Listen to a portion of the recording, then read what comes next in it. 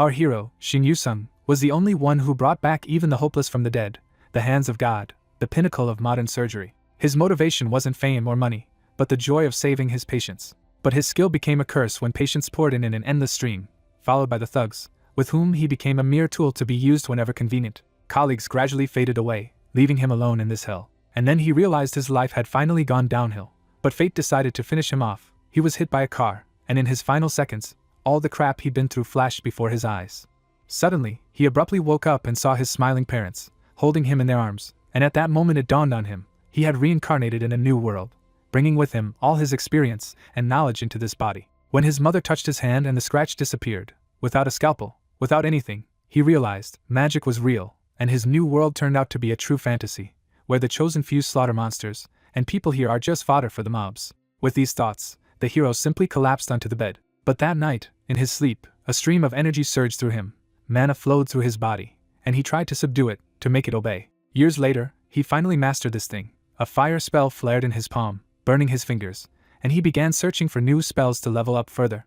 He is puzzled that the magic textbook's descriptions of mana manipulation do not fully make sense. The book says to store mana in the body and use it as needed, but he questions why when it can be drawn from the surroundings. He concludes that storing mana internally limits what can be done and seems inefficient. Ray proposes a new idea to simply let mana flow naturally instead of containing it.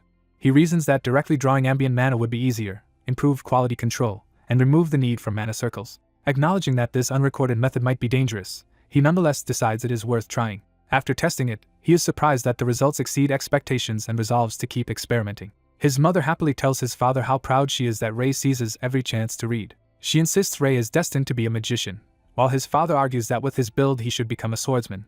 She retorts that training with his father would turn Ray into a meathead, and he defensively claims at least he would be a handsome one. Hearing their argument from the library, Ray wryly wonders why they are hiding if they are going to be so loud. His mother confides that, although proud, she worries Ray is too absorbed in books, puzzling his father. She points out that children his age usually play with friends and fears Ray only ever wants to read. His father reassures her that most parents wish their children liked reading and reminds her she wanted Ray to be a great magician.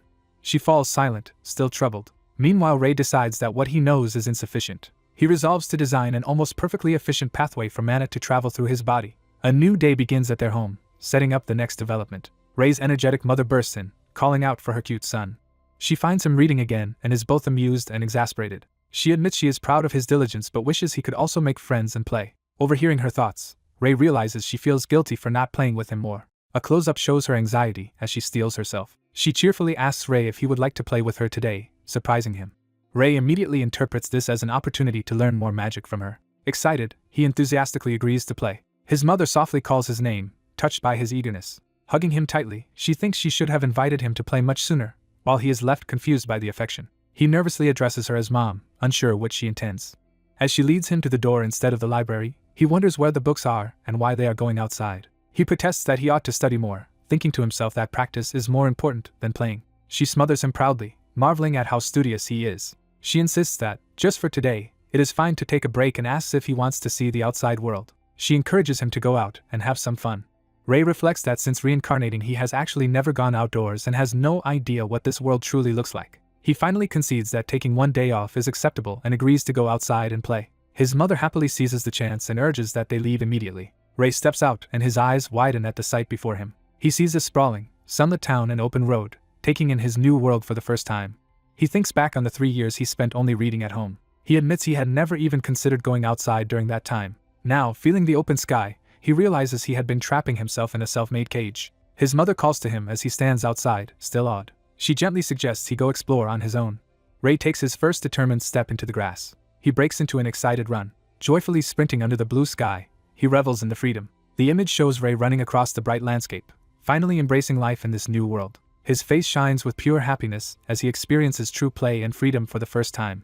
A young boy gazes over a vast forested canyon and sparkling lake, taking in the beautiful world. The boy and his mother look around outside, and he is awed by what he sees. Narration reveals that before reincarnation he never cared for himself and lived constantly under heavy pressure as a doctor. He remembers that merely surviving that past life among fellow doctors was all he could manage, making his current freedom feel completely new. Now as a child in this world, he feels sincere gratitude for having been born here.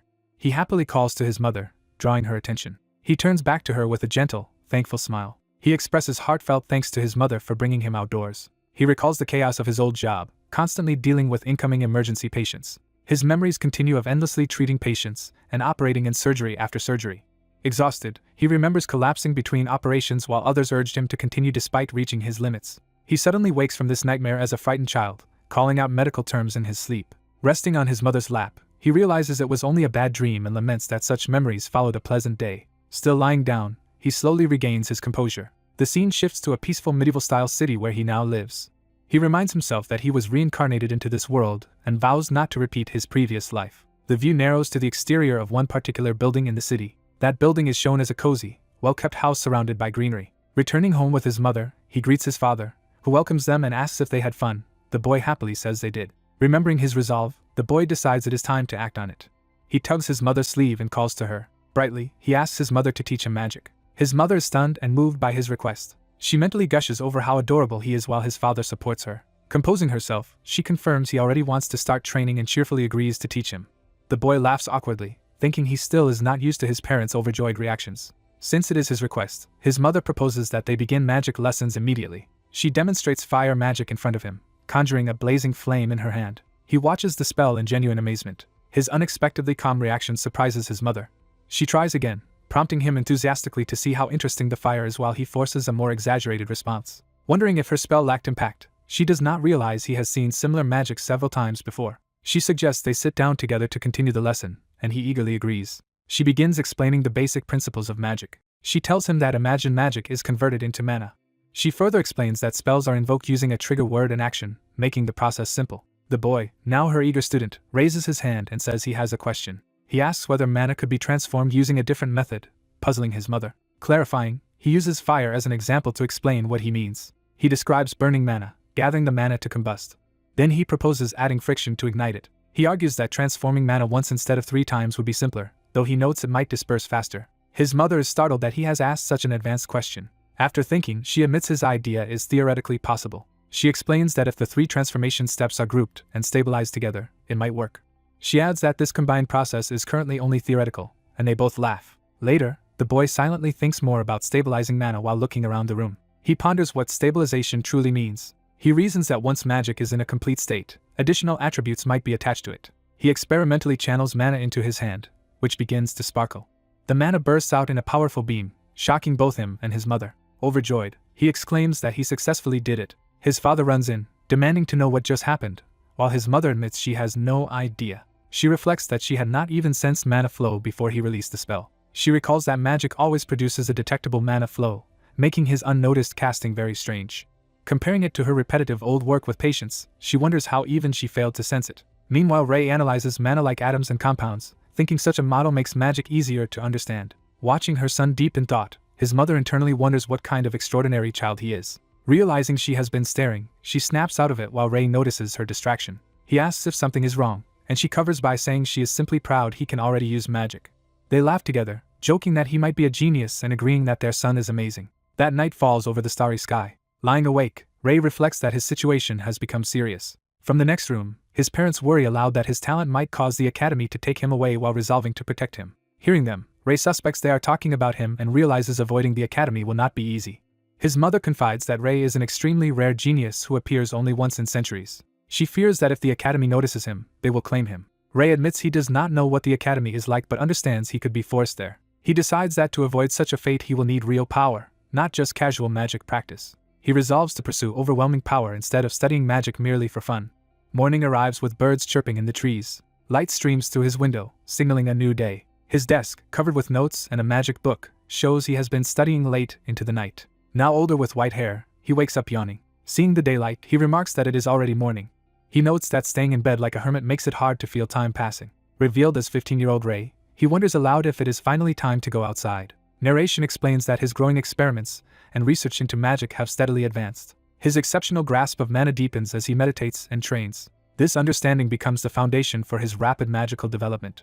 Due to absorbing huge amounts of mana over the years, his hair has turned completely white, and he prepares to go out. He grabs a signboard, unsure how useful his former medical knowledge will be but intending to employ it. The sign reads that he can treat the sick, and he decides to give this idea a try. Before leaving, he thinks about using his abilities one more time. He unleashes an enormous blast of fire magic as part of his preparations. He then conjures wind and ice as well, testing multiple elemental spells. A huge magical construct forms at his fingertip, demonstrating his precise control. Satisfied that his magic is in perfect condition, he decides it is time to head out. The scene shifts to a sunlit street in the city. Ray sets down the signpost on the pavement. He picks a spot in the street, announcing it as a good place and putting up his sign offering to cure the ill. Standing there, he feels embarrassed by his own display. He loudly calls out to passers-by, promising to heal anyone who is unwell. Nearby townsfolk comment that he seems like a good young man. However, they laugh and tell him to stop pretending to be a saint and not tease sick people.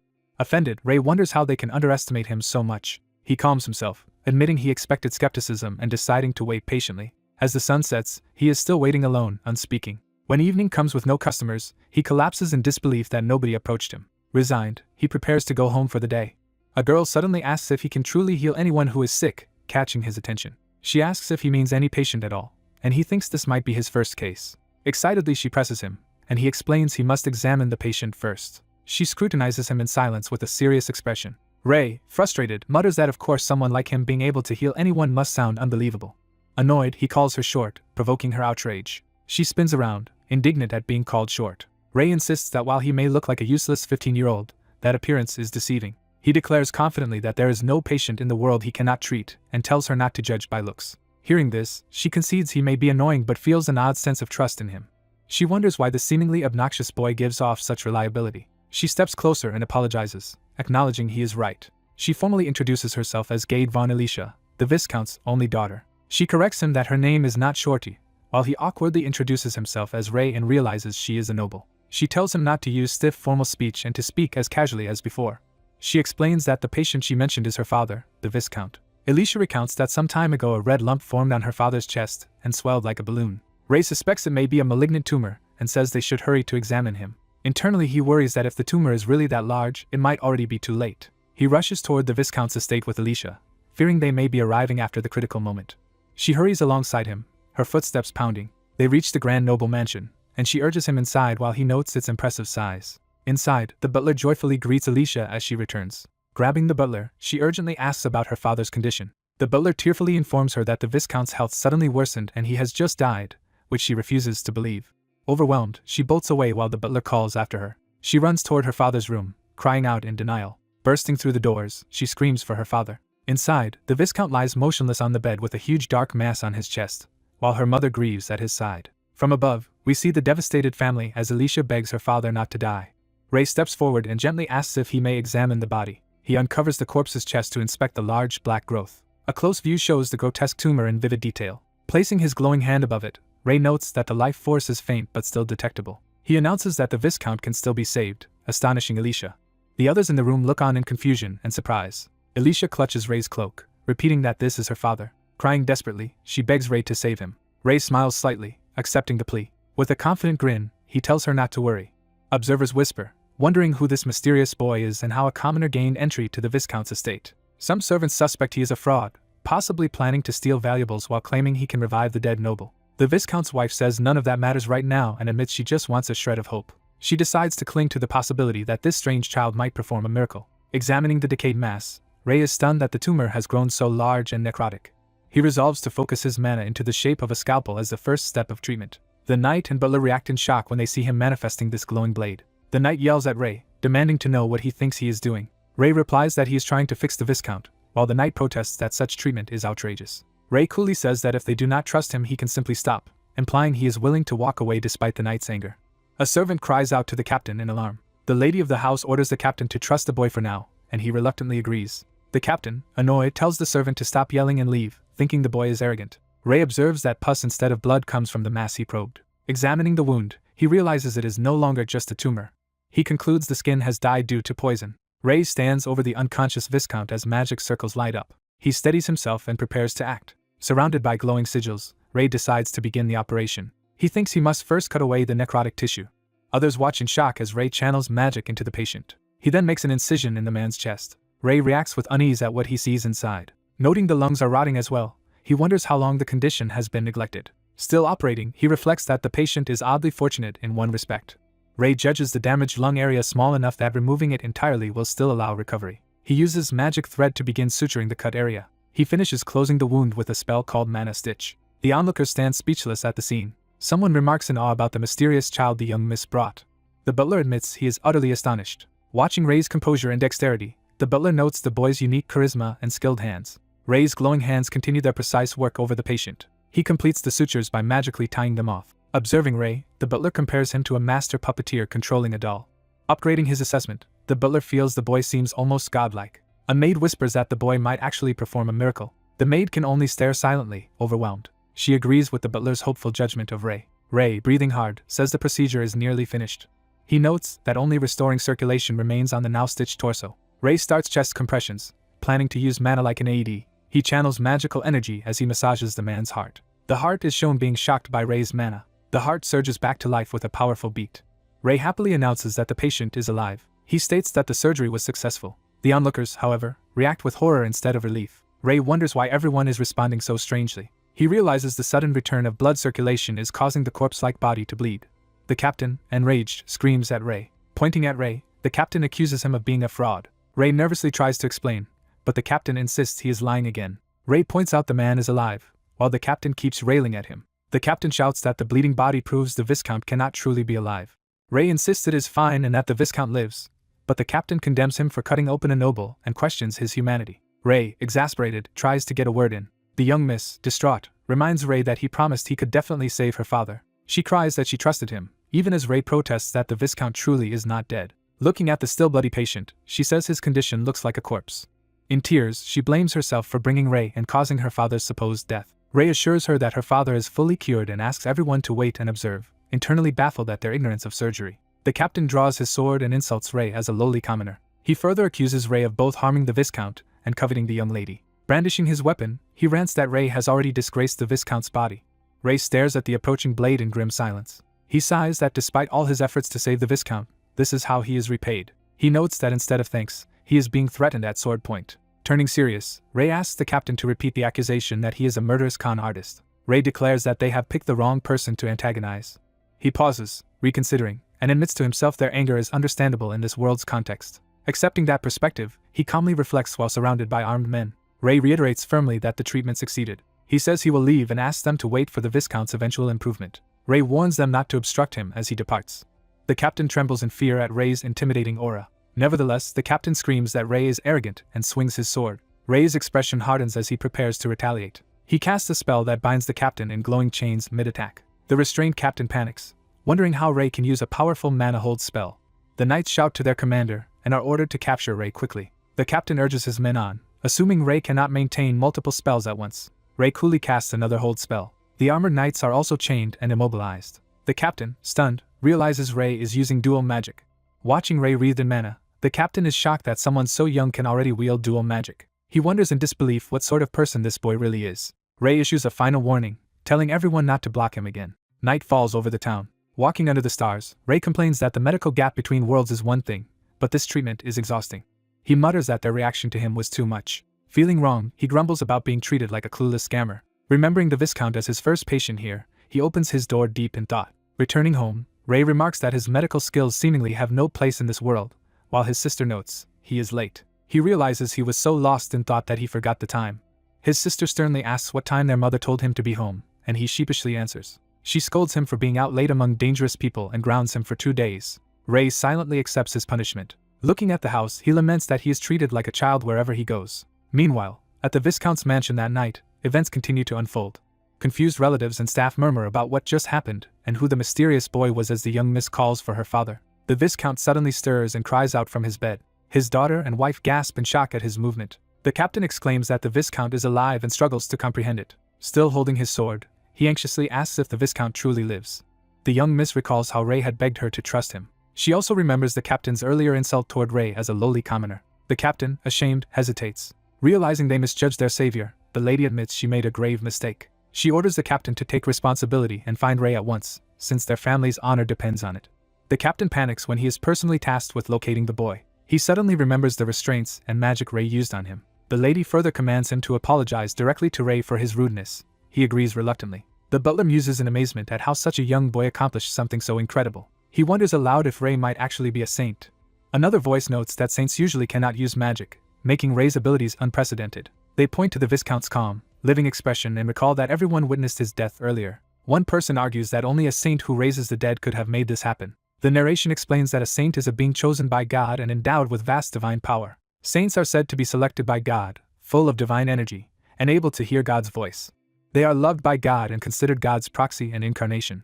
The lady doubts that such a saint would be in their kingdom, but others suggest Rei might be an unknown saint. They remind each other that even the high priest failed to cure this disease, so only a saint could have done it. The staff rebuke the commander for having treated a potential saint so badly, and he apologizes for causing trouble through ignorance. The lady says everyone shares the blame for standing by, and proposes that they all seek out Rei, now calling him the saint, to beg forgiveness.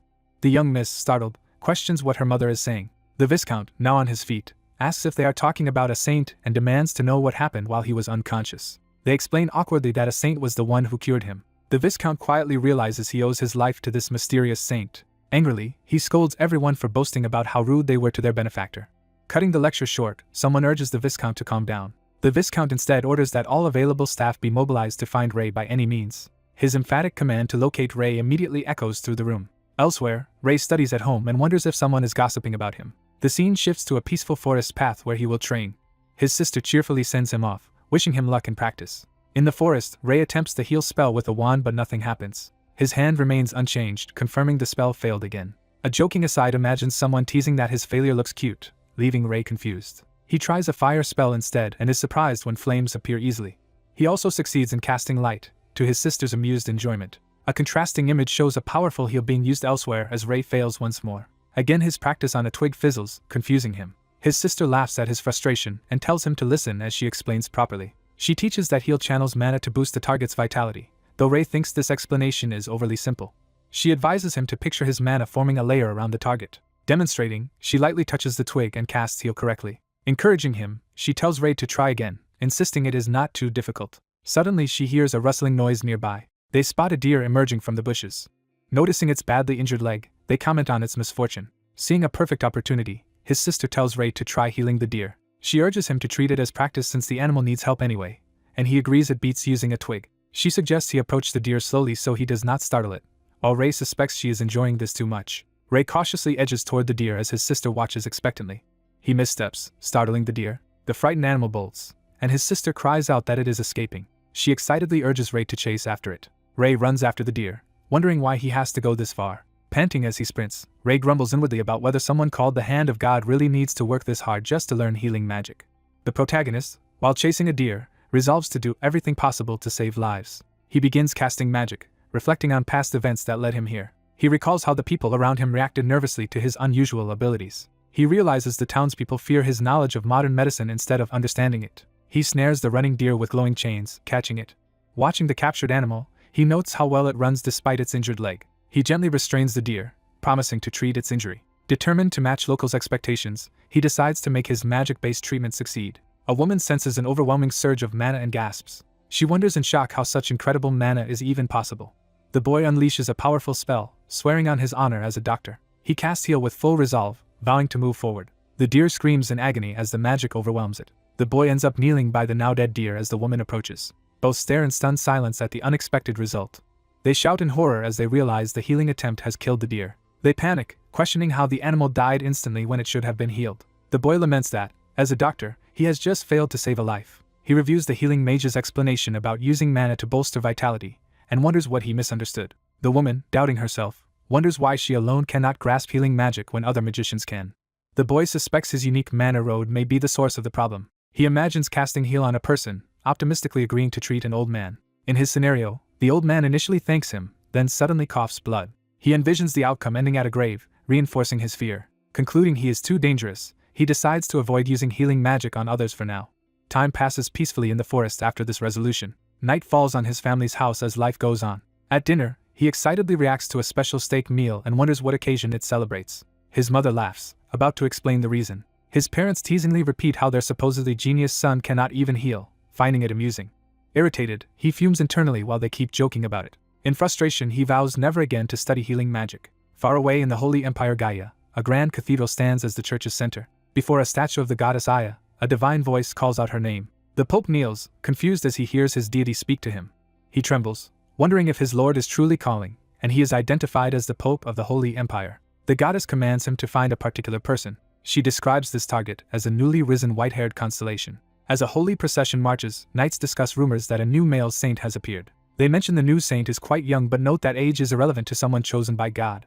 The knights agree that having an additional saint is unprecedented and beneficial. The narrative jumps to 10 hours before this unit was dispatched. Back in Gaia, attendants anxiously wonder what their lady, the goddess, has finally done. The Pope thanks the goddess fervently for this revelation. The divine message instructs him to search in the country of Cilia for a white-haired saint. He falls silent before the statue, absorbing the gravity of the task. He hesitantly asks if that is truly all the information they will receive. He complains there are many white-haired people in Cilia and begs for more clues. The goddess clarifies that the new saint is 15 years old and must be brought to the Holy Empire. The Pope hastily agrees to search for him at once. He rushes out, shouting for his subordinate Iron. Iron arrives and asks what the Pope needs. The Pope orders him to prepare a delegation to be sent immediately to Cilia. Alone, the Pope reflects in awe that a new saint has appeared. Later, the boy is asked if he wants to learn swordsmanship. His father explains that learning to fight will help Ray protect himself. Ray considers it and admits the idea makes sense. Comparing this dangerous world to his previous easy life, he notes he must risk his life even for basic things like an apple. He decides he wants to try learning swordsmanship, and his father offers to start right away. Off-panel they banter about Ray wearing glasses, which he says is merely a habit. Wooden swords clash as their training begins. His father praises him for being surprisingly good for a beginner. Ray, relying on prior kendo experience, protests that his father is being too harsh. He sees that simple sparring will not be enough and anticipates trading only minor blows at this rate. Determined to escalate, he decides to change tactics. He grips his wooden sword more seriously, preparing to use mana. His father notices the change and watches curiously. Wondering if Ray is giving up already, his father questions him. Ray refuses to yield and channels power into the sword. He announces he is just changing strategy, imbuing his blade with sword aura that stuns his father. A powerful slash is unleashed with explosive force. Ray believes this enhanced attack will finally work. The violent exchange of aura blades convinces his father he will lose if it continues like this. Cornered, the father decides he has no choice but to respond in kind. He resolves to use his own aura as he powers up his weapon. Ray looks on in surprise as his father's sword ignites with golden energy. The father delivers a massive aura strike downward. The force knocks Ray's sword from his grasp, hurting his hand. Ray is sent flying and disarmed by the overwhelming blow. He crashes to the ground, crying out. His father pants nervously after accidentally going too far. The scene cuts to a quiet market, signaling time has passed. In town, bystanders notice agents from an intelligence guild frequently scouting the area. A hooded man silently observes the situation. He turns away, cloaked, moving through the streets. Inside a building, guild members admit they have found nothing despite searching by age and hair color. One complains about the stress of being pressed for daily updates. Another points out the same hooded man has been visiting repeatedly. The hooded knight asks these guild men if they discovered anything. They grumble that looking for a 15-year-old white-haired boy with so little information is like searching for a needle in a desert. The knight curses them inwardly as useless. Losing his temper, he shouts at them for still not finding the boy. The intimidated guild member apologizes to the Viscount for the failure. The Viscount reminds him that the boy is a saint and that mistreating such a figure would be disastrous. He panics that the Holy Empire might wage war if they mishandle the saint, and orders them to find him immediately. The knight pleads with the guild to try their best and offers to pay any price, thinking he must find the boy. Other guild workers overhear the promise of unlimited payment. A sly man volunteers to take over the search himself. Smiling, he clearly plans to profit from the job. Back at home, Ray examines the cut on his hand from training and notes how much it hurts. His father apologizes for the bad injury, but Ray brushes it off. His mother runs over in alarm, demanding to know what happened to his hand. She panics that his bones may be badly damaged, while Ray half jokes about fixing it with magic. When she offers to heal him, Ray insists on trying to heal himself instead. He places his hand on his own wound and casts heal again. A green healing aura whirls around all three of them. His mother watches in shock as the magic surges. They confirm the hand is now completely and perfectly healed. His parents, recalling his previous failure, wonder how he managed it this time. His father sheepishly admits the deer died in one blow, and even remembers that its meat was delicious. Ray prepares to explain the true nature of his powers to them. He tells his parents there is something important about himself they need to hear. They prompt him to continue as he steels himself. He blurts out that he is fundamentally different from ordinary humans. A comical sketch shows how a messenger bird spread news about him to various people.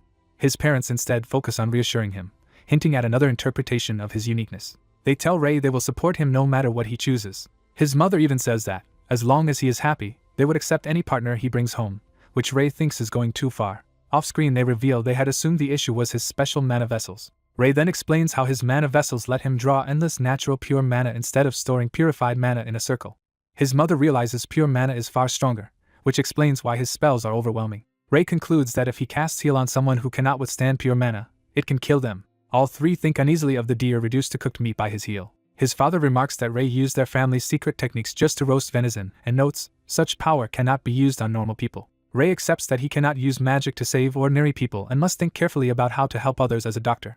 His parents agree he needs to grow in other ways as well. Ray resolves to gain more hands-on surgical experience. He announces he is stepping out for a bit. When his father asks where he is going, Ray casually claims he is only going for a walk, hiding his surgical intentions. His parents remind him not to follow strangers and encourage him to enjoy himself like a normal boy. Ray says goodbye and heads out. Meanwhile, two adventurers arrive in Barlow Village, surprised by its size. As they walk, someone calls out to them with a question. The sly fixer shows them a paper and asks if they have seen a boy matching the image. He describes the target as a good-looking youth with white hair and blue eyes, showing a crude drawing. The adventurers eye the picture skeptically, saying the drawing looks terrible. The fixer snaps back that he only needs to know if they have seen the boy, while they protest his anger. Elsewhere, Ray arrives in town for his own purposes and notices the commotion seems worse than before. He senses the crowd has grown and overhears talk about the Viscounty's intense search. Realizing the Viscounty is involved, he wonders if the search might actually be for him. At the same time, the fixer grumbles that nobles are paying heavily to find this unknown kid. He admits he has no idea who the boy is, only that he must be important. Suddenly he spots Ray and freezes in recognition. Ray, hearing that the Viscounty is looking for someone, begins to suspect he might be the target. The fixer strides straight up to Ray in the street. Staring at him closely, the man compares Ray's face to the description, unnerving him. Confirming the white hair and blue eyes, he becomes certain he has located the boy and orders the guild to be informed. Putting on a friendly smile, he tells Ray he works with the Information Guild and invites him along. Ray hesitates as the man looms expectantly over him. Remembering his parents' warning, Ray questions whether he should really follow this stranger, while the man anxiously insists he is trustworthy. Ray hears the Viscounty has been looking for him and agrees to go check on the patient, while a carriage is prepared. During the ride, someone asks if they can question Ray about something. In the carriage, Ray is asked what he meant by calling someone a patient, and whether someone at the Viscounty is sick. Ray awkwardly answers that someone there had been ill. Remembering the cured family, Ray grins darkly and wonders how they are doing now. The escort, unsettled, wonders if Ray has been insane the whole time. Arriving at the estate, the flustered escort urges Ray to get out, and Ray reacts in confusion. A servant enthusiastically greets them at the entrance. The gathered staff excitedly shout welcome to the saint. Ray panics as everyone insists that he is the saint they were expecting. Later, Ray struggles to explain himself, starting to say what he really means. Sitting before an extravagant meal, Ray tries to claim he is not the saint they want. The Viscount slams his hand down, outraged that Ray speaks so lowly of himself. The Viscount emotionally thanks Ray for saving not only his life but his whole family. He insists that anyone who could bless someone as cursed as him must undeniably be a saint. Ray mutters that it was just medicine and despairs over how to correct the misunderstanding as the Viscount calls to him. The Viscountess says they cannot deny Ray revived their dying household. She prompts her daughter Alicia to go offer thanks. Alicia shyly thanks Ray for saving her father. Hearing her name, Ray is shocked to recognize Alicia. Ray teases Alicia, reminding her she was the one who doubted bringing him there, leaving her flustered. Her parents react in alarm at something Alicia has done. The Viscount scolds Alicia and implies she should know better, making her shrink back. He reminds her she must apologize whenever she does something wrong, while Ray watches, surprised. The Viscount urges Alicia to quickly beg Ray's forgiveness, while Ray tries to brush it off as a joke. Ray wonders internally why everyone keeps acting this way even after he insisted he is not a saint. He then realizes he has forgotten something important. Ray asks a maid where his escort went, and she replies that the man seemed to be in a hurry and already left. That escort runs through the forest, thinking what he has learned is amazing. While sprinting, he wonders if Ray really is a genuine saint. He decides this information might be extremely valuable. He resolves to hurry and report Ray's existence to the guild. Back at the manor, Ray convinces himself that probably nothing bad will come of the escort's sudden departure. Over tea, the Viscount asks if the food suited Ray, who answers politely that he enjoyed everything. The Viscount says they went to great effort to please him and is relieved that Ray liked the meal. Ray laughs and says he could not ask for anything better while drinking his tea. The Viscount adds that at the Holy Empire Ray will eat such meals every day, confirming plans for Ray to live there. In another scene, someone else drinking tea reacts in mild confusion. Ray asks what the Viscount means, and the Viscount wonders if Ray has not yet been told. The Viscount explains he has been informed that a delegation from the Holy Empire has arrived to take Ray back with them. Ray panics, demanding to know who is taking him and how they even know he is there, while the Viscount says rumors claim the Pope has been receiving divine messages. Ray asks what kind of messages would make the Pope seek him, and the Viscount begins to explain. A narration describes the Holy Empire as a kingdom uniquely blessed by God, who sends messages there when needed. It is clarified that God does not speak directly but leaves marks or appears in dreams to communicate. The Viscount recounts stories of suspected saints who were followed everywhere by rays of light, which makes Ray panic at the strange light around him. Ray anxiously asks what will happen to him now, and the Viscount answers that Ray will go to the Holy Empire. The Viscount cheerfully congratulates Lord Ray, while Ray looks horrified. That night at Ray's house, someone asks what will happen with Ray. Ray's adoptive parents assume he is just tired and decide to let him rest in his room. Ray lies on his bed in despair, repeating the words message and Holy Empire in disbelief. He remains sprawled motionless on the bed, overwhelmed. Under the moonlight, he laments that he had only wished for a quiet, relaxing second life in this fantasy world. Time skips to Cilia Castle, indicating a new setting. Inside the castle, servants gossip about the identity of a person staying in a secluded house. They say the guest is a saint from the Gaia Holy Empire and marvel that such a figure has come to their kingdom. They speculate about what she is like, saying she supposedly received her blessings when she was young. Rumors describe her as having very long hair down to her hips and eyes shining like pink diamonds. The maids add that she is said to be so beautiful that she always seems bathed in a ray of light. They hope they might be lucky enough to meet her one day. A nervous attendant knocks at a window and asks a woman inside if he may enter. From within, the woman allows him to come in. As she steps forward, he tells her it is almost time for the feast. The woman, wearing a large star-shaped pendant, sighs that they really never let her rest. The attendant asks her to get ready, and she agrees she will be out shortly. She adds that she also has something else on her mind. Revealed fully, Saint Iriel of the Holy Empire Gaia asks what happened to the information she requested about the newly found saint. The attendant exclaims that he has good news. He whispers in her ear, conveying what he has learned. Iriel smiles subtly as she listens. She beams, thinking that the person she has been waiting for has finally appeared. She is overjoyed that there is finally someone who will understand her situation. The next morning at Ray's house, the day begins peacefully. Ray appears exhausted and gloomy, clearly not rested. He sits in his room clutching his head, thinking he cannot find any solution and that if he is caught by the Holy Empire his life will effectively be over. He imagines how his supposedly peaceful second life would become harder than his first, spent forever worshipping a god he has never even seen. Panicking, he shouts that such a fate cannot happen, alarming his parents outside his door. Ray wonders if he should tell his parents everything and flee with them. He decides even if they ran there is nowhere safe to escape to. He concludes the Holy Empire would pursue him relentlessly no matter how far he runs. His parents confront him about his odd behavior since last night, and ask what is wrong. Ray stays silent, conflicted and sweating. Abruptly he dashes out, shouting that he will be back shortly, while his mother calls after him. His parents watch him leave, certain that something serious is troubling him. Elsewhere near the city, someone asks whether the information they received about the saint is reliable. On a castle wall, the guild man is told that the boy in question is the Holy Empire's long-sought saint. The informer points at the document and emphasizes the word saint. The paper shows a crude sketch of Ray's face with blue eyes, which the guild man scrutinizes. The informer assures him he brought this information to him first, and that it can be trusted. The guild man replies that he already sold the same information to the Holy Empire, and now only needs the boy's exact location. He says he has people searching the town's outskirts since the saint likely belongs to a lower-class family living there.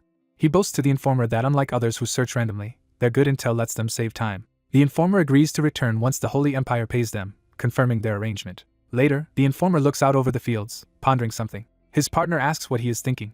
The man points toward a distant forest, and wonders aloud if the boy might be hiding in that area. The partner repeats the question in surprise, asking if he has been investigating that forest too. The informer explains that is exactly why he mentioned it, suggesting the forest would be an ideal hiding place for the saint. The partner objects, recalling that dangerous residents of the forest would kill any saint who tried hiding there. He reminds the informer that the forest dwellers despise outsiders. The informer concedes that his companion has a point.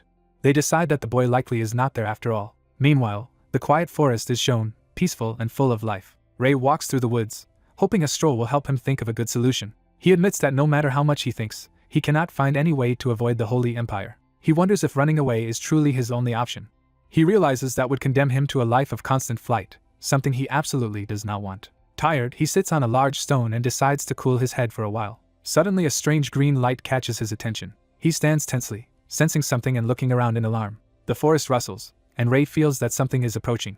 He worries that the Holy Empire's people might have already reached him. The sound fades, and the forest falls silent again. Ray concludes he can no longer sense any presence nearby. A glowing ring of light appears above him, prompting his confused reaction. Mystical green lights float through the trees around where Ray stands. From within a tree, an unseen voice realizes that a human has entered its domain. Ray reacts with startled silence, eyes widening. The voice asks what a little human is doing there in that forbidden place. Thinking it might be a forest spirit, Ray nervously says he only came to take a short rest. The voice commands him to leave immediately, declaring the forest as its people's territory. Ray casually answers that he will go soon but wants to sit a bit longer, prompting the voice to repeat the order more forcefully. The entity erupts in anger, shouting for Ray to leave now. Ray falls silent, clearly annoyed and not intimidated. He complains that first the Holy Empire and now even this forest spirit refused to leave him alone. He agrees to leave as asked but demands to at least see the entity's face before going. He begins to stroll away lazily through the trees. Then he changes his mind and flops back onto the rock, deciding that staying put works fine too. The enraged spirit roars again for him to leave right now, flooding the tree with power. Ignoring it, Ray lies on the rock and shouts that he does not care. The spirit coldly warns him not to say he was not warned, calling him human child. Ray retorts that the spirit has no right to kick him out without even showing itself face to face. He lazily kicks at a tree while continuing to lounge on the rock. Suddenly a powerful, shadowy figure lunges at him with purple energy, launching a surprise magical attack. Ray's eyes widen in shock as the attack closes in. He instinctively counters with a burst of blue mana, clashing with the assailant's magic. He lands firmly, having just dodged or deflected the strike. Ray thinks to himself that he had not expected the spirit to attack so abruptly. He notes that if his mana had not already been active, the blow might have been dangerous. Still rattled, he reacts to something unexpected. A glowing hand moves, revealing the attacker's slender form in light. Golden hair and long ears become visible, hinting at a non-human nature. The attacker is revealed as an elf warrior standing before him, and Ray mentally exclaims in disbelief that it is an elf. Ray stares at her, astonished that an elf would appear in a place like this. The elf, hand crackling with blue magic, remarks on the strength needed to block her attack. She concludes that Ray cannot be an ordinary human. Ray sheepishly admits he is not exactly normal. The elf forms another spell with her fingers, preparing to attack again. She declares that precisely because he is unusual, he absolutely cannot remain in their forest, and fires another blast. Ray hurriedly raises his mana-clad arms, exclaiming in dismay as he braces for the incoming attack. Their clashing powers explode in a massive blast that rocks the forest. The elf girl collapses against a tree, groaning in pain. She notices the human boy standing unharmed nearby and is shocked that he is fine. Realizing his strength, she wonders if he belongs to a powerful greater race. The confused boy asks what she means by calling him great. Changing her attitude, the elf decides to let the human stay and tells him to follow her into the forest. He politely declines, saying he was planning to leave. She explains that the Grand Elf Forest elves respect the strong, and invites him formally to their village. Hearing there is an elven village hidden in the forest, he is surprised. He thinks she attacked him first but decides she does not seem like a bad elf and considers going. He agrees to go on the condition that she promises not to attack him again. Time passes peacefully in the forest as they travel. While walking the path together, she suddenly asks him for his name. She introduces herself as Fia of the Grand Elf Forest tribe. He comments that Fia is a pretty name, thinking aloud. Fia explodes in embarrassment and anger at his remark. He awkwardly backpedals, claiming it is not really a pretty name, leaving her confused. He introduces himself as Ray just as Fia announces they have arrived at the village. They enter the elven village together, Ray slightly nervous. Ray is awestruck by what he sees. He looks around at the elaborate tree houses, realizing he is truly in an elven village.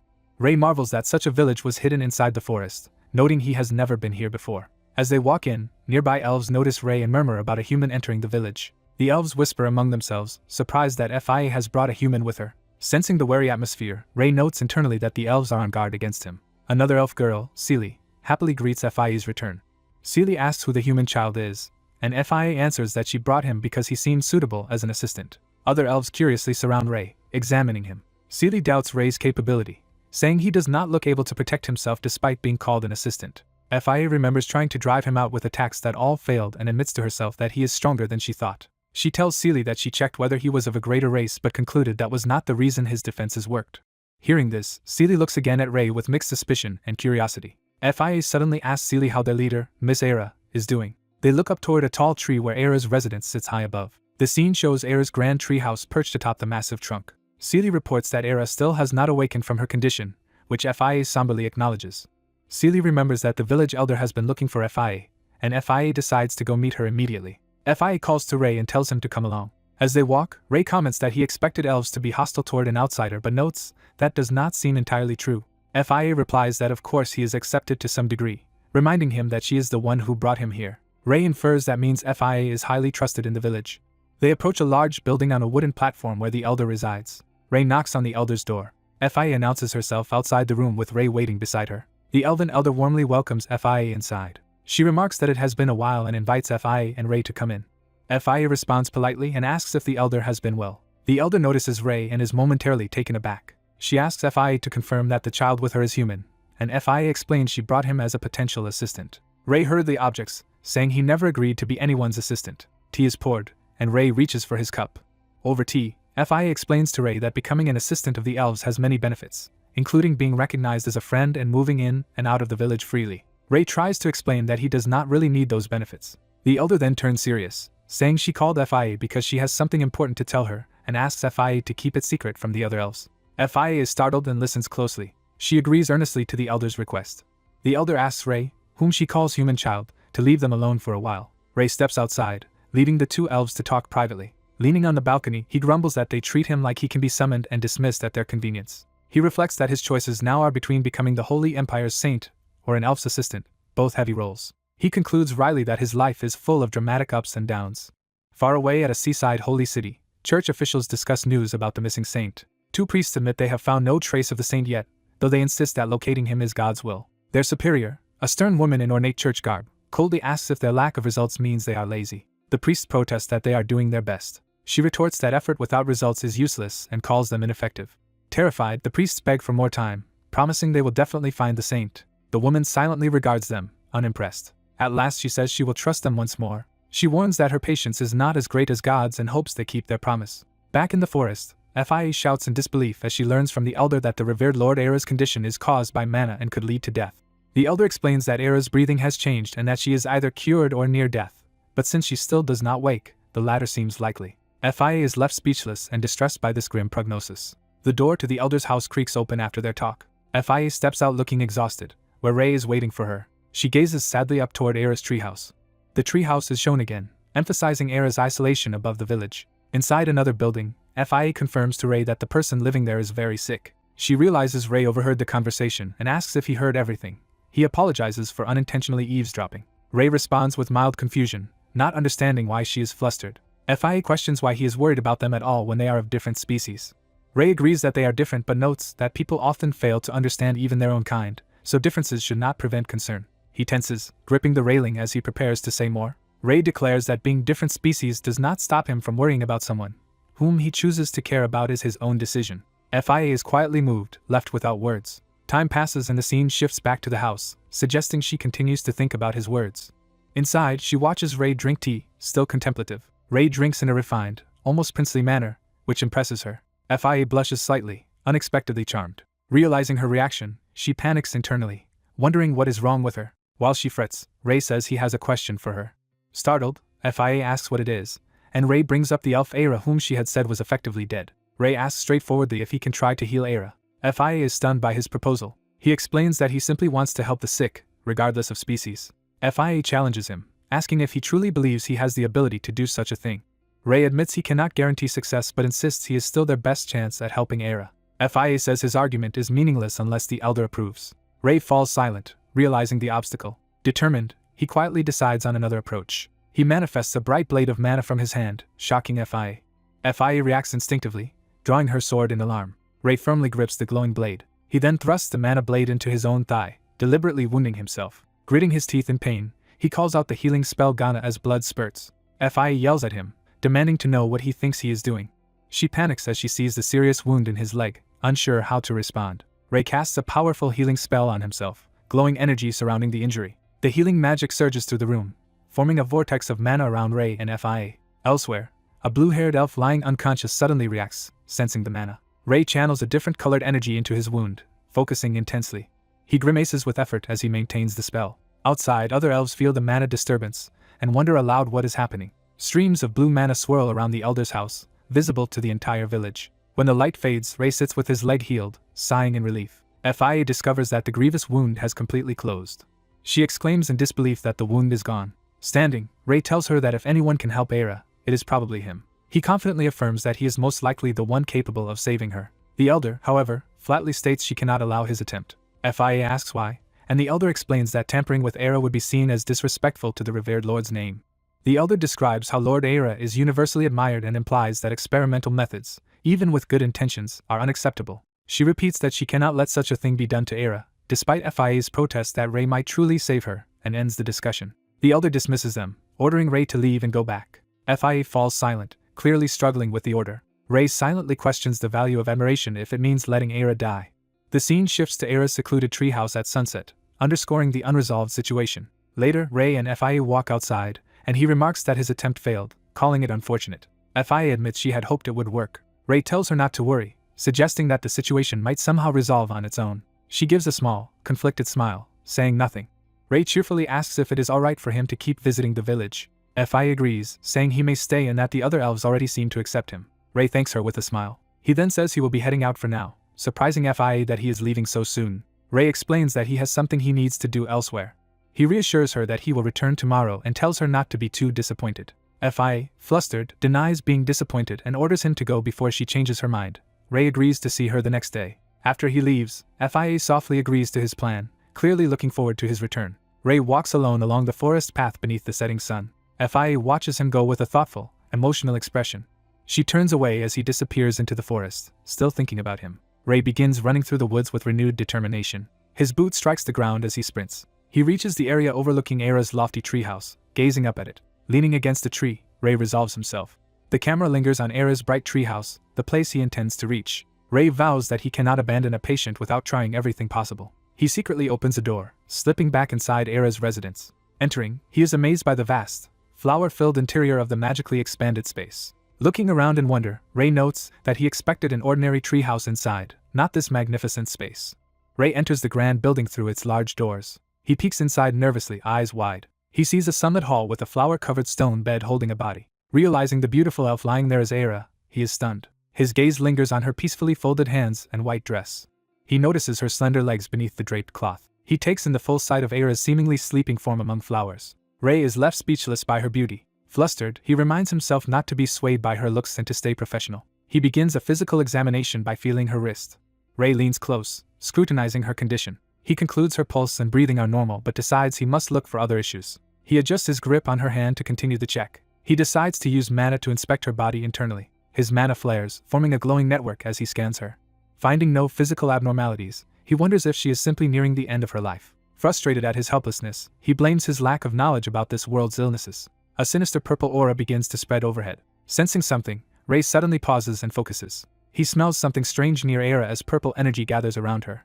Lifting her leg, he realizes something is wrong and reacts in alarm. He discovers severe pressure ulcers on her side, recognizing the damage from prolonged immobility. Outraged, Ray thinks the elves neglected Era's body for far too long, and rejects their so-called admiration. Looking at the wounds, he sighs that he has no proper disinfectants to treat them. He gently shifts her body, preparing to act despite his limitations. He steps outside and spots a nearby pond that could provide water. He fashions a large bowl out of leaves. Ray fills the improvised bowl with pond water. He purifies the water with healing magic, reasoning that direct healing on her might be risky. He sterilizes his own hands with magic and resolves to proceed slowly. He dips his clean hands into the enchanted water. Remembering the elves' reverence for Era, he hesitates, aware of their fears about unfamiliar methods. He recalls their worry that unknown techniques, even used with good intent, might defile their revered Era, yet he feels he must act. Ray hopes the elves will not condemn him for touching their holy figure. He looks again at the ulcerated area, determined to help. He decides that those who abandoned her forfeited the right to criticize his attempts to save her. He begins carefully cleansing and treating the damaged skin with the healed water. From above, he tirelessly repeats the treatment over her whole side. Time passes until the sun sinks toward the horizon. As dusk falls, he notes how late it is while tidying the cloths he used. He resolves that, until he understands the root cause, this basic care is all he can do for her. Concerned but persistent, he decides to re-examine her condition the next day. Elsewhere at the Elven stronghold, someone anxiously calls out for their missing lord. Elven attendants say a search squad is scouring the kingdom and should find Era soon. A high-ranking woman, impatient, says she is tired of hearing that reassurance. She warns them she has little patience and asks if they are testing it. The attendants panic, deny any disrespect, and beg forgiveness. She dismisses them curtly. She declares she no longer trusts their promises. Deciding to act personally, she orders preparations to move out. On another day, Ray arrives back at Era's resting place, exhausted but committed. Inspecting her wounds, he notes they have improved significantly and should heal within a week. Narration explains that over time he repeatedly snuck into Era's sanctuary to care for her. He would first wash her entire body with the cleansed water and stretch her stiff muscles. In his remaining time he read through Era's library, studying to improve his medical knowledge. Relaxing against a stack of books, he jokes aloud about one of her amateurish drawings. Though Era never responds, he continues speaking to her, treating her like a conversation partner. He tells her about his walks, his interactions with FIA, and every small thought that crosses his mind. Narration states that in this way, a month quietly passes. One evening he returns cheerfully, calling out that he has come back. Walking in, he chatters about having tea with FIA during her day off. Suddenly Era's body is engulfed in surging purple energy as her condition changes. Ray notices something wrong and reacts in confusion. Seeing the ominous aura over her, he dashes toward Era in panic. He realizes her breathing has become labored and irregular. He observes that each breath is getting shallower and fears she is dying. Panicking, he wonders what he should do and laments that he never anticipated this crisis. He looks around as if for hospital equipment, asking himself where a respirator might be. Remembering there is no hospital here, he clenches her sheet in frustration. He despairs that in this place the only thing he can do is effectively nothing. As Era's body convulses within the dark aura, Ray watches in horror. He screams that Era must not die and desperately begs her to wake up. Frantically, he reviews her state in his mind, noting again that her organs and poisoning status should not be fatal. Unable to reconcile this with her collapse, he demands to know why this is happening. He concludes that he needs a single decisive method to cure her all at once. The idea of a one-shot solution echoes in his mind. He debates whether to risk using his full heal spell directly on her. Worried, he wonders if Era's body can endure the force of his mana. Half laughing, half crying, he realizes how ironic it is that all his hard study leaves him only a desperate gamble. He recalls that he became a doctor to save lives, yet now his only option is this risky bet. Steeling himself, he clenches his fist and makes up his mind. He gathers every bit of mana he can, thinking he has to try everything. He releases a massive burst of healing energy that surges skyward from Era's resting place. The blast radiates outward, surrounding the house in blinding blue light. Nearby elves feel the surge of mana and recall a similar phenomenon from before. Ray channels the spell directly into Era's body as she lies motionless. He urges her to hold on, saying he believes in her. Shouting the heal spell, he unleashes an overwhelming wave of blue magic. Era's fingers twitch as the healing energy courses through her. Her body lifts into the air, surrounded by crackling blue light as Ray sustains the spell. The torrent of energy swallows her silhouette completely. Outside, the elves rush toward the house, shouting in alarm and confusion. Fia sees the magic spiraling around the treehouse. Shocked, she wonders if Ray is responsible. Realizing it must be him, Fia sprints toward the house calling his name. Running in the rain of mana, she wonders when Ray decided he would never give up on Era. Overcome, Fia thinks that even this human is doing everything he can while the elves themselves have done nothing. The house doors rattle violently from the magical shockwave. Fia bursts in and sees Ray standing beneath a raging cyclone of blue energy. Ray strains upward, continuing to pour mana into the spell. Close up, he grimaces in pain as the effort takes its toll. He urges himself to hold on just a little longer. When the vortex finally stabilizes, he gasps and asks if the treatment is finished. He and Fia watch the glowing cocoon around Era, both silently pleading for her to return. Inside the light, Era's body is lifted higher as the healing reaches its climax. A shockwave of mana knocks Fia back and slams into Ray as well. Ray screams as the backlash from the spell hurls him into a wall. He crashes to the floor, drained and barely conscious. With effort he forces one eye open, groaning. He then sees Era standing, fully restored and floating serenely in radiant light. Era opens her clear blue eyes, now awake at last. Collapsed on the ground, Ray weakly calls her name in relief. A close view shows his exhausted eyes slowly closing. In a dark void, Ray's consciousness drifts as he wonders where he is and feels as though he is submerged in water. The sensation is warm and comfortable, and he thinks he just wants to rest a little longer. From outside that darkness, Era declares that from now on Ray will be under her jurisdiction. Another elf protests that he is human, and even accuses Ray of having done improper things with Era's body. Hearing her voice in the void, Ray recognizes it as Era's and strains to listen. Era says she cannot keep listening to their complaints, pointing out that while everyone else abandoned her for over 20 years, only that human fought for her. She notes bitterly that the ones who truly saved her were not the worshipful elves but Ray, who pitied and helped her. Ray reflects that her voice in this darkness sounds truly beautiful. Floating in the void, he repeats to himself how beautiful that voice is. He suddenly jolts awake, shouting Era's name. Sitting up on the bed at sunset, he looks around in confusion. Seeing his own unharmed hand, he wonders if everything was just a dream. Then he hears Era, now fully awake behind him, asking if he called for her. He turns to see Era sitting beside him in a new dress, smiling. She reassures him gently that she is right there. Ray, eyes wet with relief, tentatively says her name again. Era shifts closer to him, her dress rustling. She suddenly embraces him, saying it was her drawing he had mocked in the book. Still hugging him, she explains that picture was just something she had drawn out of boredom, and asks him not to be so surprised. Blushing, Ray asks if she heard everything he said while she was unconscious. She smiles and confirms that she heard all of it. Stroking his cheek, she softly laughs. Era looks at him fondly and asks why he is crying. Thanking him, she says he was the only one who stayed by her until the very end and that without his persistence they would not be together now. She then realizes she does not even know his name and asks him for it. Ray introduces himself as Ray. Era thoughtfully repeats his name, tasting the sound. She beams and tells him she thinks it is a wonderful name. Outside, the restored treehouse glows warmly in the evening light. Ray stands at the window, momentarily speechless as he thinks about everything that has happened. He calls out to Era, suggesting they go outside since she is awake and pointing out that the elves are worried about her. Era replies that for 20 years the elves did little more than occasionally check on her, and that none truly cared for her. With lingering anger, she asks if they really expect that resentment to vanish in a single day. Ray hesitates, unsure how to answer. He instead asks her when she first regained consciousness. Puzzled, Era asks what he means by regaining consciousness. Ray clarifies his question, wanting to know at what point, while lying there, she actually became aware.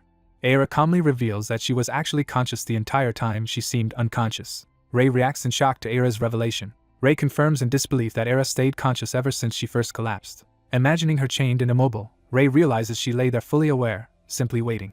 Starting to speak, Ray struggles to express his feelings. Ray tells Aira she fought hard in her ordeal and ultimately prevailed. Flustered, Aira tries to respond. Becoming emotional, Aira hesitates as she prepares to explain herself. Aira narrates that she once harbored hatred toward humans. She reflects that, from her perspective, humans always caused trouble and never regretted it.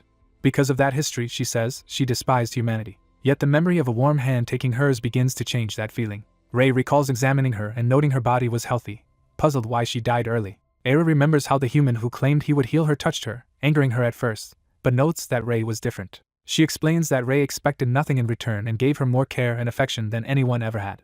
Ray once casually chatted about having tea with Fia, remarking that elven tea always tastes bland. Aira remembers listening, amused, to Ray's opinion that elven tea is bland. She recalls Ray asking about a flower named Dare in his book, wondering if it matched the one in the yard. Thinking of that flower, Aira muses that Ray resembles it, since Dare symbolizes smiling self-sacrifice. Ray once bluntly criticized one of her drawings as awful.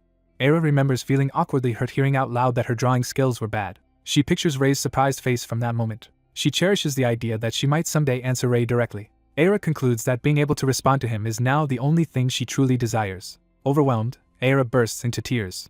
She silently thanks Ray for everything as she cries beside him. Aira leaps into Ray's arms, thanking him specifically for never giving up on her. Elsewhere, under the night sky, someone asks about the missing saint's whereabouts. A village representative apologetically insists they truly do not know where the saint is. The priestess decides to withdraw for now and apologizes for the abrupt nighttime visit. She begins to add a serious condition before leaving. She warns that if the villagers are lying and hiding the saint, the entire temple will interrogate them. Later, she examines a document, or map, and thinks. Studying the map, she reasons that if the kingdom-wide search fails, another step is needed. She points to the last unexplored area on the map, identifying it as their remaining lead. She orders her forces to depart for the forest immediately. Back at the elven village, night falls peacefully over the surrounding lake and mountains. Ray sits outside and wonders what his future in this village will be. Aira reassures him that as the elf's savior he has nothing to fear. She reminds him that he saved her life. Aira vows that if anyone disrespects Ray, she will intervene. With cold resolve, she says she will personally speak with anyone who mistreats him. The next day, Ray notices he still has not met any elves other than Aira and finds that suspicious. He realizes that the massive flow of mana around Aira's treehouse is likely scaring the elves away. Ray concludes the elves may be afraid of either his power or Aira's, just as she calls to him. Aira recalls how, during the mana infusion, he placed his hand on hers. Smiling, she now reenacts that moment by gently holding his hand. She admits she was shocked to meet someone whose mana could actually affect her body. Feeling his mana then, she realized there are genuinely kind humans in the world. She tells Ray not to worry, saying he can simply live here as himself. Ray closes his eyes and smiles softly at her reassurance. Curious, he suddenly asks Aira how old she is. Embarrassed, Aira dodges the question, calling her age a secret. Ray jokes that with an elf's long lifespan she might be around 200 years old. Aira falls silent, clearly uncomfortable.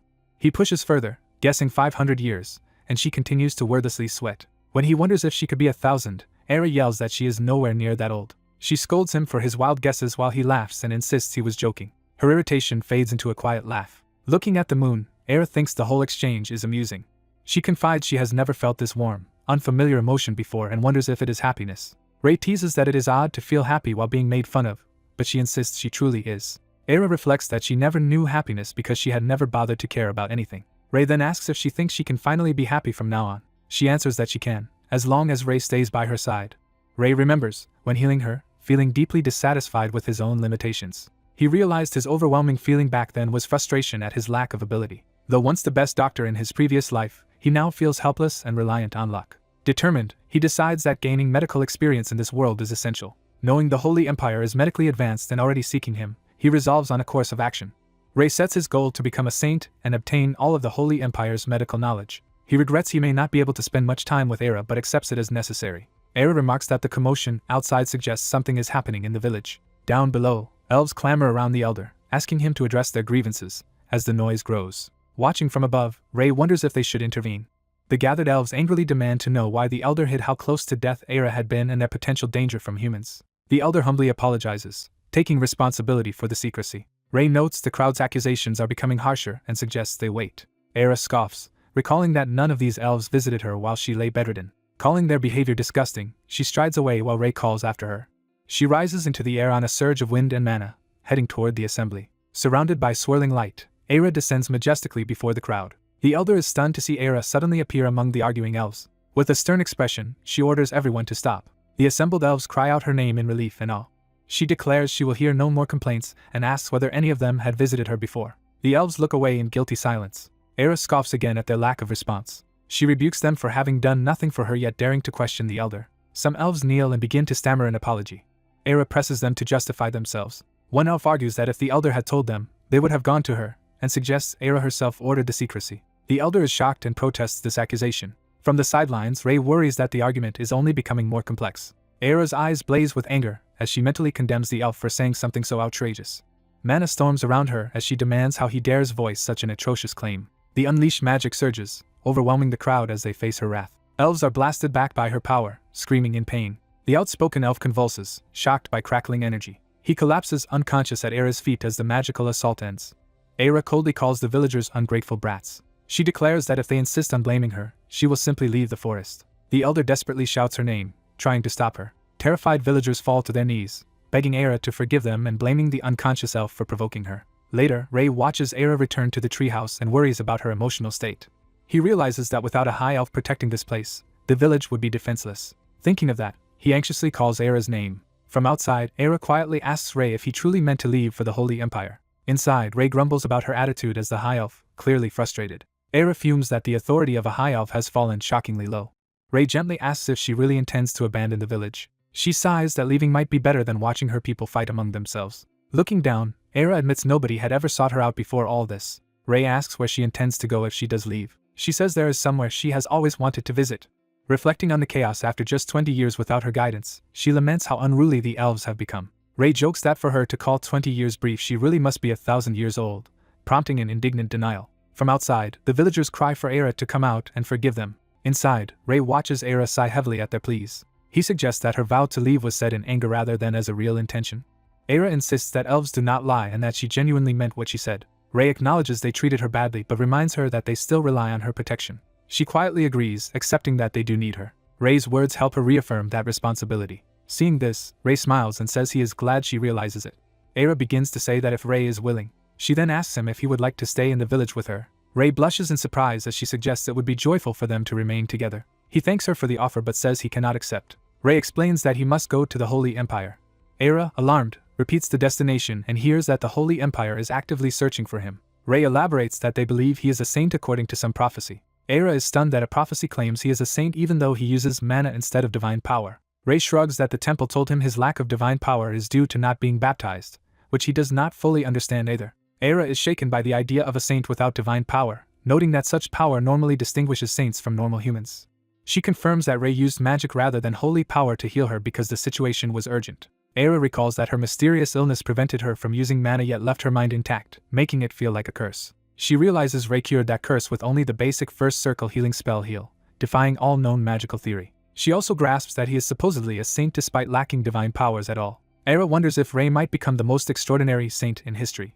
Amused, she lets out a quiet laugh. She then says she feels silly for agonizing over whether to stay or leave the village. Resolving herself, Era tells Ray they should set out. Outside, the elves kneel in rows as Era and Ray approach them together. Standing before them with Ray and the elder, Era demands to hear what the villagers have to say for themselves.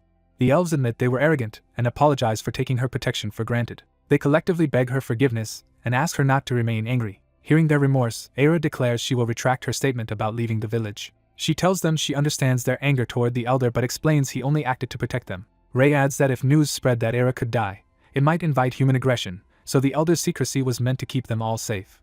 Era reprimands the elves, saying they share blame for not seeking the truth themselves. She declares both sides at fault but insists the elder must remain to supervise the village. The kneeling elf, Fi, respectfully accepts Era's decision. Era smiles, seeming satisfied with the response. She calms down and, no longer angry, reaches out in a gentle gesture. Era proposes holding a banquet to thank the village's savior, surprising Ray. Ray reacts nervously, questioning the sudden idea of a banquet. A distant scream pierces the night in a dark forest. Knights battle a hulking rock monster, cursing it as they struggle. The knight leader orders his troops to stop conserving strength and focus on forcing a path.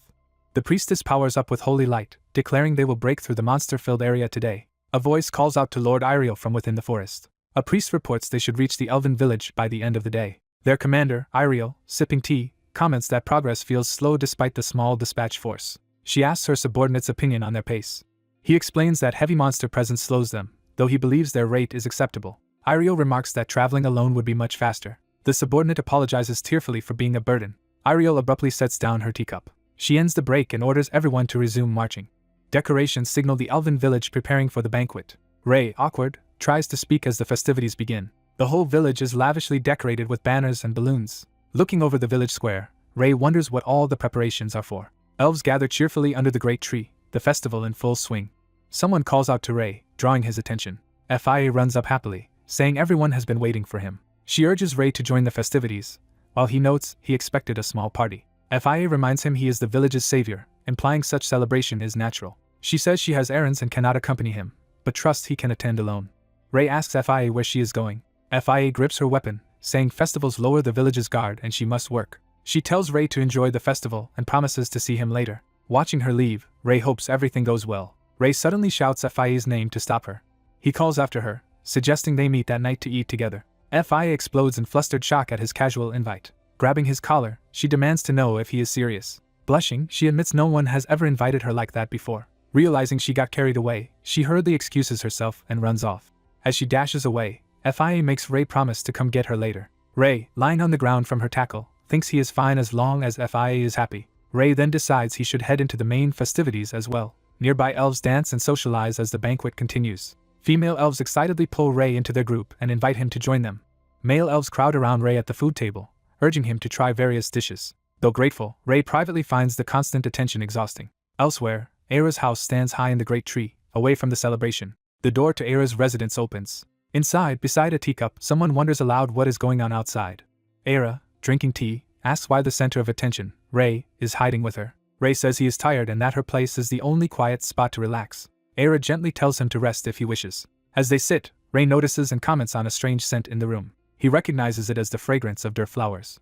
Era confirms and says the scent is her way of celebrating this special day for him. Ray samples the tea thoughtfully. He then asks Era why she herself stays inside instead of joining the festival. Era notes he brought up a heavy subject over tea, and Ray tells her she need not answer if it is difficult. Deciding to be honest, Era considers where to begin her explanation.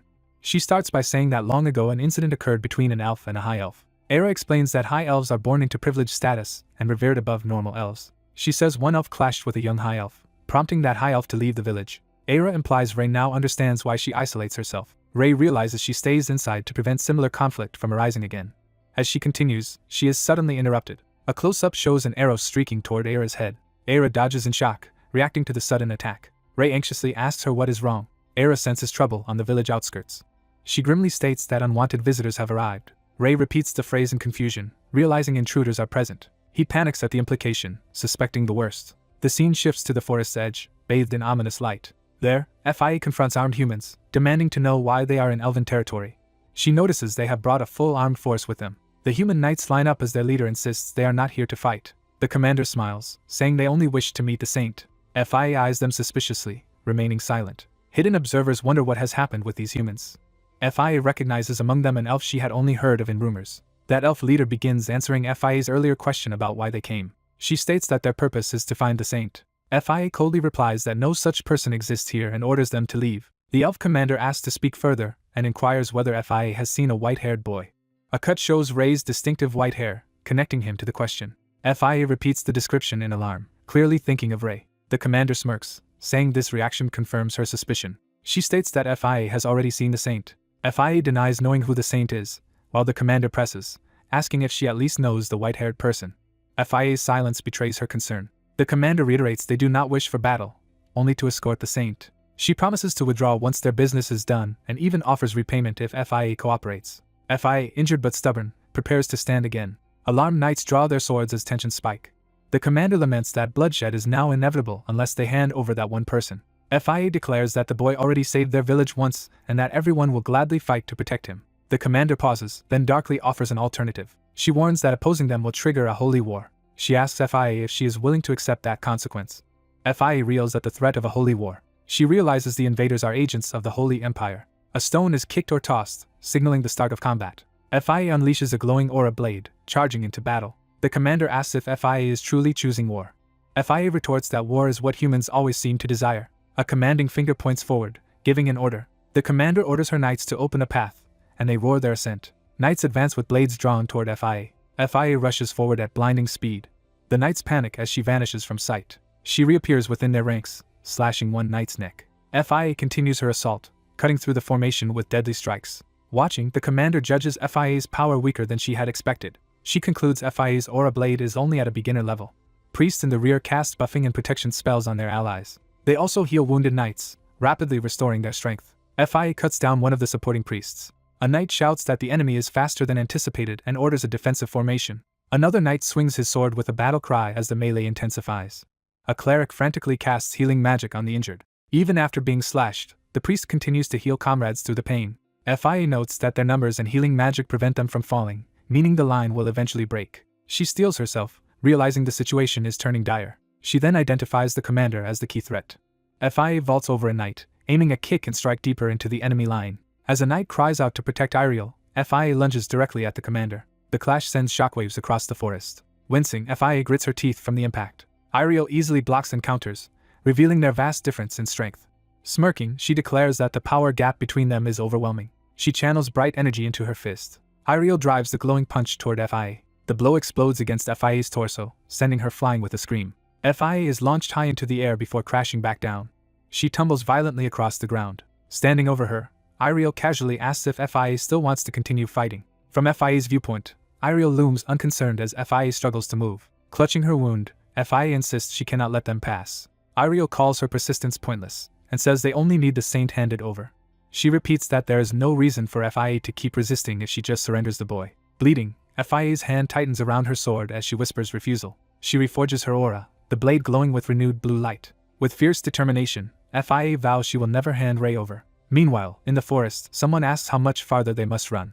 Era, racing with Ray, says she can already sense the battle ahead. She tells him they are almost there. Ray worries aloud about how many invaders have come, fearing they might have brought an entire army. They both react in shock as they finally glimpse the battlefield. The last image shows blood-soaked flowers and pooled blood, foreshadowing the carnage they are about to witness. In a bloody clearing, the wounded elf FIA stands alone against surrounding knights while someone screams her name. FIA's back is shown riddled with wounds, barely standing and drenched in blood. The white-haired boy shouts at FIA to move and frantically asks if she can hear him. FIA, dazed, notices the white-haired boy and fixates on him. The knights realize the white-haired boy is the prophesied saint. The kneeling knights declare they have come to serve the saint. A blood-stained armored figure approaches and politely greets the saint. The newcomer introduces herself as Saint Ariel Belize and apologizes for her bloody appearance. The boy silently glares, taking in the situation. Era appears before him, and he calls out her name. Era orders him not to approach the saint, and blocks his path. Era coldly warns the knights that they will die if they stand in her way. The knights falter, unnerved by Era's killing intent. Ray and Era rush to support the collapsing FIA and check if she is alright. FIA, half-conscious, insists they must stop the saint from coming. FIA repeats her plea to stop the saint, and then collapses as Ray screams her name. Ray notes FIA is covered in blood with a dislocated shoulder, and wonders how she held off all the enemies alone. Ray painfully forces FIA's dislocated shoulder back into place to treat her. Ariel cheerfully urges the saint to return with her to the castle. Ray, tightening his torn shirt, replies that the people are waiting for the saint's appearance. Ray clutches FIA's hand tightly, worried for her condition. Ariel explains that since Ray was chosen by God for a great purpose, it is time for him to fulfill his role. Ray reacts in shock to this talk of a divine accomplishment. He questions Ariel, repeating the word, accomplishment, in disbelief. Ariel insists that being chosen by God means being capable of performing miracles. Ray murmurs, causing miracles, and starts to process what that implies. Looking at the unconscious FIA, he asks if Ariel thinks such violence is justified by her grand goal. Ariel defends herself, saying she only politely asked FIA, tried peaceful means, warned her of force, and claims FIA chose to resist. Ray points out that Ariel trespassed into elf territory and used force just to obtain him, questioning her justification. Ariel answers that everything she did was necessary. Ray retorts that she should not expect him to simply go along with her after all this. Ariel, eyes glowing, says she would prefer not to use force against another saint. Era, furious, condemns Ariel for invading their land, causing trouble, and threatening her savior with force. Era challenges Ariel, saying they should test what the Holy Empire is really capable of. Ariel laments that it is cruel to pit a mere elf against the might of the Holy Empire. Era, eyes darkened, tells Ariel to find out whether she is bluffing or serious. Knights charge at Era, vowing to make her pay for threatening the saint. A flash of power shatters their weapons in midair. A knight stares at his broken blade, stunned at how this happened. Era, unfazed, invites them to keep trying to attack. The knights begin to panic, realizing they are hopelessly outmatched. They drop to their knees before Era, begging for their lives and asking forgiveness. Era mocks Ariel's vaunted force, doubting such weak followers could accomplish anything. Ariel concludes that her man's failure stems from a lack of faith in the Lord. Era pities Ariel, saying she is unfortunate to think God only granted her power, and that she is trapped in her rigid view of divine will. Ariel's fist glows with holy power as she prepares to strike. She lunges and punches Era, snapping that Era talks too much. Era activates a spell named Hold. Chains of light bind Ariel's body, stopping her attack. Era taunts Ariel, asking how it feels for the Holy Empire's power to be halted by a mere elf.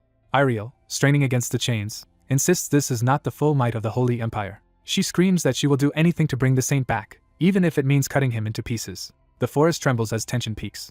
Era furiously tells Ariel not to defile Rei with her foul words. Era declares that while Rei may be just meat, in Ariel's eyes, he is more precious to her than Ariel can imagine. Ariel, shaken, listens as Era continues speaking.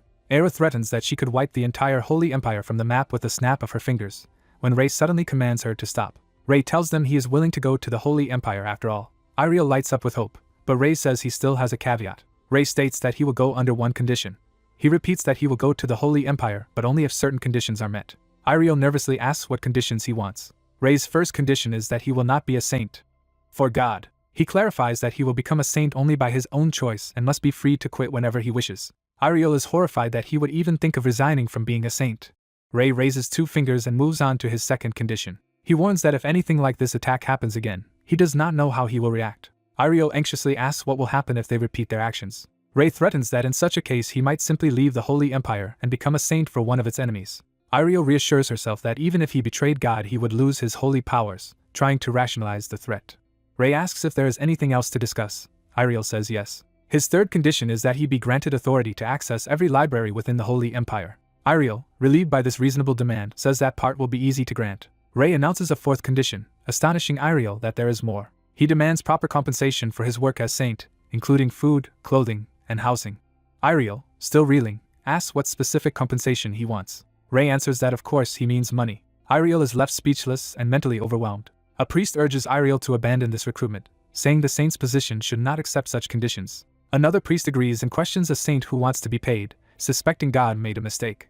Ariel glares at them for implying God erred and then apologizes, saying they can accept all conditions except the first. She formally states that every condition but Rei's freedom from divine obligation is acceptable. Rei sighs and says the first condition is actually the most important to him. Ariel despairs and calls on God, overwhelmed by the negotiation. Rei introduces a fifth condition. He demands that Ariel apologize to the gravely injured FIA. He specifies that the apology must be heartfelt and sincere. Rei then tells Era to release Ariel and let her go. Ariel staggers free, shocked by the demand. She says she cannot apologize. Ariel pleads that as a saintess who carries out God's will, her position makes apologizing difficult. Rei counters that she never considered the elves' position when threatening them, questioning her appeal for understanding. Ariel insists she had no choice because she had to bring him out after he refused all their requests. Rei calmly interprets this as her saying she simply cannot apologize. Ariel admits that is true. She explains she could apologize only on her own behalf, but as a representative of them, her words may incur God's wrath. Rei accepts her explanation with a clipped "Alright." He then declares the negotiation over and tells her to ask her God for another saint instead. Ariel is stunned, unable to believe he is turning them down. Rei tells Era they should leave to tend to FIA, and he agrees to head back. Ariel watches them move FIA and calls out for them to wait. She runs after Rei, asking him to hold on. Ariel begs him to reconsider, saying she cannot apologize but can offer other arrangements.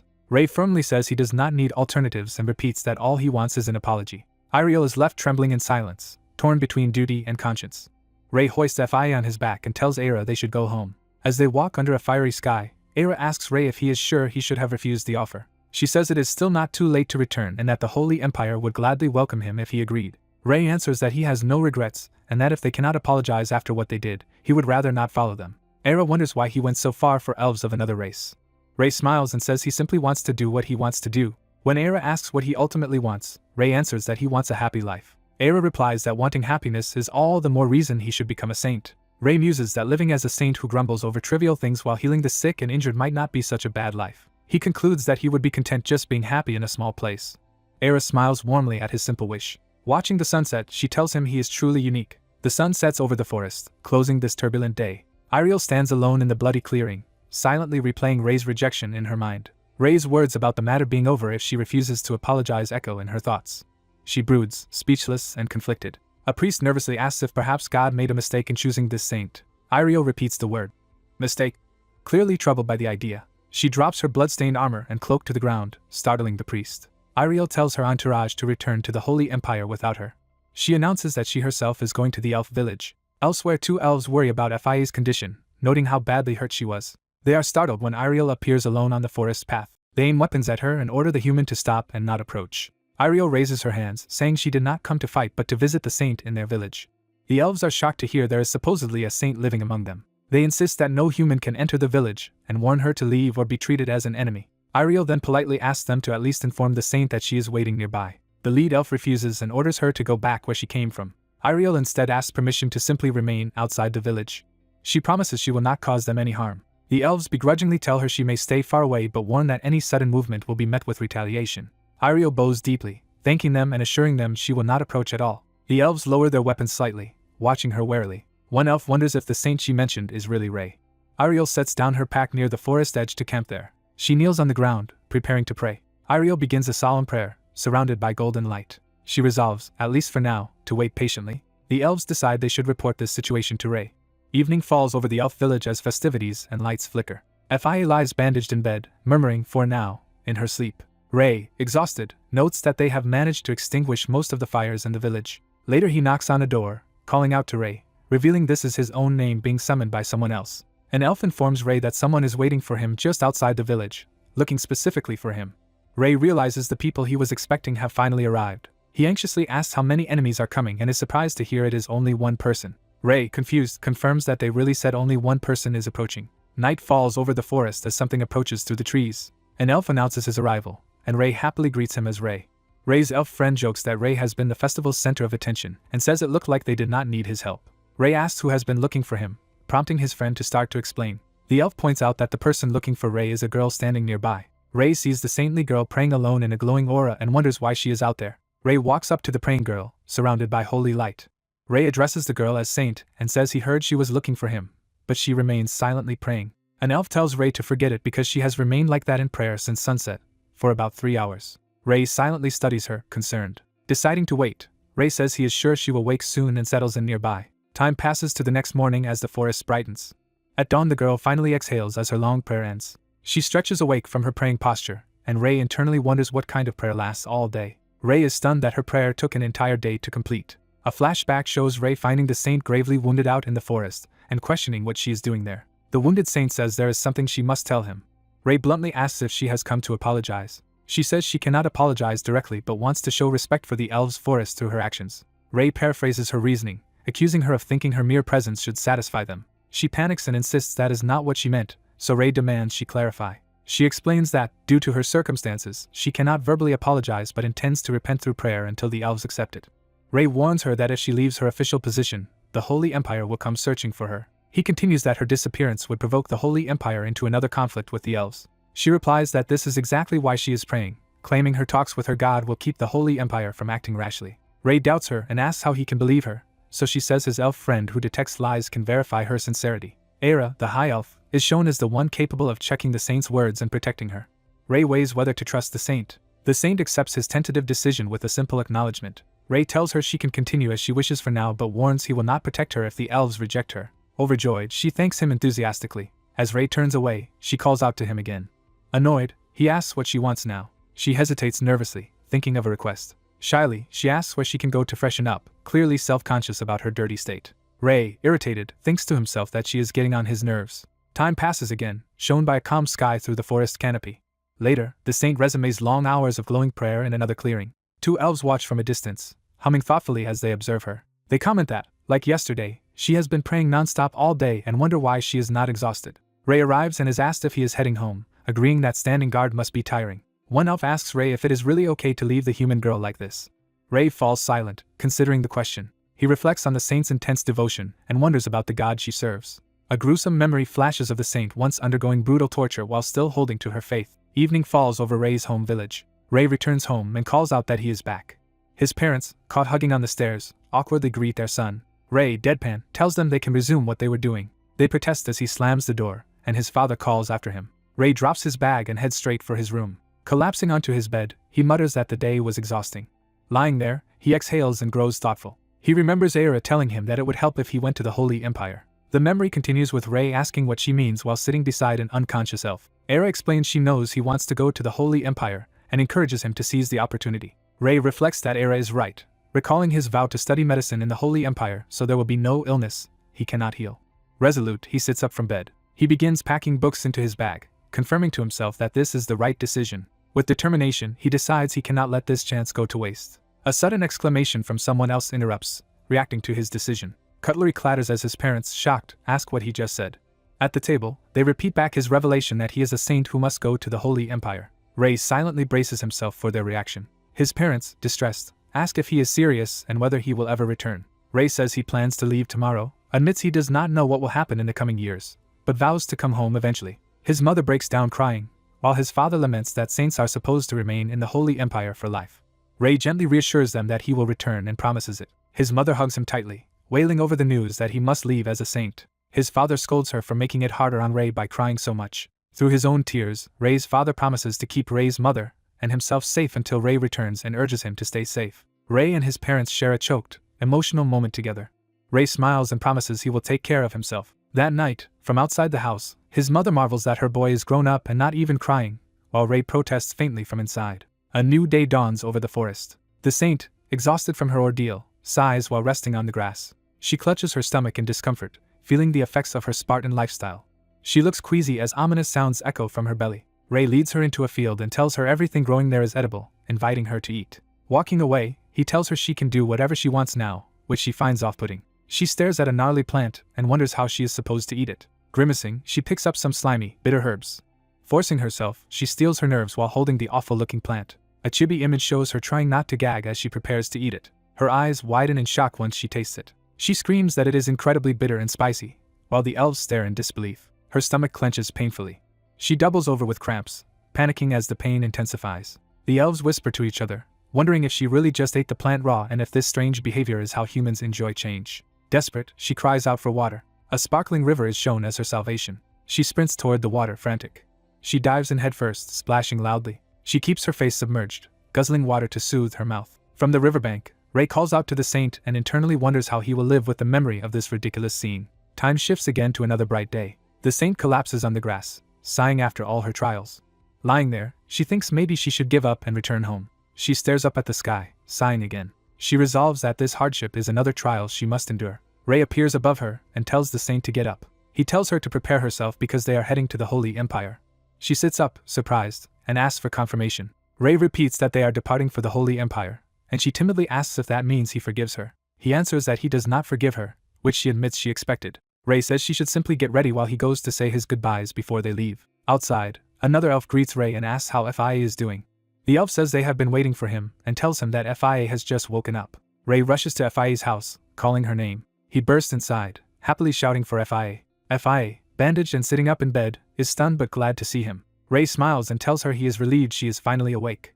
He asks if she is okay and if everything feels alright, and she replies thankfully. Era arrives, observing that FIA is recovering faster than expected. Ray teases Era about being worried, but she insists she is just doing her duty as a high elf caring for her people.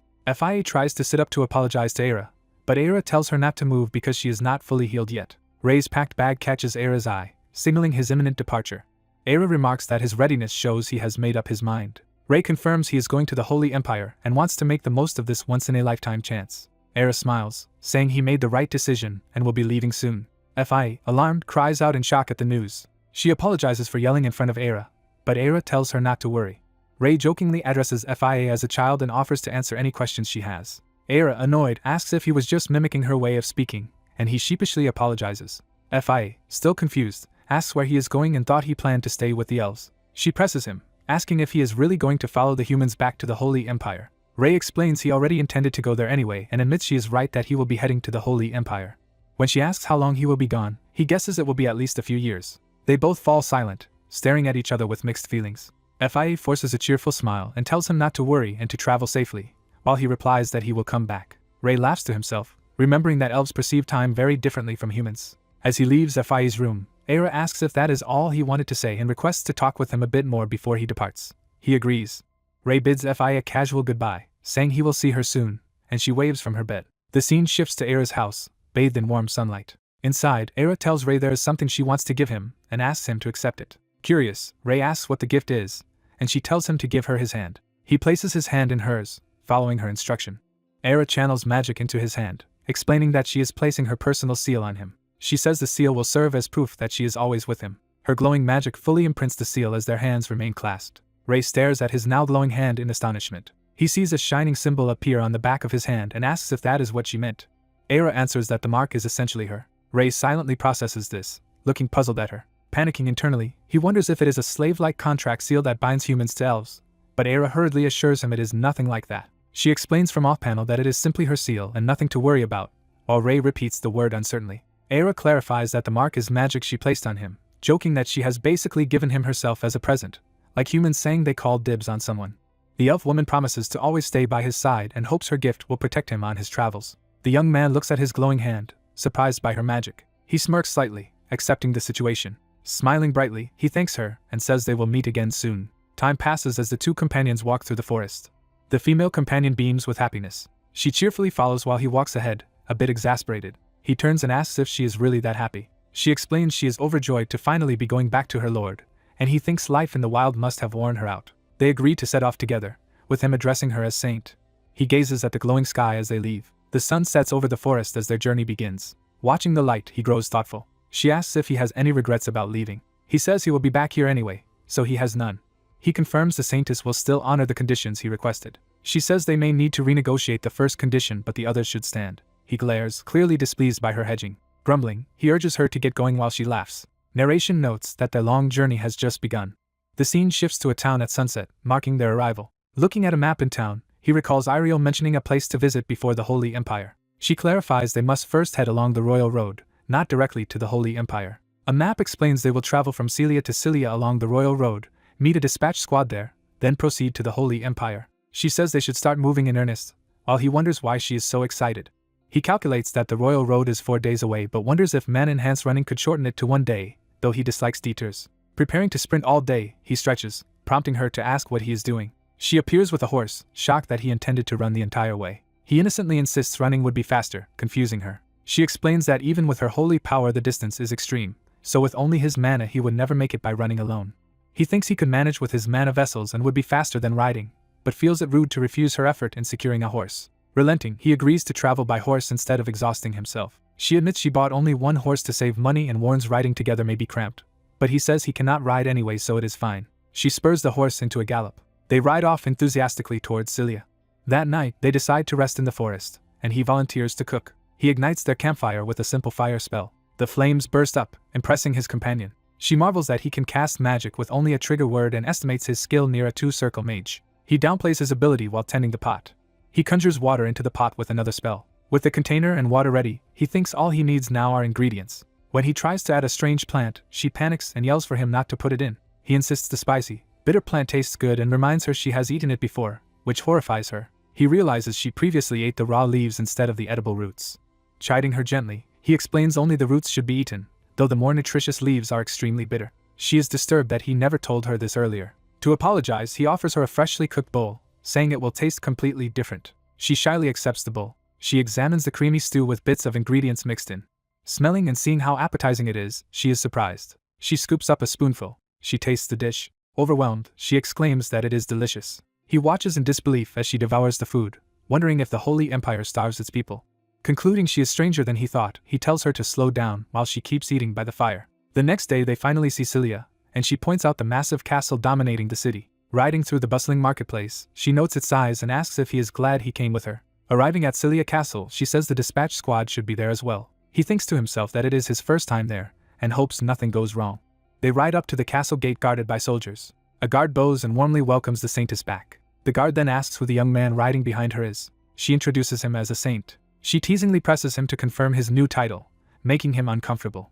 Playing along, he formally introduces himself as Saint Ray. They are then escorted through the ornate halls toward the audience chamber. Senior clergy greet the Saintess, saying it is good to see her again. She reports she has completed her mission in Cilia and asks that word be sent that they will return to the Holy Empire tomorrow with the saint. The cleric agrees and promises to inform the Empire and prepare for their departure. She tells Ray he can rest now and offers to show him his lodging for the night. A door opens to reveal his quarters. He is stunned by the luxurious room prepared for him. Comparing it to a 5-star hotel he never had time to visit back on Earth, he marvels that he can stay somewhere so nice. She asks if the room suits him, and he comments that it must have been very expensive. She says she will leave so he can rest, confirming they will head to the Holy Empire in the morning. With a slightly ominous smile, she tells him she will see him tomorrow morning. As she walks away, he feels unsettled and confused by her tone. He wonders what she is plotting. sensing she has some hidden agenda. Relaxing in his robe, he sighs in relief. Lying on the bed, he muses that he will finally go to the Holy Empire tomorrow. As he drifts to sleep, he wonders what the Holy Empire will be like. Morning arrives over Cilia Castle. Ray knocks on the Saintess's door, asking if the saint is awake. Drowsy but ready, he tells the Saintess he is prepared to depart. She smiles and says if he is ready, they should head out. Dressed formally, she cheerfully announces they are going to see His Majesty. Ray repeats that they are going to see His Majesty, then suddenly realizes what that implies. Alarmed, he asks what she just said and who exactly they are meeting. She explains they are going to meet the king of the Cilian Empire, which he inwardly questions. He complains that she should have told him this plan yesterday. She breezily says there is no need to be nervous since they are only giving their report and saying goodbye before leaving. He retorts that he needed to learn proper customs before meeting a king. She admits she kept it secret so he would not lose sleep and asks if that is a problem. Ray thinks she has cleverly outmaneuvered him and that her excessive kindness is suspicious. In the throne room, a voice invites them in and praises their hard work. The king asks if Ray is the newly chosen saint, and Ray answers yes. Ray realizes this dignified man is the king of Cilia. The king welcomes them warmly, noting they must be tired from traveling, and Iriel thanks him for letting them rest first. They both stand before the throne, with Iriel bowing properly while Ray awkwardly mimics her. She has to prompt Ray to respond as he forgets to bow at first. He hastily bows, matching her. Ray whispers accusingly, asking if she withheld etiquette lessons just to embarrass him. The king tells them to raise their heads and thanks them. He notes he has heard they plan to return to the Holy Empire that day, and Iriel confirms it. She explains that their ability to return is thanks to his support, and expresses the Holy Empire's gratitude. The king laughs modestly, saying he did little and wishes them divine protection on their journey. Iriel adds that because he let them stay in Cilia, they were able to find and retrieve the saint safely, and promises to repay the debt. The king muses about this promised debt, and says he will remember it for when he needs a favor. He again verifies that Ray is the new saint, and Ray introduces himself. Observing Ray, the king notes internally that he cannot sense any mana and that Ray's body looks more like a swordsman's than a mage's. Relieved, the king thinks another saint has not really appeared and concludes Ray is nothing to worry about. He says it is an honor to meet both a saint and a saintess together, and Ray thanks him. Ray quietly asks Iriel if they should be leaving soon. As the audience seems about to end, the king calls out to Saintess Iriel again. He reminds her of her promise to repay his favor. Startled, she confirms and asks if there is something he needs help with. He hesitates and begins to explain his situation. The king reveals that his cousin, the Archduke's daughter, is suffering from an unknown illness that no clergy have been able to diagnose or heal. He requests that they visit and see the sick girl, prompting Ray to internally protest.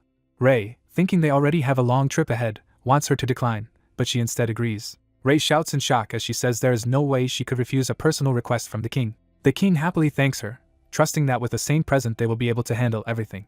Iriel forces a smile, thinking this outcome is not what she wanted. Later in the castle courtyard, Ray grumbles in frustration about the detour.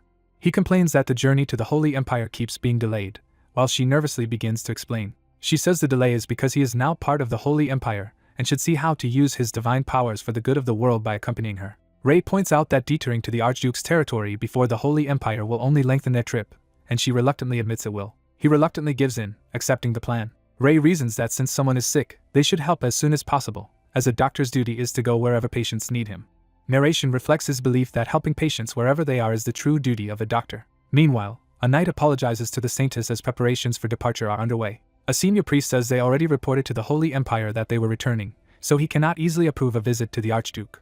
Iriel explains it is a direct request from Cilia's king and asks forgiveness, saying she could not refuse. She asks what the king offered in return, and is told there is no reward. The visit is simply repayment for their stay. Conceding the king has every right to ask, the priest agrees to inform the Holy Empire that their return will be delayed. Iriel thanks him, and she and Ray prepare to depart immediately to save time. Ray reflects that he has already seen how people react dramatically to his medicine, and recalls how his first patient caused a big scene. Curious, he wonders how his second patient in this world will react as their wagon convoy travels through the forest. At sunset the group stops to make camp.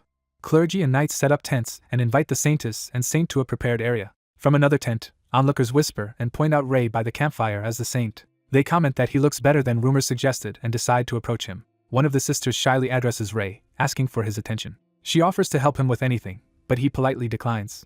The two sisters ask if they can sit beside him because they are curious about what he is doing. Ray warmly invites them to sit wherever they like. The sisters blush and react excitedly to his kindness. As they chat, the girls thank him for a plant he shared, and he explains it is a herb from the elven forest. The sun sets over the camp, closing this chapter of their journey.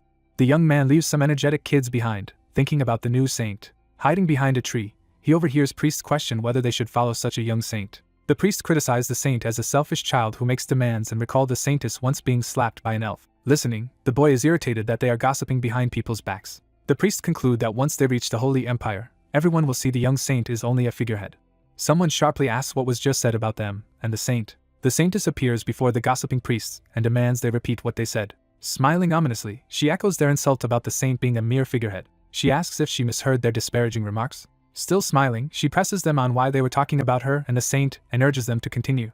When they fall silent, she warns that their silence means they stand by what she heard. She says she will assume their insulting words are true and that she is free to act accordingly. A nervous priest stammers that they were only reminding people of all she has done. She angrily asks who gave them the right to complain to others on her behalf when she never requested it. An older priest rushes in, calling out to the saintess. He pleads that the young ones simply made a mistake and asks her to forgive them. He orders the juniors to apologize, but the saintess questions whether an apology is enough. She condemns them for secretly insulting a saint as a foolish figurehead and wonders how they can expect forgiveness. She reminds everyone that saints are chosen by God, so disrespecting them is equivalent to disrespecting God. She declares that their behavior counts as desecration.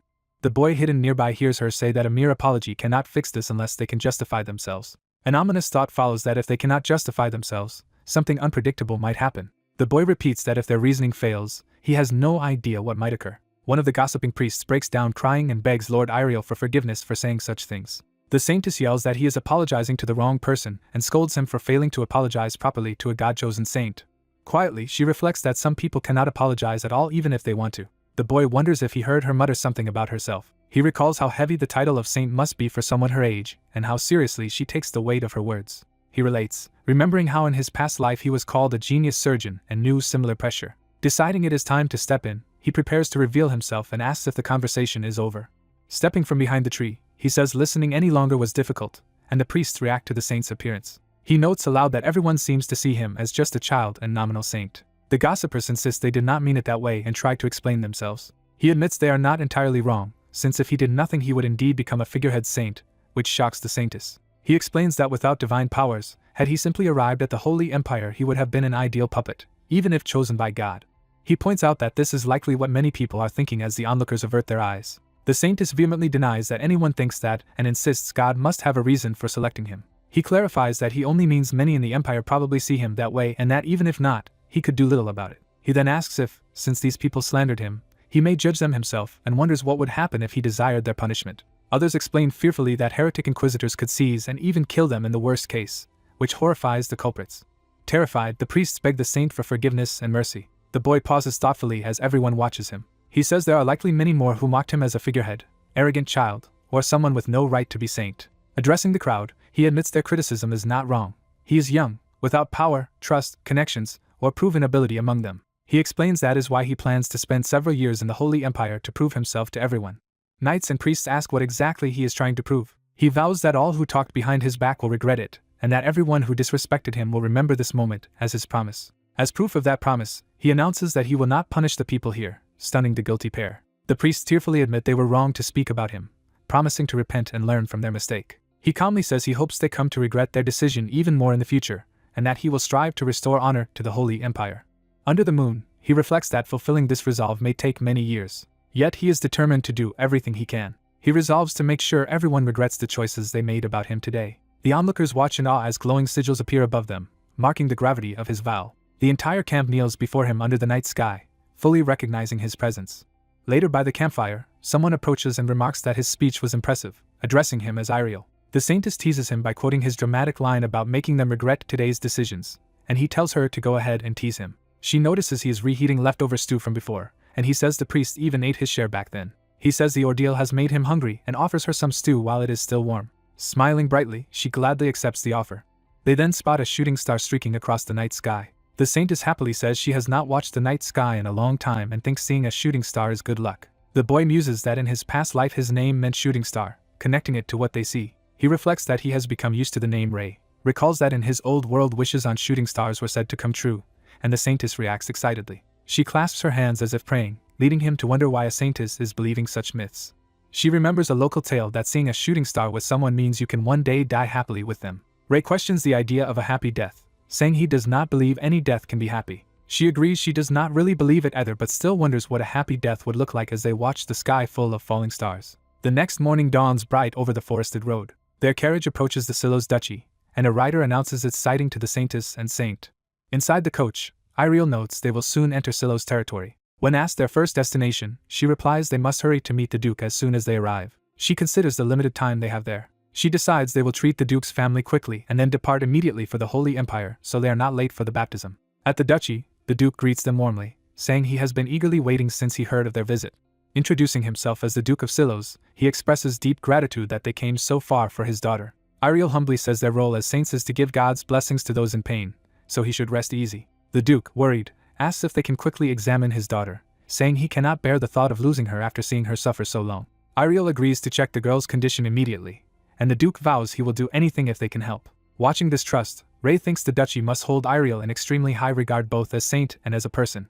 A maid leads them down the corridor toward the sick girl's room. At the door, the maid addresses Lord Layla, announcing the saintess's arrival. When Ray and Ariel see the girl, they are shocked by her appearance. Ray mentally reacts again in disbelief at what he is seeing. He notes that half of Layla's body is covered in red spots. The girl sits sadly on her bed, her skin blotched with lesions. Ray clinically identifies the lesions as erythematous papules and speculates it might be severe dermatitis herpetiformis. He inwardly berates whoever treated her earlier for letting her condition progress so far. Layla hides behind a sheet, saying her appearance is hideous. Ariel gently calls her name and asks for her hand. Layla reluctantly extends her spot-covered hand, which Ariel takes. Ariel comforts her, saying she has had a hard time but that everything will be fine from now on as divine light gathers. Sacred light engulfs them as Ariel channels her healing power into Layla. Layla feels the energy and watches her skin begin to change. The Duke and Ray marvel at the overwhelming divine power filling the room. Ariel continues to pour golden light through their joined hands. Layla looks down, stunned to see her skin improving. Examining her hands, she exclaims that they are better. Crying with relief, she says her hand has healed, and Ariel declares the treatment complete. Ariel tells the Duke his worries can finally end, while he gasps and calls out joyfully to his daughter. Layla hugs her father, and he thanks God that she is now healthy. Weeping, the Duke thanks Ariel for healing his daughter after 8 years of suffering and swears never to forget this favor. Ariel modestly says there is no need to thank her personally, crediting the cure as an act of God. Ray observes that what looked like a chronic skin disease has been healed instantly just by Ariel's touch. Troubled, he wonders whether medicine has any meaning in a world where such miracles exist. Night falls over the Grand Silos castle. The Duke hosts a lavish feast and urges them to enjoy all the food he has prepared in gratitude. Ariel politely says the banquet is more than enough and thanks him for the meal, while Ray sits quietly. The Duke's son, Lord Hopel, praises Ariel, saying the rumors did not do her kindness justice, and thanks her for saving his little sister. Ariel replies humbly that the honor is hers and that she will pass their thanks on to their god, which further impresses Hopel. Ray, however, broods silently at the table. The Duke notices Ray's silence and asks if the food does not suit his taste. Ray smiles awkwardly, saying the food is fine and he was simply lost in thought, apologizing for causing concern. Ariel covers for him, saying he has many worries on his mind and the Duke should not be troubled by it. Later, Ariel privately asks Ray if something is wrong, but he brushes it off as simple fatigue. The Duke accepts this, telling Ray to rest since they will stay at the castle overnight. Alone, Ray questions why he struggled so hard to become a doctor in his previous life. He remembers his past self, a weary medical student studying late into the night. He reflects bitterly that although he reincarnated with all his medical knowledge, in this world that expertise seems useless. In his mind he stands across from his former self, wondering if he must abandon the identity of Baek Yu-sung and live only as Ray. Later, as he lies awake, someone knocks and asks if the saint is sleeping. Ray lies in bed silently, not responding. Outside the door, Ariel speaks through it, asking him not to lose faith in himself. She says everyone sometimes doubts themselves and hopes whatever troubles him will not destroy what he has built so far. She adds that his usual prickly yet humorous self suits him far better than this restless, exhausted version. Her words make Ray think. Sitting up, he repeats her advice about not losing faith in himself. He reaffirms that even though he is now Ray, he is also still the former Dr. Baek Yu-sung. Determined, he concludes he just has to find something that only he can do. Nervously, Ariel practices what she wants to say, fidgeting with her hands. She gathers courage and says she simply wanted to tell him not to give up. Ray smiles gently and thanks her, saying her encouragement helped a lot, which relieves her. The next day he calls her name, and she answers brightly. He then teasingly asks if this was her first time trying to comfort someone, eliciting a flustered reaction. Soon afterward, a shout echoes through the castle demanding to know what is happening. The Duke is distraught that his daughter, who seemed fine yesterday, appears to have relapsed and demands an explanation. Cradling Layla, he orders that the saintess be summoned immediately. Someone outside the tower wonders what is going on. The Duke, close to tears, reports that Layla's symptoms have returned and asks if the treatment failed. Ariel, confused, says the cure should have been complete but agrees to attempt treating Layla again. The Duke authorizes her to proceed as Layla lies before them once more covered in spots. Ray stops Ariel, asking her to wait. She calls to him in surprise as he steps forward. Layla, ashamed of her reappearing lesions, tells him not to look at her. Ray responds gently, asking Layla to give him her hand instead. The Duke doubts that a newly appointed saint can cure what even the saintess failed to fully heal. Ray admits that if his suspicions are correct, only he can truly heal her condition. The Duke questions what he means by being the only one. Ray explains that more healing from Iriel will only cause temporary improvement, and asks what the Duke will do when the symptoms inevitably return after they leave. He asserts that what Layla needs now is not another miracle from the saintess but a different kind of treatment that only he can provide. The young man declares that the sick girl needs to be treated by him, the saint. The Duke doubts him, pointing out that the boy supposedly has no divine powers and asking what he plans to do. The boy explains that his treatment does not rely on divine power but on using his knowledge to cure her illness. Layla, covered in skin lesions, agrees that trusting the saint is their only remaining option. She says they have tried everything else and wants to believe in the saint if he can fix her condition. Moved by her resolve, the Duke reluctantly grants permission for the saint to treat her. The Duke then pleads earnestly with the saint to save his daughter. The saint promises confidently that he will heal the young lady. The next day he begins investigating the cause of Layla's skin disease. He first examines hygiene, but since the linens and clothes are cleaned daily, he rules poor hygiene out. Because the castle is protected by a magical barrier, he also dismisses outside parasites as a cause. He turns to her diet and notices a common element present in every meal. He identifies that common element as flour, noting how prevalent bread is in this world. He observes that even meat dishes are often coated with or accompanied by flour-based sides. Seeing her symptoms worsen after eating, he forms a specific suspicion about the illness. He recalls that flour contains the insoluble protein gluten. He concludes that Layla suffers from gluten sensitivity dermatitis, an allergy-based skin condition that is straightforward to treat. However, he laments that this world lacks developed medicines that could easily address such reactions. Since he cannot safely make unfamiliar medicines, he decides that changing her diet is the only practical treatment. He orders the staff to remove all foods he listed from Layla's diet. Time passes quietly in her room. A maid calls to the resting Layla, who sleepily responds. Ray asks permission to enter Layla's room. Layla hastily sits up and welcomes the saint inside, while he apologizes for intruding. Ray greets her and says he has come to check her condition.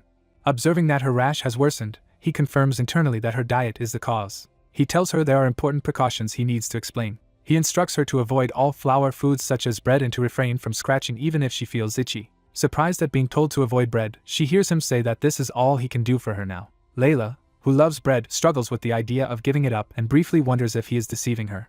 She asks if he will not use magic or anything else to heal her. Ray replies that dietary control is itself treatment, and that more must be done to stop the rash spreading. He adds that he will personally lance and clean her blisters once a day while monitoring her condition. He ends the visit by telling her to rest, emphasizing that good sleep is also important. Alone, Layla doubts that avoiding bread could really cure her and thinks it sounds unreasonable. Outside, Iriel asks about Layla's condition, and Ray reports that it has worsened. Iriel proposes simply treating Layla again with her usual holy power. Ray points out that Iriel's prior treatment only gave temporary relief and that the symptoms returned. Iriel marvels that merely changing Layla's diet could cure the disease and wonders why no one tried it earlier. She says she believes in him but warns that the king does not, and that they cannot stay in this duchy much longer. Ray acknowledges privately that her concerns about time are valid. Iriel insists she cannot change the political circumstances no matter how pitifully he looks at her. Ray clenches his fist, thinking that this case will shape how he treats future patients, not just whether he can save Layla. He asks Iriel for exactly 1 week to prove his method. He vows that within that week he will completely heal Layla. Iriel silently considers his determination. Layla screams her refusal from her room. Ray forcefully makes her drink more water, scolding her for not meeting the required daily intake. He sets a regimen of 3 liters a day, totaling 21 liters per week, as her needed water consumption. Layla cries that she does not want to drink so much ordinary water and questions how it could help. Ray explains that during allergic reactions the body releases histamine and urges her to trust him and drink. He further explains that excess histamine can harm allergic people even though it is meant to protect the body. He says that sufficient water lets the body's cells function properly and reduces allergic reactions, then offers the drink again. He continues to pour water into Layla's mouth, reminding her she still has another cup to finish. While being force-fed, Layla mentally complains that this supposed saint is really just a handsome maniac. 4 days pass at the castle. During that time, Layla resents him as she eats flour-free meals and is forced to drink large amounts of water. With no other choice, she decides to trust him and follow the regimen. As a result, her skin clears rapidly, and she is astonished to see herself healed in the mirror. She happily tells Ray that the rash truly improved once she stopped eating bread and drank enough water, saying she can hardly believe it. Ray reminds her they must remain cautious and consistently follow the treatment. Layla cheerfully agrees to continue. Ray notes that despite his initial worry that people of this world might react differently from those in his original world, that concern now seems unnecessary. He believes Layla's full recovery is now only a matter of time, though he hints that a problem arises on the 6th day. A dish crashes to the floor, signaling trouble. Layla suddenly has an intense craving for bread and begins showing withdrawal-like symptoms. The narration explains that in this world flour is a dietary staple, so her withdrawal was inevitable when she stopped eating it. Ray worries that if she eats flour before treatment is complete, all his efforts will be wasted and shouts in protest. He decides they must distract her and find something to help manage her cravings while warning her not to cry herself dehydrated. Ray begins carving a small figurine while someone calls to him. He tells Ariel he is making pieces for a game. She is puzzled about the sudden game idea, and he asks her to inspect the piece he made. Holding up the carved piece, he asks what it makes her think of. Ariel says it resembles a castle or possibly a crown, prompting Ray to confirm that crown-like image. Satisfied that the association works, Ray excitedly tells Ariel to follow him. Left behind briefly, Ariel mutters in annoyance at being abandoned mid-conversation. Elsewhere in the castle, someone arrives in response to being summoned by the saint. Ray has gathered Duke Hopel and Layla and asks if he can request their help. He explains that he needs the Duke's assistance, and that what he will show them is meant to ease Layla's withdrawal symptoms. The Duke, eyeing the piece in Ray's hand, asks what it is. Ray presents a full board and introduces chess to them. He explains that each player commands an army and tries to capture the opposing king, making it a test of leadership. He notes there are specific movement rules for each piece. Holding up the king piece, he describes its limited movement and contrasts it with the much freer moving queen. He states that every piece has its own rules, promising to explain each one. After learning, the Duke and Layla find the game intellectually interesting and militarily applicable, thinking even their father would enjoy it. Ray suggests they try playing, proposing a match between Layla and Ariel. Layla and Ariel sit across the board, ready to start. Ariel, excited, invites them to begin the game. Layla accepts the challenge, promising not to go easy on the saintess. Ray observes that Layla quickly becomes engrossed in chess, which should distract her from cravings. On the board, Layla tentatively announces a checking move with a knight. Ariel counters with confidence, boasting of the might of the Holy Empire's forces as she tightens her position. She taunts Layla to surrender and submit to her in-game rule, while Layla struggles. Layla admits defeat while Ariel gleefully exclaims how fun the game is. Duke Hopel challenges Ariel next, saying he wants a match to avenge his sister. Ariel arrogantly welcomes all challengers, insisting everyone will bow before the Holy Empire's power even if they move first. Watching their enthusiasm, Ray is surprised at how much they enjoy chess. During the Duke's match, he manages to check Ariel's king, making her groan. Ariel acknowledges the Duke's skill, and he proudly declares that their dukedom will not lose so easily. He urges Ariel to make her next move so he can demonstrate the strength of his house. Ray, seeing the competitive frenzy, reminds everyone not to get too carried away and notes that this was supposed to be just a distraction for Layla. Soon the Duke excitedly calls his father over to show him the new game. Hopel enthusiastically presents chess to the Duke, explaining that the saint invented it. Hopel praises chess as a sophisticated tool for evaluating military commanders. The Duke, impressed, concludes that Ray must truly be a child chosen by God and imagines many uses for the game. Ray narrates that once the Duke became obsessed with chess, strange things began happening around the castle. As the promised week ends with no word from the Duke, Ray grows uneasy and notices unusual activity in the courtyard. He sees servants on a bench playing chess and wonders why everyone is suddenly involved. He spots other servants crafting more chess pieces and questions what is going on. Looking around, he realizes practically everyone is either playing or waiting to play chess, far beyond his original intent. Bewildered, Ray admits he never expected chess to take over the entire Silos castle. Ray and Ariel are then summoned to the audience hall, where the Duke sits on his throne. They present themselves before him, and he greets them formally. The Duke reflects that Ray cured Layla in a short time and created an amazing game, marveling at his capabilities. He sincerely thanks Ray, saying he can clearly see how much Layla's condition has improved. The Duke, speaking as a relieved father, expresses deep gratitude for freeing his daughter from her suffering. Ariel deflects the praise onto Ray, saying the success is entirely due to the saint's treatment. The Duke insists she also helped but admits he is especially grateful to Ray. As both apology and thanks for earlier mistrust, he offers Ray an ornate box containing a gift. Ray opens it in surprise. Inside he finds a hereditary ring once given to the family by a dwarf they saved. Shocked that they would part with a family treasure, Ray hears the Duke insist he accept it as an apology. Outwardly protesting that it is too precious, Ray inwardly rejoices at receiving such a rare item, while the Duke assures him it is fine. The Duke urges him to wear it, and Ray eagerly slips the ring onto his finger, thanking him.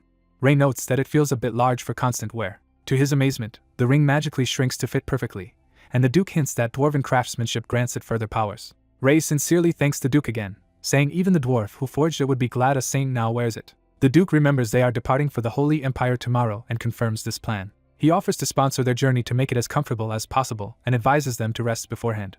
He reiterates his gratitude for all their efforts. Night falls over the castle. Relaxing together, Ariel comments that everything turned out well and calls the Duke a nice person, while Ray suggests the generosity might also be political. Ray wonders why she immediately suspects ulterior motives just as someone knocks on their door. Both are surprised by the late visitor, unable to think of anyone they are expecting.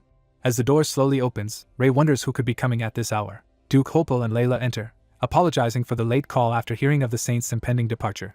Hopel says it is incredible to meet the famed saint and saintess, have Layla cured, and gained chess, and he wants to personally convey his gratitude. Ray modestly says it was nothing, while Ariel says she also enjoyed getting to know them despite having more work ahead. Hopel then invites them to a nighttime picnic in the castle's back garden to admire the stars together. Ray and Ariel think it sounds wonderful and accept the invitation. Hopel and Layla are delighted and hurry off to prepare. They promise they will be waiting for the saints at the garden. After they leave, Ray asks Ariel why she is laughing to herself. She says it feels like a cute farewell party for them, something she finds charming. Ray reflects that because he is usually busy with imperial duties and feared by many, he rarely has chances to build relationships like this. Ariel muses that perhaps the world has changed while she was too focused on her mission. She savors a new, unfamiliar warm feeling that this experience has given her. Ray wonders to himself, recalling that when he first met Ariel, he remembers that she was once cold and single-minded about her goals, contrasting with how she is now. The narrator recalls that Irie used to be extremely violent, shown beating a bloodied opponent. He notes that the former Irie no longer exists, implying she has fundamentally changed. Snapped out of her daze by a companion urging her to move, he concludes that the person who changed was Irie herself. At night in the garden, someone calls the saints over to a specific spot. They are led to a modest outdoor tea party, and the host says the food is unimportant compared to them all being together. Ray reminds the blonde girl she must avoid flour after he departs, or her illness will return. He explains she is not fully cured because her body treats flour's components like poison, making complete healing difficult. Jokingly, he tells her that if she endures avoiding flour for about 5 years, her condition may improve, which horrifies her. The Duke, while the girl cries for bread, says he prepared something else for Ray and Irie. The Duke casts a light spell to illuminate the area. Fireworks burst across the night sky. Ray watches the display with a happy, odd expression. As they all sit by the fountain watching, Ray praises the beauty of the fireworks, and the Duke is glad he likes them. Ray comments that the show must have cost much mana, and the Duke replies he wanted to do everything possible since this might be their last meeting. Ray smiles, touched. Ray offers to return the favor for the Duke's efforts. He begins casting his own combined magic, invoking light and explosion. A massive surge of blue energy gathers. Ray's spell creates an even grander multicolored fireworks display in the sky. People inside the cathedral watch the fireworks through the huge stained glass windows.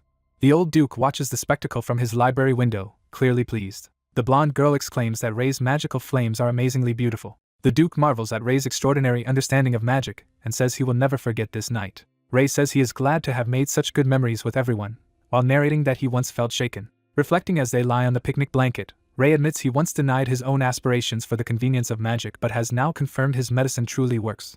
He adds that he formed new relationships, created beautiful memories, and will continue traveling to save as many people as he can, after which they finally depart for the Holy Empire. Narration states that Ray and the Holy Empire dispatch squad set out for the Holy Empire Gaia.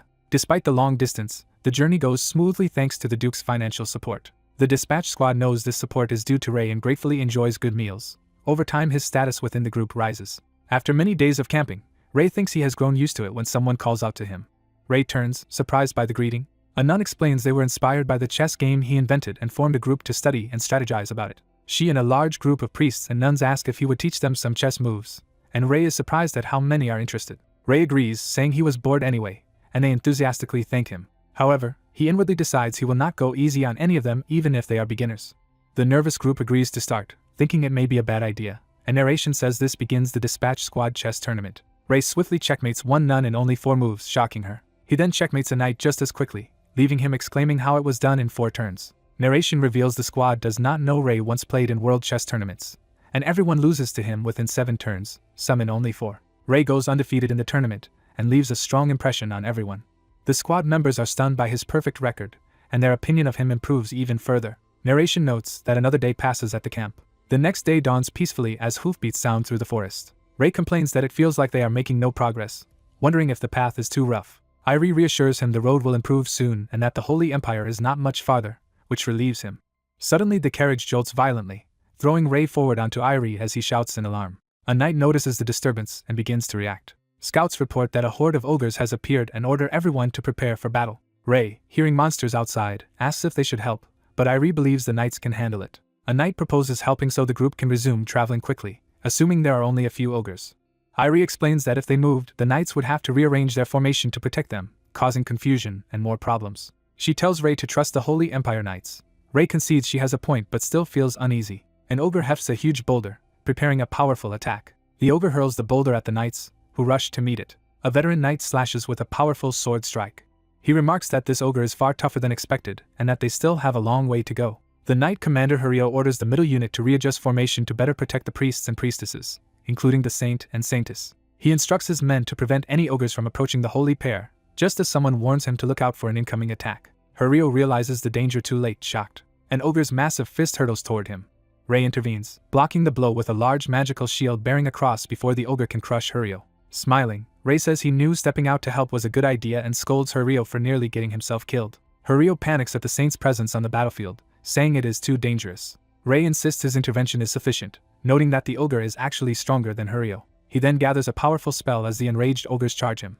Rei's eyes focus sharply as he prepares a complex multi-element incantation. He unleashes a chain spell combining Entangle, Earth Spear, and Fire, engulfing the ogres in flames. Haruo, stunned, checks if Rei is hurt after witnessing the attack. Rei brushes off the thanks, saying they are there to help each other, and that Haruo protected him as well. Haruo silently marvels that the supposedly 15-year-old saint can wield magic of such magnitude. Rei casually wonders if roasted ogre might taste good, while Haruo internally analyzes that Rei cast a high circle Earth Spear with only an activation phrase and stacked other spells simultaneously. Haruo concludes that Rei's power rivals 5th Circle mages and may already have reached the legendary 6th Circle, beyond normal human ability. Later, Irie addresses Rei as Lord Saint, and he responds to her. She asks him to stop spreading rumors that he is a magic genius, and he is disappointed that is all she has to say. Rei instead says something feels wrong, that ogre should not have been so strong. He tells Irie he has a bad feeling and suggests they move before more monsters gather, but she thinks it is already too late. More monsters appear from the bushes, and Rei realizes goblins are now surrounding them. Haruo is surprised that mere goblins would dare obstruct their journey to the Holy Empire. He orders his knights to eliminate the goblins quickly so they do not lose time. A knight charges a goblin, intent on killing it. To his surprise, the goblin agilely dodges his attack. The knight is shocked that a goblin could evade him. The goblin counters with a ferocious blow, badly injuring the knight. Bleeding, the knight wonders how the goblin can possess such strength. They then see a goblin forming a magical energy sphere in its hand, an impossible level of power for such a creature. Rei and Irie observe that this goblin is far stronger than normal ones. Irie reluctantly prepares to intervene. She decides they themselves must now handle the situation from here. Irie steps forward decisively onto the battlefield. She charges into the goblins in a blur of golden light, physically overwhelming them. Rei admits to himself that in physical combat Irie might even surpass him, as someone warns that another goblin is headed his way. A goblin leaps toward Rei to attack. Rei calmly uses a spell called Wind Cutter to slice the attacking goblin apart. Fighting back to back, Rei and Irie note that goblins keep appearing endlessly and agree that letting the battle drag on will overwhelm them. Rei says it would be ideal to finish all the goblins at once and offers to try doing exactly that. He calls out to the goblins to get their attention, confusing them. Using a skill he calls Aggravation, he taunts them with faces and gestures to draw all their ire. The goblins become enraged by his provocation. All the goblins roar and chase after Rei as he leads them away from the convoy. Irie, watching, wonders if such a magic skill even exists. Rei runs deeper into the forest, leaving tracks as the goblins pursue him. He positions himself by a tree, preparing his next move. Surrounded by a large horde, Rei notes there are more goblins than he expected. He checks that he is now far enough away from the dispatch squad to unleash powerful magic safely. He conjures a fireball spell in his hand before the goblin mob. The goblins mock him, thinking the spell is weak and calling him a funny human. Rei smiles and asks if they truly think it is funny, implying he is about to escalate. Multiple fireballs rain down on the goblins, making them scream in terror. Rei asks if they now understand their situation, saying he has prepared a fireball for each of them. The goblins suddenly fall silent in fear. A massive fiery explosion engulfs the forest where the goblins stood. The shockwave hits Haruo and his knights, knocking them back. Haruo realizes the blast came from the direction where the saint ran off. Worried, he rushes toward the scene, shouting to check whether the saint is all right. He arrives to find a huge smoking crater and is stunned, asking what happened. Rei calmly walks back out of the smoke, telling everyone not to stand idle since they still have a long journey ahead.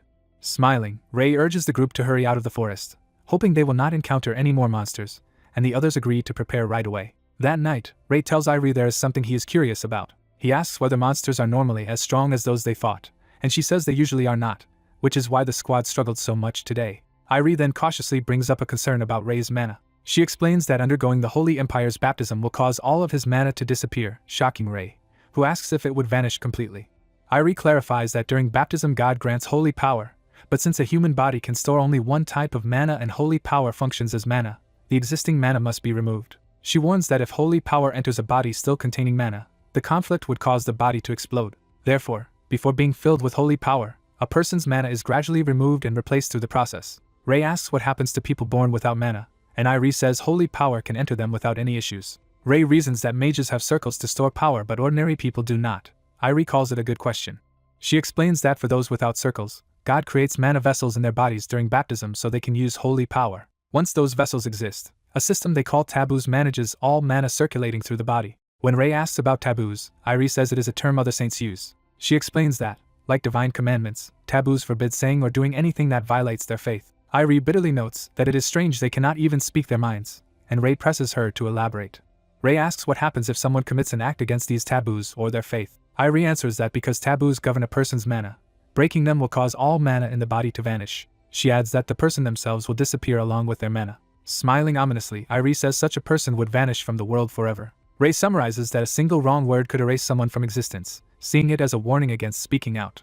Irie says she has heard of many who disappeared for that reason and therefore must keep herself in line. She concludes that these rules will not really affect Rei, but he should know his existing mana will disappear. Rei then asks if, once filled with holy power, his mana could ever return, and worries it may be gone forever. Irie confirms that he could neither regenerate mana nor use his mage circle afterward, meaning the loss would be permanent. She adds that holy power still has benefits, such as letting him support others with buffs even if he can no longer cast magic.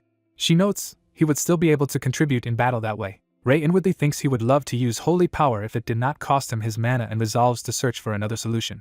The next day a knight announces they are finally approaching the Holy Empire as its grand capital comes into view. Rei looks out the carriage window, relieved that they have finally arrived after such a long journey. Irie instructs the priest driver to head straight for the capital city Salonia, and he acknowledges the order. Rei, surprised they are going directly to the capital, worries he will have to undergo the baptism without rest, but Irie says the ritual will not be held immediately. She explains that the baptism ceremony is a major celebration and that, since Rei knows nothing about the Holy Empire, he must first learn as much as possible. Rei agrees that learning about the Empire is important and asks who will be teaching him. Irie answers that she will. She says she will instruct him in everything from the baptism itself to etiquette, regulations, and the natural order of the Empire. With a confident smile, Irie promises Rei that she will make sure to teach him absolutely everything. The narrator arrives at an enormous, awe-inspiring estate and already finds it impressive from the outside. Entering, he marvels that the mansion's interior is even grander than anything in Silos. He is stunned to learn that the entire vast estate is now his. A guide explains this sacred estate houses all saints and is so exclusive that even the Pope needs permission to enter, with only elite staff allowed inside. Iriel cheerfully tells him he will review all the instructions she mentioned earlier and personally be his teacher, to his dismay. Walking alone inside, he wonders why the estate head who was supposed to brief him is suddenly too busy. A stern maid greets him formally as Saint. She states she will lead him to the room where he will be staying. Overwhelmed by her commanding presence, he nervously agrees to follow her, inwardly impressed by her charisma. Observing her, he recalls Iriel's words and concludes this maid must be a person of considerable status. She calls him and directs him toward his room, and he hurriedly responds. She shows him a luxurious chamber as his quarters, and he is amazed by how extravagant it is. The maid urges him to rest and departs, while he thanks her for all her help. Left alone, he finally starts to feel the reality of receiving such special treatment. Looking over the estate at night, he realizes he truly is on the path to becoming a saint. The next day, lessons continue as Iriel urges the saint to focus since there is still much to learn. She stresses the limited time and the large amount of material he must master, tapping a pointer like a strict instructor. Enthusiastically, she suggests reviewing the handouts, while he grumbles internally about how overzealous she is. When she begins explaining from the first page, he casually says he has already memorized it, surprising her, and summarizes that the baptism will span 4 days in 3 stages. He flawlessly recites the 3 parts of the ceremony, including greeting God, a pilgrimage to announce the saint, and finally receiving holy power alone in a sacred place, along with specific posture rules during baptism. He further lists the 3 main table manners he must follow at meals, such as staying silent while eating and never lowering his head. Iriel, shocked he remembered everything verbatim, asks if she left anything out and wonders how he is even human. He asks what he must actually do in the mysterious 3rd part of the baptism, since the handouts only said to show sincerity to God. Curious, he asks Iriel what she herself had done in that stage, just to use her experience as reference, and she answers that she did nothing. When he doubts her answer, she insists she is serious and explains that she literally just ate and slept for a week. She adds that after doing nothing, mana vessels formed in her body, and she felt holy power begin to flow through her. Rei silently questions how holy power and mana vessels could appear without her noticing, thinking maybe that is just why he is called God. Iriel admits his knowledge is perfect but says his manners are still problematic and must be corrected. She lectures that memorizing customs and internalizing them are very different, insisting he cannot rely on memory alone. Noting it is mealtime, she proposes using dinner to test how well he has actually practiced etiquette. She cheerfully suggests they check his practical skills, while he wearily agrees. At dinner, Rei carefully eats using proper utensils, demonstrating the table manners he memorized. Watching him, Iriel concedes that he is surprisingly competent, and he smugly answers that of course he is. She immediately declares there is still much more to cover and excitedly vows to continue training, while he wonders what on earth he is supposed to be waiting for. When he complains she is too strict, she scolds him to cover his mouth while talking with food in it, leaving him confused but obedient. She explains that picky nobles will scrutinize his every move, so she must drill these habits into him until they become second nature. Exhausted, he urges her to take a break, but she insists she cannot rest while such an important task remains and even considers staying with him. Euclid interrupts politely, apologizing but asking to speak, and Iriel invites her to say what is on her mind. Euclid points out that having the saint stay at the new saint's estate would draw too much attention and invites scandalous rumors about them. She acknowledges that her remarks may seem rude but says she only wants to prevent unnecessary trouble. Iriel silently mulls this over, clearly re-evaluating the situation. She then asks Euclid for her name, prompting the maid to answer. Euclid introduces herself by full noble title, revealing that she belongs to the Bella Croatia family. Iriel is stunned to realize Euclid is from one of the famed three noble families. The narration explains that within the Holy Empire 3 exalted noble houses serve the saints, and several other Sia families are renowned for their achievements. Iriel wonders why someone as important as Euclid is serving as a simple maid in the saint's estate, yet outwardly agrees there is a need for discretion. Concluding the visit is over, Iriel says it is time for her to return, and Ray hurriedly agrees. As Euclid leaves, Iriel pointedly adds that she will remember her, implying future interest. Ray politely repeats Euclid's full title, thanks her for her advice, and she replies that it is an honor. After hearing the Bella Croix name, Ray is puzzled and files it away, sensing it is significant. Euclid internally notes that anyone with a Sia title must be a noble and is surprised nobles even work as servants here. Ray reflects that if nobles serve him, the role of saint must be even more important than he first thought. That night, the narration shifts as the estate lies under the stars. Someone's door quietly opens in the dark hallway, hinting at a secret visit. Ray sleeps soundly in his bed, unaware of the movement nearby. Euclid looms over him with eerie red eyes, repeatedly calling to the sleeping saint. She touches his face as he sleeps, her hand resting on his cheek and neck. Ray continues sleeping through her prodding, not waking at all. Euclid falls silent, observing him with an unreadable expression. She then turns and leaves his room without explanation. The next morning Ray drinks tea and enjoys its aroma with a satisfied hum. He praises Euclid's tea making, and she modestly explains it uses petals of Ceylon flowers. A narrator reveals that the previous night Euclid entered Ray's room so quietly that even he failed to notice. However, she ultimately did nothing to him and left, and the following day proceeds peacefully, as if nothing at all happened. Watching her from afar, Iriel still finds Euclid suspicious, while Ray happily sips tea and nearby maids whisper about them. Euclid informs Ray that preparations for the ritual are complete and asks him to follow her, though he thought it would not start until afternoon. Iriel's voice in his mind reminds him that there is still much to prepare before the ritual, puzzling him. She tells him he will need to leave a strong impression on many people today. Seeing him in his ceremonial garments, she gushes that the outfit suits him so well that people cannot take their eyes off him. As they walk, someone apologizes for earlier mistakes and vows to retrain their staff, while another voice asks if they have reached the proper place. Euclid confirms they are at the hall where the Pope and high nobles are waiting, and Ray nervously steels himself. Standing before the doors, he resolves that he has no choice but to go through with it. When he steps out into view with Euclid behind him, an announcer proclaims the entrance of the saint and saintess, drawing murmurs from the crowd. Watching nobles react in surprise, some remark that the young newcomer is actually the new saint. One noble sees opportunity in the situation and thinks this is his big chance to advance. He and another noble hurriedly approach Ray, eager to introduce themselves and express the honor of meeting him. As one extends a hand toward Ray, ready to ingratiate himself, Ray looks on. Iriel intervenes, chiding the nobles that rushing the saint before the ceremony is improper etiquette, and promising they can greet him afterward. Intimidated, the nobles hastily agree that she is right. Euclid firmly adds that they should treat the saint courteously and avoid rude behavior, and whispers spread that she is the Bella Croix family's young lady. Embarrassed, the nobles apologize and privately wonder why someone of her status is dressed as a maid. Euclid then guides Ray away, saying she will lead him out, while he jokes that they are already outside. She mentions that once they reach the next destination he should share a few words as he becomes a saint, and Ray panics because no one told him he had to give a speech. Iriel casually advises him to say something pleasant since people will interpret his words however they like, prompting him to think nobles all think alike. Resigned, Ray agrees and frets over what to say as Iriel calls out encouragement. Smiling brightly, Iriel wishes him good luck with the speech. Encouraged, Ray smiles back and says he is ready. Facing a vast crowd gathered below the balcony, he feels slightly calmer but still overwhelmed by the sheer number of spectators. Seeing the multitude, he wonders if the entire country has gathered and Euclid hands him an item, asking him to take it. She explains it is a magic tool that will project his voice farther when he holds it, though he wonders what it is.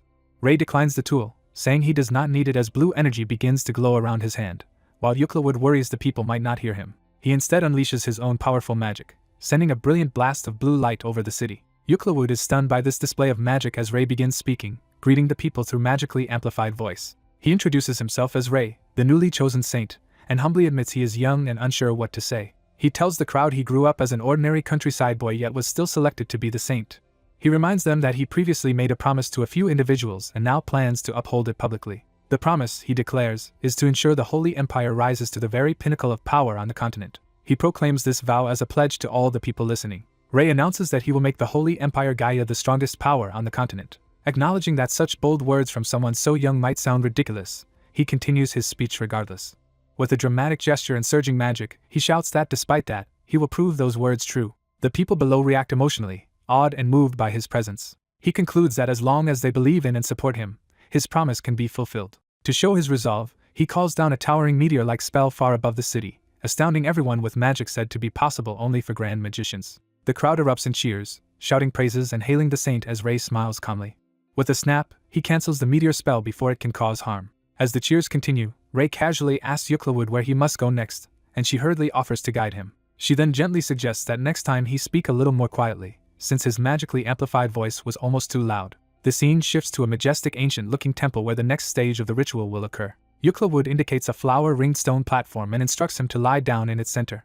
She tells him that once he feels spiritually prepared he should request an audience with God, which Rei repeats uncertainly. Standing on the platform, Rei admits he does not even know what he is supposed to say. Closing his eyes, he wonders if simply saying hello would be enough to reach God. In the dark void of his mind he repeatedly calls out, asking if God can hear him and politely trying to get a response. Suddenly he thinks he hears the words Lord God and his eyes fly open in surprise. Instead he finds that time has passed and he simply fell asleep on the platform, horrified at his own lapse. He grumbles that God never appeared, his back aches from the hard stone, and he regrets leaving his comfortable bed. Wondering about Yuklawood, he looks around for her. To his shock, he realizes she has been standing rigidly in the same respectful posture the entire time, and assumes she must be exhausted. Feeling guilty, he decides to get up for Yuklawood's sake rather than because of his aching back, and she asks whether God has answered his call. Rei, thinking fondly of God's silent presence, gushes that he can still clearly remember his voice. Yuklawood remarks that his quick return is impressive, noting that even Lord Iriel once spent an entire day in this stage, surprising Rei. She then tells him he truly is a saint, while he internally debates whether to confess that he literally did nothing. Elsewhere in a torchlit underground corridor, shadowy figures discuss how the emergence of a new saint forces them to alter their plans. They acknowledge that opposing the Holy Empire requires caution but resolve to strike when the time is right. Their hooded leader states that when that moment comes, they must ensure the Holy Empire collapses, by any means necessary. Word quickly spreads that Rei has already finished the ritual much faster than expected. In a grand hall people comment on how impressive that speed is and note that it means the subsequent ceremony can begin right away, reportedly urged on by Marquis Harold. Harold summons his son Birith, confirming he has heard about the new saint. Harold, thinking of Rei as an archmage saint capable of summoning meteors, decides they must secure his favor.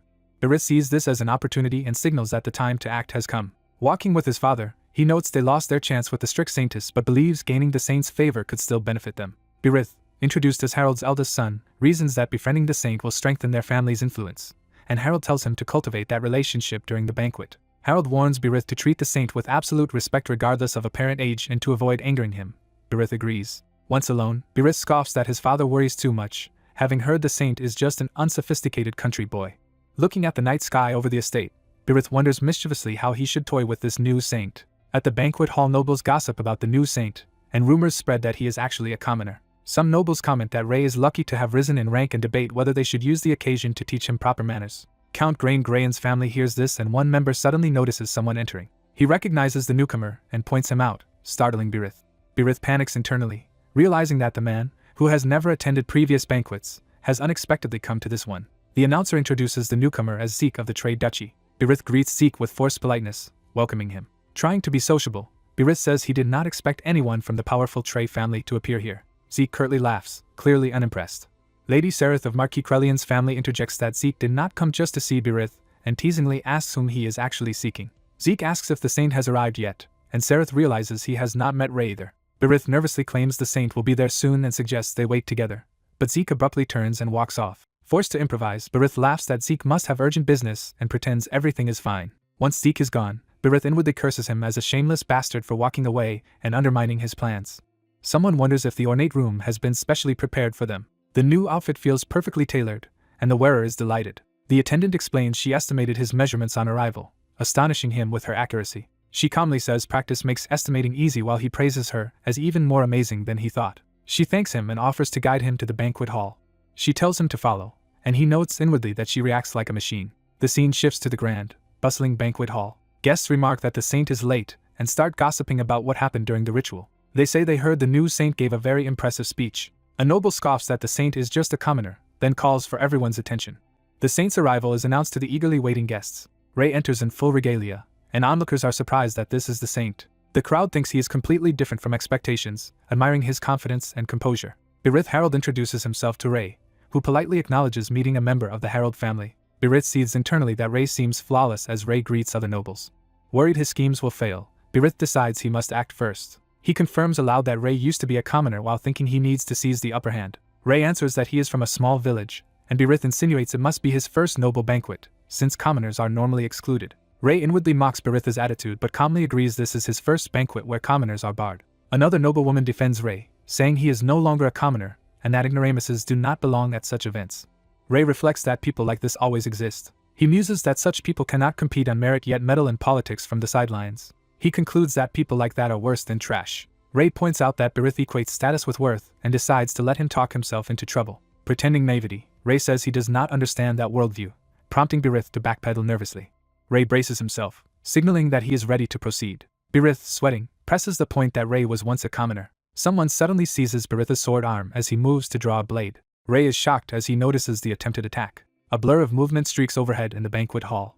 Zeke appears behind Birith, having halted the drawn sword with magic at Birith's neck. Birith screams in terror. Rei scolds Zeke for the dangerous move but is relieved his mana stopped the blade, while another voice apologizes in shame. Zeke drops to one knee, apologizing profusely for such a first impression, surprising Rei. Zeke insists he could not tolerate Birith insulting the saint and admits he acted rudely. He begs Rei's forgiveness, leaving Rei confused about what Zeke is doing. Yuklawud asks to speak, calling Birith's words blasphemous and suggesting severe punishment for him and his family. She and Zeke say Birith must be made an example, horrifying him. Rei agrees they are not wrong and orders Yuklawud to summon Marquis Harold. Marquis Harold arrives, having watched from the second floor, and is furious at his son. Birith panics and stammers as he faces his enraged father. Marquis Harold strikes and yells at Birith for his stupidity. He continues to beat Birith, cursing him for disrespecting the saint and calling him trash. Rei and the others watch in alarm, wondering if they should intervene. Marquis Harold throws himself to the floor before Rei, blaming his own failed parenting and begging forgiveness for his son.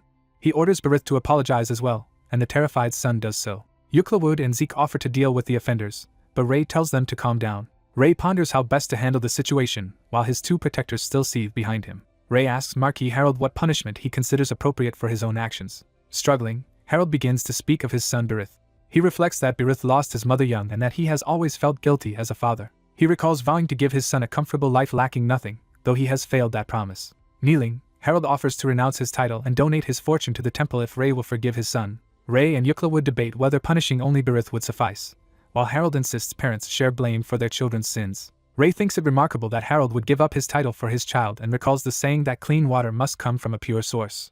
Rei calls Birith forward, startling him. Rei asks if Birith understands his wrongdoing, thinking that Harold's sincerity means he himself need not punish the Marquis. Rei adds that Birith's greatest sin is forcing his father to kneel for him. He tells Birith he intended to punish him but, moved by his father's love, has decided to overlook it. Rei declares that he forgives them, leaving Yuklawud and Zeke awestruck by his mercy.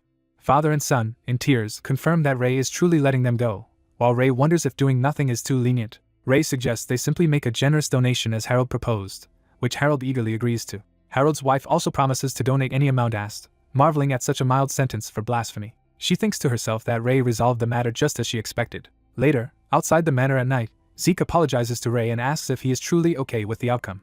Zeke offers again to eliminate the offenders if Rei wishes, but Rei declines and tells him to sheath his sword. Rei realizes Zeke has been naturally following him everywhere and only now finds it odd. Zeke nervously admits he has never asked Rei's name. When Rei asks, Zeke falls to the ground in exaggerated repentance and introduces himself as Tre Sia Zeke of Tre Duchy. Rei notices that Zeke, like Yuklawud, has Sia in his name and asks what it means, learning that it is a title. Yuklawud explains that only 3 families bearing the title Sia may serve the saint and saintess as a sign of absolute loyalty. Rei wonders if so many attendants are necessary, saying he would be fine with only one family. Yuklawud objects that the arrangement of 3 families is an ancient tradition. She urges him not to feel burdened and Zeke immediately volunteers to be the sole family if Rei insists on having only one. Yuklawud looks alarmed as Rei hurriedly says he will not force anyone to quit and tells them not to fight. Rei asks why only 2 Sia families are present, and Yuklawud answers that the 3rd family secretly protects him from the shadows. She adds that even the Holy Empire does not know that family's identity, only that they remain close enough to protect the saint instantly. Rei suddenly senses something and looks up at the night sky. He realizes someone nearby was just watching him from the trees. Activating his mana perception, he confirms that hidden agents are close by. He counts 6 distinct mana presences around him. Confused, Ray shouts that there are actually 7 hidden people. Yukla would ask Zeke if he senses anything, but both feel nothing. A hidden observer behind a tree mutters that they suspected as much. The cloaked watcher sitting in a tree comments that even so young, Ray is a truly impressive archmage. The scene shifts to the grand building of the Holy Empire by day. Inside, someone greets Yuklawood with a good morning exchange. Yuklawood walks and comes to a halt. She stops before a wall bearing crossed swords, lost in thought. A memory surfaces of her stern father berating her as a Bella Croy for failing at sword training. As a child, Yuklawood apologizes, and her father insists the saint's servants cannot be weak. Bleeding, she is ordered to pick up her sword again. She recalls that with an existing saintess, another saint was never supposed to appear in this generation. She bitterly remembers enduring harsh training for a saint who did not even exist and questioning why she had to suffer. She says she questioned her purpose constantly until, a few years later, news came that a new saint had been chosen. In the present, someone calls Yuklawood's name, snapping her from her thoughts. Elsewhere, in an earlier time, Ray protests that Ariel is suddenly leading him to the next ritual stage.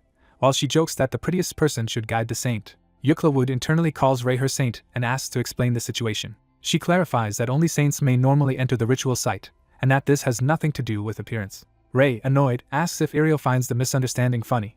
Walking through a forest behind the castle, Ray comments on how pleasant it is outside as Ariel leads him. She says they are almost there, surprising him with how close it is. Ray notices holy knights guarding the area and infers the place must be very important. When Ariel points out the entrance, Ray is confused. He sees a long staircase and is told he simply has to climb all the way up, which he finds daunting.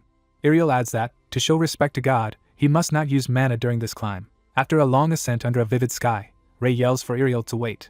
Exhausted, he begs her for a break. She teases that he cannot be tired already and needs better stamina. Ray insists he is worn out from traveling the Empire the previous day and thinks climbing would be easy if he could use mana. Ariel refuses and reminds him he cannot use mana here or at the ritual site. She then tells him that from this point he must go alone, again stressing that he must not use mana, and says she will see him afterward. Ray resigns himself and continues climbing, thinking it should not take much longer. At last he reaches the top, collapsing and panting that he has finally arrived. He lies on the ground wondering how climbing took so long. Spotting a cabin instead of an empty clearing, he is relieved there is at least a house where he will stay. Entering, he confirms that he only needs to spend 1 week there. He notes that Ariel said she did nothing but stay there for a week and wonders what showing respect to God actually entails. Concluding there is no special task, he cheerfully treats the week as a vacation. He decides to rest as much as possible in the cabin, assuming the week will pass quickly. The narration reveals he is unaware of the harsh trials and reality awaiting him during this stay. The next day he casually picks fresh apples from trees, pleased with their quality. At first he enjoys eating the fresh apples. After many days, he grows utterly sick of eating nothing but apples. Frustrated, he angrily bats an apple away, calling the situation cruel. He complains that he has obeyed the no mana rule and done all the survival work by hand. While catching fish and living off the land, he protests that no one explained what he was actually supposed to do and asks if this effort is not enough. As the days drag on, he repeats bitterly that they promised it would only be a week. After a whole month alone, he yells at the sky demanding some sign and information. He laments that he came to train as a saint, not to learn jungle survival, and in anger renounces sainthood. Suddenly he senses something unusual and wonders what is happening. Holy light begins to swirl around him, and he asks if God is finally responding because he got mad. He is lifted into the air by an enormous surge of golden power and thinks the long-awaited moment has arrived. Radiant energy floods his body, and he exults that he has finally gained holy power, but the light quickly dissipates, leaving him drifting down in confusion. Realizing the holy power has left him again, he panics about what to do. The light flares once more and he hopes it was just a joke and that this is the real awakening. When the glow fizzles out yet again, he angrily demands to know what is going on. Another huge column of light envelopes him, and he asks if this time it is real. The scene cuts to him standing alone in the quiet woods after the light vanishes. He wonders if God is messing with him, completely baffled by the inconsistent manifestations. The clear sky offers no answer. A massive divine light suddenly descends from above once more. Later, Ray trudges back down the mountain, dejected that a month of hardship has still yielded no stable holy power. As holy power keeps leaking out of him on its own, he begs it to stop since it is useless if it just escapes.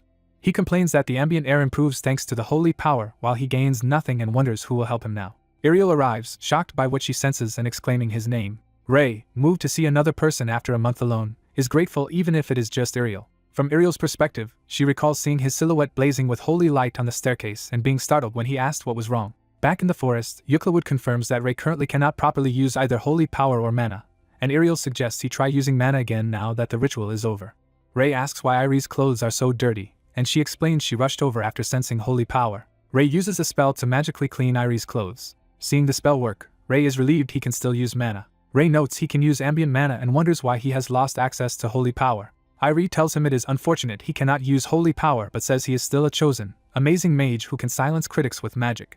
Irie comments that Ray's holy power makes the air around him feel pleasant and smell nice, which confuses him. She describes the scent as warmly attractive, so Ray decides to keep some distance until he can control his holy power. 2 church members arrive to congratulate Ray on completing the ritual and call him their saint. Ray greets them by name, thanking them for coming. They say they came as soon as they heard and begin praising his work as the area glows with holy power. The 2 eagerly offer to carry Ray's bag and help with anything, while he panics and tells them not to come any closer. Overwhelmed, Ray yells for everyone to get away and says he wants to go back. Suspicious of Zeke tailing him, Ray asks why he is following, and Zeke answers that as a member of a noble family he must always be ready to serve the saint. Later that night at the estate, Ray sighs that his tasks seem endless. Looking over towering stacks of documents, Ray recalls vowing as a new saint to make the Holy Empire the greatest. He resolves to honor that promise by first studying every aspect of the empire, from history to industries, and says he must read extensively. After his research, he concludes that making the empire great requires introducing a new system. The next day, Ray convenes all the nobles of the Holy Empire at the palace under bright sunlight. The nobles discuss and criticize the empire's past inefficiencies. In response, Ray presents detailed reform proposals for agriculture, commerce, and trade. Among these, he introduces the Milpa-style solar agricultural system as a key change. This farming proposal receives overwhelming noble support and becomes the first reform officially adopted. Count Grain then asks Ray about a proposal mentioning priests being used as mercenaries. Ray cheerfully clarifies that the idea is to allow priests to work as hired mercenaries. Another noble questions if Ray really intends to send priests into battle, and Ray answers yes. Count Grain argues that many priests would die, weakening the nation and discouraging future vocations. Ray explains the priests would stay at the rear, healing frontline soldiers brought to them, thus minimizing casualties. The nobles object that a battlefield is dangerous regardless, worrying about flank attacks. Ray acknowledges the risk but says ideally all priests should return safely from battle. He adds that he will not send priests without a plan and intends to dispatch paladins to guard them. Ray argues that paladin escorts should keep the priests safe, though a noble nervously raises further concerns. Ray explains that mercenary priests are merely another strategic option and that even in used, their availability is valuable. He adds that first-hand experience healing battlefield injuries would be valuable training for priests. When Grain worries about using priests just for money and honor, Ray answers that those are only side benefits, and that the plan has deeper aims. Ray reveals the real objective is gaining support from other nations in exchange for lending priestly aid. He reasons that countries needing the Holy Empire's help will avoid endangering them, and can compensate the Empire if there are casualties. Grain admits that lending forces would increase the Empire's influence but still fears the danger. A new voice calls the idea of using priests' lives as collateral good, supporting the plan. Irie, now dressed as a saintess, openly agrees with Ray's proposal, stunning the nobles. She privately reflects that Ray's ideas are excellent but predicts backlash against mercenary priests. Ray asks if there is a way to win over the nobles, and Irie confidently offers her help. She then says they do not need noble favor at all. Irie insists they can simply push through the opposition. She teases Ray that all he needs to do is beg the greatest beauty of the holy nation, Lady Irie, for help. Ray internally notes how extraordinary Irie's influence is and that almost all central nobles support her. He decides that with Irie backing him, objections will be hard to maintain, even if relying on her feels a bit cheesy. At the end of the session, Ray wraps up the meeting and invites nobles to share any further ideas for improving the empire later. The nobles murmur that his ideas are impressive and begin expressing agreement with the saints' reforms. The narrative explains that the Holy Empire gradually implemented Ray's plans, starting with small agricultural trials in one territory. Public opinion proves less hostile to mercenary priests than expected, especially after positive reports from participating priests. Many nations begin requesting mercenary priests, providing funds that are reinvested in agriculture and commerce, fueling the empire's growth. Looking ahead, Ray realizes he needs experts in each field to make the reforms self-sustaining and worries about recruiting suitable people. The scene shifts to the large imperial library, quiet and filled with books. Inside, a bespectacled librarian yawns as someone remarks that he looks tired. Recognizing the newcomer as Lord Eclay, the librarian jumps up excitedly while Eclay casually returns the greeting. Eclay notes it has been about 3 months since their last meeting, and the librarian agrees. Eclay finds it strange that the usually quiet library is now full of visitors. The librarian explains that the new saint has been coming to the library frequently in recent days, surprising Eclay. Eclay spots Ray reading amid stacks of books and guesses that everyone has been charmed by his good looks. Approaching, Eclay startles Ray at his desk. Eclay confirms Ray is the saint, and Ray cautiously asks if there is a problem while wondering who this odd person is. Eclay notices that Ray's book pile focuses on medicine and asks if he has been studying those volumes. When Ray says he understands them to some extent, Eclay assumes he has read them all and questions him further. Eclay then tests Ray by asking how to treat a wound from a rusty sword. Ray answers that he would prevent poisoning with holy cure before healing. Clay agrees that is correct in theory but asks if Ray personally accepts that approach. Clay explains he would cut out the poisoned flesh, and Ray asks why he would do that. Ray clarifies that a rusty blade wound is not simple poisoning. The infection spreads through the tissue itself. He explains that the danger comes from infected tissue around the wound rather than poison from the rust. Therefore, he reasons, holy magic alone cannot fully restore such tissue. Ray concludes it is better to excise the infected area and then apply healing magic. Clay, intrigued, asks what these cells are that Ray mentions, and Ray realizes that concept does not exist in this world. Clay points out that if those cells cannot be healed by holy cure, cutting them out sounds brutal, but Ray says it is still the best method. Clay shrugs that as long as the patient survives, the exact method is unimportant, leaving Ray protesting that this is not what he meant. Suddenly enthusiastic, Clay declares he understands Ray perfectly and slams a foot on the table in excitement. Clay invites Ray to visit his private library so they can discuss medicine in more depth. He apologizes for not introducing himself earlier. Clay gives his name and says he manages the most stubborn priests, which makes Ray wonder if this is the famed chief priest Clay. Ray, recalling that reputation, mentally confirms that this eccentric must indeed be chief priest Clay. At Clay's castle, Clay says this is their first actual meeting despite him having heard many stories about the saint. In Clay's personal library, he offers to answer any medical questions Ray has but remarks that it is odd for a saint to study such an inefficient field. Ray notices the shelves stacked with medical texts and replies that, despite Clay's words, it looks like Clay is studying medicine too. From Clay's perspective, Ray asks why he also seems to be studying medicine when he just called it inefficient. Clay smiles and admits he was hoping medicine might fix his own long-standing condition. Ray asks if Clay's strange eye is congenital. Clay, surprised that Ray shows no shock at his eye, confirms it has been that way since birth. Ray questions Clay about his vision and pain, learning that the eye barely sees but does not hurt. Ray asks permission to inspect the eye more closely, and Clay agrees. Examining it, Ray recognizes the condition as cataracts. Clay, unfamiliar with the term, asks what cataracts are, and Ray begins questioning his night vision. When Clay says he sees slightly better in the evenings, Ray becomes confident it is cataracts and prepares to explain. Using a diagram of the eye, Ray teaches Clay about the pupil, the lens, and how cataracts cloud the lens. He explains that lenses focus light for clear vision and that in Clay's case the clouded lens is what the disease cataracts refers to. Clay wonders why such a disease cannot be healed with holy magic. Ray theorizes that, because Clay was born with cataracts, his body does not recognize the cloudy lens as an abnormality. He explains that holy magic corrects bodily irregularities, so if the body does not treat a defect as irregular, heal will not affect it. Clay points out that being unable to see is clearly irregular, but Ray says that is only from others' perspectives. Ray repeats that Clay's body may not sense the defect and says the only cure is to clear the lens physically. Clay asks how. Ray bluntly answers that they must carve into the lens. Horrified, Clay yells about cutting his eye, and Ray assures him it is only one step in the treatment. Ray outlines that they must remove the cloudy lens and replace it with some other lens. Internally, Ray worries because this world lacks artificial lenses, making the plan difficult. He thinks that even if he removes the cataract, without a replacement lens Clay still will not see. Clay shrugs off the issue, saying there is no need to fret over an incurable disease and that he trusts he will solve it eventually. Ray is shaken that even in another world he cannot yet cure cataracts. Regaining resolve, Ray vows aloud that he will definitely fix Clay's eye. Clay silently smiles at Ray's determination. Then he bursts out laughing, calling Ray funny. Composing himself, Clay tells Ray to proceed with his research and invites him to follow to another place he wants to show him. He brings Ray to his expansive lab and announces it as his own workspace. Clay explains the Holy Empire built the lab for his medical studies and offers Ray free use of it. Ray happily accepts, saying he was lonely working alone and wants to help others in the field. Narration notes that Ray begins conducting research at Clay's estate. A month later in the lab, Ray surveys ingredients and equipment, preparing his next experiment. He picks up a tube of green liquid, identifying it as troll blood. Ray notes that once troll blood is exposed to air it soon becomes soft and malleable. Testing it, he finds it has solidified to a jelly-like firmness. He reasons that other monsters' blood has distinct properties and that combining them might yield progress. Discussing this with Clay, Ray says mixing different species' blood is normally lethal due to incompatible body compositions. Clay mentions a special case, orc blood, which is said to adapt well and tolerate mixtures with other blood. Ray muses about this high adaptability and wonders how he can verify it. Later, Ray travels into the forest, tired after collecting materials. He decides he has gathered enough for the day and prepares to leave. Ray notices something odd nearby and turns to investigate. He finds an unconscious orc and troll together, guessing they knocked each other out in battle.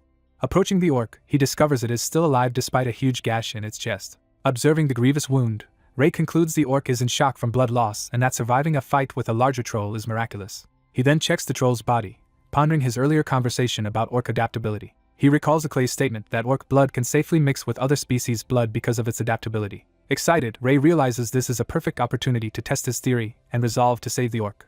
The injured orc begins to stir. Slowly waking, the orc reacts in panic to its wound.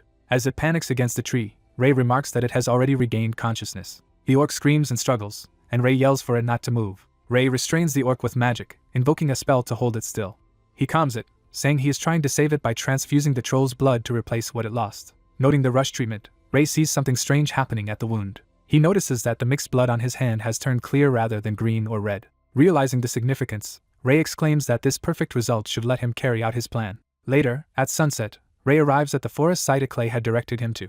He reflects that the troll orc transfusion made the blood clear and pliable, proving that mixing those two species' blood works. Ray concludes that with more research he can fashion an artificial lens from this material, and thereby cure Clay's cataracts. Determined, he decides he must now gather more troll and orc blood. Back in the lab, Ray asks where he should go to study orcs and trolls. Clay suggests an abandoned village named Jihul near the castle, in forests where both monsters frequently appear. The scene shifts to the ruined village of Jihul at night. Walking among the ruins, Ray confirms that Jihul is truly deserted as Clay described. He suddenly spots something and looks closer. Ray sees two shivering children huddled together in the abandoned town. Wondering if they too have been abandoned, Ray focuses on the boy's wary face. Two starving siblings cower together until a stranger greets them. The white-haired man kindly offers them some food. He reassures the wary boy that the food is safe and not poisoned. Seeing them accept it, he thinks to himself that at least they trust him. He reflects that all he can do to help right now is provide them with food.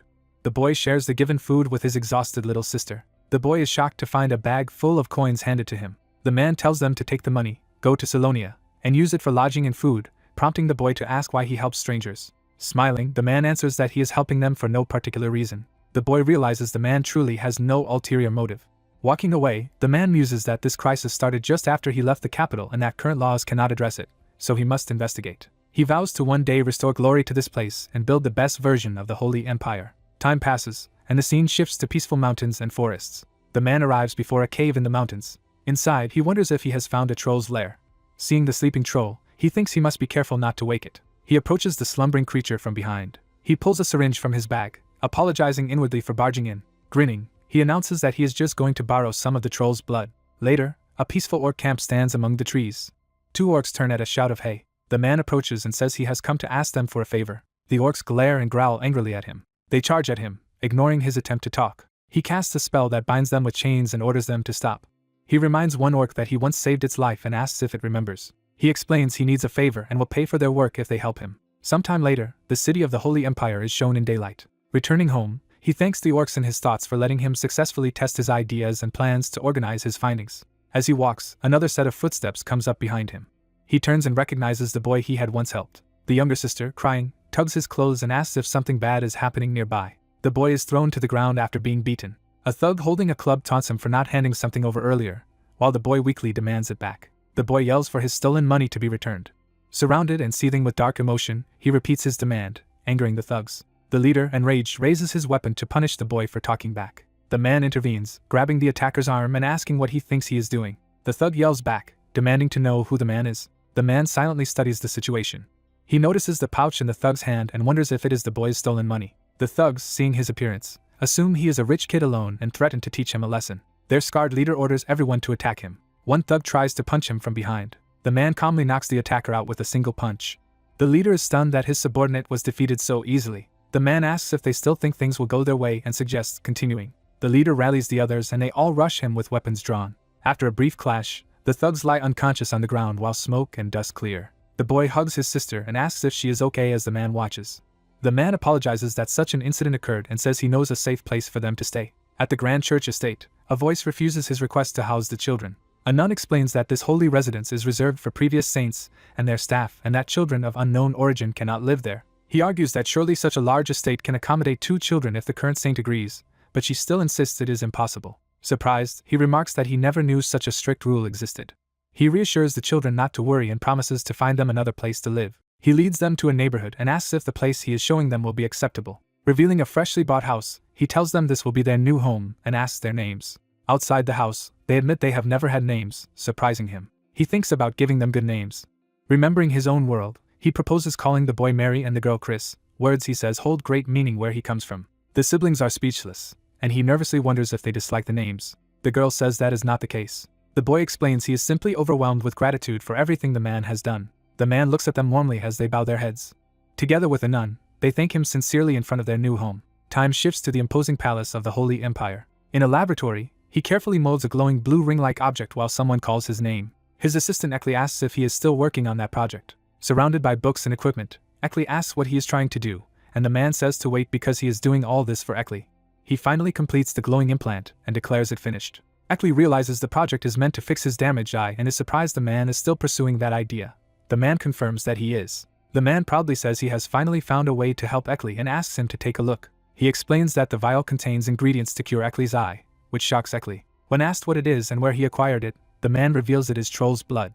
He goes on that the blood was clarified by mixing it with Orc's blood. He explains that Orcs can adapt to foreign blood, so when Troll blood is transfused into them it becomes clear while retaining special properties. Showing the vial again, he says this process yields transparent, easily shaped blood for use as a material. Eckley asks if that substance can really fix his eye, and the man replies yes but says he must trust him. The man describes that they will place this artificial lens into Eckley's eye to repair it.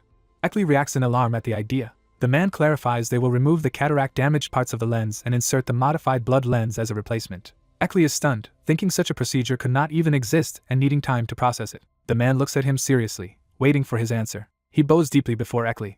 Eckley panics that a saint is bowing, while the man says he understands Eckley's doubts. The man admits the plan sounds impossible but asks Eckley to trust him just this once, promising to take full responsibility for the eye. Eckley is moved speechless. Watching the saint bow, Eckley feels the sincerity and determination behind his words. Clutching his arm, Eckley admits he knows the idea is crazy yet feels the man's conviction deep in his heart. Eckley finally agrees to try, saying his damaged eye is useless anyway and any hope is worth taking. In a magically enhanced operating room, the man begins the surgery, cleansing the area with magic. He uses mana to hold the eyelids open and prepares to work directly on the eye. He narrates how he will cut the lens, break up the cloudy parts, and remove the affected tissue. He plans to insert the artificial lens, noting that although the technique itself is simple, it is delicate. He reflects that without modern equipment everything must be done by hand, making precision difficult. He steels himself, affirming that as Baek-Yu-sung, the hand of God, he can do it. Later, in darkness, someone calls Eckley's name and asks if he is awake. Eckley slowly opens his restored eye. Realizing his sight has returned, he exclaims about his eye. His vision fills with bright light as he truly sees again. He marvels at the vivid landscape outside the window. Overwhelmed, he lets out a soft sound of amazement. The man enters, asking how Eckley feels and whether his vision is clear. Eckley answers that he can see perfectly and begs to know if this is real. The man smiles quietly, confirming the success with his expression. From outside the window, the two are seen together in the bright recovery room. Elsewhere, hurried footsteps echo through a corridor. A messenger rushes to the Saintess with urgent news. He reports that a large force has gathered on the border and is marching toward the Holy Empire. The Saintess, alarmed, asks where this armed force comes from and how close they are. The messenger says details are scarce but the army does not belong to any known nation. He further explains that the force is led by a necromancer commanding undead troops. A dark purple cloud looms menacingly beyond the city. In a distant forest, a single flower stands before the advancing corruption. The enormous undead army's vanguard crushes the flower as foul energy spreads. Purple mist engulfs the woods. The necromancer and his diverse undead horde march forward through the forest. At the border encampment, a commander announces that tomorrow is the day of the Holy War and asks if all preparations are complete. He orders paladins to form the vanguard and knights to guard the rear, reminding them many lives hang in the balance. Two armored soldiers nervously joke about facing undead in battle. One notices his comrade looking at something and asks what it is. The other shows a locket with his family's picture, admitting he thinks of them more than of God. They both regret not visiting their families before coming to this dangerous front. One says he heard from officers that the new saint, famous for using meteor-like magic, will join them in the fight. They note it will still take 4 days of marching from Salonia for the saint to arrive, so their task is to hold the line until then. Looking up anxiously, they pray that God will be with them. Meanwhile, the sun sets over the imperial palace. The saintess broods anxiously in her office as evening falls. She is told that the Pope has formally ordered the saint to be dispatched to the border. She reflects that the danger must be dire if the Pope is sending the saint into battle. She asks about reinforcements from neighboring nations and hears they will take 4 or 5 days to arrive. She then asks who will be accompanying the saint on the march. The answer is that the 3rd Paladin Order, the Holy Altar's warriors, and the royal guards are already on their way with him. Realizing those are nearly all available forces, she asks if that is truly the full strength they can muster. The official's silence confirms her fears. Outraged, she shouts that the Pope must be mad to send the saint against a necromancer from the ancient age of sorcery when such forces are insufficient. A narration recalls that long ago magic research flourished across the continent during the age of sorcery. It explains that the age ended when dark mages, led by the king of the dead, the necromancer, plunged the world into ruin. She realizes with horror that this legendary necromancer has been revived. The official adds that on top of this external threat, internal rebellions are brewing, so they cannot spare more troops. He implies the border has effectively been written off as lost, which is why the Pope acts this way. Furious, the Saintess thinks that the Pope is treating God's representative as a disposable pawn. Another messenger bursts in, panicking as he calls to the Saintess. He reports that the enemy is advancing faster than predicted through the southern mountains. Hearing this, the Saintess grimly acknowledges that the holy war has truly begun. She suddenly runs out, thinking she cannot waste any more time. At night on the ramparts, a war horn sounds above the battlefield. A commander shouts that the enemy is coming and orders everyone to ready their weapons. Archers loose a massive volley of arrows into the dark toward the approaching undead army. Skeleton soldiers are shattered by incoming attacks. A paladin shouts and powerfully smashes a skeleton with his shield. The priestess prays for divine protection that hardens their bodies and grants strength to fight. Her blessing spell envelopes the paladins, who feel themselves become stronger. A paladin, empowered by the blessing, believes they can finish the battle before more enemies arrive. Their commander warns the troops not to relax because they have only faced the weakest foes so far. An older man grimly notes that the strongest enemies have not yet appeared. Wraith-like banshees and a flaming death knight arrive, shocking the soldiers. The commander panics and orders everyone to retreat and regroup. He looks up in terror as something approaches. A towering banshee materializes right before him. Soldiers are gruesomely cut down, and survivors scream for everyone to flee. A knight is impaled through the torso while trying to shield someone. A priest is mortally struck from behind by a banshee. Amid the massacre, a hooded necromancer laughs as soldiers beg for help. The necromancer revels in watching humans being torn apart. He commands his undead to annihilate every last enemy. As purple power surges into the undead, a knight realizes they are getting stronger and is ordered to retreat. A desperate knight questions whether their god has abandoned them. Another knight shouts a warning as a huge death knight raises a spiked mace behind the captain. The death knight grips its massive weapon, ready to strike. A sudden green flash interrupts the attack, startling the captain. He turns and wonders in disbelief why this many powerful foes are present. The silver-haired saint appears, calmly gathering blue magic in his hand. Looking at the vast undead army, the saint remarks that there are an overwhelming number of enemies. His first projectile of light streaks toward the battlefield. As he runs, he recalls being ordered to the border despite the danger. He remembers that the Pope had no choice but to send him because of the crisis. Clerics discuss that the border mission sounds suicidal and that facing a necromancer will cause internal conflict. The saint decides that even if they hold the border, internal collapse would ruin everything, so he tells them to inform the Pope. In the present, he declares that he will personally protect the border. Shocked soldiers ask how the saint arrived on the battlefield. The saint orders the wounded paladins separated and healed while royal guards defend the holy troops, and they thank him. Officers worry that treating the injured will weaken their front lines, and the saint asks if they really think the situation is bad. They notice that nearby undead have melted away and attribute it to the saint's holy power. The saint confirms that this is indeed his doing but internally curses being a saint if it means being sent to die. As more undead rush, he calmly turns toward them. He bathes the battlefield in golden holy light as his power surges. Seeing that many undead still advance, he decides he must wipe out the remaining horde himself. The saint casts a devastating fireball spell. The fireball explodes, engulfing the undead army in a massive blast. The necromancer survives by sheltering under a purple hexagonal barrier. The saint confronts him and identifies him as the necromancer. The necromancer is stunned that a saint can use such magic. Regaining his focus, the necromancer begins a powerful resurrection ritual. He completes the spell Death Revive, calling back multiple death knights. Watching the revived armor rise, the saint notes that there are now many death knights. He prepares another spell, speaking softly. Casting Heal, he turns the necromancer's own magic against him, causing the undead constructs to crumble. The necromancer, wounded and restrained by his backlash, yells at the saint not to interfere. Desperate, he unleashes a barrage of bone spear attacks. The saint simply cancels the incoming magic with a blue barrier. He then casts Hold, his glowing eyes focusing. Blue chains of light bind the necromancer, who cries out in pain. Terrified, the necromancer marvels at the saint's overwhelming power. The saint's radiant aura leads onlookers to think he might be more than a mere saint, possibly an angel, or even godlike. Still bound, the necromancer is pierced by an attack from afar. A grieving priest, blaming the necromancer for Jarenia's death, attacks him in rage. The saint declares that the paladin's honor has been sullied and that the necromancer will face divine punishment. Looking over the burning battlefield, the saint realizes even fallen soldiers have been turned into undead.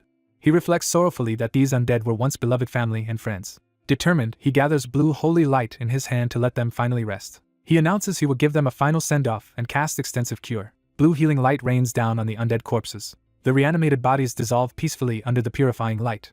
The flames die down as rain begins to fall over the devastated field. In the pouring rain, the saint maintains a barrier while the battlefield quiets. Survivors mourn the dead, comforted by comrades as the rain falls. The saint wonders if arriving sooner could have saved more people but forces himself to stay focused. He resolves that before dwelling on regrets, he must finish dealing with the necromancer. He tells the bound necromancer he talks too much and asks if he fears joining the dead he commands. The necromancer laughs madly, insisting he is not afraid and that the border battle is only the beginning. The saint urges him to surrender while instructing Heer to escort the prisoner back to the Holy Empire as he returns alone. He reflects that, As expected, internal uprisings are likely underway. Saying he must hurry, he dashes away through the rain. Elsewhere, screams ring out over a town under attack. A terrified boy begs for help as skeletons corner him. A brilliant arc of sword energy slices through the skeletons. A pink-haired knight praises Zeke's swordsmanship, while he tells her to stop joking. Laughing, she wonders aloud where the Saintess currently is. The scene shifts to the besieged city skyline under a gloomy sky. Dozens of undead flood the city streets. A city knight sees a new enemy force advancing and shouts that the enemies are coming. A golden glowing hand orders everyone to retreat. The Saintess unleashes a massive golden slash that obliterates hordes of undead. Even as she cuts them down, she notes the undead keep coming without end. Knights realize that alongside the undead an unknown living army has joined the attack. The Saintess worries they are running out of options. Zeke roars as he charges into battle. He releases a powerful blast of sword energy. The golden explosion annihilates a cluster of skeletons before him. The Saintess senses the distinct sword aura and is surprised. Fia and Lord Zeke arrive, cheerfully greeting the Saintess and telling her she need not worry now. The Saintess anxiously asks why Zeke left the Saint and what has happened to him, while Fia clings to her. Alarmed, the Saintess demands to know what Zeke means when he cites the Saint's orders. Zeke hesitates silently, troubled. He remembers being struck on the forehead by the Saint during their earlier conversation. In that memory, the Saint tells him to stay in Salonia because he would only be a burden if he came along, while Zeke insists on following. Later, the Saint sighs under a clear sky, resigned to Zeke's stubbornness. Zeke replies firmly that the Saint must then face him in combat. The Saint challenges Zeke to prove he is strong enough not to be a burden. Zeke narrows his eyes, accepting the test. He answers that he understands and steels himself. Apologizing in advance, Zeke lunges at the Saint with his sword. Their clash sends a shockwave across the courtyard. The Saint blocks Zeke's aura-imbued sword with a small blade, astonished to see an aura weapon. Smiling, the Saint asks if Zeke now understands his point. Zeke thinks there is no way the Saint should be this strong, even with an aura sword. The Saint explains Zeke is more needed elsewhere and internally notes how impressive it is that Zeke's blade was blocked so easily. Back in the present, Zeke admits he would have been useless at the border and was instead worried about assisting Lady Ariel. Ariel realizes the Saint knowingly faced a necromancer alone and questions his judgment. Frustrated, she calls the Saint an idiot for not understanding the danger he is in. An unknown figure steps forward, remarking that it is unfortunate. Meanwhile, the Saint reaches a blood-soaked village and fears for Mary and Chris. Hearing someone call out to him, he turns quickly. He finds Chris crying over the bloody body of his sister Mary. Mary weakly addresses the Saint while clinging to Chris. The Saint runs over, frantically asking if Mary is alright and what happened to Chris. After checking Mary, he realizes she has no pulse or breath and appears to have already died. Chris explains that his frail sister has always been weak since childhood. Overcome with guilt, he shouts that as her older sister he should have protected her. The Saint tells Mary he was wrong to bring them to this place. He apologizes for causing Chris even more pain, but Chris rejects the blame. Chris insists it is not the Saint's fault because he was only trying to give them a better life. Still, Chris wonders tearfully if he could have saved his sister had he been stronger. He declares that he wants to become stronger. The Saint sighs heavily, reflecting on the tragedy. He notices the dead knight behind Mary and concludes the killer was not from the Holy Empire. Analyzing the scene, he deduces that Mary herself killed the knight, revealing hidden talent. Addressing the surroundings, he orders everyone hiding to come out. The devastated town remains silent in response. The Saint, realizing he is being watched, taunts the hidden observers for ignoring him. Scouts quietly report 2 hidden figures on a rooftop. They also report 3 more hiding beneath a tree. Another is identified near the fountain. The Saint calls out the stalker trailing him and demands that all of them reveal themselves. A masked red-haired figure steps forward without speaking. The masked group introduces themselves collectively as the 7 messengers of the Dane family and formally greets the Saint. One of them, Hong Yong, individually introduces himself as one of these 7 messengers. The red-haired leader continues speaking. He points out 3 of his comrades by name as Hyuk-yong, Chong-yong, and Sai-yong. He then names the remaining 3 messengers as Jik-yong, So-yong, and Hail-yong. The Saint rightly wonders if someone was lazy when naming this similarly named group. He explains that he summoned them here for a particular reason. The Saint asks the Dane messengers to take care of Chris.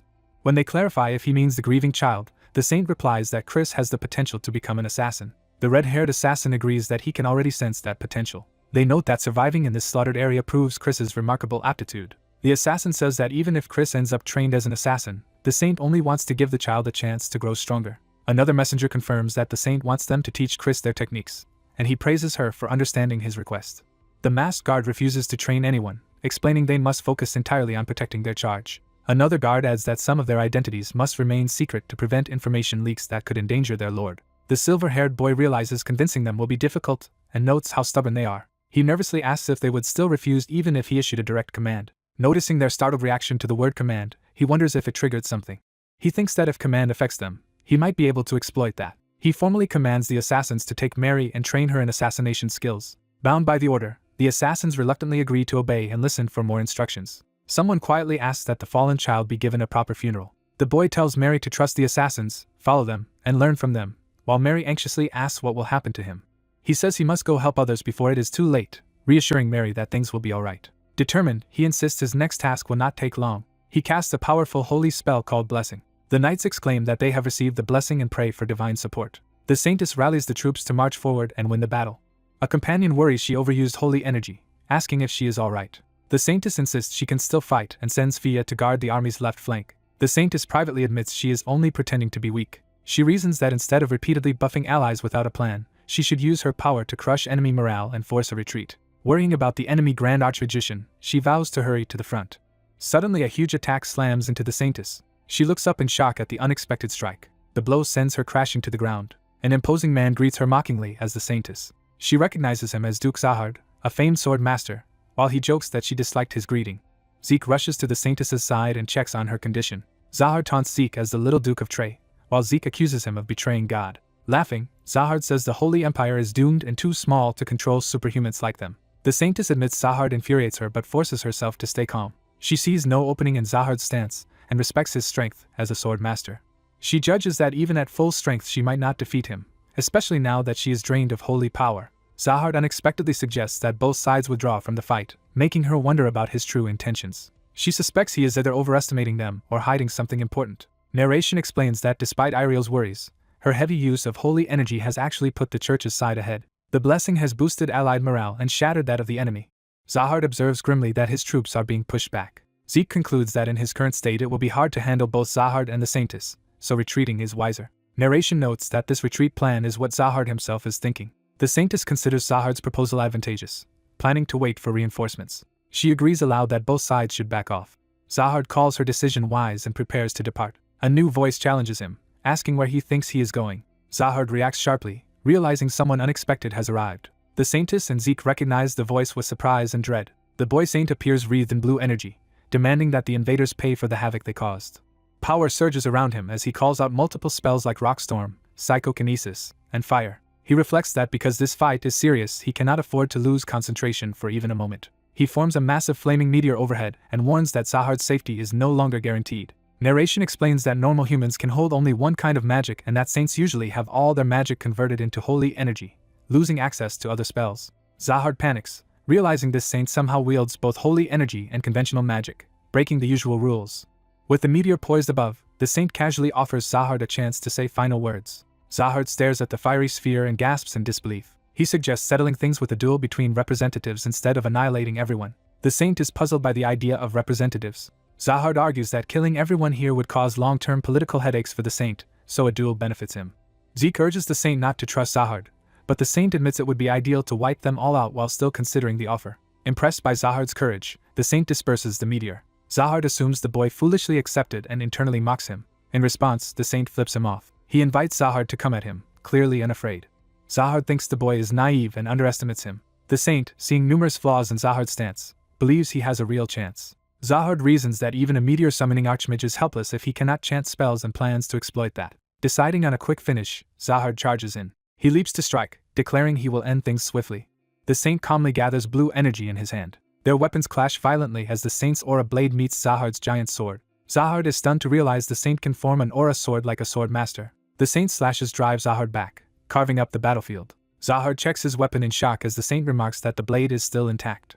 The saint coolly asks what Zahard plans to do next, boasting about using meteors, holy energy, and now an aura sword. Zahard, overwhelmed, wonders where this monstrous opponent came from. They close again, blades colliding with intense force. Zahard strains to block the saint's relentless aura strikes. As they exchange flashing blows, Zahard realizes the boy's swordsmanship matches his own style.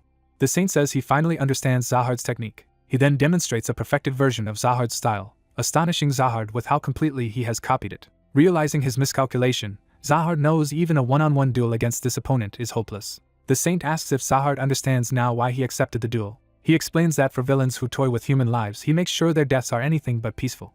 Zahard sees that the boy not only imitated his technique but is improving it mid-battle, recognizing true genius. Bleeding heavily, Zahard fully acknowledges the saint's overwhelming talent. Wounded and on the ground, Zahard groans as the saint tells him the fight should end here. Zahard begs for mercy and offers to surrender, but the saint doubts a proud sword master like him could ever accept taking orders and questions his role in the rebellion.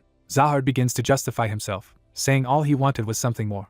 He claims he only wished to prove to hidden nobles that drastic methods could change the world. The saint strikes decisively, cutting off Zahard's final attack. The saint presses his glowing blade down, pinning Zahard's huge sword. Power flares as the saint's energy envelopes Zahard's weapon. Zahard realizes in horror that the blade has vanished.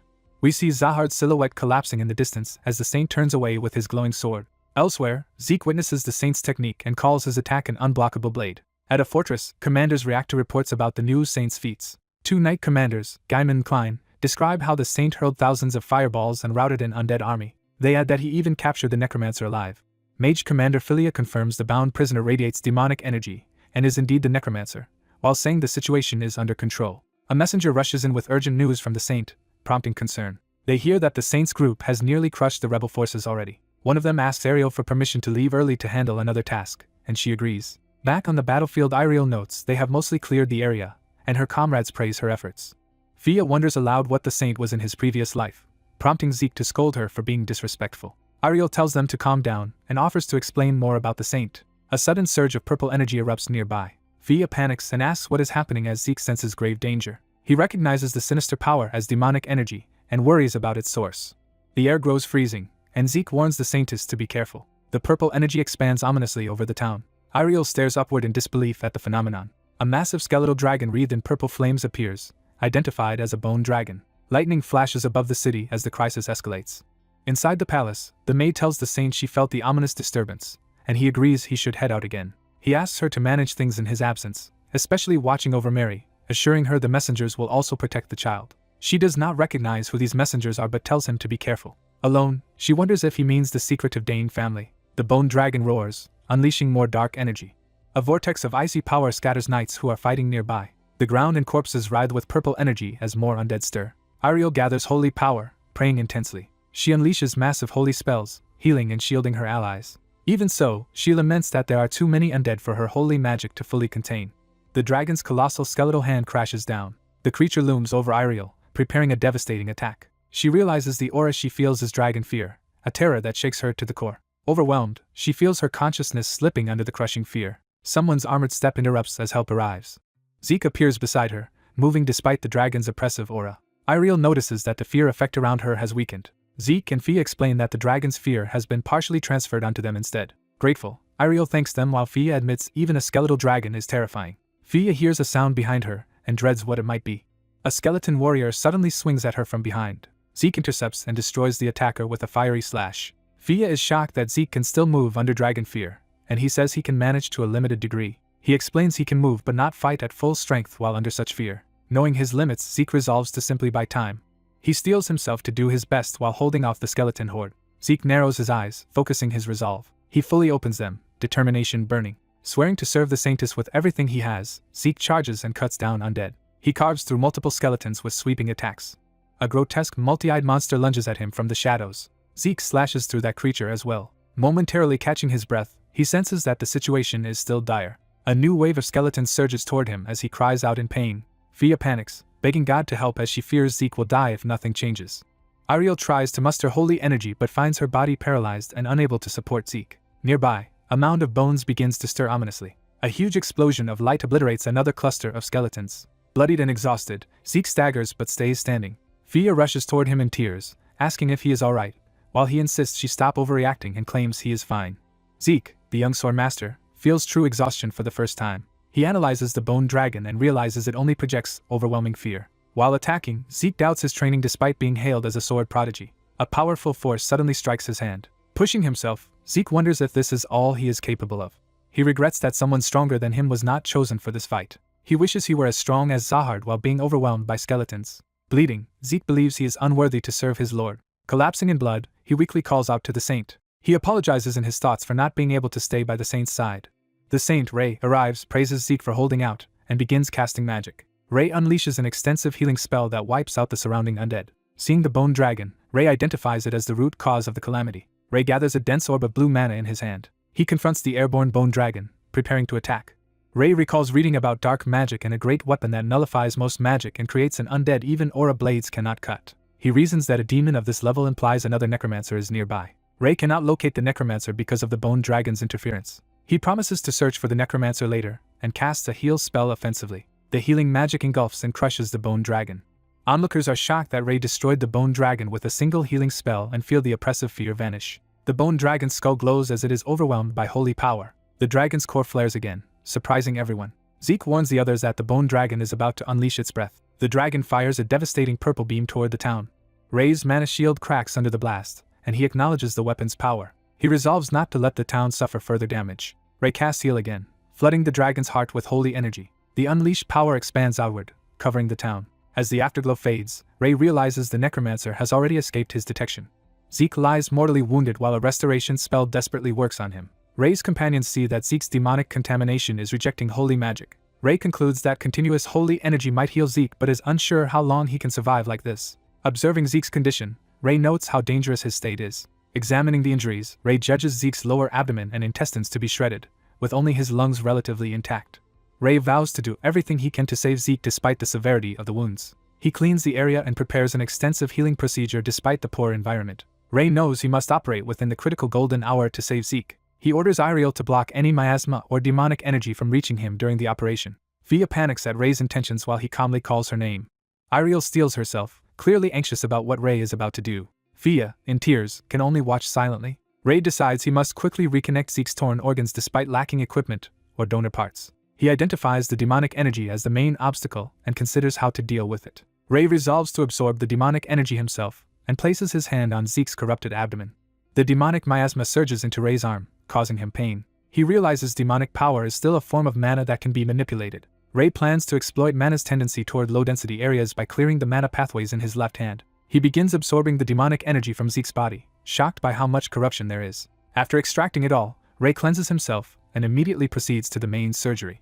He magically reconnects the aorta and other arteries so Zeke's heart and blood flow will function again. He continues, enduring pain while repairing the abdominal damage. Ray grimaces from shared pain and apologizes to the unconscious Zeke as he works. He checks Zeke's lungs, notes their improved color, and believes the sore master can now hold on. Ray sterilizes himself again and prepares to operate on the abdomen next. He inspects the ruined ileum, relieved there are no infections, and believes he can still save Zeke. Iriel watches Ray operating from a distance, murmuring his title. She admits she had doubted him at first, even while restraining Fia. Despite disagreeing with Ray's risky methods, she can sense Zeke's life force returning. Yet she worries about Ray's left hand, now darkened by residual demonic energy. Ray finishes suturing Zeke's abdomen with magic. Exhausted, he announces that the operation is over. Ray collapses, prompting Iriel to scream his title in alarm. She begins purifying the demonic taint spreading through Ray's arm. Iriel senses that the demonic energy has already sunk into Ray's bones and will require extremely precise holy control to cleanse. Realizing she cannot cure this alone, she runs off wishing she had a specialist for such treatment. Suddenly she notices the arrival of masked, covert protectors. She recognizes the masked figures who silently appear before her. Their leader orders Ji Kyung to secure the unconscious saint. Iriel asks if they are the saint's protectors as they lift Ray to carry him away, and they confirm it. They inform Iriel that they will take Ray to Salonia and ask her to accompany them later to continue his treatment, which she agrees to despite feeling as if she is talking to ghosts. The masked leader thanks her and instructs Fia to handle the remaining situation. Fia promises to finish up and later return with Zeke. Watching them depart, Iriel anxiously whispers the saint's title. Still shaken, she repeats his title as she worries. Ray lies unconscious in a bed, wrapped in sheets. In a modern hospital memory, a colleague tells Dr. Jean Yusung that they must head into surgery. The team confirms a heart surgery patient and prepares the operating room. Jean Yusung feels something is off as they stand over the anesthetized patient. He notices the patient looks strangely familiar. Dismissing the thought as impossible, he focuses, calls for a scalpel, and begins the procedure. Another doctor casually suggests using magic instead of tools, startling him. Ray jolts awake from this vivid past life memory with a scream. He finds himself in an ornate bedroom in Salonia and recognizes Euclid and Mary. The maids happily inform him he has finally awakened. Ray thanks Mary and gently scolds her for her reckless worry over him. He teases Euclid for being concerned, while she dryly claims she only feared losing her job. Ray thinks she has no cute side at all. Remembering Zeke, Ray urgently asks where he is, while Euclid hesitates. She explains that Zeke failed to protect him and is now in a deep sleep, but Ray asks her not to blame Zeke. Ray wonders why Euclid and Zeke are always at odds, noticing the demonic mark still on his darkened hand. Surprised that he can move so freely despite the injury, Ray learns that the saintess and chief priest treated him. He is shocked that the famed healer Eclay personally helped, and the maids praise Eclay's unmatched healing magic. Eclay then tells Ray there is something in the basement he wants him to see. In the underground hall, Eclay shows Ray an ominous object that was recovered alongside him. Ray identifies the object as a bone dragon's heart still radiating demonic energy, collected from the battle site and only partially sealed. Clay says the reason for showing it is that Ray must bring the heart to a lecture hall meeting. Ray realizes the nobles want him to explain how he slew the bone dragon, since many of them doubt his story. Ray mentally complains that after all he did, he is now being forced to act as the Holy Empire's diplomatic representative. Resigned, he orders Euclid to carry the heart and thinks he is tired of being a saint. In the lecture hall, gathered nobles gossip that Ray's solo victory over the necromancer must be fabricated. Clay is quietly briefed by an aide and acknowledges the situation. Clay addresses the hall, promising that their questions will be answered. Count Slane of Reborn questions whether it is even possible for a saint to use mana and defeat undead alone. Clay replies that only God knows the full truth but implies it is the Holy Empire's duty to explain matters to the other kingdoms. He then announces that everyone is surely curious and signals Ray's entrance. Ray appears in ceremonial robes and invites the nobles to ask anything. Marquis Philia politely asks if it is true he defeated the necromancer alone using magic. Ray simply confirms that he did. The nobles are stunned by his straightforward answer, while Clay notes they want proof. Representatives Gregory and Selena of the Resian Empire introduce themselves and hint that they require solid evidence. Ray repeats the word proof, and they explain they came as backup and must know the exact threat level for the continent. Gregory argues that the recent events endangered all nations and that proper evidence is needed, though he believes the captured necromancer helps. A Resian advisor insists the necromancer alone is not enough to prove Ray captured him single-handedly. Clay realizes powerful figures like the famed Resian sword and young mage princess see Ray as a potential threat. He understands the nobles fear a man who beat a necromancer alone and are debating whether to eliminate Ray. Clay wonders what choice Ray will make now. Ray counters by asking why his methods matter to their countries at all. Gregory answers that precise information is vital for all kingdoms and that they cannot rely solely on the Holy Empire's word. Ray steps forward, repeating their demand for proof.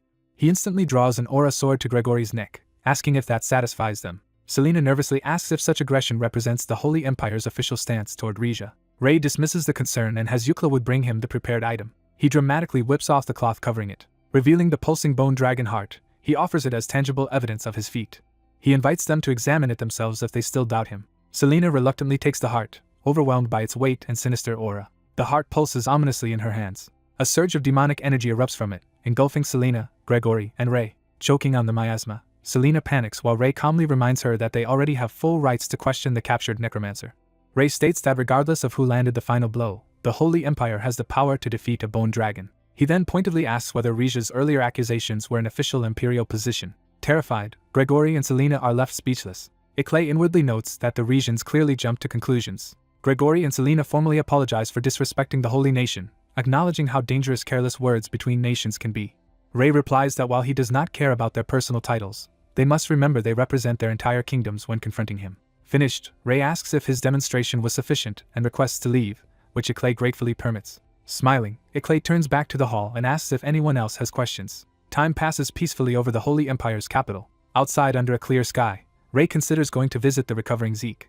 Euclid calls out to him, stopping him. She formally explains that while she cannot oppose his kindness, nobles must keep proper distance, hinting that Ray has been favoring Zeke too much, while Ray insists he is only checking on a patient. Euclid adds that many people now wish to meet him because of what happened at the hearing. The nobles gossip afterward about Ray capturing a necromancer and slaying a bone dragon with magic. Selena timidly asks Clay what Ray's magic circle level currently is.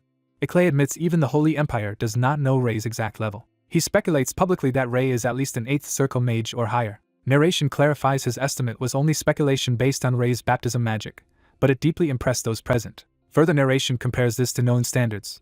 Most top mages are only 5th or 6th circle, making Ray's supposed level extraordinary. Selena, stunned, thinks there is no way the saint is merely 5th or 6th circle and struggles to comprehend the possibility that he might truly be 8th circle. Representatives of the Resian Empire request to stay in the Holy Empire and verify the High Priest's statement. Delegates from the Glayman Kingdom and the Reborn Kingdom also ask permission to remain in the Holy Empire. Ray allows any nation that wishes to stay in the Holy Empire to do so, foreseeing that this will create much work for him. Ray laments how quickly foreign envoys came, while Euclid informs him that the Resian Empire has requested an audience. Ray orders all other plans cancelled and immediately prepares to depart for Duke Trey's estate. On the way, Euclid teases that Ray favors Zeke too much, which Ray loudly denies. A carriage travels through a forested road toward Trey's estate. Riding the carriage, Ray notes how deep the estate lies and compares it to entering an elven village, then asks Euclid if she has visited one. Ray reveals he once lived in an elven village before coming here and begins reminiscing. Ray wonders how the elves he once lived with are doing now. The coachman announces their arrival at Duke Trey's estate, and Euclid tells Ray it is time to go out. The carriage door opens for them to disembark. Seeing the grand mansion that Zeke designed, Ray comments on its size while Yuklawood explains that only the exterior is his work. A maid greets them and says Zeke is in his bedroom, inviting them to follow her inside. As they walk through the hall, Ray asks why Zeke was moved here instead of recovering at Solonian Castle. Yuklawood tells him Zeke personally looked after the unconscious Ray with the last of his strength. She recalls how Zeke furiously protected Ray, threatening anyone who tried to touch the saint. Yuklawood adds that Zeke then insisted he could not serve properly while half dead and returned home, which Ray interprets as hatred toward him. Ray reflects that the three great families all revolve around him, causing rivalry, while Yuklawood claims she neither hates nor likes Zeke. Ray steels himself, thinking he can no longer delay this and must hurry into Zeke's room. Ray enters cheerfully calling for Zeke. Startled, Zeke urges the saint to lie down, convinced Ray's body cannot have fully healed. Zeke refuses to rest in Ray's presence, while Ray explains he came to check Zeke's condition and needs him lying down. Misunderstanding, Zeke dramatically bares his scarred chest and tells Ray to inspect his injuries as closely as needed. Ray is momentarily speechless at Zeke's eagerness. Ray is amazed to find Zeke almost fully healed and attributes it to Sword Master resilience, while Zeke credits Ray's treatment and Yuklawood scolds him to cover up. Zeke grumbles that Yuklawood need not have come, and she replies she only followed the saint, prompting Ray to beg them to stop fighting. Ray chastises both for arguing at such an important time, leading them to apologize and denounce fighting. Ray says he came not only to examine Zeke but because there is a more important matter, then calls for the messengers to appear. Zeke uneasily warns that continually summoning the messengers could cause trouble. Masked messengers suddenly materialize near Ray, startling him. Zeke, shocked he never sensed them, calls them assassins and demands to know why such people are here. One messenger calmly grasps his sword to stop him drawing it. Another masked figure appears before Zeke, telling him they are not enemies and to lower his weapon, which makes him think yet another has arrived. Yuklawood, realizing even an injured Sword Master could not react to them, suspects their identity and moves to protect Ray. A messenger restrains Yuklawood from behind and tells her to calm down, remarking that if they were enemies she would already be dead. Ray intercedes, grabbing their hands and telling everyone to stop, pointing out that it is Yuklawood and Zeke's first time meeting these people. He introduces the masked group as the messengers of the Dane family. Zeke and Yuklawood recognize them as members of Dane, and one messenger asks why Ray summoned them. Ray states he gathered everyone for an important reason and wants to get straight to the point. The Dane representative urges him to explain the purpose of this order. Ray declares it an official order and begins assigning future roles to all of them. He smiles confidently as he is about to announce that order. Ray proclaims that everyone present will have dinner together, leaving others repeating the word in disbelief. Elsewhere, robed conspirators complain that their recent plan failed despite heavy investment. These cloaked figures, whose identities are exposed and necromancer captured, debate attacking the Holy Empire but conclude they must first eliminate a certain monster there. They identify that monster as the magic swordsman who slew the bone dragon and despair over creating a plan against such a foe. One conspirator proposes a solution involving the saint, suggesting they send him away to another kingdom. Back at Duke Trey's estate that evening, Ray happily grills meat for the awkwardly watching nobles and Dane members. When no one starts eating, Ray worries about the taste while a messenger asks why he organized this event. Ray answers that he wants everyone to get to know each other and learn to cooperate. He explains that an organization exists to cover each other's weaknesses, and though joint work may seem inefficient now, cooperation will solve problems over time. The Dane leader agrees to follow his wish if that is what he truly wants, but Ray says he will not force cooperation and prefers they choose freely. After a pause, someone sets down a plate, signaling a decision. Zeke then firmly announces that the Trey family will cooperate with everyone. Yuklawood warns that this breaks Trey family tradition, but Zeke replies that their duty is to protect the saint and cooperation only furthers that role. The Dane messengers look to their leader in silence, awaiting her response. She raises her hand and declares that the Dane family will cooperate as well. She further states that obeying the saint's commands is Dane's duty and they will cooperate regardless of previous obligations. Yuklawood, pleasantly surprised how well things are going, decides that the Bellacroix family will also cooperate. She clarifies that Bellacroix is responsible for gathering information for the saint and vows that her family will fulfill this mission by staying at his side, which confuses Ray. Yuklawood bluntly explains that staying beside him ultimately implies marriage. The Dane leaders stare in shock at this revelation. Zeke is equally stunned by the implication. Ray himself is dumbfounded as the thought sinks in. The word marriage echoes dramatically over the night sky. Time passes and the story returns to the Holy Nation's palace. Someone reminds Ray he has already heard the foreign nation's pleas. Sitting beside Iriel, Ray appears troubled and brushes it off when she asks what is wrong. Yuklawood stands silently nearby, observing. A young Dane messenger, embarrassed, confirms that marriage is truly their family's mission, while Yuklawood sighs that this is why she disliked discussing it. Yuklawood reassures Ray that marriage is only one possible means to fulfill her mission and that she has no intention of doing anything to a 15-year-old saint. Ray remembers how she once looked down at him at night but tells himself there is no way she meant anything improper. A servant announces Lord Gregory of the Resian Empire has come to visit, and Ray and Iriel agree to let him in. Gregory apologizes for his past rudeness and offers a gift as compensation. He presents a rare earring made from a wyvern tail crystal, explaining its origin. Iriel recognizes it as Cecil's teardrop and explains to Ray that this legendary elven artifact has a missing pair that can be located by magic. She elaborates that Cecil was an elven master craftsman, and this earring is one of her famed treasures whose twin can be tracked. Ray is shocked that the gift is a legendary treasure, but Gregory tells him to accept it as a simple token from the Empire. Ray immediately wears the earring and asks if it suits him, while Iriel notes he seems unconcerned by its value. Ray thanks Gregory for the gift and cheerfully tries to send him away, saying many people are waiting outside, but Gregory protests that he has more to discuss. Composing himself, Gregory explains that the Resian Empire wishes to improve relations and invites Ray to visit their empire. Ray reflects that Regia is the continent's most powerful nation and that forming ties with them could benefit the Holy Nation. He also thinks their liberal circulation of information means valuable medical knowledge is likely available there. Ray compares Regia's medicine to that of other kingdoms and acknowledges it is likely far superior, while Gregory notes they have heard many rumors of Ray's deeds. Gregory praises Ray for boosting agricultural output and turning surplus clergy into mercenaries, saying the Empire is impressed by his influence. He suggests that if Ray came to Regia and combined his methods with their technology, they could triple their economic output as well. Gregory inwardly believes these generous terms will be hard to refuse and that winning Ray's favor is worth any technological cost. He concludes that controlling Ray, the strongest individual, is what will truly determine the world's greatest nation. Ray thanks him for the proposal. Smiling brightly, Ray nevertheless declines, explaining he has too many responsibilities in the Holy Nation. He adds that this refusal applies to all nations waiting outside and that he has no intention of moving to another country. Accepting Ray's stance, Gregory says they will welcome him anytime he chooses to visit, and Ray politely agrees. After Gregory leaves, Euclid asks if Ray truly refused only for the Holy Nation's sake, and he answers that borders are not yet secure, so it would be bad for him to leave. She points out he has no fixed duties, but Ray insists he does. Ray then asks Euclid to gather nearby nobles for a discussion. She agrees to carry out his request immediately. Ray also asks Iriel to help express his intentions politically as she did before, and she consents to listen first. Ray tells her he plans to create facilities to teach his style of medicine. He elaborates that he wants to found an academy to train doctors who can heal and save lives.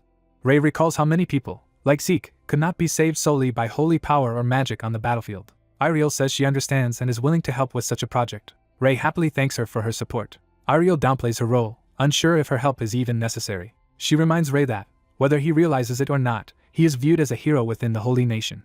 Iriel suddenly remembers she forgot to make him say a flattering line about her being the greatest and prettiest saintess. She jokes about wanting that praise while Ray silently reacts. Later, in a meeting with nobles, Ray formally proposes establishing a new medical academy. Many nobles hesitate at the idea of a noble-oriented academy, prompting Iriel to step in to influence them. By making Ray's magic lectures at existing academies a condition, Iriel negotiates a compromise to create a joint academy for both magic and medicine.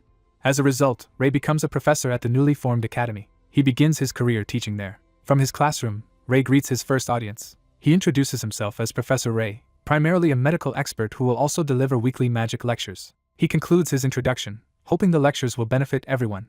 Ray then nervously notes something else to mention. Seeing the packed lecture hall full of students, and even other professors, Ray is startled by the huge turnout. News of a highly skilled new professor spreads through the academy, and various rumors about Ray circulate. Among these stories, students are most fascinated by tales of his handsome appearance. Narration describes Ray's striking white hair, blue eyes, smooth skin, sharp jawline, and his magical teardrop earring. In a school filled with nobles of all ranks, his looks alone captivate the young students. Ray refocuses the class and announces their first topic will be the expression of magic. He explains that magic expression is both essential and the final goal for magicians, asking students to name its components. A student correctly answers that it requires mana conversion, chanting, and proper technique, which Ray acknowledges as the 3 standard elements. Ray then proposes an alternative approach using a fire spell as an example and wonders aloud about reducing mana conversions from 3 to 1. The skeptical student insists such a change would waste mana and cause the spell to fail, but Ray says he is wrong. Ray explains that fewer conversions would make spells easier to cast, require less mana, and conceal their type until the last moment. Observing professors admit they are struggling to understand his explanation. The student apologetically says the idea seems impossible, so Ray offers to demonstrate with his right hand. Ray silently casts a fire spell in his palm without chant or visible preparation, shocking the class. Students exclaim that he cast a spell with a single mana conversion and without chanting, proving his point. Ray begins breaking down the idea using a diagram of a first circle water spell. He shows that if mana is gathered into certain arranged circles, even without chant or technique, it can still function. Ray explains that casting with mana in this new form lets it combine more efficiently, inviting anyone curious to try immediately. Professor Claris, an ice attribute magician, is stunned that Ray's idea, which he expected to be theoretical, actually works. Claris marvels at how a simple pattern of circles can reveal the spell's fundamental structure. Experimenting himself, Claris is amazed to find the method truly functions. Students also succeed in casting chantless water spells and exclaim over the results. More students replicate the technique, proving the method broadly effective. Ray reflects that he never imagined teaching others but feels proud seeing their reactions. He hopes his upcoming medical lectures will yield similar success when someone calls out to him. The Academy's senior professors enthusiastically praise his lecture and insist the theory must be submitted to the association. They ask Ray to name his new magic theory, prompting him to think. Ray casually names it atomic theory. That night the Academy erupts in excitement over the lecture's implications. Students witness a strange surge of blue magical power and wonder what is happening. It turns out Professor Claris has broken through to become a fifth circle magician after internalizing Ray's lecture. The next morning Ray wakes up annoyed by the noise outside his room. Someone urgently pounds on his door, shouting for Professor Ray. Ray groggily opens the door, complaining it is too early, and is met by someone exclaiming that he is finally awake. Ray's students swarm him, begging for repeated magic theory lectures and for his lessons to become a regular course. Ray, exhausted, reacts wearily to the students' non-stop enthusiasm. He hurriedly seals his room door with strengthening, locking, and silencing magic while students shout for him. Narration explains that, to escape being hounded in his quarters, Ray agrees to the students' pleas and doubles his weekly magic lectures. Ray slumps in his room, frustrated that his life at the Academy is nothing like he had planned. Scene shifts to a treehouse home in a forest, indicating another location important to Ray. An elf attendant asks Lord Aira how to respond to an elven village that wants to relocate. Aira casually agrees to let the elven village move in. Aira adds that the relocation must be completed within a week, surprising her attendant. Aira mentions she has to leave afterward, implying another destination. The attendant assumes Aira is going to the Holy Empire and asks her to tell Ray she is doing well, which Aira denies. Teasingly asked if she is not going to the Holy Empire, Aira finally agrees to pass on greetings to Ray. Aira reflects that although half a year should be trivial to an elf, thinking of Ray makes the time feel unbearably long. Back at the Academy, Ray notes that many students have gathered for his next lecture. In class, Ray introduces Professor Claris, an ice magic professor, as his assistant. Students whisper in amazement that Claris is helping Ray after becoming captivated by Ray's lecture. Claris glares menacingly at gossiping students, scaring them into silence. Ray tells the class to stop chatting and focus. He announces the start of the second magic theory lecture. Ray explains that mana in the atmosphere is uniform, so all magicians draw on the same quality of mana, making the caster less important than how the mana is used. To demonstrate, Ray asks Claris to cast the wind spell Wind Cutter on him. Students fret that such a spell is too dangerous, wondering if Ray is crazy. Ray reassures Claris to aim at the board near him if he is worried, and Claris agrees. Claris forms a sphere of wind, preparing it to become a sword-like Wind Cutter. He unleashes the Wind Cutter spell powerfully down the classroom. Ray immediately casts Cancel, erasing the spell before it hits. Ray explains that by judging where the magic is and forcing mana to clash there, anyone can cancel another spell, then ends the lecture and tells students to pair up to practice cancellation. The stunned students protest that canceling magic like Ray did seems impossible for them. Ray challenges their defeatism by asking if they have forgotten what it means to be magicians. He passionately declares that magic defies logic and that magicians must never stop accepting new ideas or lose sight of their ultimate goals. Ray's fervor moves the students, who call out to him in admiration. Everyone vows to practice cancel, and narration states that this concludes the second lecture. Time passes to another day at the Academy's grand campus. Ray, tired from staying up preparing his separate medical lectures, notes that only recruiting students remains. He worries that medicine is less popular than swordsmanship or magic and wonders how to attract participants. Nearby, a male student corners a girl named Greya, insisting on talking to her after 276 days. The boy Minus loudly demands Greya's answer to his feelings while onlookers gawk, including Ray. Greya nervously hesitates, making Ray think she might be in trouble. Ray intervenes, scolding the three boys for surrounding a frightened girl. Shocked, Minus insists he did not mean to scare Greya, while she apologizes to him. Greya bluntly rejects Minus, saying muscular men like him are not her type and she cannot date him. Minus suddenly suspects Greya's rejection is because of Ray's interference. Furious, Minus compares Ray's slender looks to his own and accuses Greya of preferring that supposed weakling. Greya tries to clarify but only worsens Minus's anger, while Ray protests that she is adding fuel to the fire. In tears, Minus challenges Ray to a duel as payback for the rejection. Ray reluctantly prepares to accept, putting on his glove while Minus taunts him for being scared. Minus boasts of his ranking and swordsmanship level, vowing to knock Ray out. Ray instantly floors Minus with a mere tree branch strike to the head. Annoyed at being called weak, Ray complains as Minus and his friends flee. A bystander marvels at his feat and asks if he is a freshman. Ray looks over, surprised by the attention. Students excitedly celebrate that Ray defeated Minus using only a branch. Ray thinks he has inadvertently become a hero of justice, while Greya shyly thanks him for helping. Smelling alcohol-like potion fumes, Ray politely hopes he did not intrude on something she could handle. He asks about the unusual scent, and Greya explains she had been brewing potions, surprising him. Ray infers she is interested in medicine and tells her about upcoming free medical lectures, which excite her as a swordsman course student. Introducing himself simply as Ray, he's delighted when Greya, who likes the new professor's name, gives her own name and nickname. He cheerfully says goodbye, telling Griya he will see her at the lecture, and she agrees enthusiastically. Ray senses that recruiting students for medicine might be easier than he expected. Griya's friend asks what she was talking about with Professor Ray, and Griya only then realizes he was the professor in question. Griya panics, worrying she might have offended him by not recognizing him earlier. Her friend teases that she might have fallen for the professor, leaving Griya silent. Griya smiles warmly to herself, hinting at budding affection. Her friend reacts in confused surprise to Griya's unexpected expression. A loud exclamation from the academy buildings underlines everyone's shock at the situation. Later, Ray flops onto his bed, lamenting that he never gets a peaceful day.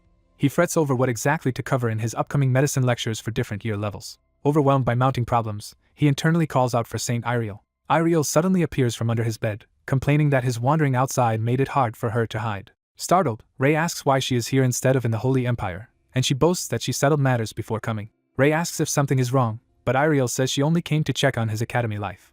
Ray wonders if she is doing too much for him, and she admits he has a point. She confesses that she came specifically to see him, no longer just as a saint but as Ray. Leaning close, she directly addresses him as Ray, hinting at personal feelings. The holy mark on Ray's darkened hand begins to glow in response. A vast magic circle activates above them, startling both Ray and Iriel. Aira is teleported from her forest home into Ray's room via the magic circle. Ray, shocked, shouts Aira's name and demands to know what is happening. He wonders aloud if some big event is taking place as Aira calmly stands amidst the fading teleportation light. Soon the three, now cloaked, share a tense meal while Aira and Iriel glare at each other over Ray. Back at their first meeting, Ray and Fia had been stunned to realize Aira is a high elf, and Ray questions what she is doing here. In the present, Fia marvels that Aira teleported here, while Aira scolds that such a spell is all Ray can say after so long. Aira insists she came simply because she wanted to see Ray. She confronts Fia, calling her just a human woman, but Fia retorts that there is no rule barring her from Ray's side and tries to hand Aira a robe so she can travel incognito. Fia is surprised to be given a robe, and Aira explains it is for when they leave the academy. Ray agrees that they must leave campus, fearing the commotion if he is seen escorting both a saint and a high elf. The two women, now in robes, still radiate so much presence that Ray worries they will attract attention anyway. From outside, Ray's inner monologue again wishes for just one calm day. At a city restaurant, Robe Aira remarks that human towns have changed a lot in the short time since she last visited, though Ray doubts her sense of short. A group of mercenary-looking men politely asked if they may share Ray's table. Ray and his companions agree to share, and the staff lead the four newcomers to sit with them. The leader thanks them, and Ray, sensing mana flow, deduces they are a mage and three swordsman adventurers. The men clarify that they are actually mercenaries rather than adventurers. Their armored companion adds that they belong to the up-and-coming Billicle mercenary corps. Ray recalls Billicle's reputation as a rapidly growing, highly skilled mercenary company and asks what such a group is doing in this village. They explain that the Holy Empire directly commissioned them to suppress resistance forces and nearby monsters. Ray and Fia exchange uneasy looks at this revelation. Outwardly, Fia praises the mercenaries for receiving a direct imperial request, while inwardly Ray realizes the church shifted dangerous work to them. Aira, intrigued by the tale after living so long in the forest, leans in and urges them to keep talking. The mercenaries, captivated by her beauty, eagerly agree to tell her more. Narration says their stories give Ray useful information. Ever since Ray came to the academy, resistance activity and monster numbers dropped sharply. However, mid-rank monsters remain numerous and now fight in organized, tactical ways as if controlled by someone. Ray deduces Iriel hired mercenaries because using church forces alone against such enemies would be too risky. Outside, a sign swings in the wind, foreshadowing coming trouble in the streets. Inside the restaurant, a waiter suddenly stumbles in shock. Someone screams that monsters are attacking. Fia tells Ray they must go, and he agrees. Outside, the mercenaries look up in horror at something incoming. A wyvern swoops down over the town, shocking everyone. The mercenaries find themselves paralyzed by an overwhelming fear aura and realize the wyvern is using some kind of fear magic. Ray finds it fascinating that a wyvern can deploy fear in this way. Aira, stepping forward, says such fear is only meant to toy with the weak, dismissing the wyvern's tactic. The wyvern dives toward them, jaws open. Aira gestures. The charging wyvern is smashed into a wagon, wrecking it in a single impact. She coldly chastises the beast for daring to use fear against a stronger opponent. The wyvern retaliates with elemental attacks as icy projectiles counter it.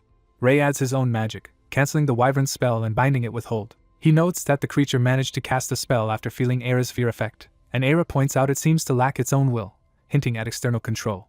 Fia spots more monsters elsewhere and goes to handle them while Ray thanks her. Ray realizes the threat is part of a larger scheme and decides he must confront the necromancer orchestrating everything. That night, captors in a dungeon torture a black magician but decide to use a mental spell to extract their faction's secrets. Their mage begins a powerful mind-reading spell on the prisoner, but the old necromancer laughs that their magic will not work on him. He mocks the low-rank mage and demands to see the saint herself instead. The necromancer reveals he already knows about the saint's presence at the academy, and taunts them for underestimating his awareness. He explains that he used black magic to learn the saint's movements and prepared countermeasures in advance. He boasts that with a monster tamer, he can strike targets beyond the saint's reach, using monsters to wreak havoc where she cannot respond. His plan is to further destabilize the Holy Empire by later leveraging merchant unions to damage its economy, ultimately bringing the empire down. As he demands to meet the saint, a robed figure calmly enters, announcing that the saint is already here. The newcomer tells him that regardless of his schemes, they will not amount to anything. He leans in and tells the necromancer that his grand plans are nothing more than dreams. The necromancer, unfazed, invites them to do whatever they wish with him. His crazed laughter echoes down the corridor as he vows that the outcome will be decided at twilight. Back at the city, Ray surveys the battlefield at sunset, relieved they defeated most monsters but puzzled about why they attacked. FIA and Ray decide they must strengthen the academy's defenses and figure out the monster's motive, leaving cleanup to reinforcements who can make armor from the corpses. Era senses something amiss and Ray asks what is wrong. She says she needs to speak to Ray privately, to his surprise. Casting a silent spell around them, she blocks out external sound to talk freely. Era, admitting her limited worldly knowledge, offers to share what she has sensed. She reveals that large magic circles, including one around the academy, have been set up across multiple regions. She explains that the whole academy area lies within a vast magic circle's domain. Ray, shocked, asks about the circle, and Era replies that it is huge and its mana surged when the monsters entered it.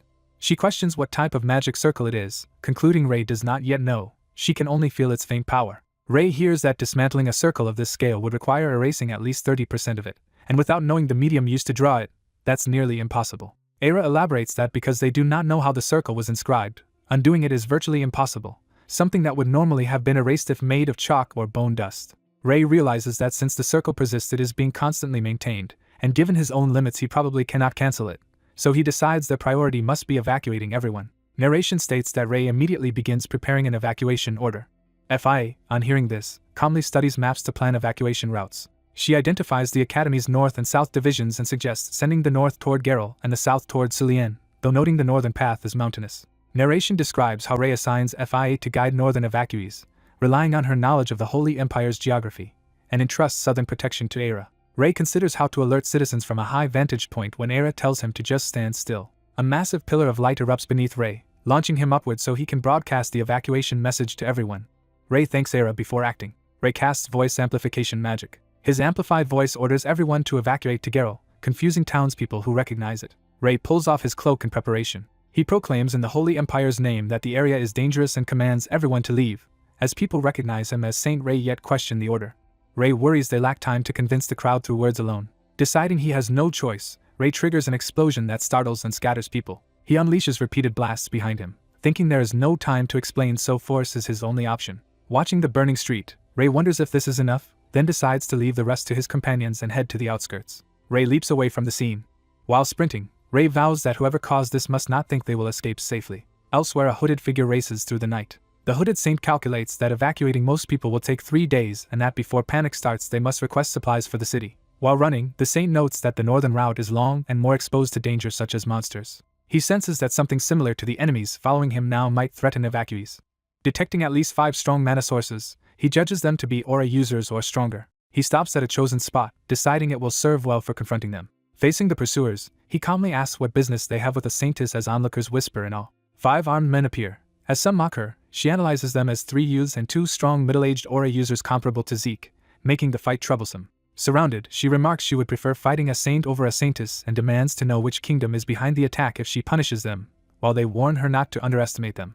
One attacker lunges, saying they have silenced many arrogant priests before. She calls their behavior rude and counters with a sweeping golden attack that hurls them away. Another hooded ally tells a fallen enemy to lie there quietly and wait to be killed, making him scream for help. A middle-aged swordsman blocks a powerful yellow strike with his flaming blade. Observing his sword chi, the saint identifies him as a sword master and wonders which kingdom sent 2 of that rank. She dismisses the Lessian Empire as suspects since they have no reason to target or antagonize a saint. She concludes that instead it is a dark group employing a necromancer, bone dragon and even sword masters, but reminds herself this is no time for speculation. Realizing a single mistake could get her killed, she sheds her cloak and prepares in earnest. She advances carefully, planning each step. She decides her divine power's broader range compared to a sword lets her close in on the enemies one by one. One sword master crouches, waiting for the right moment. A sudden impact alerts him. The saint is attacked simultaneously from 2 directions and realizes they intend to exploit her blind spot while she focuses on one foe. She deduces that one Sword Master is ready to sacrifice his life in a suicidal strike, which shocks her. Instead, she blinds everyone with the spell Holy Flash, calling their suicidal tactic a huge miscalculation. She reflects that in battles against Sword Masters, a single variable like blessings, holy seals, and holy activation can decide the victor. Empowered by holy light, she clashes with the Sword Masters, shouting as she strikes. She reacts sharply to something. Her glowing hand seizes an enemy weapon, startling him. After gravely wounding a Sword Master who coughs blood, she criticizes him for treating his life as disposable. He responds that she is strong only because she tried to be, but asks what one should do when facing a force that renders such strength useless. He says he would normally seek peace or compromise, but the enemy they face has no concept of peace. She concludes that in that case annihilation is the only option and wonders if that is possible against a stronger foe. He says he cannot, but someone else might. Smiling, she states she knows someone capable of such a feat. The older Sword Master asks if she has anything more to say. He calmly replies that he has said all he needs and accepts his end. His life fades away. The saint senses that the remaining 3 attackers have fled in a specific direction and resolves not to lose them. The fleeing men curse how strong the saintess is. Terrified, they admit that even 2 Sword Masters failed against her, and wonder how anyone could capture her, fearing punishment if they return. She catches up more quickly than expected and orders them to come to her. Facing them, she tells the ringleader to follow quietly while she is still being gentle, though she will take him by force if needed. Panicking, he thinks he would rather risk something extreme than be caught. He bites down hard on something hidden in his mouth. The saint notices and realizes he has just chewed something. She deduces they carried poison pills and notes their willingness to commit suicide to protect a secret. She immediately heals one of them, preventing his death. She coldly asks if he thought he could die so easily and tells him to obey and follow her, threatening to maim him if necessary. The terrified men ask if she will at least untie them later if they cooperate. She retorts that they are in no position to negotiate. She explains that attempting to assassinate a saintess is a capital crime punishable on the spot and that, after interrogation, they will be executed. One insists that even if they talk, the Holy Empire cannot act. She answers that it is not his decision and orders him to speak truthfully. He asks her to promise to consider one request if he tells the truth, and she agrees to try if he swears to be honest. Ignoring his companion's protests, he makes a mana oath to tell nothing but the truth. The saint recalls that breaking such an oath causes one's mana to tear them apart, so she trusts what he will say. Under oath, he reveals that their secret group Phryxia infiltrated the Holy Empire over 20 years ago. She links Phryxia and that time period to the infamous Great Garel Outskirt Residence Massacre, which he confirms was their starting operation. He reveals that the massacre, long blamed on monsters, was actually orchestrated by Phryxia. The narration emphasizes that the massacre was entirely Phryxia's doing. He explains that some survivors with good physiques, including them, were kidnapped during that massacre. Everyone else was simply thrown to monsters as food. The 2 Sword Masters she just fought were also kidnapped from other kingdoms and forced to obey because Phryxia held their families hostage. He adds that Phryxia even holds his younger sibling, begging the saint to promise she will destroy the organization. She agrees to his plea and tells him to go. He is shocked she is letting them go, but she says they are free to return to their families or die elsewhere as they choose. She reassures them not to worry about Phryxia, saying she cannot promise total obliteration but believes she can push them to the brink. One of the other men steps forward, politely wanting to share what he knows about Phryxia as well. The saint tells them to follow her and talk along the way. Meanwhile, on the academy's outskirts, another investigator notes there is no visible magic circle yet senses strong magical reactions. Ray realizes that unless he quickly breaks the magic circle, the spell will keep activating. He deduces from the explosion marks, mana traces, bloodshed, petrified villagers and undamaged buildings that the attackers carefully protected structures while targeting people. Shocked, he realizes something crucial about the setup. He recalls Aira's earlier explanation that destroying a magic circle requires erasing at least 30% of it, which is difficult when they do not know what material it was drawn with. Realizing the circle might be huge and permanent rather than chalk-based, he triggers a powerful explosion spell. Amid the flames, he senses the magic circle weakening slightly, proving his theory. He finally understands that the entire village layout itself constitutes one enormous magic circle. As structures begin collapsing and someone yells to dodge, he realizes there are still people in danger. Ray scolds remaining civilians for not evacuating while they recognize him as a saint. They insist they are not defying orders but stayed because people were being petrified and killed. They explain they feared becoming stoned during evacuation and so hid instead. They identify the culprit as a black magic monster called Ghost that was roaming the village. One of the men nervously admits they were hiding so the magic circle's activation would not be disturbed. He internally curses that someone started smashing buildings and that the destructive saint ruined their plan. Ray questions why aura users like them did not try to subdue the monsters. The fake villagers panic as he points out that the blood on their clothes cannot come from bloodless ghosts and contradicts their claim of hiding. He accuses them of killing Holy Empire soldiers who were fighting the ghosts and then lying low while the monsters escaped. Realizing they are exposed, one says they have no choice now. The men drink a substance that dissolves their bodies, and Ray shouts in alarm at the instant acting poison. He notes he has never heard of a toxin that melts someone so quickly and wonders who would force them to die to preserve secrecy. Though frustrated by new mysteries, he decides that dismantling the magic circle must take priority. Activating mana detection, he calculates that destroying 30% of the citywide circle requires more than explosions.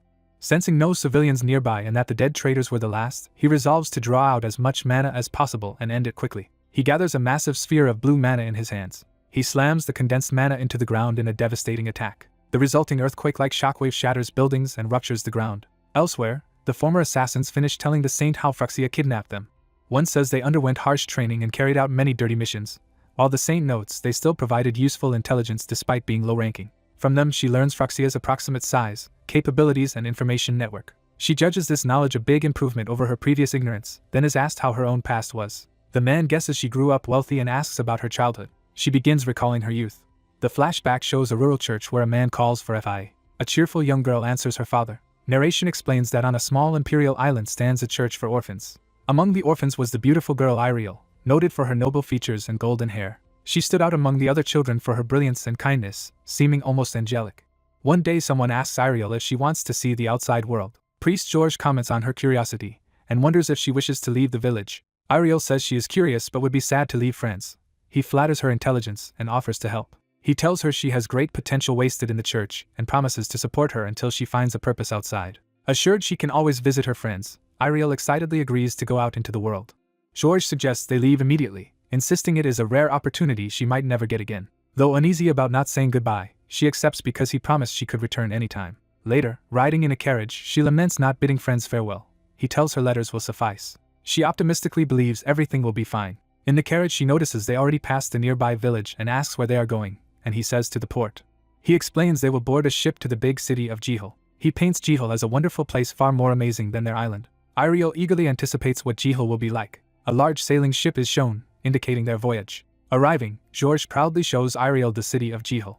The harbor city of Jihul glitters under the sun. He asks whether she likes the town, and she excitedly asks where they are headed next. He says they only need to talk a little and leads her off the ship. He pours her a cup of tea, saying it is holy water tea prepared to celebrate their new life in Jihul. Smiling, he invites her to drink with him. Trusting him, Iriel drinks the tea. She immediately feels strange as disorienting patterns swirl around her vision. As she grows drowsy, she realizes her eyes are closing while he looks down at her placidly. Voices haggle over the price for selling her, agreeing on 2 white gold coins. Iriel awakens in an unfamiliar room, dimly recalling drinking the tea and calling out to the priest. George cheerfully wishes her a good life here while another man demands the payment. Horrified, she asks if this is the great place he spoke of, and he confirms it is a slave trading outpost. With a smile he bluntly tells her he has sold her. She freezes in shock as he labels her a slave. She protests that he promised an amazing future and guidance, but he laughs at her naivety and admits it was all a lie. He adds that because she is smart she should manage fine as a slave, while she despairs. As he walks out, he mockingly tells her she can still write letters whenever she misses her friends. Grinning cruelly, he vows to send her friend there as well. A slaver orders the stunned girl to follow him. Narration states that after being deceived by those adults, she spent 4 days in shock, sitting motionless and staring at the wall. Iriel clarifies that her earlier behavior was an act, and over time the guards around her grew lax. She studied the building's structure and area, memorizing the behavior and routines of everyone entering and leaving. Eventually the day arrived when she was to be sold as a slave. Remembering being given a cross, she apologizes in her thoughts to Iriel. In a flashback, her dying mother apologizes for failing to protect her and entrusts her with a cross, saying the deity will always stay with her through it. Her mother tells young Iriel she must never become weak and has to stay strong. Clutching the cross, Iriel recalls being urged to grow stronger. A slaver notes that because she is a rare regional type, many buyers will want her and announces it is time. The slave manager, pleased the priest sold her cheaply, is introduced as the man in charge of the slaves. Iriel thinks she cannot defeat or outrun him, while he wonders why she seems to be sleeping and moves closer. She reasons a girl cannot outrun an adult man, while he worries she might be dead as he inspects her. She decides her only option is to make him drop his guard. Iriel suddenly lunges and slashes his throat with the metal cross. She narrates that she killed him with the cross in order to escape. The image of the blood-stained cross symbolizes that killing blow. In the present, Iriel says that because of her past actions, she considers herself a murderer as she and her companion arrive at Jihul's gates. At Jihul, a priest kneels and greets her formally as the saintess. She calmly tells the priest of Jihul that it has been a long time since they last met. Looming over the trembling priest, she pointedly asks whether she should call him father. Soldiers shout that Iriel has gone this way through the city streets. Pursuing slavers rage that they will definitely catch her this time, as she recalls being betrayed and sold by her priestly father. She explains that the slave traders relentlessly hunted her for months after her escape. Each time they caught up, she triggered another trap or ploy while they chased her. The result is their agonized screams as her ambushes injure them. She escaped them repeatedly using the same lethal tactics she had used the first time. As she slaughtered pursuers and was drenched in blood again and again, she recalls that grim process. The bloodstains clung to her hair like an indelible mark of her crimes even as her sense of guilt faded. She came to hate the world that turned her into a killer, fixating on revenge and nursing murderous thoughts. At her lowest, a blinding light suddenly appears before her eyes. A radiant goddess descends and, for reasons unknown to her, chooses Ariel. Bathed in that gentle light, she realizes how precious life is and how empty revenge would be. Because of that revelation, she can now face the cowardly priest without being consumed by hatred. She notes with surprise that looking at this shameless man provokes no anger in her anymore. Elsewhere, magical explosions rock the city, and someone says they cannot simply destroy the entire formation. Ray sits amid blue mana, analyzing the city-wide magic circles to identify their types and purposes. He visualizes the city as glowing runes and deduces that the buildings' layout themselves form several large magic circles. Estimating there are fewer than 6 such circles, he prepares to narrow down which ones matter. Suddenly a new magic circle appears overhead, startling him. Ray is engulfed in purple light as the newly triggered circle activates. He feels his body bound by the mana of an activated circle and realizes overlapping formations hid this one from his sensing. Studying the pattern, he concludes it is a curse-type sealing circle whose huge mana is amplifying the restraint. Weakened from casting Earthquake over the whole city, he finds his own mana insufficient to expel the corrupt mana invading his body. As ominous purple smoke rises, he recognizes the smell and fears it is something he has encountered before. He suspects this curse is the same type that once trapped Era. A purple vortex opens before him as the circle continues activating. From that vortex, various monsters pour into the city square. Ray judges he cannot fight in his current condition but must still do something. An orc smashes into him, knocking him brutally aside. Ray thinks that if he does not stop the monsters here, they will attack the evacuating citizens, and he strains himself to form a massive mana sword. He unleashes a sweeping slash that carves through the enemies. The effort overloads his mana circulation, and he feels intense strain. Ray senses his mana violently reversing through his veins, as if they will burst. Pain overwhelms him, leaving him open as arrows suddenly strike his back. He collapses on the ground with arrows embedded, barely conscious. Gasping and bleeding, he blames himself for underestimating the enemy's plan and walking into their trap. Surrounded by wolves and archers closing in, he wonders if this is the end for him. Outside the city, refugees and supply wagons stream toward the gate, unaware of his plight. An observing elf notes that shipments are arriving smoothly thanks to a human collaborator, and decides her escort duty is done, so she must rush to Ray. Suddenly she senses Era's and Ray's connection and worries about him. A mark on her hand glows, alerting her that something is wrong. Realizing Ray's life force is fading, she frantically wonders what is harming him. She hastily opens the teleportation gate to reach him at once. She arrives just as an orc raises its weapon over Ray's body and shouts for it to stop. Furious, she charges the monsters, calling them evil beasts. She cleaves through them with overwhelming blue power, leaving a trail of blood. Seeing Ray's condition up close shocks and horrifies her. She calls his name in panic as dark curse energy seeps from his wounded body. The elf desperately heals him and pleads with him to wake up. Smelling the familiar stench of the curse, she freezes, remembering it clearly. She recalls the sickly sweet scent that clung to her during her own 20 years under that curse. That fragrance was the sign of the spell that had kept her asleep until Ray freed her. Now she realizes Ray's body reeks of that exact same curse. Stricken, she can barely speak as she looks down at him. Sitting alone in the blood-soaked plaza, she whispers his name in despair. Ray's body lies peacefully amid white flowers as if in a saintly repose. News that the kingdom's hero Ray has fallen spreads, shocking his supporters. The kingdom organizes a grand ceremony in his honor. The Pope extols Ray's exploits and grants him the unique heroic title Abel. With the saint gone, the kingdom becomes vulnerable, and the neighboring nation Brocatia launches an invasion. War inevitably erupts between the two realms. On the battlefield, Iriel fights fiercely beside allies while trading quips about the dire situation. She notes it is the third straight day of battle and worries about everyone's mounting mental fatigue despite holy magic easing their bodies. A soldier calls to the saint as something new appears on the field. Marquis Harold arrives with reinforcements, offering aid. A mage prays for victory and prepares to strike the enemies before her. She unleashes a powerful lightning spell that devastates opposing forces. Another warrior dashes into combat with a shout. A blonde swordsman charges the enemy line, cutting down armored foes. Watching Ferris, Ceres, and Ryan fight, Iriel reflects that once immature nobles have grown into dependable soldiers, which would have pleased the saint. She says Ray must rest until the war ends and then awaken. An enemy soldier screams as he is struck by one of the holy warriors. A cloaked enemy remarks that even a low-ranking soldier can trouble a saint, revealing himself as a sinister leader. Zeke warns Iriel that these strange foes were reported attacking another city only days ago. The group of robed enemies appraise Iriel, remarking crudely on her appearance as they advance with flaming weapons. Iriel gauges their strength, concluding that only she and Zeke are sword masters on their side while at least one of the enemy wields mid-tier sword master aura. She calls out to Zeke, signaling a coordinated response. Zeke reacts tensely to her cue. One bearded enemy leaps at them, mocking their exchanged looks as pathetic. Ariel blocks his fiery attack head-on, shouting his name as she clashes with him. The bearded man is surprised she stopped his blow, and prepares a stronger follow-up. A tremendous slash erupts as allies shout for the saint to retreat. Zeke grimly braces himself against the shockwave of the explosion. The blast engulfs the field in blinding light and force. Injured but standing, Zeke marvels that the enemy inflicted such damage with a single strike. Assessing the foe's overwhelming aura, they conclude he is a mid to high-level sword master who vastly outclasses them.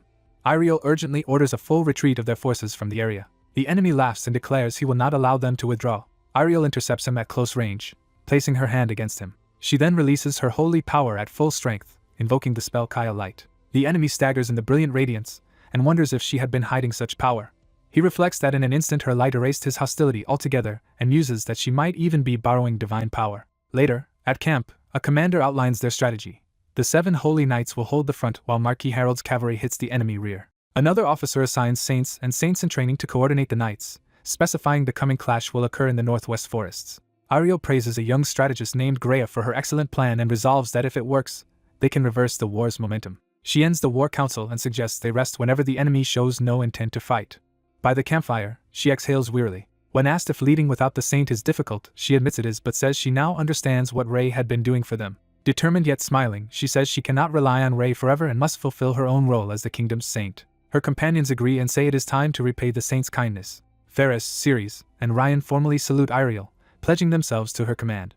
Zeke jokes with Harold about abandoning a comfortable post, and Harold replies that there is no comfort while war rages. Watching her allies unite, Ariel wonders if this camaraderie is the fruit of Rey's reforms to the Holy Kingdom. She notes that once self-serving nobles now fight together for a shared purpose, and she feels an unexpected bond with them. She reflects that this newfound sense of solidarity is strange but welcome. The scene shifts back to the quiet, starry city where Rey lies. A glowing hand performs the cleansing spell to purify his curse. A nun asks about Rey's condition. Era explains that his mind is awake though his body cannot move and urges that someone stay by his side to talk so he does not feel lonely. As she departs, she entrusts Rey's care to the human maid, who agrees. The maid remarks that only Ariel could receive such affection and protection from powerful fairies. She tenderly strokes Rey's forehead, telling him many people care deeply for him. Alone by his bedside that night, she silently begs him to hurry and wake up. Rey's curse-darkened hand lies motionless on the bed. Suddenly purple mana begins to swirl around that hand. An explanation notes that Rey normally channels mana from the atmosphere rather than storing it inside his body. Now, however, 2 different mana sources coexist within him. One is bone dragon magic, the other the earth-type sealing curse that once bound Era, both manifesting within his body. The narrative recalls how Rey previously treated Era by drawing the curse mana out of her body with healing magic. A visual flashback shows that earlier purification ritual. Rey decides he must again expel the curse mana from himself, but his control is suppressed so he cannot force it out by will alone. He considers nudging his own mana slightly to trigger his dragon magic. A tiny spark touches the skull of the bone dragon mana, confusing it. The dragon mana hesitates, puzzled by the contact. The blue dragon serpent of his own magic coils powerfully. Because opposing mana types cannot coexist, they start to repel each other fiercely. Rey plans for his bone dragon magic to drive the cursed mana out of his body. He orders the 2 mana forces to clash and destroy each other if needed so that his magic will ultimately prevail. Yet he acknowledges that the cursed mana has accumulated for decades and, if the magic circle's mana erases all magic, he will be lost. Therefore he resolves to push the enemy mana back while preserving as much of his own as possible. As the internal battle of Manus rages, he feels the chaotic turbulence ravaging his body. Rey vows to find and punish whoever created the magic circle that trapped him. Someone asks if the enemy nation Proxia is already near. Maids explain that almost everyone is being drafted for war and that Yuklawood has gone to the battlefield. In the palace someone worries aloud for Miss Yuklawood's safety. On the battlefield Yuklawood orders the 8th Cavalry to pull back and commands the 5th Magic Legion to attack with spells. A training sequence shows instructions to strike an opponent with the Wind Slasher sword, followed by a painful cry. After casting, Yuklawood orders the 5th Magic Corps to retreat. She then uses a powerful snow storm spell that engulfs the area. The opposing commander recognizes the magic, orders his troops to fall back, and has everyone return to camp without chasing. Back at camp, Rey complains that the enemy never actually faced him yet still sent him out.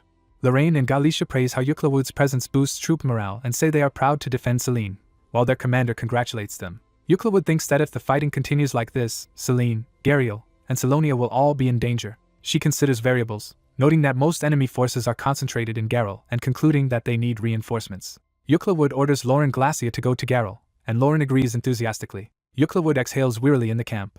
Suddenly she senses an impossible surge of mana. Shocked, she recognizes that the mana flow she feels should be impossible. At that moment Rey awakens in bed, sweating and startled. He realizes he has finally woken up and begins thinking further. Ray confirms that the curse entity in his left hand is gone thanks to combining 2 types of mana.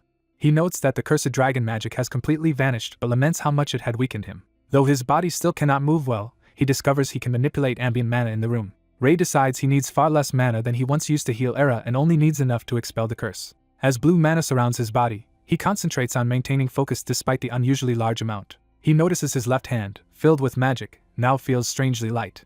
Ray realizes all his blood vessels and muscles are saturated with mana and is shocked by this. He concludes that the mana within his body has been fully activated, perhaps because his hand adapted to countless mana streams. He analyzes how the mana circle and his left-hand magic interact, creating a body that uses mana with maximum efficiency. Excited, Ray decides to activate this state throughout his whole body. From outside, a heal spell descends upon the building. Inside, Ray channels mana around his body and begins healing himself. He feels incredibly light, as if flying, and realizes his physical condition is the best it has ever been. Clenching his fist, he resolves to return. Empowered and free of restraints, Ray feels completely unshackled. Narration explains that enemy sword masters launched a devastating surprise attack on the holy capital of Zalonia at night. The defenders recall that the assault came without warning. A holy knight commander orders a retreat, reasoning that losing more troops will make holding the area impossible. Deciding someone must delay the enemy, the saint prepares to stay behind while others urge her to leave. Knights and mages volunteer to defend the area in the saint's stead. Comrades insist she cannot hold out alone, especially with their strongest warrior absent. They warn that if she dies here, the war will effectively be lost. The saint raises her hands to invoke divine power. She casts blessings and holy protection over the knights, who feel immense divine power and recognize it as her blessing. The saint commands her forces to kill all enemies while privately begging that none of her people die. The battlefield erupts with movement as the enemy advances. A knight leader orders his men to hold their positions and block the enemy's passage. He wonders where the saint has gone and is alarmed when he realizes she is missing. Enemy conspirators watch her flight and discuss whether to pursue her, eventually agreeing to leave that choice to one of them. On the front line, a knight blocks a blow and thinks they must keep the enemy from catching the fleeing saint. He roars that he will not allow their pursuit and charges. The enemy sword master mocks him as the continent's youngest sword master and clashes blades with him. The foe vows to personally take him down. The knight realizes the duel is going badly and protests internally. Another enemy casually tells his comrade to go easy on the knight, predicting the saint will escape meanwhile. The holy sword master unleashes a huge flaming slash. He curses under his breath while pressing the attack again. Friendly wizards bombard the field with a fireball volley. Greya rushes forward, shouting that she will support Zik. Zik calls out her name as the enemy notes how many strong fighters the Holy Empire has. The enemy sword master, unharmed, admits the heat was annoying but says he can no longer ignore Zik and Greya. Zik is shocked by how unhurt the opponent is. He yells a warning that an enemy is behind Greya while the assassin dismisses the girl as an obstacle. Greya turns terrified. She lunges and manages a stabbing attack while Zik screams her name. The enemy moves his foot and prepares another sudden strike. Terrified soldiers realize something dreadful is coming and shout for everyone to run. A blade glows ominously as it is drawn. Blazing sword strikes tear through the ranks, causing screams and carnage. Zik sees that their army is being wiped out by just 2 enemies. One sword master taunts that he wants Ray to take care of him too and attacks ferociously. Zik struggles under the overwhelming power, convinced he cannot win. As snowflakes fall, he senses Yuklawud's magic arriving. The battlefield becomes shrouded in snow, puzzling the enemies. A snowy cloak swirls as Yuklawud's magic takes form. She steps forward over frozen ground in her frost-imbued uniform. The enemy recognizes the spell as Sixth Circle magic and is alarmed. Yuklawud appears amid the blizzard and orders the invaders to surrender, while they realize someone in the Holy Empire can wield such magic. Everything momentarily turns white with magical intensity. The saint narrates that she escaped while hiding her traces, hoping it bought time. Running alone through the forest, she worries about what to do once she reaches Silonia, realizing she has no plan before hearing mocking voices. 2 pursuers catch up, remarking that if she had run straight she might have gotten farther. The saint expects enemy sword masters to arrive but is surprised they came so quickly and prepares a golden spell against one of them. She declares she will at least take one of the 2 enemies down with her, and they accept the challenge. Both sword masters leap at her, saying that will only happen if she can manage it. Blood splatters across the forest floor, signaling a grievous strike. One bearded pursuer is suddenly impaled through the chest by a blade. The saint stares in shock at the blue-lit intervention. She looks up, lit by a holy light, as hope returns to her eyes. Ray appears in his robe, glowing with blue mana as he arrives on the scene. The saint recognizes him and calls his name in relief. Ray confronts the remaining enemies, irritated that they set their plan in motion while he was trapped, and mentions the cursed circle only delayed him a month. He angrily repeats that he was sealed for an entire month and begins gathering a huge mass of mana. Ray, too busy to waste time, announces he will kill both enemies at once, while they are stunned by the immense mana flow around him. The surviving sword master and his ally nervously react to Ray's power. Ray suddenly reacts to something, startled. The saint realizes they are attempting a dangerous mana injection using the power of 2 sword masters. The enemy shouts that regardless of Rei's mana reserves, he is still human and cannot withstand mana from two sword masters, and they try to kill him. Rei notes they are trying to inject mana into his body and worries briefly about disrupted flow. He then concludes they chose the wrong opponent, his eyes blazing with power. Rei releases a massive blue beam of energy. One of the attackers collapses defeated as Rei remarks that they should have paid closer attention to their opponent. Turning to Iroh, Rei says he has no time and tells her to follow as quickly as she can. Meanwhile, Zik staggers on the battlefield, badly wounded yet still gripping his flaming sword. Yuklawud, still fighting, shouts to Jake asking if he can keep holding on. She blasts an enemy away with magic as he groans. Yuklawud regrets having to change tactics because Jake is on the verge of death and decides she cannot ignore his plight. She summons ice spears but knows she cannot maintain this level of magic for long. One enemy angrily refers to her as a witch while dodging. He acknowledges internally that she is far from ordinary. Yuklawud evaluates the duel, thinking that every time she dodges one spell another almost hits and concluding her opponent is a master level 6th circle witch. She hears Zik scream in pain and is shocked. Zik is run through by the enemy's blazing sword. Covered in blood, Zik's eyes dim as he nears death. The saint screams Jake's name while the enemy says the night lasted long enough, and now it is time for the next phase. The sword master says he will now deal with the saint herself. Yuklawud, distressed, challenges him to show his power, resolving that there is no alternative. A knight yells for everyone to run as a new threat appears. Another armored figure exclaims that the feared enemy has arrived. A huge explosion of flames engulfs part of the battlefield. Through the smoke, Rei emerges unscathed and imposing.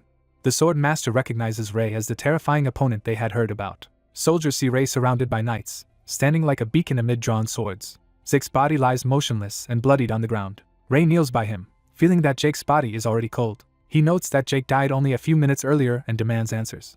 Rei asks Yuklawud who killed Jake. She blames her own lack of skill but catches herself. Consumed by rage, Rei internally decides he will cut all of Jake's killers to pieces. The surviving enemies sense that Rei is too dangerous and plan to avoid him, one offering to open a path of escape. The more cautious one suddenly tells his partner to run away. Rei slashes through, grievously wounding the sword master while analyzing that the wound's angle shows the girl was not responsible for Jake's death. Surrounded by swirling mana, Rei turns and asks the wounded man if he is the real killer. The enemy, shaken, admits to himself that Rei is a true monster. Later, the saint asks Rei to take charge of the battlefield, and he accepts, promising not to disappoint her. Rei thanks her and says he trusts her as he carries Jake's body. Yuklawud, puzzled, thanks Rei and wonders why he is taking the corpse. A green healing radiance spreads through the forest. Jake's body lies on a stone, illuminated by green lights as if prepared for a ritual. Rei assesses that Jake's body is severely damaged with fatal blood loss and thinks there is no normal way to help him. The saint approaches Rei quietly in the forest, calling to him. She asks in disbelief if Jake truly died after everything that happened. She consoles herself that at least he will receive a proper burial and vows that his sacrifice will never be forgotten. Divine golden light begins to shine over Jake's body. Rei watches the holy radiance in surprise. He muses that perhaps they can still accomplish something, prompting the saint to ask what he means. Rei exclaims that they can still save Jake. He reflects that divine magic cannot resurrect the dead and that he knows this limitation. Rei clarifies that it will not be divine magic saving Jake but his own power. He channels a blue line of mana directly into Jake's chest as the saint shouts his name in alarm. The saint insists she understands Rei's grief and how hard it is to accept Jake's death, especially after cherishing him so much. She recalls that unlike a previous time with Zeke, Jake is already dead and that life and death belong to God's domain, something mortals cannot normally change. Rei rejects the idea of abandoning a savable life as divine will and vows to overturn such a will. Iriel is shocked that Rei would utter such a taboo statement. She anxiously waits for a divine punishment that never comes and realizes nothing happens to Rei. Rei, strained, asks Iriel to trust him even though he cannot explain everything yet. Iriel recalls a similar situation from the past as she clenches her hand. Flashback shows a younger Rei using mysterious power while she watched. She had secretly observed him reviving someone before. Remembering, she notes that he once used that strange method to resurrect Zeke. She senses holy power from Rei despite his use of mana and notes that even his blasphemous words did not trigger the taboo. Concluding the situation is absurd yet trusting him, Iriel offers to help with anything he needs. Rei smiles and says Iriel is already doing more than enough. He assesses Zeke as brain dead but says divine magic has restored the body to a living state. Rei resolves to save Zeke within 4 minutes of cardiac arrest, calling it the golden time. He magically opens the ribs, checks that only the heart is abnormal, laments lacking a defibrillator, and plans another approach. Determined, Rei thinks of an alternate method. He recalls that the heart beats via regular electrical currents from atria and ventricles. He reasons that an AED restores rhythm by supplying current, so he will magically control body currents, send them to the heart, and apply rhythmic compressions. Rei begins magically massaging the heart directly to induce blood flow. While performing this magical CPR, he desperately prays for Zeke to live. He commands Zeke's heart to start pumping again as light flares. The heart resumes beating under the combined electric and manual stimulation. Rei and Iriel react in astonished relief as the revival works. Rei confirms the heart restarted and urges Iriel to hurry and heal Zeke. Seeing Zeke respond, Iriel exclaims that such a revival should be impossible. She notices Zeke's color improving and his breathing returning. Overwhelmed, Iriel asks who Rei really is and how he managed this, but he answers that he succeeded thanks to her help too. Rei credits their joint effort, telling Iriel they saved Zeke together. Later, when Iriel calls his methods black magic, Rei insists it is merely medical science. Rei changes the subject, telling her to move Zeke and go support Euclidwood in Phryxia. She asks if he will come along. Rei declines, saying he must instead meet the Pope. Iriel agrees to depart. As Rei suddenly vanishes, Iriel calls after him in surprise. She doubts whether visiting the Pope immediately is wise. Meanwhile, the city of Geralt burns in a massive conflagration. A cloaked figure watches the destruction, saying that Geralt has now been finished. This traitorous cleric gloats that allies will soon spirit him to safety and grant him a promised position if he stays hidden. His gloating is cut short when a masked warrior appears behind him and orders him not to move. Startled, the traitor asks who his attacker is as a blade flashes. His arm is severed, and the masked man coldly demands straightforward answers. Writhing and confused, the traitor wonders how his mana barriers failed and who this terrifying opponent could be. A second masked voice strikes him for trying to move again, shocking him that multiple assailants are present. Surrounded by masked interrogators, he is asked to reveal his superior and realizes there is more than one of them. Under torture, he first names High Priest Xavier but is pressed to specify who in Phryxia issues orders. The masked group notes he will not talk easily while the traitor panics at how much they seem to know. One interrogator activates a painful divine mental magic, explaining he hates the sensation of digging into someone's mind. The traitor realizes in horror that they are using unorthodox divine interrogation magic far beyond even most high clergy. A luminous cross of power explodes into the sky as the spell is completed. Afterward, one interrogator says the information gained was mostly useless and announces he is leaving. Another yawns, passes the captive to his comrades, and assigns Jik Yong and Chong Yong to carry on. Chong Yong is instructed to tidy up the scene and then regroup with them to visit the saint. Their leader concludes that by now Rei must have reached the Vatican. In the Vatican, narration explains that Phryxia is actually an alliance of neighboring nations, not a single new state. Rei muses that if Phryxia has infiltrated the Holy Empire's leadership, the situation is beyond his personal influence. Arriving at the palace, he asks a startled official whether the Pope is inside. Rei tells the official to request an audience, thinking the Pope is his only option for help. The Vatican learns there are traitors within the Holy Empire, and that Phryxia is rooted in a broad international alliance the Empire once supported. The Pope rages at the betrayal and vows to immediately hunt down the heretics. Rei stops him, telling him to let Phryxia be for now, shocking the Pope. Rei explains they must wait and uproot the enemy carefully. Rash action would only make Phryxia more cautious, but the Pope protests. Consumed by zeal, the Pope declares he must smite the heretics himself, believing God will favor such judgment. Rei is taken aback by the Pope's extreme reaction and notes, even for a devout believer this is excessive. Sighing, Rei repeats that the Holy Father must restrain himself and let Phryxia move unopposed for now. He urges the Pope not to be ruled by emotion, but to guide the Empire wisely instead. Having said his piece, Rei prepares to depart the audience chamber. The Pope grips his throne in anger as Rei leaves. Furious, he calls Rei insolent. Elsewhere in the palace, Rei sighs that he cannot understand the Pope's thinking. He reflects that involving faith in the matter of the Empire's survival was a mistake, and that telling the Pope anything may have been unwise. Rei analyzes Phryxia's known strength of 6 sword masters and wonders if more hidden elites exist. He calculates that Phryxia's forces could annihilate smaller kingdoms and, if they redirected from the Holy Empire, might eventually become unstoppable. Realizing he must predict and preempt their moves, he decides he needs more information. Rei considers deliberately shaking someone important in Phryxia to gather intel. Time passes to sunset at a fortress. Zeke rides a horse toward the capital, deep in thought. Rei's earlier declaration removes Zeke from battlefield duty for now. Zeke objects that as a sword master his absence will weaken their forces, but Rei insists the opposite is true. Iriel explains that Phryxia treated a sword master as expendable and that future enemies could be stronger. She wants Zeke as a commander instead. She reminds Zeke he surely does not wish to rely on the Saint's direct intervention again. Pressed, Zeke agrees that he and the 3 great families will handle the war effort. Iriel then formally asks him to leave the front lines and accompany the Saint instead. Riding again, Zeke begins reflecting on his childhood. He remembers being hailed as a sword prodigy and becoming the youngest sword master. As a member of the Trays, he believed his destiny was to serve the Saint and proudly devoted himself to that role. He recalls when God chose a new Saint and his first meeting with Rei. Zeke remembers Rei casually blocking his sword with bare hands, an overwhelming feat that excited him. That encounter made him want to devote everything to Rei and live as the Saint's sword.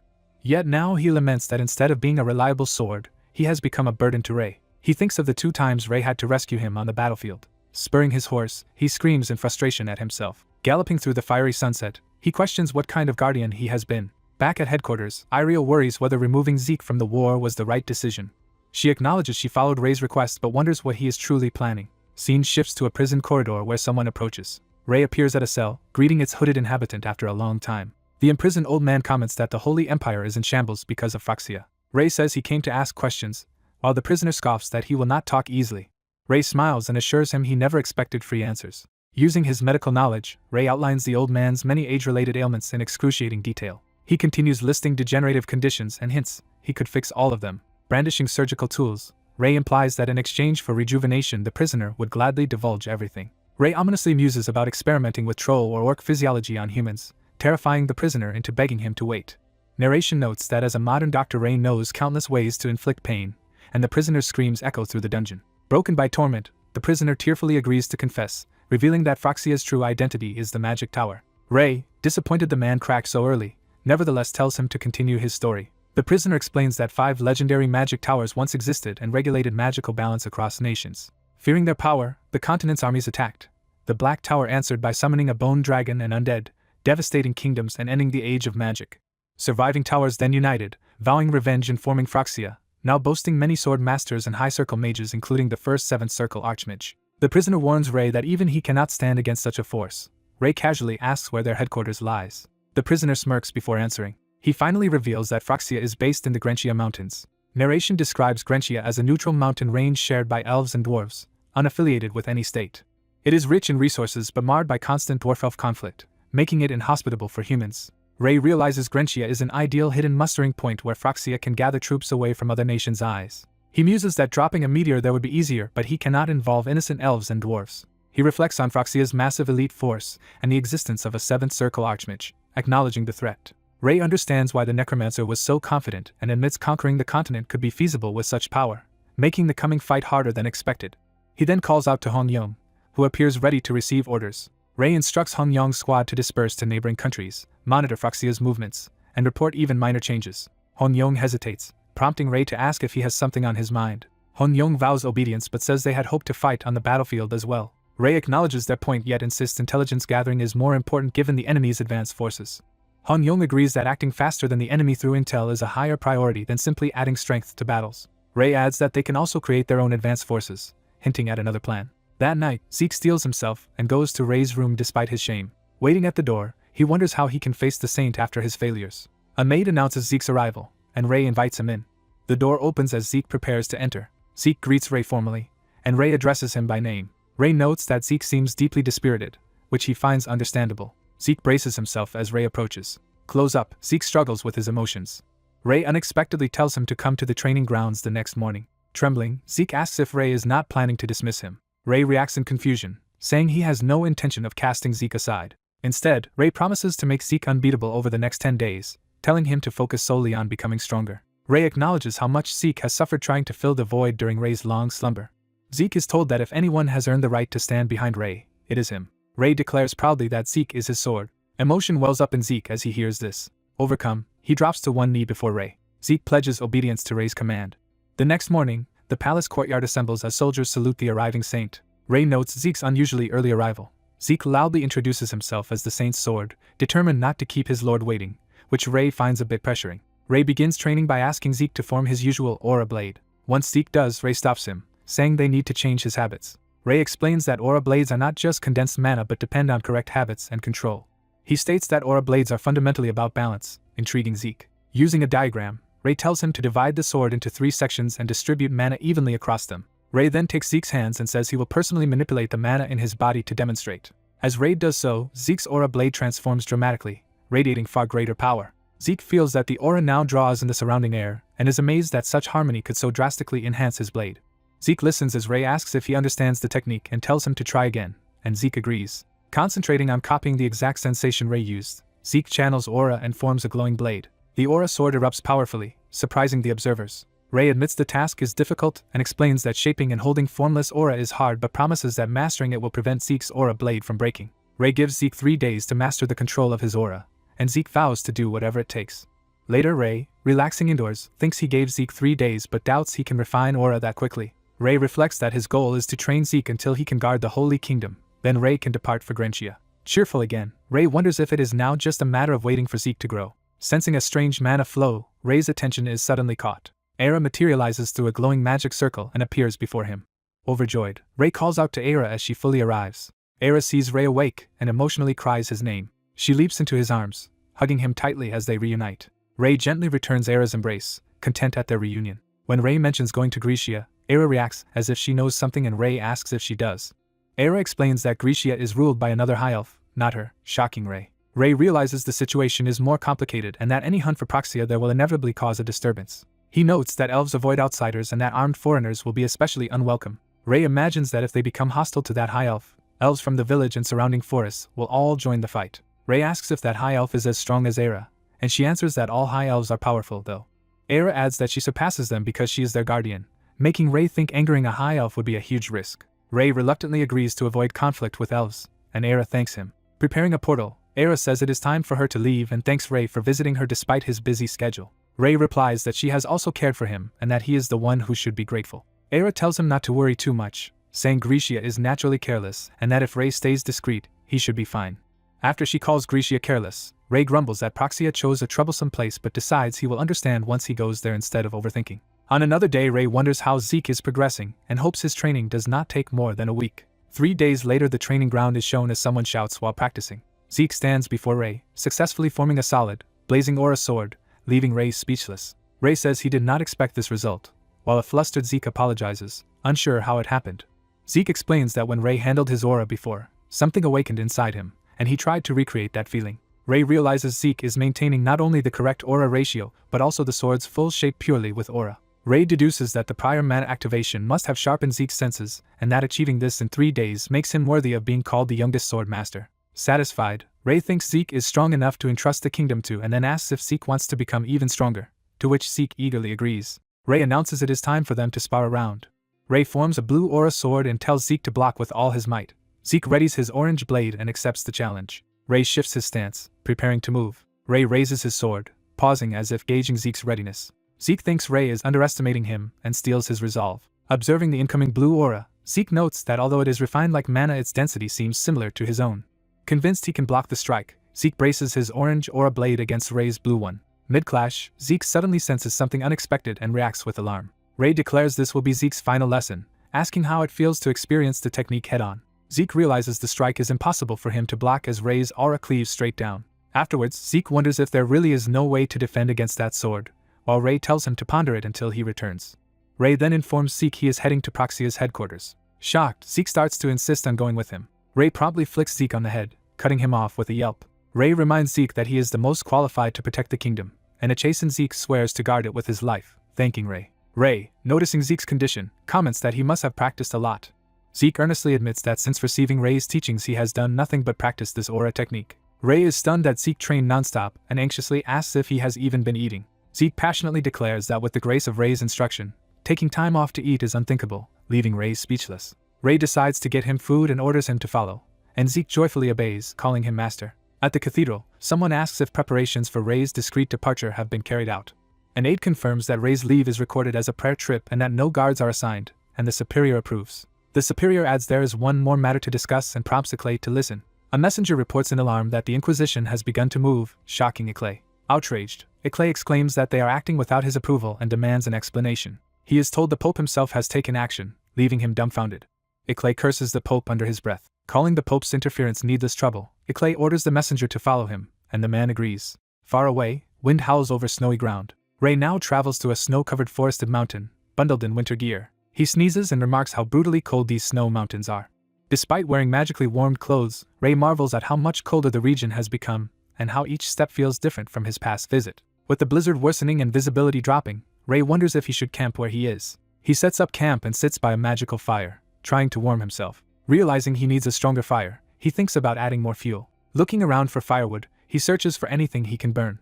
Ray spots a strange stump-like tree with small arms and leaves, deciding it should work as firewood. As he grabs it and lifts, the tree creature speaks, telling the human to let go. Startled, Ray reacts in confusion. The creature bares its teeth, repeats that he should let go, and screeches as Ray panics. Ray wonders if it is a spirit or a monster and realizes that explains its odd appearance, while the creature is surprised to meet a human here. Ray says he did not expect to encounter a tree monster here either, and the creature corrects him, claiming to be a dryad. Imagining the traditional beautiful image of dryads, Ray accuses it of lying, and the dryad angrily promises to prove itself. The dryad hops and pulls itself free from the ground with effort. It calmly explains that, as Ray just saw, being uprooted will not kill it. Ray acknowledges this revelation. The Dryad silently waits for his reaction. Ray, unimpressed, thinks, so what? Changing the subject, the Dryad notes Ray's remarkable divine power and asks if he is a divine being, prompting Ray to introduce himself as the Saint Ray. The Dryad asks powerful human Ray to share some power with it, saying it needs strength and will grant Ray what he wants in return. Ray considers that Dryads enrich forests, and that if this creature truly is a Dryad, the elves of the Grensia Mountains might welcome it, and perhaps help with the Proxia hunt. He asks what kind of strength the Dryad means, and it replies that it meant exactly what it said. The Dryad solemnly requests that Ray make it stronger. Ray apologizes that he does not know how to strengthen a Dryad, thinking Zeke would be a different matter. The Dryad is shocked. The Dryad clarifies that it needs strength only to return to its forest, and Ray asks if this snowy place is not its home. The Dryad recounts that humans once came, used dark magic to weaken the forests, and either destroyed or depowered Dryads, driving them out and leaving them homeless. Hearing about dark magic, Ray suspects it relates to the Grensia forest and connects it to the people of Proxia. Clenching his fist, Ray thinks that meeting this displaced Dryad is a convenient coincidence. He tells the Dryad he is already on his way to punish the humans occupying its forest, and the hopeful creature asks if that is true. Ray says he cannot make it stronger but can escort it back to its forest, which excites the Dryad. As Ray grumbles about needing more firewood and possibly using magic to sustain his fire, the Dryad suddenly tells him to wait.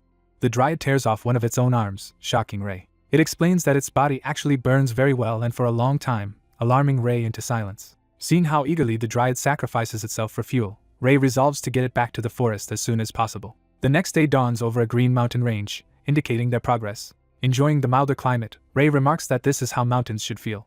Noting marked bark in his map, Ray concludes he has entered elf territory. He thinks he should first speak with the local high elves. An elf sentinel confronts him, demanding to know why a human is there, and Ray guesses this is a village guardian. Ray politely asks to meet the area's high elf, but the elf brusquely rejects the idea and scoffs at letting a stranger into the village, especially one wanting to meet someone named Chersi. Ray realizes Chersi must be the high elf's name, and explains he is asking for permission, but the guard curtly orders him to leave. Ray sighs that he did not expect a warm welcome yet finds the conversation hopeless, when another voice asks what the commotion is. Someone approaches quickly through the foliage. A white-haired elf woman, Chersi, appears. Ray notes she resembles Aira and focuses on her demeanor. Observing her easy manner, Ray thinks she seems able to converse reasonably, and she asks what business he has in their village as he begins to answer. Chersi looks over Ray with mild curiosity. Ray's earring catches the light, drawing Chersi's attention. Ray realizes with surprise that she recognizes something about his earring. Chersi is stunned, thinking his eyes resemble someone named Cecily's. Surrounded by ominous blue energy, she demands to know where Ray got those earrings, and he nervously says they were a gift. She explains that the earrings are a treasured heirloom and keepsake from her mother, and presses him again to reveal who gave them to him. Ray answers that he is a saint of Gaia and that a sword master from the Lessian Empire gifted them to him as a diplomatic token. Hearing they came from the Lessian Empire, Chersi reacts darkly. Declaring that friends of the Empire are enemies, Chersi unleashes powerful magic against Ray. Ray is aghast that things escalated this way so quickly. A huge blue explosion erupts as he screams. Ray flees through the burning forest as Chersi pursues him with magical attacks. Chersi yells that he runs fast and demands he return the earrings immediately. Ray shouts back that she will kill him even if he does, accusing her of being murderous, while she angrily denies the label. Thinking he does not want to attract attention before dealing with Proxia, Ray prepares to use more power. Chersi is shocked by the speed of his movement. She cannot believe that a human can move like that. Later, at sunset, Ray curses how savage all elves seem to be, mentally exempting Aira. Resting, Ray laments that his plan to enlist elf help against Proxia fell apart immediately and muses about the earrings' uncanny connection to their pair. He consoles himself that while the plan went off track, spending the day running around let him grasp the terrain. He mentally maps out the region's elevations, water sources, and likely best places for humans to settle.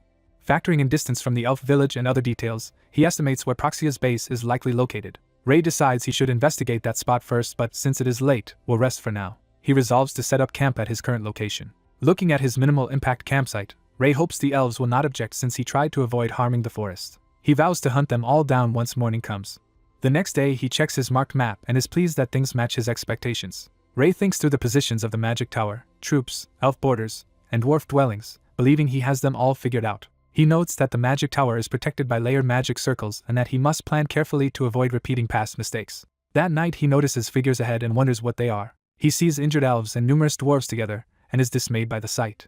Ray realizes they are in danger and, despite having been driven away from the elf village, feels compelled to help. Declaring he cannot let them die, Ray dashes toward the battle. He blinds the attackers with a burst of divine light, causing them to cry out as their eyes burn. One dwarf, temporarily blinded, demands to know who he is. When the light fades, the dwarf looks around in confusion.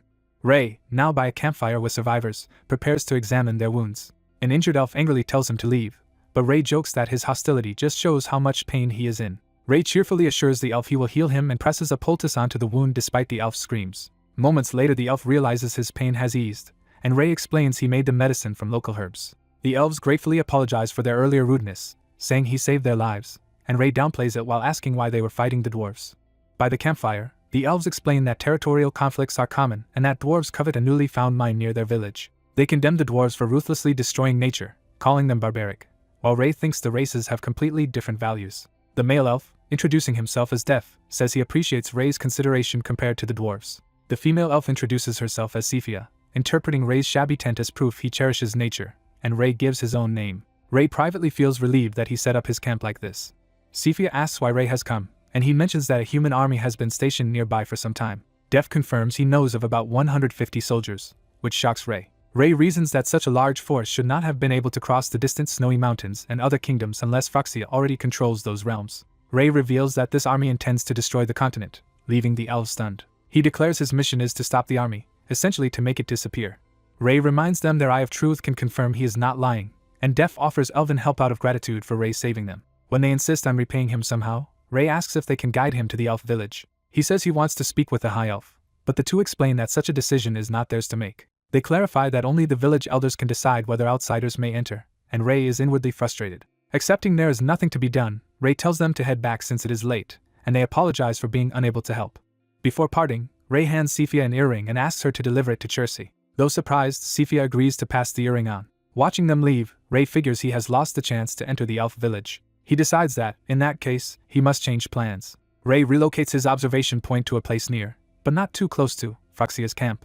Over the following 3 days he meticulously records everything he can about Phryxia. He studies their daily life, culture, and environment in detail. From this research Ray conceives a clever plan. His notes include diagrams and encoded writing as he refines the scheme. Time passes peacefully in the surrounding forest.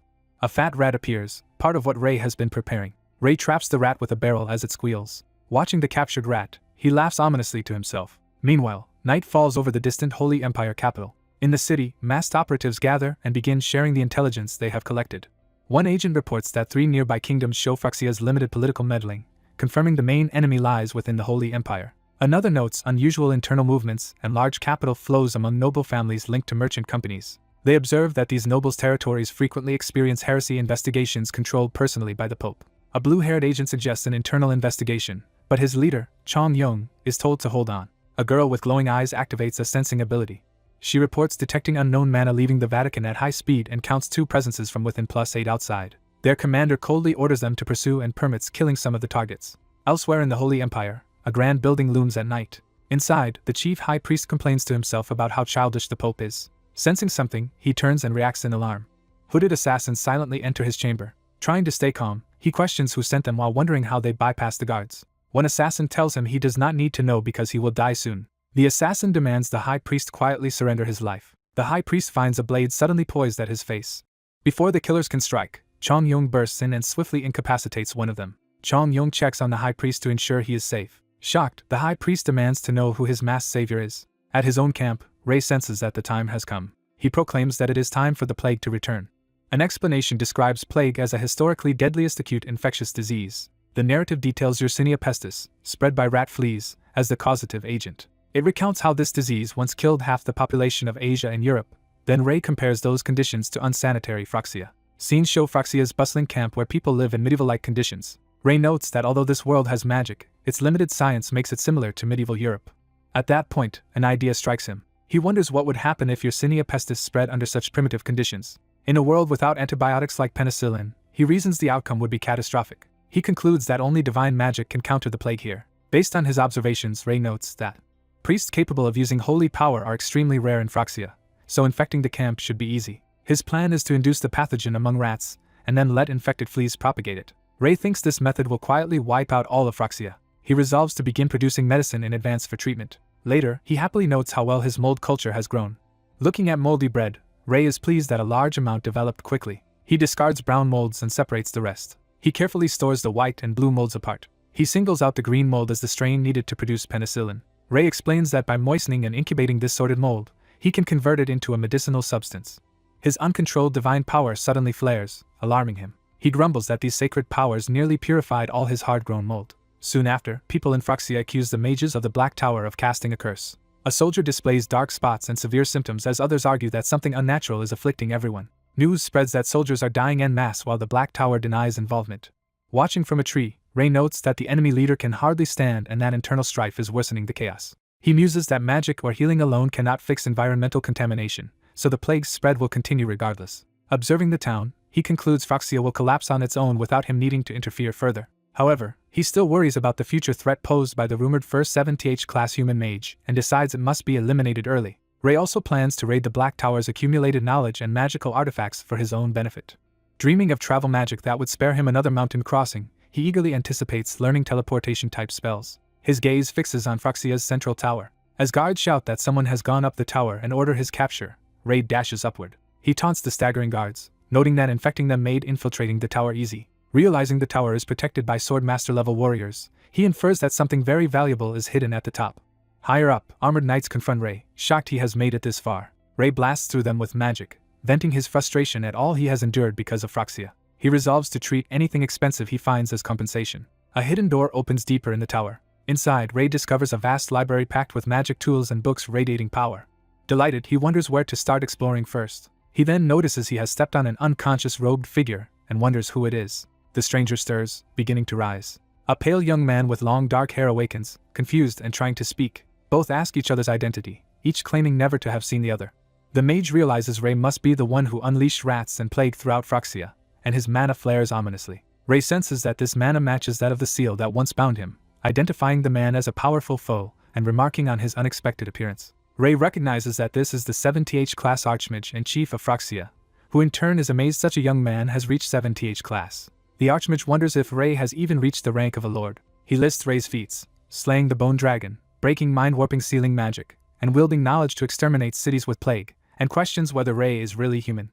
Ray insists he is just a normal human and counters with his own question. He asks whether revenge is truly Phryxia's only objective, unable to fathom such cruelty for simple vengeance. The Archmage answers that while some sought revenge, he personally has no interest in it. He explains that what he truly desires is knowledge and experimentation, though the tower's people used his research as a tool for revenge. Ray accuses him of causing wars and suffering merely to satisfy intellectual curiosity. Unperturbed, the Archmage agrees that in broad terms this is true, saying others requested it, and he repeatedly devised and executed the plans. He concludes that although his experiments may not have meant much, meeting a being like Ray makes it worthwhile, astonishing Ray at his madness. The Archmage then calmly moves to begin studying Ray. He activates a massive purple magic circle, declaring his intention to examine Ray closely. Ray counters by casting a binding spell that manifests glowing chains.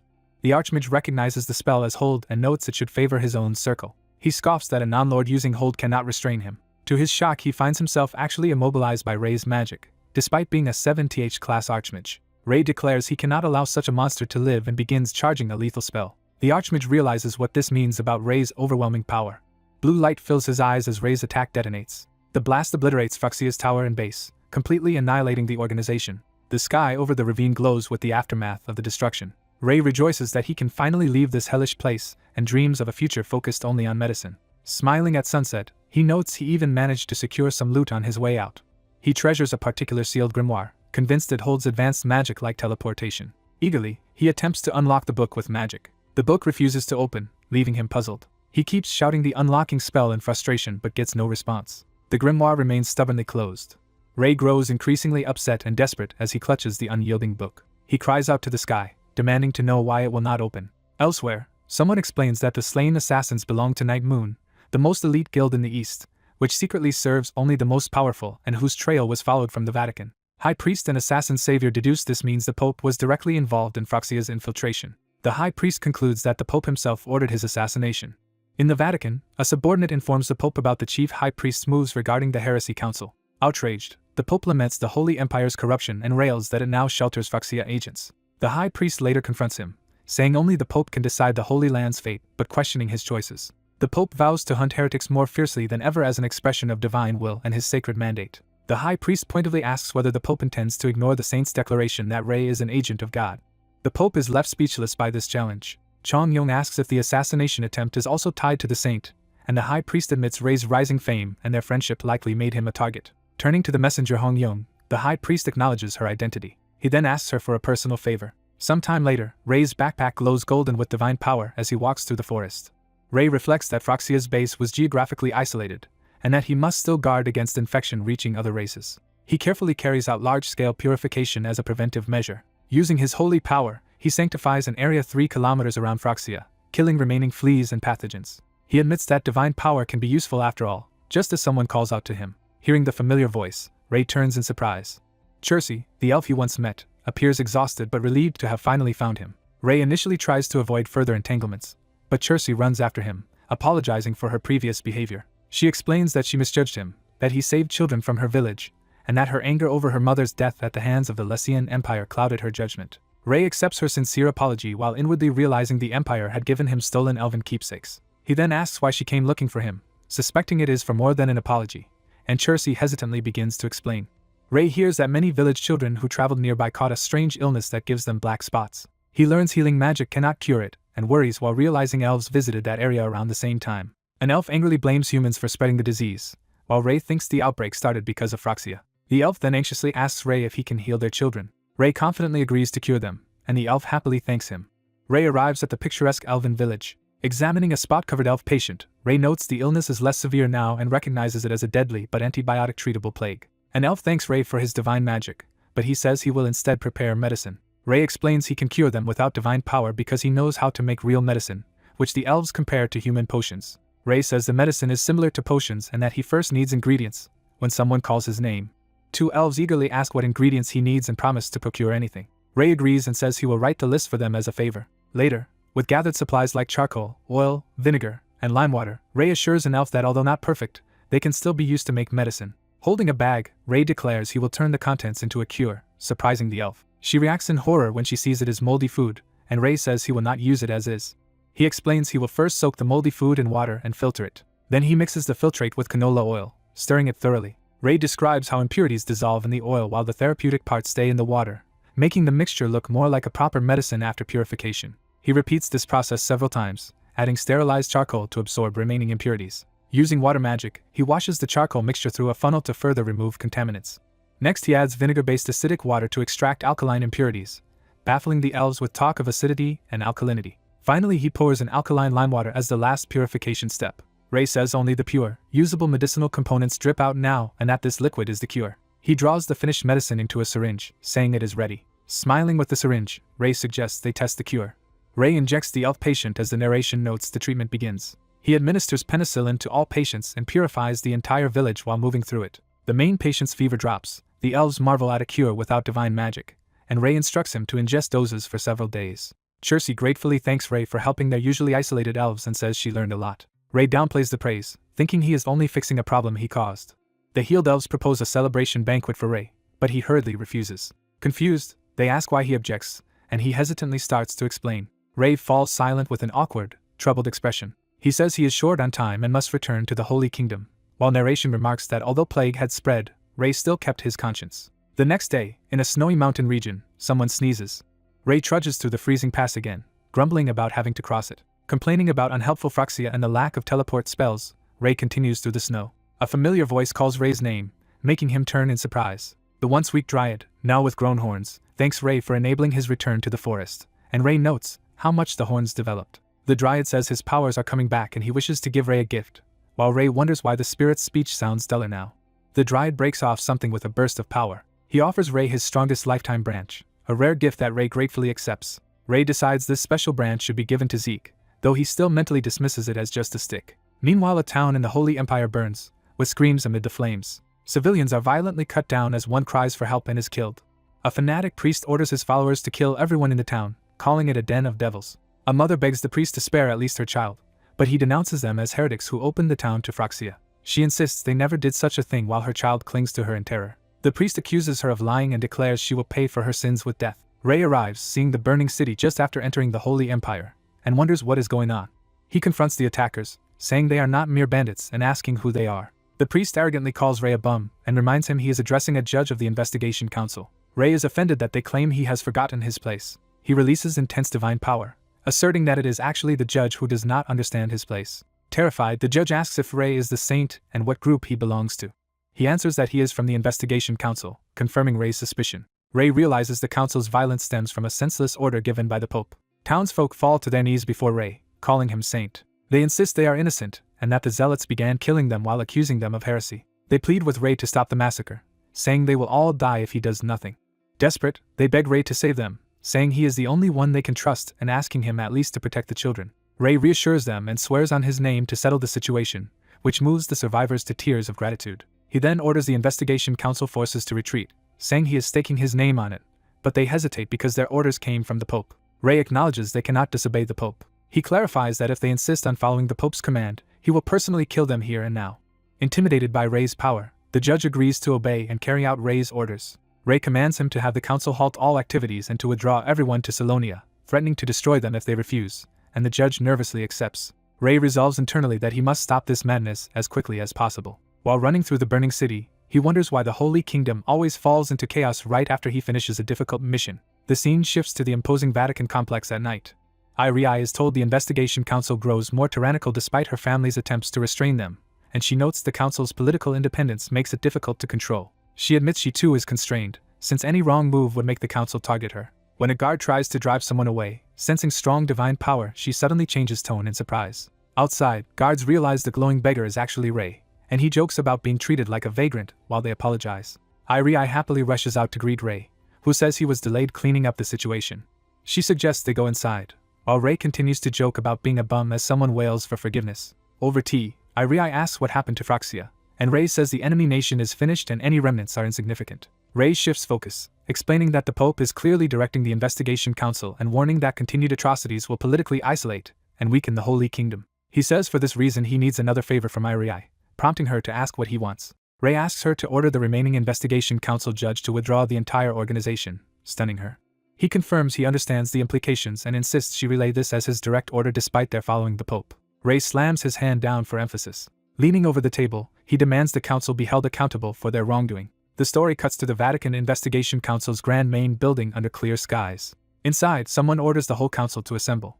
Council members angrily ask who gave such an order, then recognize the interruption. Ray appears in formal vestments, identified as the saint, and asks who holds the highest rank in the council. The chief judge, Deos, steps forward to greet him. Ray states he has come to issue an order, demanding all heresy judges gather in Salonia immediately. Deos cites an earlier papal order and says he cannot comply, implying their hands are tied, but Ray presses him.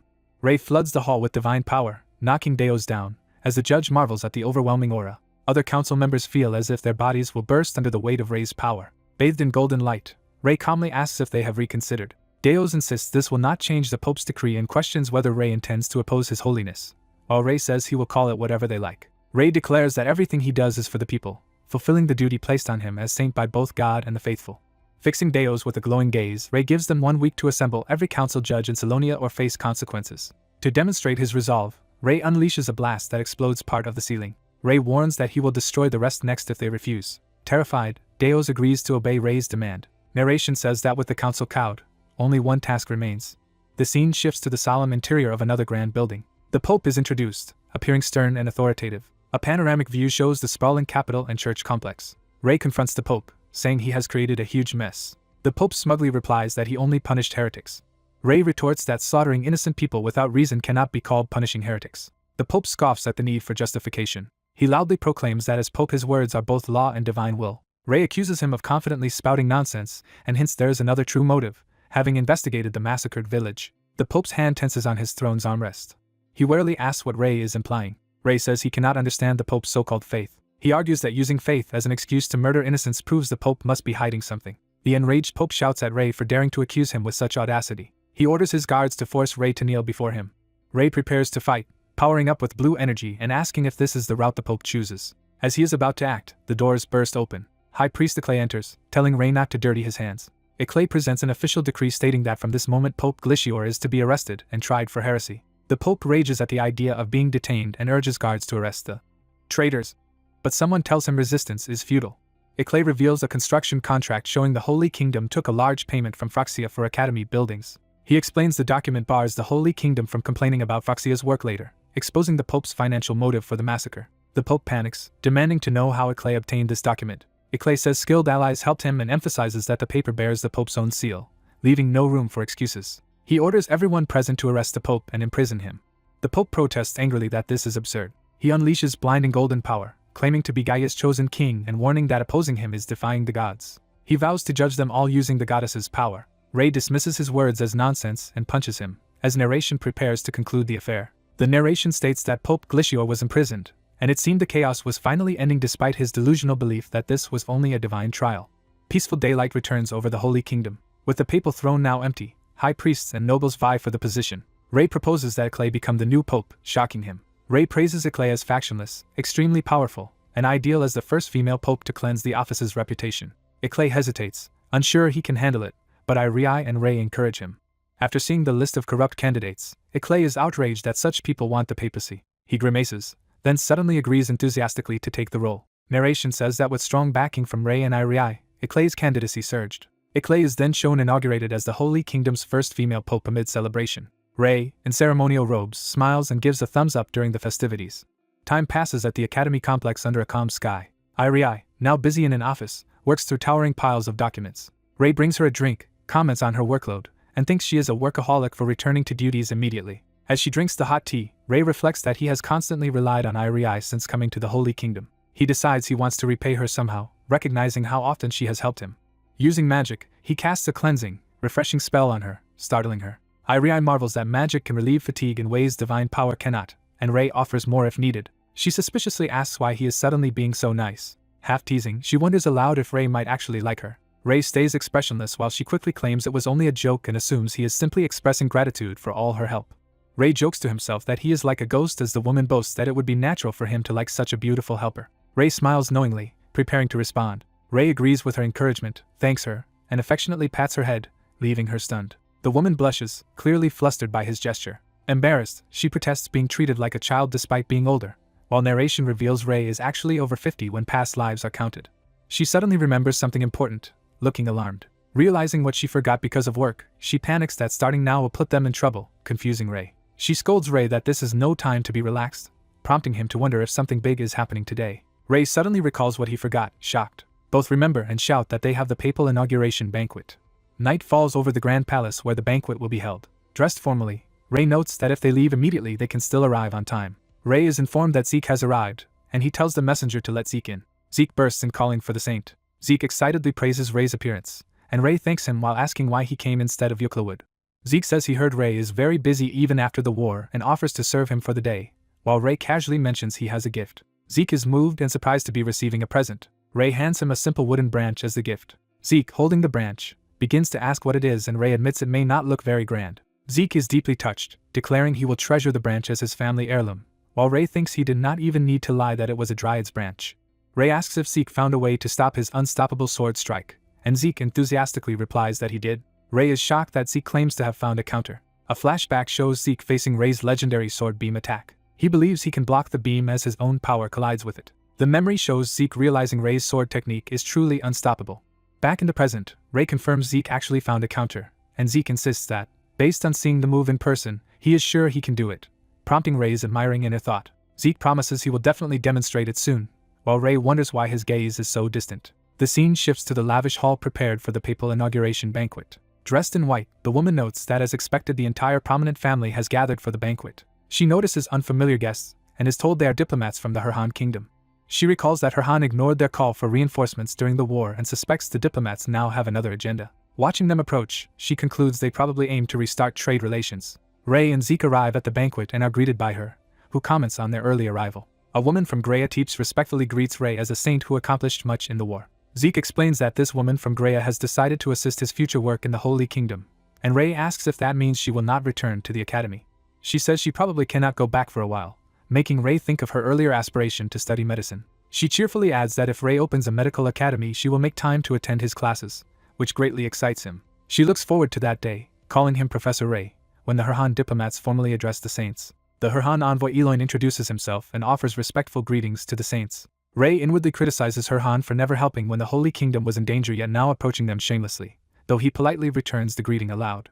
Eloin flatters the heroes who defended the continent against Phryxia, but someone curtly tells him to drop the pleasantries and state his business. The female saint coldly says that those who only watch the war from afar are unwelcome, though they will hear the envoys out in recognition of their long journey. Eloin explains that trade between Herhan and the Holy Kingdom stopped due to the war. He reminds them that, under the friendship trade agreement, Her Han is supposed to be the exclusive importer of the Holy Kingdom's grain. He moves to formally request resumption of that trade when a furious voice cuts him off. The voice denounces his request as nonsense, and orders the envoys to leave immediately. The saint reiterates that this harsh response represents the Holy Kingdom's stance, and politely suggests they head back after their long trip. Eloin pushes back, warning that canceling the agreement would damage the Holy Kingdom's diplomatic image and insisting agreements cannot be broken unilaterally. Rei steps in, acknowledging that trade-dependent Her Han is struggling financially, and saying the goddess would want them to aid their neighbor. Eloin happily praises Rei as a perceptive savior of the continent. Rei then proposes that they will resume grain exports, but Her Han must import at double the previous price, stunning Eloin. Eloin protests that such terms are unreasonable and tantamount to breaking the agreement. Smiling, Rei says it would be impolite for a supposedly friendly nation to object to those terms. He calmly warns them not to make the Holy Kingdom their enemy, laughing in a way that frightens them into backing down. The newly inaugurated Pope happily remarks that both nations have vented their grievances and the day could not be better. The Pope ends the political talk for now and tells everyone to enjoy the rest of the banquet amid cheering, while Rei looks on. The scene shifts to various guests relaxing and mingling in the banquet hall. Other nobles chat and toast, enjoying the luxurious surroundings. Later, Rei and the saint stand together outside on a balcony as evening falls. She reflects that the war felt endless yet somehow concluded, and Rei agrees. Rei asks if she is really okay with him returning to the academy, and she assures him she can handle Holy Kingdom work alone. She notes all the trouble he endured after abruptly coming to the Holy Kingdom, and tells him to follow his own wishes now. Rei jokes that it would still be nice if he could occasionally visit to help with paperwork. She accepts that and says that if this much freedom satisfies him, she is fine with it as they gaze up at the starry sky. The narrative cuts to the destroyed Phroxia headquarters. A single eye opens, showing someone abruptly awakening. That person realizes they should be dead. The Lich, badly wounded, sits among the ruins and marvels that a human's mana surpassed his own and pierced his heart in an instant. A flashback shows Rei unleashing overwhelming blue mana. The Lich recalls that Rei's mana was vast, pure, and beautiful, like the very source of all magic. He resolves from now on to seek that power out. Alone in a shattered library, the Lich calls out to his lord in awed devotion. Time passes. After the war, the academy summons students to return. Many seats remain empty, as several students do not come back, perhaps due to the war's aftermath. Once news spreads that the saint hero Rei has returned and will give medical freedom lectures, students from everywhere begin returning. In a classroom, Rei finishes writing on the board and prepares to start. Wearing glasses and a professor's robe, he announces the start of his medical freedom lecture. He says today's lecture will be about practically usable first aid and the basic understanding of microorganisms. Using scenes from the war, he explains that while priests wield healing miracles, others can also save people from the brink of death. He tells the class that, as they might know from the battlefield, even saints cannot cure every disease.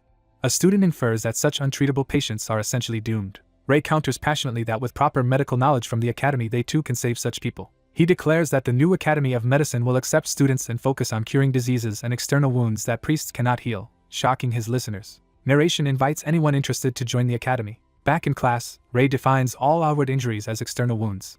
Before proceeding, he asks why soldiers who had only minor external wounds still died during the war. A student suggests there were too few priests to treat minor injuries. Rei says that's only partly right and asks why non-serious wounds could still prove fatal. He explains that many died due to external wound sepsis. Rei tells them countless unseen microorganisms live around them, such as on the answering student's palm. Another student asks if microbes really live on all things everywhere, and Rei confirms it.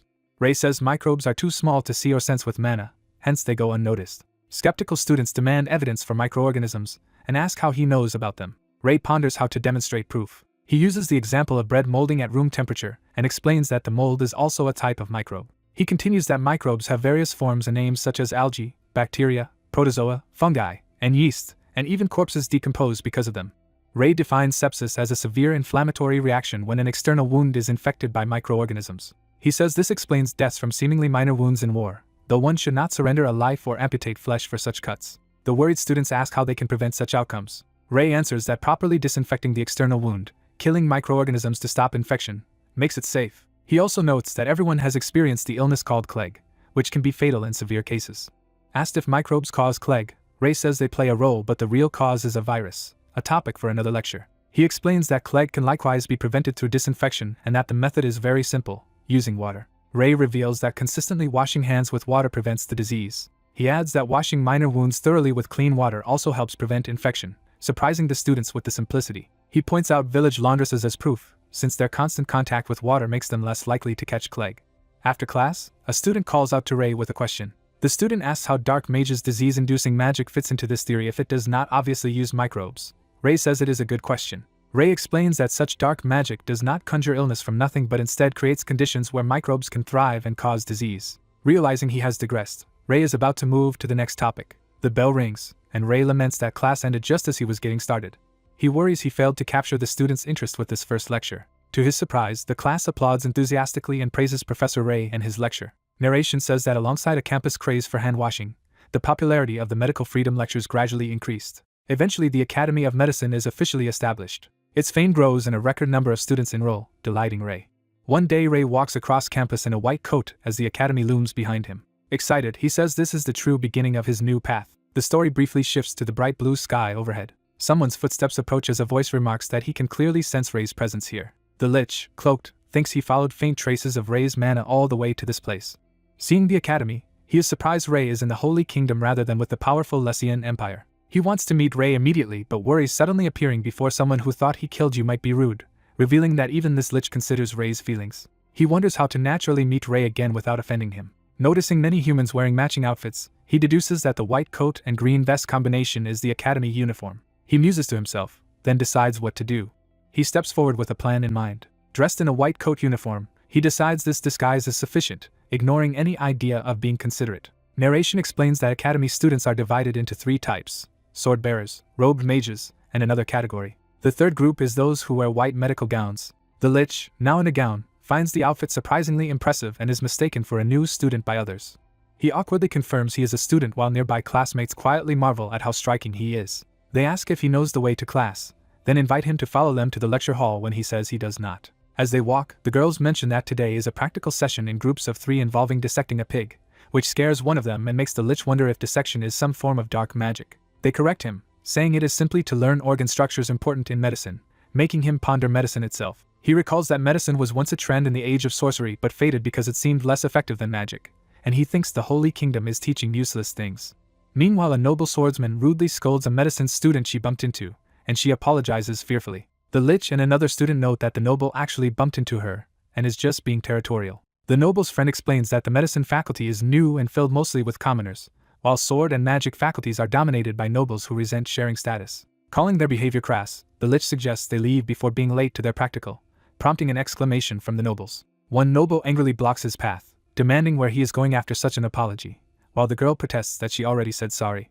He insists her apology is insufficient, and says she should kneel. The Lich smiles darkly, ready to act. He trips or throws the bully to the ground, sarcastically asking if that humiliation is what the noble wanted. He internally condemns the noble's arrogance born solely from unearned status. Using magic, he curses the bully, declaring that from now on he is an orc.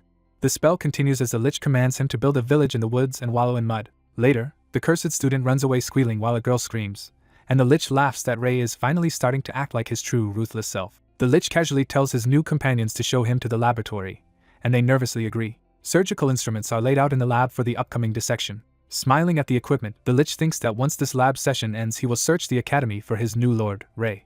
The white-haired instructor asks the class if everyone is ready, surprised by something. A long-haired man internally panics because he unexpectedly encounters someone he knows and feels unprepared. The instructor recognizes the long-haired man and begins to speak to him. The long-haired man grips the instructor's shoulder and presses him, implying the instructor should know who he is. As blue magic glows between them, the long-haired man demands that the instructor admit he knows him, while the instructor is confused. The long-haired man hesitates, starting to respond. He nervously insists aloud that he does not know the instructor. Enraged, the instructor attacks him for pretending not to know him. A glowing silhouette of the instructor vows to completely destroy this person for somehow surviving. The long-haired man panics at the threat of being shattered and begs the instructor to hear him out. The instructor gives him 3 seconds while the man hurriedly protests that he does not want to fight and only wants to help. The instructor doubts his sincerity, so the man claims lower-ranked mages must naturally serve stronger ones and insists on his loyalty. Onlookers dismiss his excuse while he dramatically pleads that he is telling the truth. The instructor reasons that since the enemy Phrixia has fallen, this man likely is not here to fight and might truly mean no harm. The instructor reaches out with a spell. Chains of magic bind the long-haired man as the instructor orders him to hold still. The instructor commands him to stay within sight and motionless for the rest of the lab, and the bound man eagerly agrees. The instructor tells the rest of the class to ignore him and begin the practical exercise. Later, still chained, the long-haired man grumbles about the situation. Watching the students clumsily work on a corpse, he judges their skills as pitiful. He mocks the other groups for mangling the meat and suggests they may as well use a hammer. The instructor asks if he can dissect properly, and the long-haired man confidently says that dissection is his specialty. The instructor releases him partially and lets him try, warning him against doing anything foolish. The man promises to show loyalty through his skills. Eyeing the others, the long-haired man prepares to show these incompetents how it is done. He performs an overwhelmingly fast and precise dissection, shocking the room. Posing flamboyantly, he declares that this is the proper way to dissect. He then smugly enjoys the stunned silence that follows. The instructor admits the dissection was excellent, and that the man is skilled enough to teach others, making the man squeal with delight. The instructor confirms that the man truly wants to assist him, and the man humbly begs for a chance. Smiling slyly, the instructor says he has a perfect task for him. Later, at the academy corridor, someone calls out asking if Professor Ray is inside. Ray opens the door, is handed a sealed scroll, and learns it is from his homeland. He reads the letter and realizes it is news from home. At a distant palace, an unseen voice laments being unable to continue enduring the situation. A brown-haired woman, exhausted, has collapsed asleep on her paperwork. Her blonde assistant urges the overworked saintess to let her finish the tasks and get some rest, though the saintess protests. The saintess reflects that she boasted about finishing everything before Ray returned, yet what she has actually done is superhuman already. She realizes something important about the situation. Meanwhile, Ray reads the letter and learns that his homeland only requested the presence of the holy saint. He summons fire in his hand, contemplating what this summons implies. A narration explains that the mighty empire of Lishan's iron-blooded emperor, George de Lishan, is gravely ill and the empire has requested the Holy Kingdom to heal him. Common knowledge of the world is stated that a god-chosen saint can heal all diseases through divine power. Ray considers that if they fail to cure the emperor, the empire will view it as refusal and a serious diplomatic rift will form between the two nations. He thinks that actually curing the disease seems possible. He broods alone, surrounded by looming hands representing political pressures. He decides that although diagnosis and politics are complicated, he must still treat the patient. Resolving himself, he begins outlining his priorities. Back at the academy, Lich has officially been appointed as an honorary professor, and he curtly tells a rookie student not to talk to him outside of practice. Lich sighs that he cannot refuse since Ray signed the appointment. He inwardly complains that he wanted to study beside Ray, then someone timidly calls out to him. Still scary, he reminds the rookie that he forbade casual talk, but the student explains Ray specifically summoned him. Lich dashes off at high speed toward Ray. Arriving, he bursts into the room asking if Ray called for him, and Ray casually tells him to greet someone. Ray introduces Zeke, who will watch over Lich while Ray is away. Lich grumbles about being surveilled and asks what Ray means by being away. Ray says he must leave the academy and hands Lich a document. Ray explains that the parchment contains most of the lesson content, and orders Lich to study it and then teach the students during his absence, shocking Lich. Lich protests that he came to assist Ray directly, but Ray scolds him for talking back. Zeke admonishes Lich, stressing how important the academy is to the holy saint and that Lich should be grateful for such a role. When Lich asks who Zeke is to interfere, Zeke reveals he is Triga Zeke, head of one of the 3 noble families serving the holy saint. Ray retorts that as a former 7th-class mage and tower master turned sword master he is not a nobody, but privately worries about the situation. Lich vows earnestly to carry out Ray's command and insists surveillance is unnecessary. Zeke enthusiastically promises the holy saint that he will carefully monitor this sly man and report his every move. Ray cuts off their bickering, wondering why they are so flippant when not for his presence. Ray notes to himself that the church has assigned a guard to him. Time passes as the sun sets over an elaborate cathedral complex. At the Holy Kingdom, Ray enters a room calling for Iriel. He sees Iriel asleep at her desk and thinks she looks cute. He observes her fatigue and realizes she has been pushing herself despite saying she was fine. Iriel, half awake, recounts that ever since arriving in the Holy Kingdom after the war she has started many projects, and everything has been hectic. Ray muses aloud as he looks around the overstuffed office. Iriel wakes, realizing she fell asleep unintentionally, and Ray remarks on it. She jumps up, calling to Ray, and he thanks her for all the hard work while he was away. She is confused by his words and asks where all the piled parchments have gone. Ray calmly says he handled them. She stares at him in disbelief. A shot of the desk reveals huge stacks of neatly completed documents and tied scrolls, proving his claim.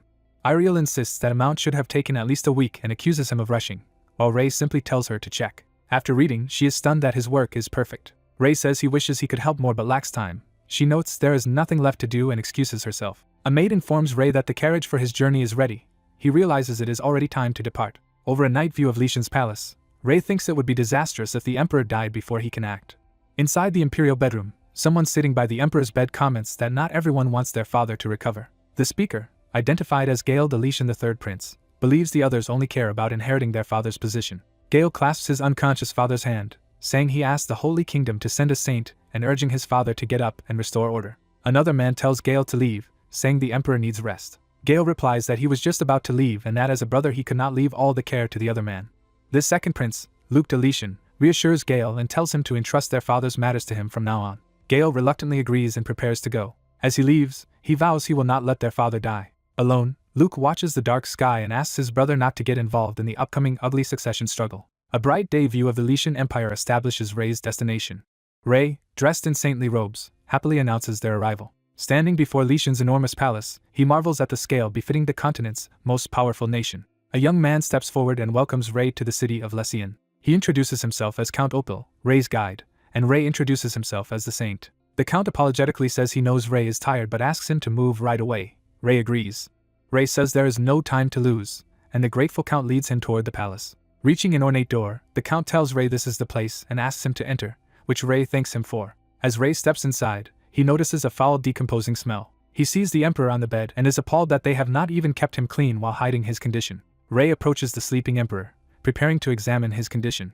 Feeling the Emperor's leg, Rei realizes something unusual. He concludes that the Emperor's muscles are severely stiff due to long-term immobility. The stiffness is so advanced he cannot stretch any part of the body, though he notes this alone cannot give a full diagnosis. Rei mentally reviews possible causes of muscle stiffness and focuses on problems with consciousness. He recalls medical stages of impaired consciousness from alertness down to coma, noting such disorders accompany acute illness.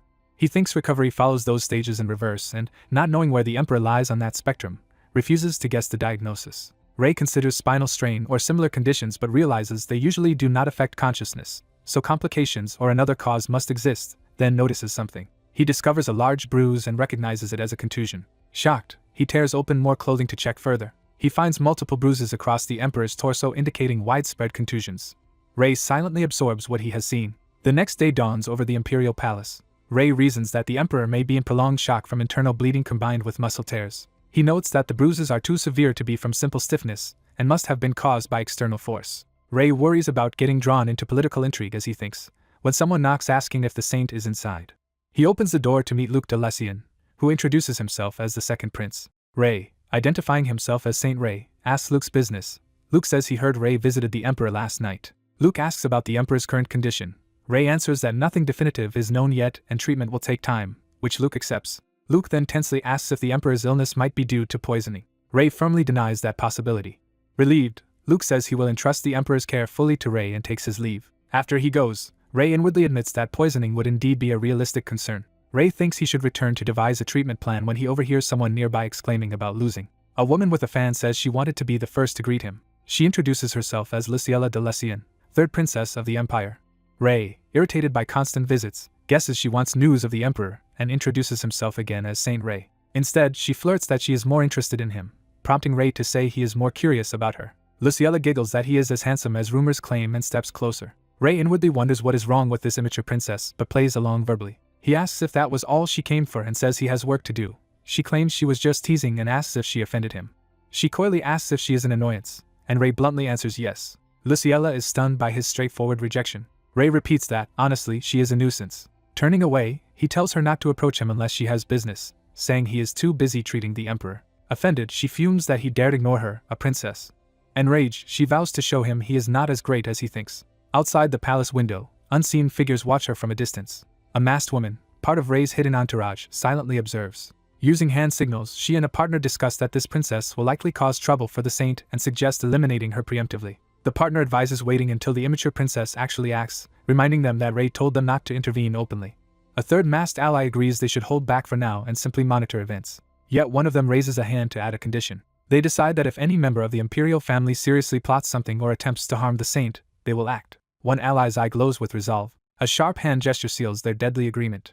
Luciella, surrounded by eerie eyes, orders that these troublesome watchers be eliminated immediately. Rei narrates that the Lycian Empire formally requested the Holy Empire to send him, the saint. He reasons that if matters were serious enough to summon a saint, the Empire must have already exhausted all other medical and magical means, including divine magic. Since even divine magic failed to cure the Emperor, Rei concludes the illness is more complicated than external wounds or simple internal injuries. Re-examining the problem at the Emperor's bedside, Rei deduces that common muscular strain would have healed by divine magic and therefore the true cause must be an autoimmune disorder.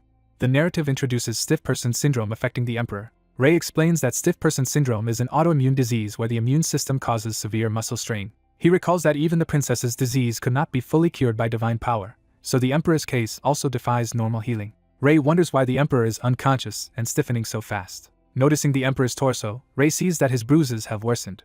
He remembers that overly stiff muscles must be handled gently because spasms can easily tear and bruise them. Judging the injuries excessive, Rei concludes someone roughly forced the Emperor's rigid muscles to move. He deduces that this rough handling tore skeletal muscles, caused internal bleeding, and shock-induced unconsciousness. Ray decides a laparotomy is needed to stop the internal bleeding and locks the room. He sterilizes the surroundings with divine power to prevent infection before surgery. As he cuts with the divine scalpel, Ray notes that the Emperor will feel pain upon waking. Examining the opened abdomen, he confirms there is no peritonitis and no massive bleeding. After stitching the wound, Ray notes a bowel obstruction likely linked to muscle stiffness and plans to monitor it. With the emergency surgery over, he turns his attention back to treating the stiff person syndrome itself. Ray admits the syndrome will be difficult to cure. Elsewhere in a dungeon, a subordinate named Hong Yong begins a report. Hong Yong explains that political infighting over sovereignty is intense in the Lessian imperial court. He outlines the line of succession: first Prince Jared, then second Prince Luke. He adds that third Princess Luciella backs the first prince while first Princess Eliza supports the second prince. Reporting on other royals, Hong Yong notes the rest are less prominent, though the second princess is a powerful mage who shows no interest in the throne. Another agent reveals that the fourth prince is already dead, surprising the others. They discuss that the fourth prince may have been a casualty of the succession struggle, and that the fifth prince was dragged into it. Their investigation suggests the killer is likely within the imperial family, probably the first or second prince. Asked about Luciella's movements, a small masked agent says she has done nothing yet but will be watched along with the first prince. The commander assigns Hong Yong responsibility for guarding Ray, to which everyone agrees. She orders Hong Yong and So Yong to stay in Lessia while the rest of the team returns to the Holy Empire, startling Hong Yong. She explains that Ray currently needs their information gathering and danger detection skills most. She formally places Ray's safety in the hands of Hong Yong and So Yong and grants them discretionary authority in emergencies. As she departs in smoke, she instructs Hyuk Yong to delve deeper into imperial family secrets, noting there is much still hidden. Hong Yong agrees and says he will keep watching the princess and report to this spot nightly. Outside the palace, Ray tells his group to split up. A servant informs Ray that the imperial family is waiting for him in the lobby. Ray thinks the summons was expected but is still abrupt. Deciding it is a good chance to familiarize himself with them, Ray agrees to go meet the royals. Ray and the maid walk down the ornate hallway toward the lobby. The maid leads Ray to a door and invites him to enter. Inside, the assembled imperial family waits at a long table. Seeing how many children the emperor has, Ray muses that the man must have had impressive stamina. Ray recognizes familiar faces like Luke and the immature young princess from past encounters. He notes that aside from those he knows, the others present give him a bad feeling. Entering the audience room, Ray wonders what they intend by calling him there. He recalls that noble etiquette requires lower-ranked people to address higher-ranked ones first. Since a prince or princess ranks just below a saint, Ray knows they should technically greet him first. Their refusal to follow etiquette seems meant either to test him or to humiliate him. Ray concludes they are trying openly to insult him and sighs in annoyance.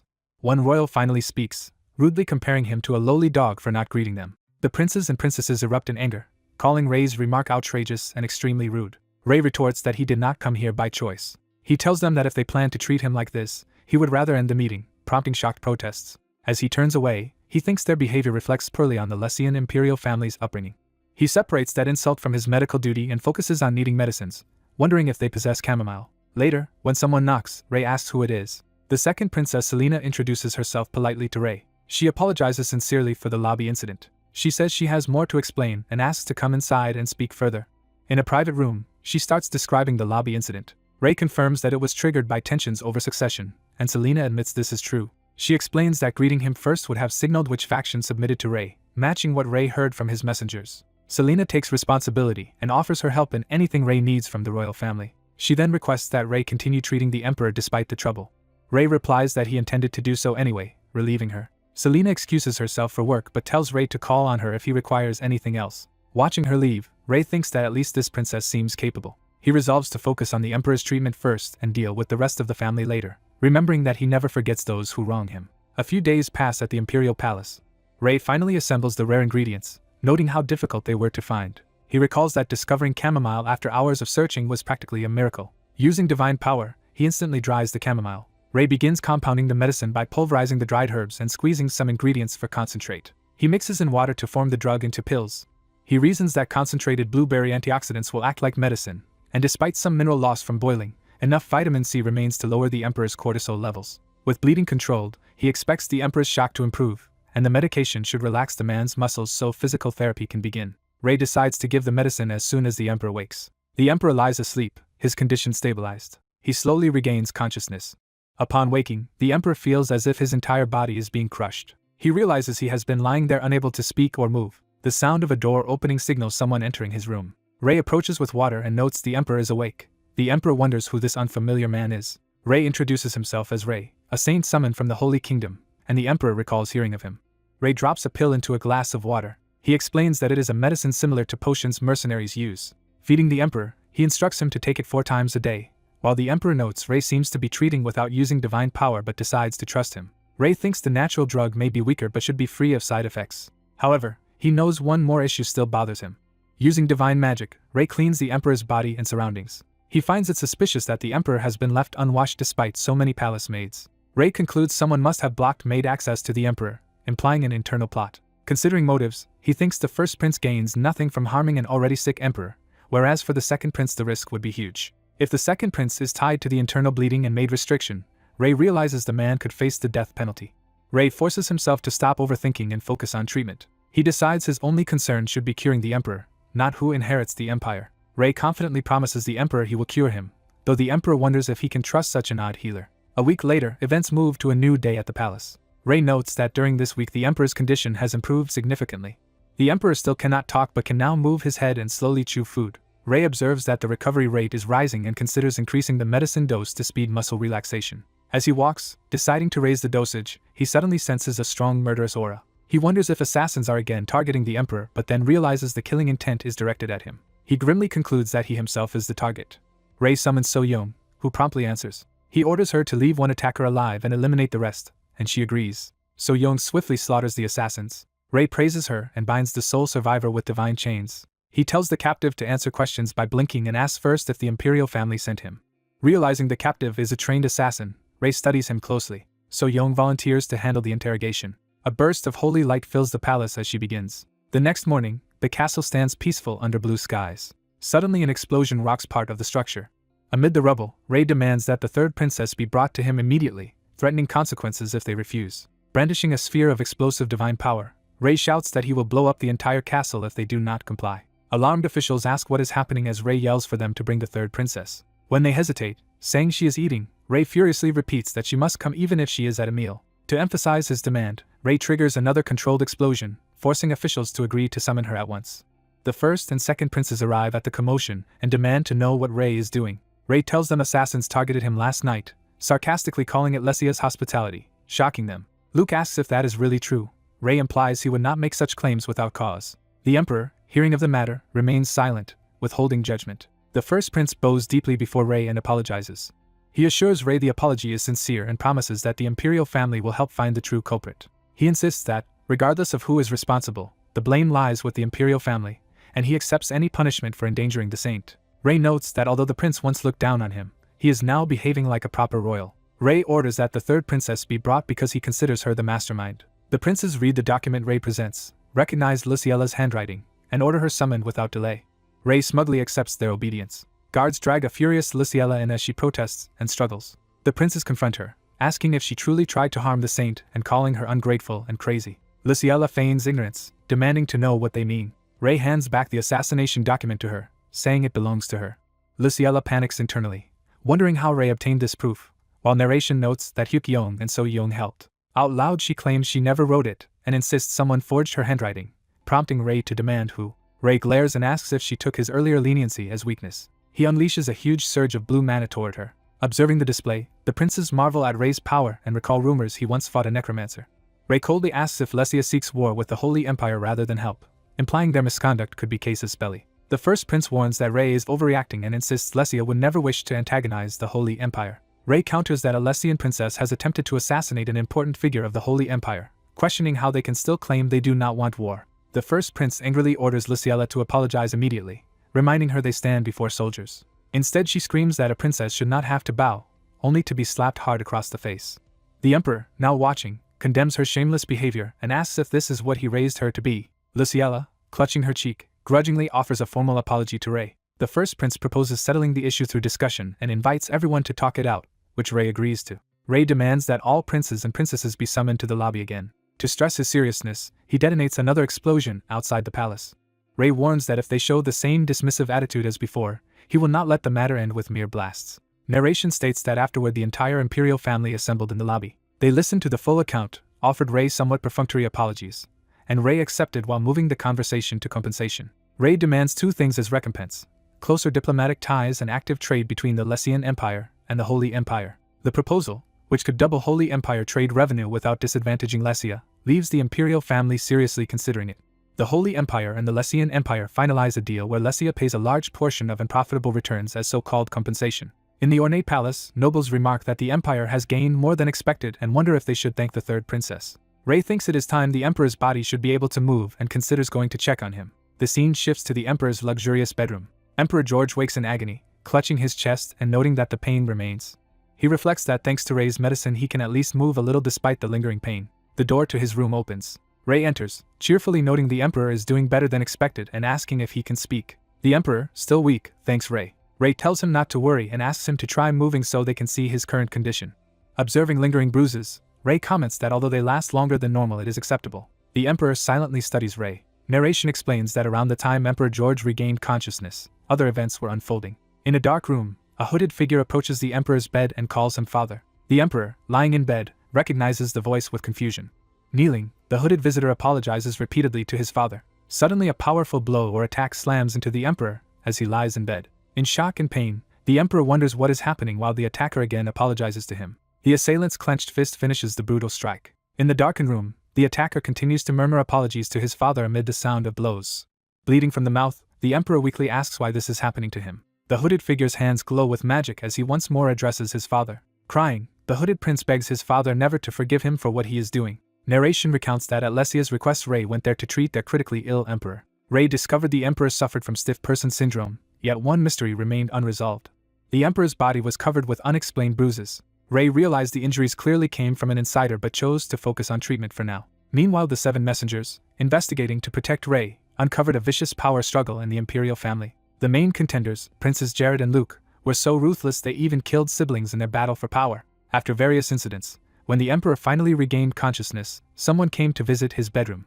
Echoes of the words "I am sorry, father" filled the chamber. The hooded prince's earlier plea not to be forgiven is recalled. A few days later, the palace bells toll. Mourners gather on the palace grounds as a ceremony is about to begin. A funeral is held for Prince Ian de Lesian, the fifth prince of the empire. Rey considers the entire situation in Lesia to be outrageous. He laments that such chaos erupts precisely while he is in the empire. One of the masked messengers reports that their investigation shows Prince Luke was the first to move. Rey is surprised Luke was involved and hears how Luke quietly undermined Ian's policies and reputation. Cornered, the fifth prince tried to hire assassins to poison Jared or Luke. In response, Jared and Luke reinforced their guards and in turn began hiring assassins to kill other imperial relatives. The violence escalated for a week until Ian's guards were found unconscious and Ian himself discovered dead with a cleanly pierced throat. Rey asks who killed Ian but is told every imperial family member has an alibi. However, investigation shows Jared and Luke were absent from their supposed locations, suggesting fabricated alibis. Rey reasons that no outside assassin group in Lesia could quietly defeat royal guards and that only a widely trusted insider could move freely enough to kill Ian. He recalls that Luke's mana was almost on par with the Sword Master and concludes Luke likely carried out the killing personally. Rey instructs Hyukyong and So Young that he still needs more from them. He orders them to gather further information on the imperial power struggle, especially scandals and corruption that could tarnish the imperial dignity. Watching the castle, Rey thinks the dirtier the secrets they uncover, the better. The next day, agonized cries echo through the palace. The emperor suddenly manages to sit up from bed, shouting in effort. Rey happily praises this as impressive progress. The emperor responds enthusiastically to the encouragement. Later, Rey watches him sleep and murmurs in satisfaction. When the emperor begins to groan, Rey tells him he understands but that he must repeat the exercise. Rey notes that the anthocyanin-based medicine is working and the emperor's muscle stiffness has improved far more than he feared. Suddenly Rey senses something unusual and snaps to alertness. He detects that someone is approaching the room. Rey casts a sleep spell, instantly putting the emperor back into slumber. Prince Jared opens the door, remarking that Rey is inside. Jared greets Rey politely and asks how he has been, while Rey replies that he is fine thanks to Jared. Rey confirms to himself that the emperor is fully asleep and then casually mentions he heard about the fifth prince's so-called accident. Jared says the imperial family is ashamed and suggests Ian died in a carriage mishap. He elaborates that it was apparently caused by a flock of wyverns that also attacked nearby villages, and Rey notes that a wyvern nest indeed exists behind the empire. Rey reflects skeptically that the story claims Ian left the palace for a change of pace and was coincidentally attacked by wyverns at the perfect time. Internally considering this excuse pathetic, Rey listens as Jared asks after the emperor's condition. Rey answers that the emperor should be waking soon, which Jared calls good news. Jared offers his help with anything Rey might need, and Rey jokes that bringing peace would be ideal. Jared repeats the word peace with a strained laugh, saying it will come naturally. As Jared prepares to leave, he asks Rey to take good care of the emperor, and Rey promises to do so. Just before going, Jared calls Rey again. He warns Rey not to pry too deeply into the affairs of the imperial family, After he leaves, Ray interprets the warning as a sign Jared is planning something. Ray smirks mischievously to himself. He vows that the Imperial schemers will not get their way. Ray reflects scornfully on Jared's claim that peace will occur naturally and resolves instead to forcibly impose peace on the Empire. A few days later pass in the palace. Ray notes that events are progressing exactly as he anticipated. The messengers return and kneel, presenting scrolls and reports detailing corrupt acts by the Imperial family. Ray picks up one of the scrolls. Reading the contents, he curses at how utterly depraved the Imperial nobles are. The documents show the Merchants Guild bribed the first prince in exchange for trading monopolies. They also reveal that the second prince is in an incestuous relationship with the first princess, and that he has long ignored her many corrupt deeds. Ray summons Hyuk-young and So-young to give further instructions. He orders them to return the incriminating parchments to their respective owners, prompting a concern that the culprits might retaliate to silence the threat. Ray explains that the culprits will not act rashly because someone unknown now holds detailed knowledge of their most sensitive weaknesses. He decides that before those nobles can move again, he will complete the Emperor's healing. Soon after, the Emperor calls to Ray. Now able to dress himself, the Emperor marvels at his own recovery and credits Ray for it. He then comments that he heard the royal family was in turmoil while he lay bedridden, and Ray confirms it has indeed been chaotic. The Emperor is disturbed to hear this. Resolving to confront the situation, he says he must meet his children. He asks Ray to stand beside him during the audience with his offspring, which surprises Ray. The Emperor explains that Ray healed him yet refused any reward, and praises Ray's character, patriotism, and modesty as exemplary. Comparing Ray's virtues with his children's behavior, he ruefully admits he has raised his own heirs poorly and agrees it is time to correct them. He confesses that he spoiled the children while raising them alone without their mother, and worries whether they will accept his scolding. Ray offers to help him deal with them. The Emperor's full recovery is announced across the Empire. The royal family gathers in the throne room to congratulate George on his restored health. The first princess begins to speak up with a hesitant but.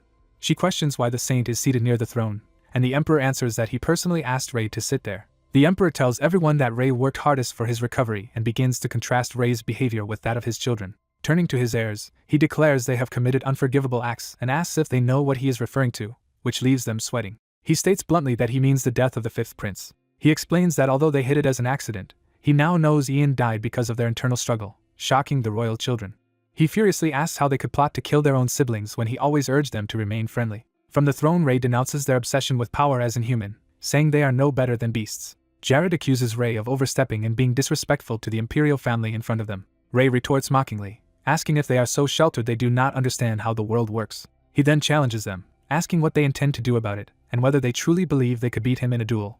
Evidence of their misdeeds is produced in the form of scrolls dumped before them. Ray points out that these are the very stolen parchments that mysteriously reappeared and urges the Emperor to read them as well. The Emperor announces that the parchments detail how his children slandered, harmed, and ultimately killed each other, and laments the corruption of his imperial house. He notes that only second Princess Selena stands apart, having committed no corruption or scandals. Overwhelmed, the Emperor sits with his head in hand, unable to believe his children's betrayal.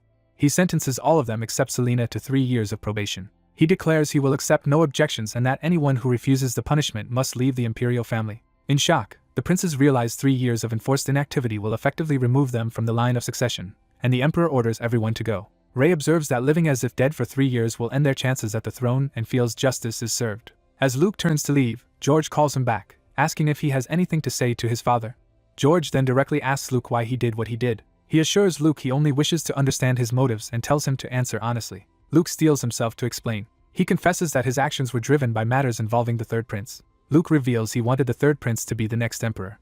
He argues that while he and Jared think only of the empire's practical benefit, the third prince truly cares for the people and ministers and would be a wise king. Luke explains that Jared and Ian were consumed by power, so in that environment the third prince could never ascend the throne. He decided it would be better to remove the shameful candidates than to let those who were tearing each other apart inherit the crown. George asks if this is even why Luke attacked him. Later, during a festival-laden city scene, the coming succession competition is discussed, and George is reminded that the crown prince is usually chosen after it, with Jared expected to win. Ray summarizes that Luke assaulted his own father to prevent Jared from being crowned and asks George to impose a heavy punishment. Luke accepts any penalty. George sighs that he understands and admits he also bears blame for failing to control his children. He clarifies that understanding Luke does not equal forgiving him and postpones final judgment, ordering Luke to leave for now. After Luke departs, George sighs deeply. He grumbles that he thought his children were mature but realizes they are still like kids. Ray gently remarks that all parents feel that way and advises George to pay closer attention to them despite the probation. George muses internally that Ray is a fascinating youth whose words cut deep and who is unexpectedly appealing. The Emperor reflects that although Ray seemed rude at first, his depth and perspective impress him. He also thinks of Ray's overwhelming strength and admits he does not want to send him back to the Holy Empire. With a wry smile, he begins saying that if such trouble occurs again, he jokes that he will simply request Rei's help from the Holy Empire once more. Laughing, he immediately assures Rei he was only joking, while Rei is relieved yet mentally calls him a troublesome old man. As evening falls, George calls out to Rei again. He asks what Rei thinks of the second princess, picturing her as a pure and untainted girl. Rei replies that Selena surpasses her siblings and, more importantly, possesses unwavering resolve in everything she does. George then reveals his real intent, asking what Rei thinks of taking Selena as his bride. Rei politely declines, saying he has no plans for marriage and believes she would not want such an arrangement either, though he appreciates the thought. George accepts the answer with mild regret. He then asks if, in that case, Rei would consider taking part in the coming succession competition. Narration closes on the Gleaming Palace as the Festival of Martial Excellence, which doubles as the succession competition, is introduced. The Emperor explains that the Empire hosts a grand martial and military tournament every 3 years with generous rewards, surprising Rei. Narration describes the Empire's triennial Festival of Martial Excellence, where many competitions are held. The festival's contests range from major events such as swordsmanship and magic. The narration adds that smaller contests include scholarship, debates, and archery. Rei asks if he can join every contest, but is told he may enter only 3 and must use only swords in swordsmanship and only magic in the magic contest. The Emperor says the festival is in 2 weeks, normally requires preliminaries, but he will place Rei directly into the finals. Rei agrees and decides to enter the swordsmanship and magic contests, surprising his host. The Emperor rushes off to arrange Rei's entry and tells him to rest and prepare, while Rei thanks him. Rei reflects that he might have been coaxed into joining, but the rewards and fun make it worthwhile. He then decides it is time to check on the situation in the Holy Empire. Rei prepares a crystal ball, a mana-powered device for long-distance visual communication. He recalls leaving a paired crystal ball with Zeke and infuses mana to contact him. The crystal ball activates.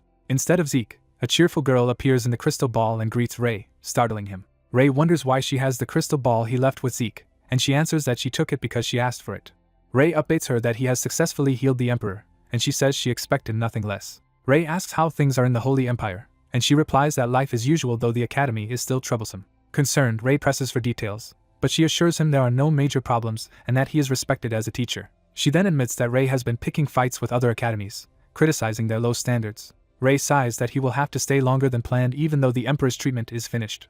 She comments that the imperial succession struggle is worse than she imagined. She tells Rei that, since he is already involved and handling things well, he can take his time for the sake of relations between the Holy Empire and the Lessian Empire, and Rei agrees. She mentions that nearly a year has passed since Rei came to the Holy Empire, which surprises him. She says time flies and that once he returns he will travel to various kingdoms as a saint, beginning full saintly duties. Rei grumbles that calling his efforts mere adjustment time is unfair, but she insists he should rest as much as possible while in the Empire. She reassures him that she remains in the Holy Empire handling matters while they say goodbye and end the call. Rei mulls over the idea of starting official saint activities. 2 weeks later, the festive city sky is lit with magical effects as the tournament begins. Rei marvels that the Empire uses magical devices to light the sky, while his companion notes, he is a magician himself. His companion laughs, saying magical devices feel different from ordinary magic. Rei asks if something is funny, and the companion says he was remembering their first meeting. The companion admits that at first Rei seemed scary, recalling an intimidating impression. He quickly adds that he no longer feels that way, especially since Rei is personally guiding him today. The companion points out the swordsmanship arena and the adjacent, larger magic arena where the contests will be held. Rei notices a shabby structure nearby and jokes it looks worse than a doghouse, learning it is the archery arena. The companion explains that archery has declined in popularity, drawing few spectators or participants, and the arena survives almost by miracle. Rei thinks it is understandable that no one wants to compete in such a poor venue. A guide informs the saint that the preliminary matches are starting, and Rei agrees to go inside. Combatants face each other in the Colosseum for the swordsmanship preliminaries. 2 fighters rush toward each other and engage with sword and twin axes.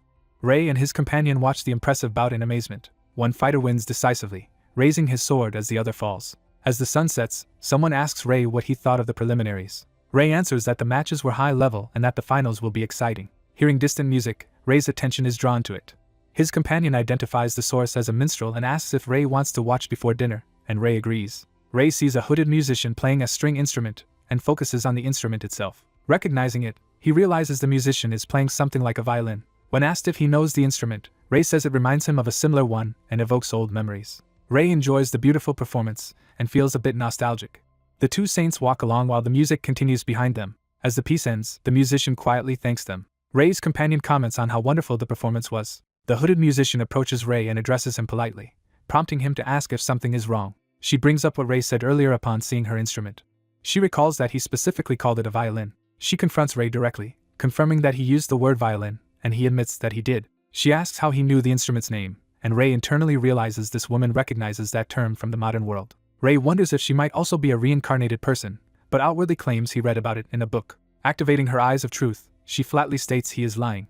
Ray discerns from her traits that she is a half-elf, a mixed descendant of elf and human. Ray offers a trade, promising to tell her the truth if she explains where the instrument came from and how she knows about it. She explains that the instrument is a keepsake handcrafted by her grandmother, who taught her to play it. Ray thinks it is impossible her grandmother created a violin-like instrument by coincidence, and prompts her to share more. She agrees but first asks Ray to explain where he saw such an instrument, and how he knows it.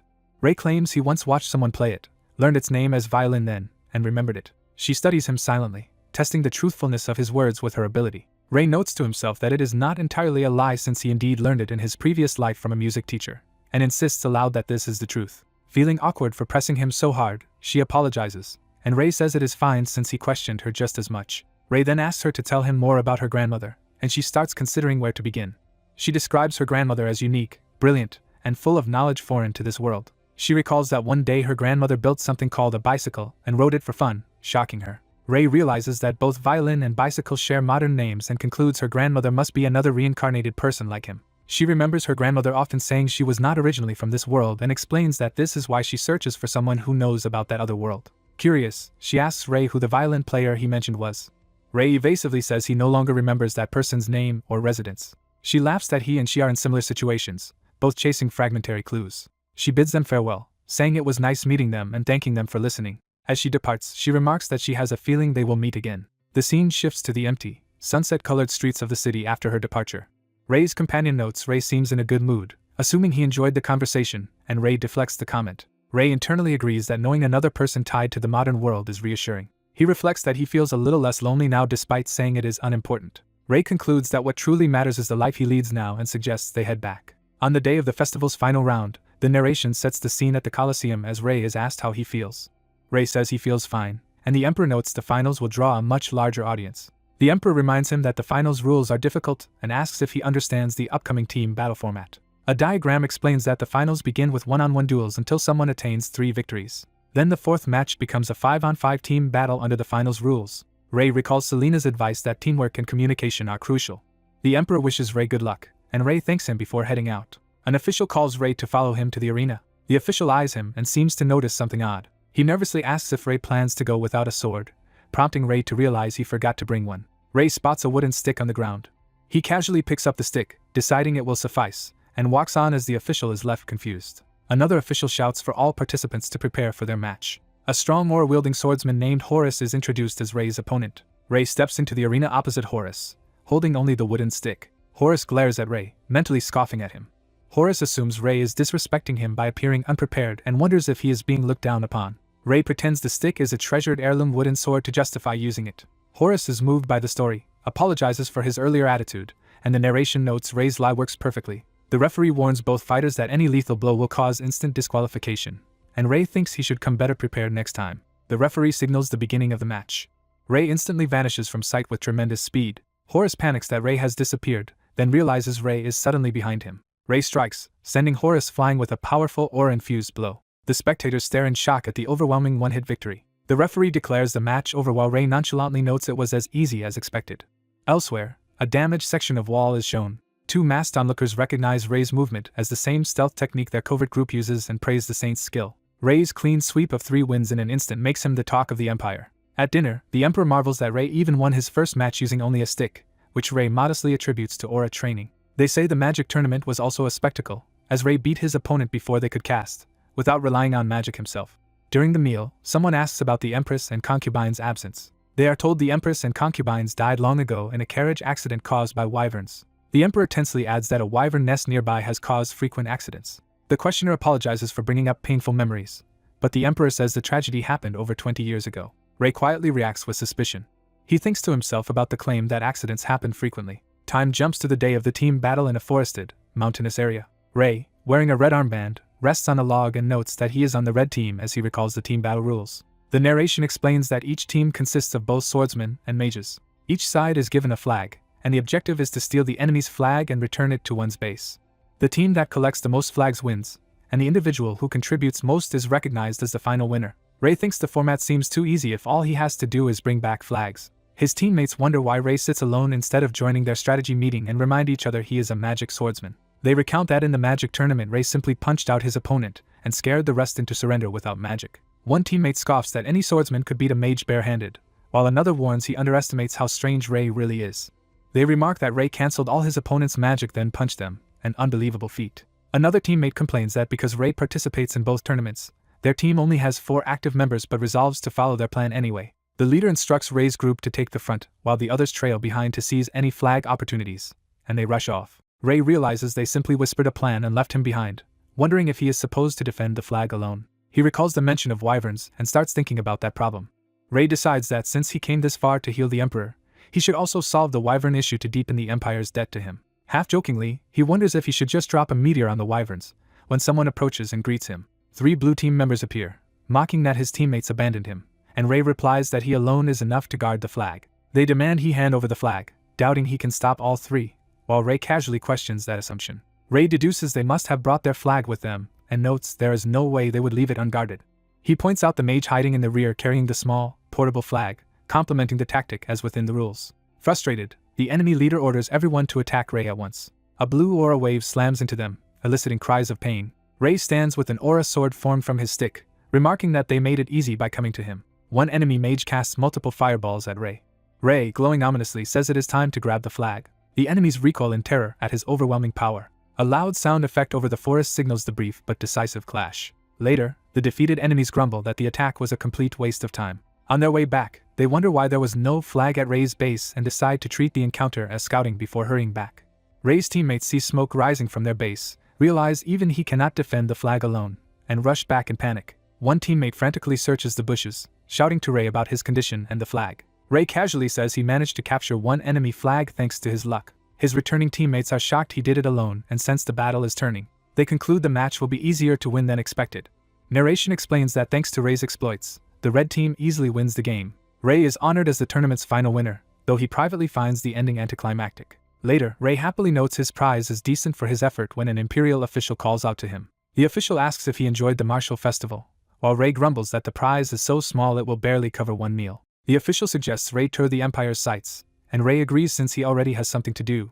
The official asks what Ray plans, and Ray just chuckles mysteriously. Ray confidently says the official will like his plan. The next day, the scene shifts to a mountainous forest region. Ray climbs high into the mountains, senses dense mana, and concludes he has reached a wyvern nest. He finds a glowing hexagonal barrier at the entrance, and wonders if this is the way in.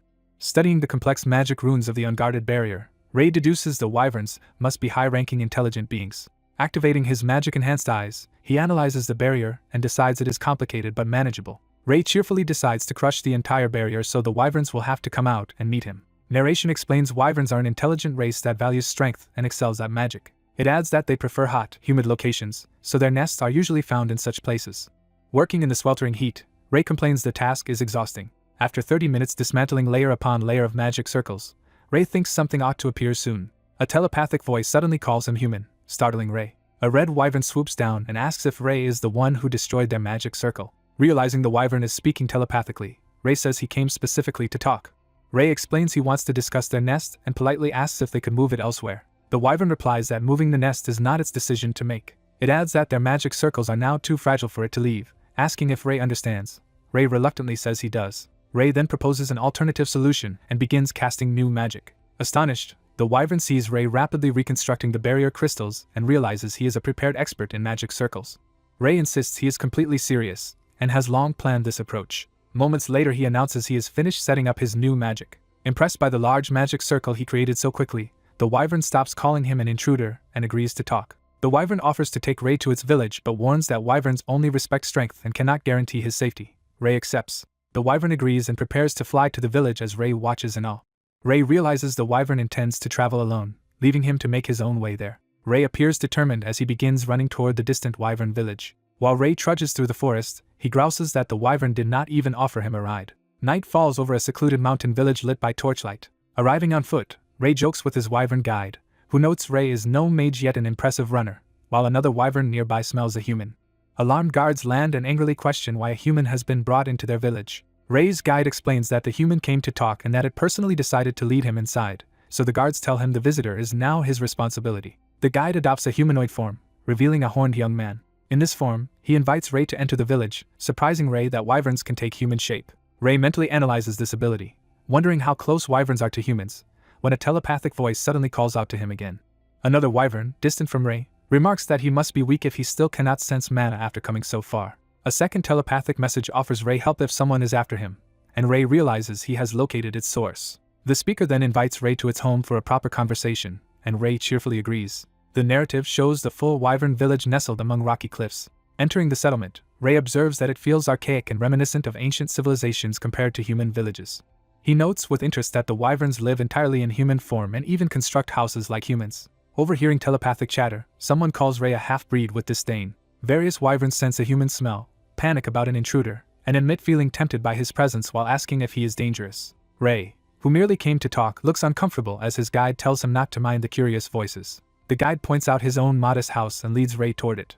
Ray reflects that wyverns care little about outward appearances as he is invited inside. Tea and snacks are set out, and the host signals that serious discussion can now begin. Ray repeats that wyverns are rare and asks again if they could relocate their nest elsewhere, but the host reminds him that decision is not hers alone. Ray then asks to meet a wyvern with true authority, and the host says it might be possible under certain conditions. She explains that wyverns strictly uphold survival of the fittest and an eye for an eye law. Ray observes that her combative nature reflects a racial trait and agrees to her terms. He suddenly restrains her with a spell called Hold, binding her in glowing chains. Shocked to realize Ray is the stronger mage, she acknowledges his superior power as he casually agrees. Accepting defeat, she agrees to go see the leader as Ray cancels the spell. On the way out, she shyly asks for his name, and he introduces himself as Ray while she gives her true name, Karnata. Karnata vows to challenge Ray again someday, and he nonchalantly agrees. Ray confirms they are now headed to the wyvern leader, and Karnata says they will speak with the Lord. Ray learns that if he convinces the Lord to move, the entire clan will obey without question. Karnata explains the Lord is the clan's strongest wyvern and that their hierarchy is entirely power-based, which Ray finds convenient. They finally arrive, and Karnata announces they are at the Lord's dwelling, startling Ray. Ray mentally comments on how shabby and old-fashioned the Lord's house looks as Karnata senses the Lord's presence inside. Karnata waits silently, wondering if the Lord is sending them a message. A voice from within remarks with interest that a human wishes to meet it. The wyvern lord, in a female human form, steps out and demands to know what is happening, while Ray wonders if she is really their leader. Inside, she tells Ray he is a strange man.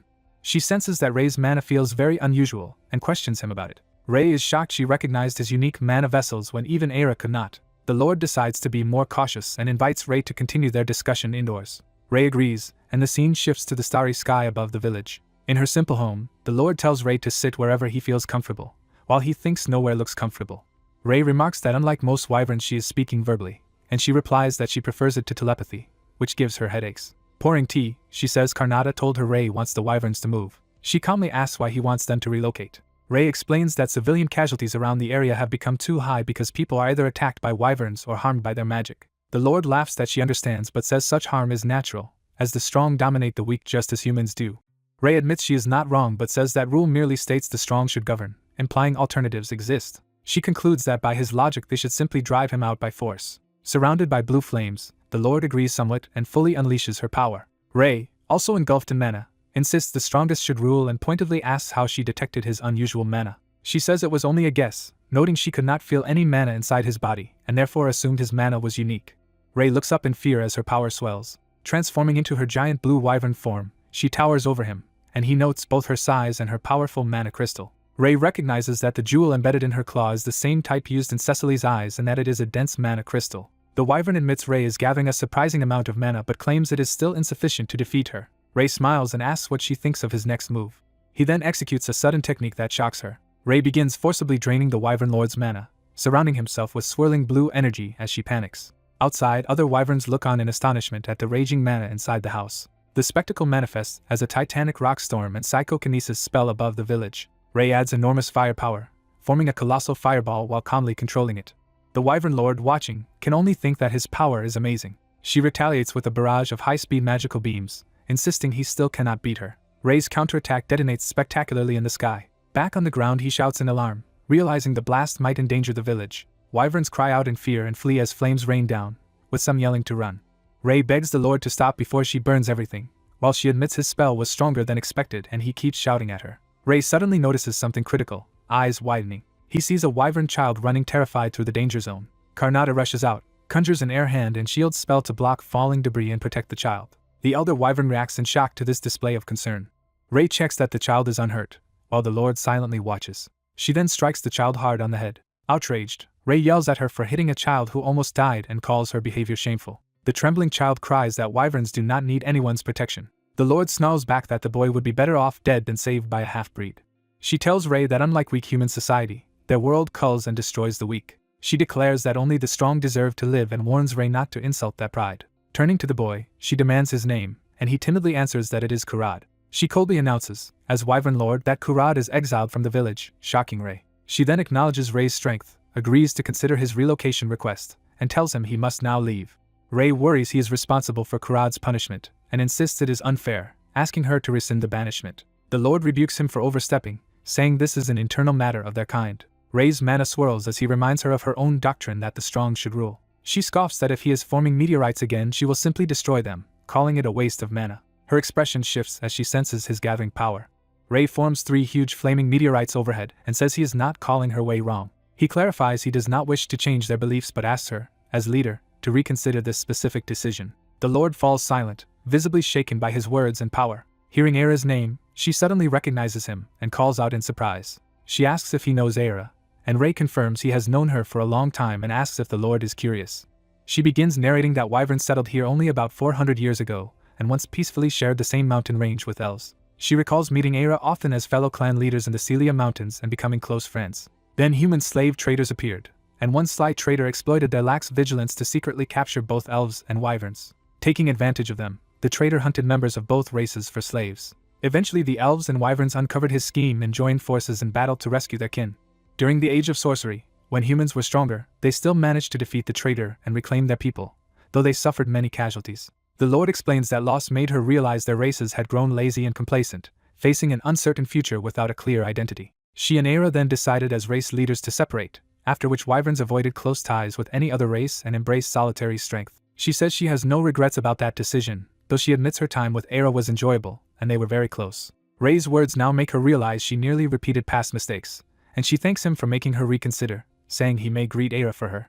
In a lighter tone, she asks what Ray's relationship with Aira is, confessing she first thought he was Aira's son because of their resemblance but decided that was impossible. She changes the subject to negotiating their relocation and tells Ray he has become a respected human among wyverns. Jokingly, she adds she cannot ignore a request from Aira's lover, while Ray protests that they are just friends. The story cuts back to the imperial capital, showing the grand palace at night. Inside a luxurious hall, nobles gather at a banquet where it is announced that the saint will depart the empire tomorrow.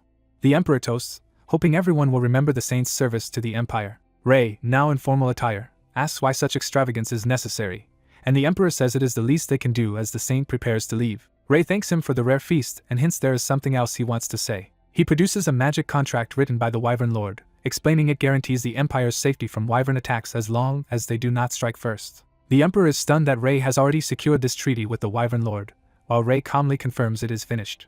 A noble, overwhelmed by gratitude, gushes that the saint seems like a divine being. The noble thanks the saint for a favor beyond his duty and vows never to forget it, while the saint dryly thinks he probably will. Princess Selena approaches and notes she has heard the saint will be departing tomorrow. The saint confirms it is time for him to leave, and Selena thanks him for everything. When he asks what she is thanking him for, Selena insists he is a benefactor of the empire. Selena hesitates, gathering her thoughts in silence. She explains she was a prodigy famed as the youngest 6th circle magician and, uninterested in imperial politics, devoted herself solely to magic. Because of that focus, she ignored imperial affairs while her siblings were left to face them. Reflecting on the saint's selfless service despite being an outsider, she feels ashamed that a royal like her has done nothing. She admits she feared the chaos and hid behind magic as an excuse to look away. Selena now resolves to face things head-on and declares she will enter the struggle and claim the throne. Apologizing for the long speech, she says she wanted him to know her decision.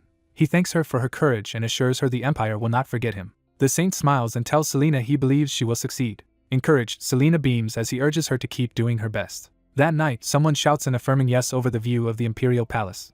Inside, ornate doors stand closed as tension builds. Someone curses in rage as something slams into the floor. A furious man pounds his fist, ranting that the saint ruined his scheme and that the throne should already be his despite a 3-year probation. Hooded conspirators complain that Princess Eliza's bribery has swung nobles toward Prince Luke and that the probation makes Luke's succession almost certain. First Prince Jared de Lessian, distraught, asks what they can do as he refuses to watch events slip away.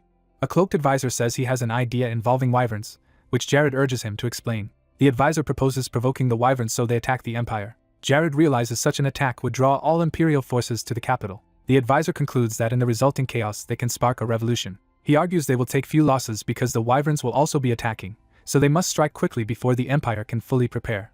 Jared agrees and entrusts the advisor with organizing the troops, which the man readily accepts. Jared orders him to secretly raise and equip a hidden army, which the advisor says he knows exactly how to do. Later, Jared, eyes glowing with malice, tells his followers to immediately attack the Wyverns to coincide with the Saint leaving the Empire. The next day, a herald announces that the Saint's carriage is ready. The Saint, preparing to return to the Holy Kingdom after a long time, walks toward departure.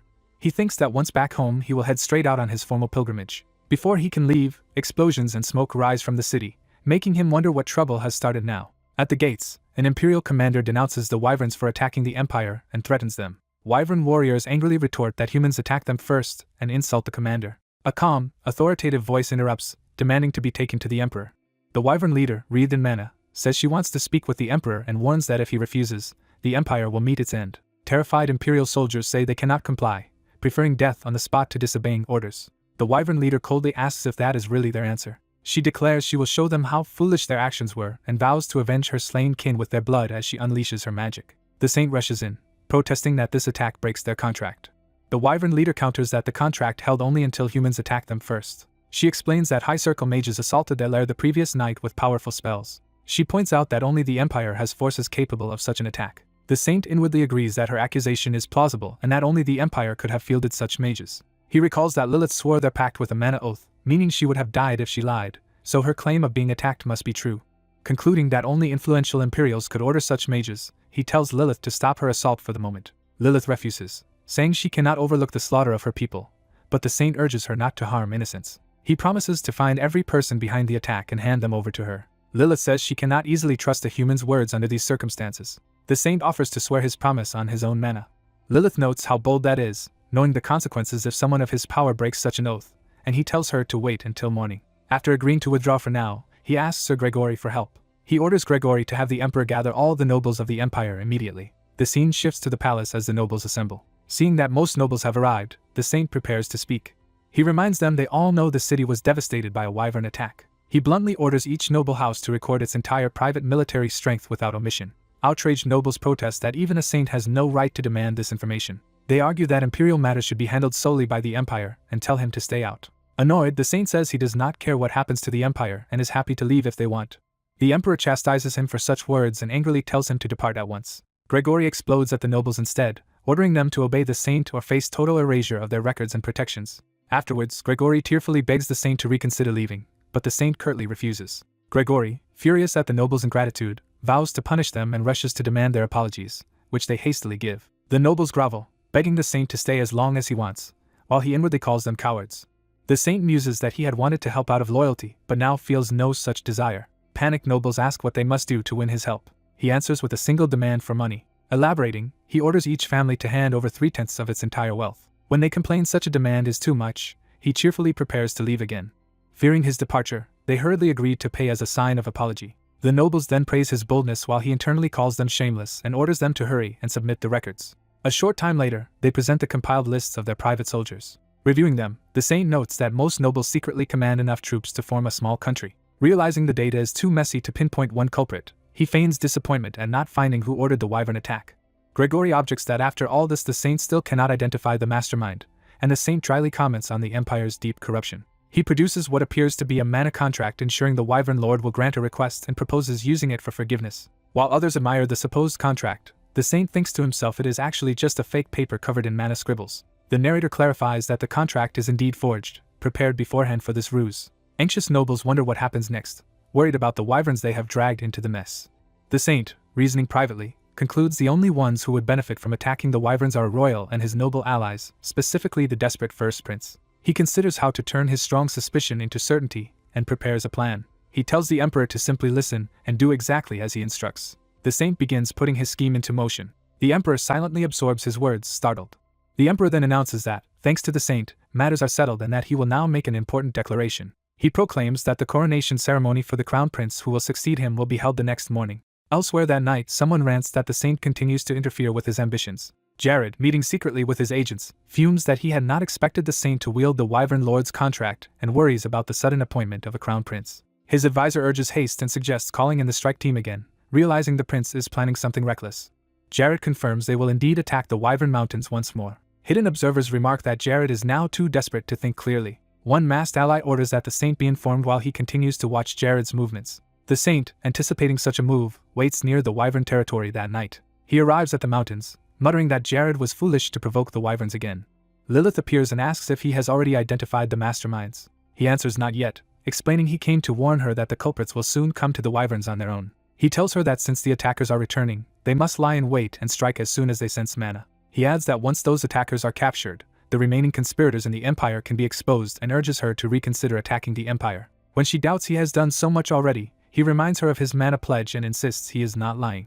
She wonders what benefit he gains from all this effort, and half-jokes that perhaps he truly is a saint. The Saint decides it is time to draw the conspirators out into the open. Back in the Imperial Palace, nobles complain that the Saint is overstepping by summoning the royal family whenever he wishes. Princess Luciella rails against his arrogance, while Selena warns her to mind her words. Selena defends the Saint as the Empire's savior, and urges Luciella to show proper gratitude and courtesy.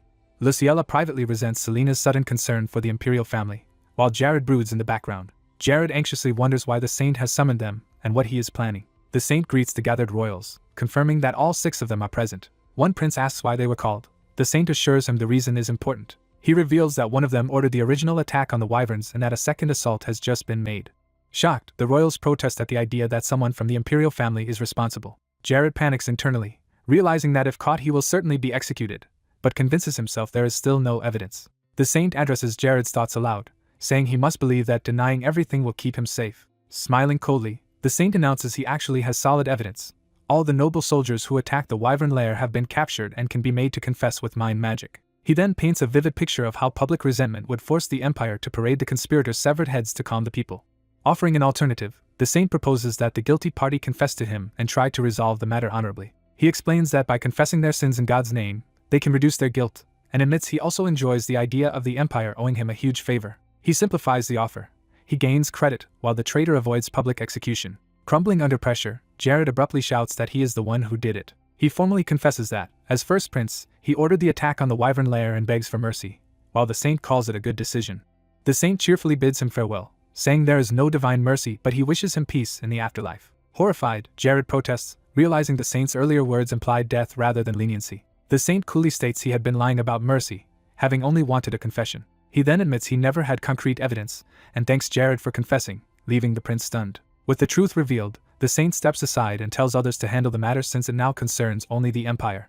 As armed guard sees Jared, he yells that the Saint is a shameless liar for deceiving him. The Saint blithely denies any shame while being informed that all rebellious nobles are in custody and asked what to do with them. He remains silent a moment, prompting the knight to call to him uncertainly. Finally, he says judgment belongs to the Emperor, reiterating that the Empire must decide its own fate. He reflects that he is simply an outsider from the Holy Empire, and that his long stay in Lessian has now ended.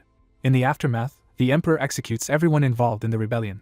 To repay Ray's tremendous help, the Emperor grants the Holy Empire diplomatic advantages and rewards Ray personally with noble titles and land. Unaware of these rewards at first, Ray travels on by carriage and only learns of them later. During the journey, he receives an abrupt official request from the Empire, grumbling that it will delay him further. Speaking through a crystal ball, he complains that the pilgrimage schedule is already set but insists he can always leave later.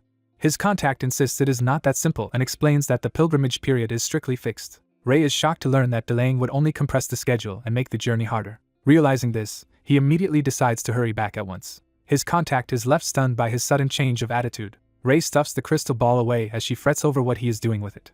He leaps from the carriage, saying an urgent matter has come up and telling the driver to follow at a slower pace. Ray sprints off down the road toward his new destination, leaving his handler dizzy and flustered. As the sun sets over the Holy Empire's capital, he arrives earlier than expected, saying he hurried because he heard the pilgrimage preparations were complete. His attendants report they will depart the next morning, and he asks Hong Yong for an update on the Holy Empire's situation. Hong Yong reports that, outside the wealthy city of Salonika, most regions face financial hardship, leading their lords to raise taxes to fund monster hunting forces.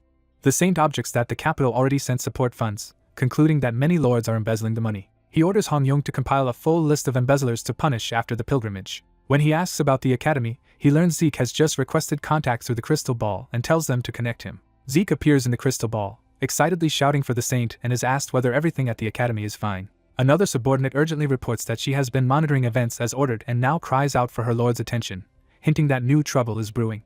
The man excitedly tells the saint he has read all the books and parchments she left, praising their depth and accuracy and asking how she knows so much. When another man yells at them for interrupting, the woman ignores him, vows to devote herself to the saint, and begs to be taught everything. The purple-haired man angrily attacks the other, insisting he wants to learn even more from the saint than his rival. Back in the room, the white-haired man ends the chaotic magical call with the sphere, telling the attendant to disconnect it. A masked woman bids the saint to take care while she is away and is told to have a safe trip and cheer up. As the pilgrimage carriage travels through the forest, someone inside happily remarks on the beautiful weather. The saint hesitantly responds, seeming uneasy despite agreeing. Inside the carriage, two women chat cheerfully, one saying the trip feels like a picnic and asking why the other is there. The nun explains that families serving the church take turns joining each pilgrimage and that this time it is hers, but questions why the girl is riding in their carriage. The girl says traveling alone is lonely, while the saint tells her to return to her own carriage later because this one is already crowded. Ariel protests, proudly showing that she prepared something special, leaving the saint surprised. She reveals fancy snacks and tea she personally made for the journey. When offered tea, Ariel says she feels nauseous, and the saint also declines, but the other girl insists and offers it to him. She begs him to try her tea at least once, promising to get off if it tastes bad, and he reluctantly agrees. The saint takes a sip of the tea and is stunned by its awful taste. The girl eagerly asks if it is delicious, smiling expectantly. After tasting, she herself looks dejected, sensing the truth. She sits alone in another carriage, clearly depressed as it rocks along. The saint privately complains that the tea tasted disgusting and assumes Ariel now understands that too. Outside, the knight asks if this terrible tea is why the saint refused it, and the saint replies someone had to tell the girl the truth. Cleaning the foul taste from his mouth with magic, the saint remarks that such incidents at least keep the dull pilgrimage from being only napping. He reflects that the pilgrimage mostly consists of riding carriages around villages while priests and clergy do most of the actual work. Learning the saint mainly comes along for show, he grumbles that his presence is just to create a public image. Their discussion is interrupted when someone suddenly jumps in front of the carriage, prompting them to look outside. A desperate father blocks the road, sobbing and begging the holy priest to urgently heal his gravely ill child.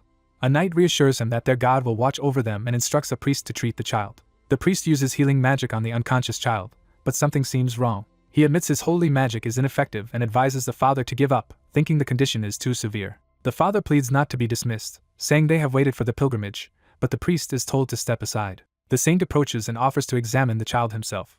The father tearfully thanks him for personally treating his child, while the saint begins his own assessment. Observing brittle hair, swollen skin, and extreme emaciation, the saint notes signs of severe malnutrition without body fat. He asks if the illness appeared suddenly, and learns it has been progressing gradually. Concluding it is protein deficiency and that magic failed because it is not a disease, he orders the captain to prepare a meat-focused meal for the family. The grateful father asks why food is the remedy, and the saint explains that eating plenty of meat regularly will restore the child's health. When told they cannot often afford meat, the saint suggests using beans instead as a cheaper protein source. He lists different beans that can replace regular meals to improve the child's condition, though some meat is still needed occasionally. Ariel chimes in, urging the parents to overextend themselves if necessary for the child's sake and saying she can now heal the edema. Using holy magic, she removes the swelling from the child's body, astonishing the father. The father repeatedly thanks them, vowing never to forget their kindness, while Ariel modestly calls it their duty. Afterward they resume their journey, deciding to head to Celia Royal Castle. The procession of ornate carriages travels through the forest toward the kingdom. Inside a carriage, the saint sits thinking deeply about what just happened. Ariel notices his pensive mood and asks what he is contemplating. He asks Ariel how much money they currently have available for use. She calculates that they hold about 20 platinum coins, and he asks if that is really all. He adds his personal savings to reach around 27 coins, which he says should be plenty. Suspicious, Ariel asks why he needs so much, and what he plans to do with it. Smiling, the saint bluntly asks her to lend him money. Shocked, she demands to know his intentions, and he explains that the kingdom of Celia is facing a severe financial crisis. He elaborates that because of this crisis many people, like the malnourished villagers they saw, are starving to death. Convinced helping them aligns with divine will, Ariel agrees to assist, and he promises to repay her after returning to the Holy Empire. She then generously says repayment is unnecessary, surprising him that she would give away such a large sum without hesitation. Proudly reminding him that she too is a saintess, narration notes the pilgrimage party's arrival in the kingdom of Celia. Under orders from the saints, the clergy gather ingredients from various regions and cook simple meals for the hungry.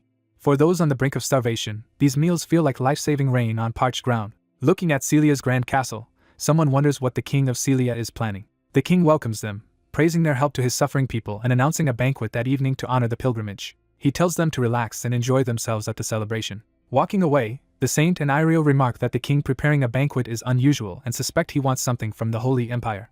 Since the pilgrimage tasks here are finished, they realize they now have free time, and the saint considers heading out for a bit. Asked if he will visit his family, He says something like that and asks about Ariel's plans. She says she will just relax with Fia and suggests he visit the capital instead of staying cooped up. He replies that after being swamped with work every day, this quiet time is already enough and he just wants proper rest. Ariel then quietly asks if, since becoming a saint, he has ever wanted to abandon everything and run away. Gazing out over the castle grounds, she muses about throwing all their duties away. They share a silent moment, either quite answering the heavy question. At last the saint affirms that of course such thoughts cross one's mind. Inwardly he rants that God keeps demanding tasks, granting only a tiny bit of divine power while working them to the bone. He realizes this complaint is probably what Ariel truly wanted to voice, given she has served as a saint longer than he has. He sympathizes that all the taboos must be hard on her, yet notes that healing the sick or using national funds to help people still feels rewarding. He adds that at such times he is glad to be a saint and heads off, wondering if only he feels that way. Ariel smiles warmly, saying she feels the same and quietly thanking Ray for his words. Ray reaches his childhood home after a long time away. Guessing it is lunchtime, he decides to sneak in with a stealth technique to surprise his parents. As he steps inside quietly, the floorboard creaks under his boot. Suddenly a plate hurtles toward him with great force from inside. Ray is struck hard by the flying dish and cries out in pain. More plates are thrown at him, and he frantically yells for them to stop. His parents realize it is Ray, exclaim his name in surprise, and stop attacking. His mother rushes over and hugs him joyfully while his father scolds him for moving so silently, and Ray explains he dropped by during his pilgrimage. They excitedly invite him to join them for lunch, and he agrees. His father tells him to go upstairs for a surprise before they eat. Ray wonders what awaits him upstairs. Upon seeing it, he gasps in astonishment. He finds a baby peacefully sleeping among flowers, and someone asks if he is surprised. His father explains Ray now has a younger sibling and keeps asking if he is surprised, which Ray finds annoying. Using magic to check, Ray notes the huge 16-year age gap and idly wonders if that explains his parents' doting behavior. Looking at the baby, he thinks she is incredibly cute. His mother remarks how adorable the baby is and reminds him he was once that small too as the infant grabs his finger. The baby suddenly cries loudly in anger at being poked, and Ray realizes he upset her. His father laughs that she is tiny but assertive, just like Ray was as a baby, confirming their strong sibling resemblance. Their mother enters, calls the baby Sia, and tells them lunch is ready, while Ray repeats her name to himself. Ray bids Sia a temporary farewell before heading down. His father asks how things were in the Holy Empire and whether anything interesting happened. Ray, thinking back on recent events, says quite a lot actually occurred. Over a lavish meal, he confirms it was a very eventful trip. His parents say they are proud and relieved he looks healthy. Then his father says there is something he has long been curious about. Ray bluntly asks if their family is ordinary, implying he senses something unusual. They feign confusion, but internally he reveals he has long suspected something since childhood. A flashback shows his mother using high-level magic, revealing she is a powerful mage. Another memory shows his father wielding sword master-level sword skills. Ray asks why such strong people live in a remote area instead of in the wider world. His parents exchange glances and say the day has finally come to reveal the truth. His father solemnly announces that their family carries the bloodline of the ancient heroes. Ray repeats the phrase in disbelief, and his father suggests going outside to demonstrate. In the yard, Ray wonders what they plan to show him. His father calmly releases an overwhelming wave of mana. He simultaneously conjures powerful fire and water spells. He adds a huge stone projectile as well. Ray realizes his father is performing a triple incantation of different elements. He is stunned that his father knows magic at all and that his mana eclipses anyone Ray has met. A massive sword strike carves the ground, further displaying their power. Sword aura fills the area in dense overlapping slashes, terrifying Ray. His mother appears wielding an aura-covered blade, proving she is also an advanced-level sword master. Ray exclaims that both his parents are magic swordsmen, and his mother prepares to share an old tale. She explains that since ancient times saints with strong divine power could communicate God's will, and, alongside a superior race, protect the world. However, that greater race mysteriously vanished, creating a serious problem. During the War of Magic, a necromancer-led army attacked humanity, and the saint alone could not resolve it, ending the magical era 3 centuries ago. At that time the gods chose 12 promising humans, blessed them, and with these 12 heroes defeated the necromancer before they themselves disappeared. She reveals that their family descends from those heroes, inheriting blessings that grant vast talent and lifespans up to 500 years. Ray asks if other hero blood families exist, and she confirms there are more. She warns Ray not to get too involved with them, saying she and his father fled that joyless place where people live like the dead. She understands his curiosity but stresses those people are dangerous, explaining why they kept the truth from him until now. He reluctantly agrees. Ray reflects on the incredible lifespan and all-around talent their bloodline grants. The next day he says goodbye, with his parents fussing over his safety and promising to rush over if he is bullied, while he promises to visit again. He narrates that his parents urged him to show no interest in the hero bloodline, yet he reasons that if their talents cover every field, they must also excel in medicine, and wonders what they might know with such long lives. Determined, he decides he needs to learn more about the heroes. Running through the forest toward town, he realizes he has already reached the woods and decides to visit a certain person while nearby. A familiar voice chides him for arriving late. He meets the elf Aira, who teases that he only thought to visit her after coming all this way. Pouting, she asks why she had to show herself first, saying she was about to leave anyway. Ray asks how she knew he was on his way, and she hints it relates to the pendant she gave him. She reminds him she promised always to stay by his side, and he is shocked to learn the trinket has that ability.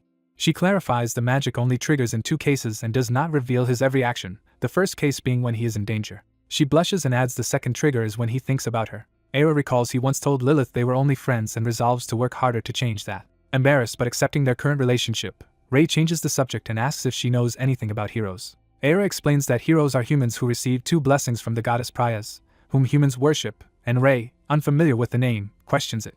He confirms she said 2 blessings, and she describes the first as the blessing of potential that lets one grow stronger with little effort. The second is the blessing of ability transfer, allowing bearers to gain power and experience by killing each other, which Ray finds horrifying. She says humanity views it as a blessing because it let them win the war against monsters, then asks why he is interested.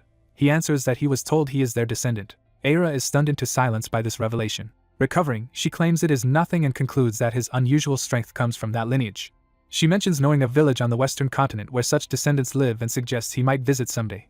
Ray happily says he has wanted to see it. Realizing he must be busy, she suggests ending their talk for now and continuing it after he returns from the Holy Empire, and he agrees. She assures him they have plenty of time, and he promises to come back. After he leaves, Aira worries to herself that Ray's becoming a saint might be connected to this bloodline. Watching him disappear into the forest, she hopes she is overthinking and that her fears are unfounded. A grand holy building and a carriage set the scene for a departing pilgrimage. A female knight scolds the white-haired saint for arriving late, and he casually excuses himself since it has been a while since he was home. The nun explains that preparations are complete and urges him onto the carriage, adding that their next pilgrimage destination is the western continent's Holy Empire of Prayas. As they board, he asks if Prayas is another country, and she confirms it is a holy empire like Gaia. Narration explains that the Holy Empire of Prayas worships the goddess of hardships and trials, and believers deepen their faith through continual ordeals. The nun tells him that Prayas' goddess has never chosen a saint, and thus the country keeps a low profile, unlike Gaia whose goddess leaves matters to humans, prompting him to wonder why they must visit. She explains that Prayas' goddess is a sister to Gaia, so their churches are like family and need no special reason to visit each other, which he accepts. The saint thinks to himself that going to the western continent is fitting for his own plans. Their carriage travels through a forest as the journey toward the western continent begins. On the second day of travel, he asks if visiting Prayas will end the pilgrimage, and she answers that it likely will conclude comfortably. Inside the carriage, he says that since they are already heading west, there is another place he would like to visit, and she asks where. He nervously asks if she knows about the hero bloodline. After hearing his story, she exclaims in disbelief that he is both a hero created by Prayas' goddess and a saint chosen by Gaia, while he admits he also finds it unbelievable. She then questions why he wants to find other heroes, briefly suspecting absurd motives, and presses him to explain. He finally reveals that the place he wants to visit is the Academy of Medicine, leaving her confused. He clarifies with a sigh that he wants to enroll all the heroes there and turn them into doctors, which she remarks is very typical of him. When the carriage stops, someone announces their arrival and suggests they continue the conversation later. Stepping out, the saint looks around the new location in mild surprise. Seeing the bustling harbor, he notes it is a fine port, and his companion praises its constant beauty before suggesting they board their ship. As he gazes at the sea, he briefly admires its beauty before the narrative hints that this peaceful thought will not last. The narration states that the pilgrimage party from Gaia sailed for 15 days across the sea. After landing, they continue by carriage for 3 days through forests. They finally arrive at the Holy Empire of Prayas, marked by a large temple-like structure. Entering Prayas, the saint complains about how long the journey took and says he is already exhausted, while his companion warns that it is bad to be tired so soon. Narration reiterates that the goddess Prayas presides over adversity and trials, and her followers regard such struggles as virtuous. The nun from Prayas warns the visiting saint that he should brace himself for what lies ahead. As the heavy door opens, he anxiously wonders what he must prepare for, while a voice inside welcomes them. Masked priestesses greet the visiting saints respectfully, and say they will guide them onward. Thinking he might finally rest, the saint is interrupted as the Prayas attendant interjects that something else must come first. The Prayas priestesses insist that despite the traveler's fatigue, they must first offer prayers to goddess Prayas and ask everyone to kneel. The Gaia saint is shocked that they are made to kneel and pray immediately, but sees his own companion compliantly kneeling and wonders at her resigned attitude. As they pray, a Prayas priest internally curses the situation but formally gives thanks that Gaia's saints have arrived. The leading priestess prays for vigilance, growth through hardship, and for everyone to advance firmly in their pilgrimage. The Gaia saint reluctantly joins the prayer, asking that they gain enlightenment through the hardships they will endure with the saints of Prayas. After prayers, the Prayas attendants say they will guide the group to an annex with adjacent guest rooms, while the Gaia saint quietly asks Irie what is meant by enduring hardships together with the saints.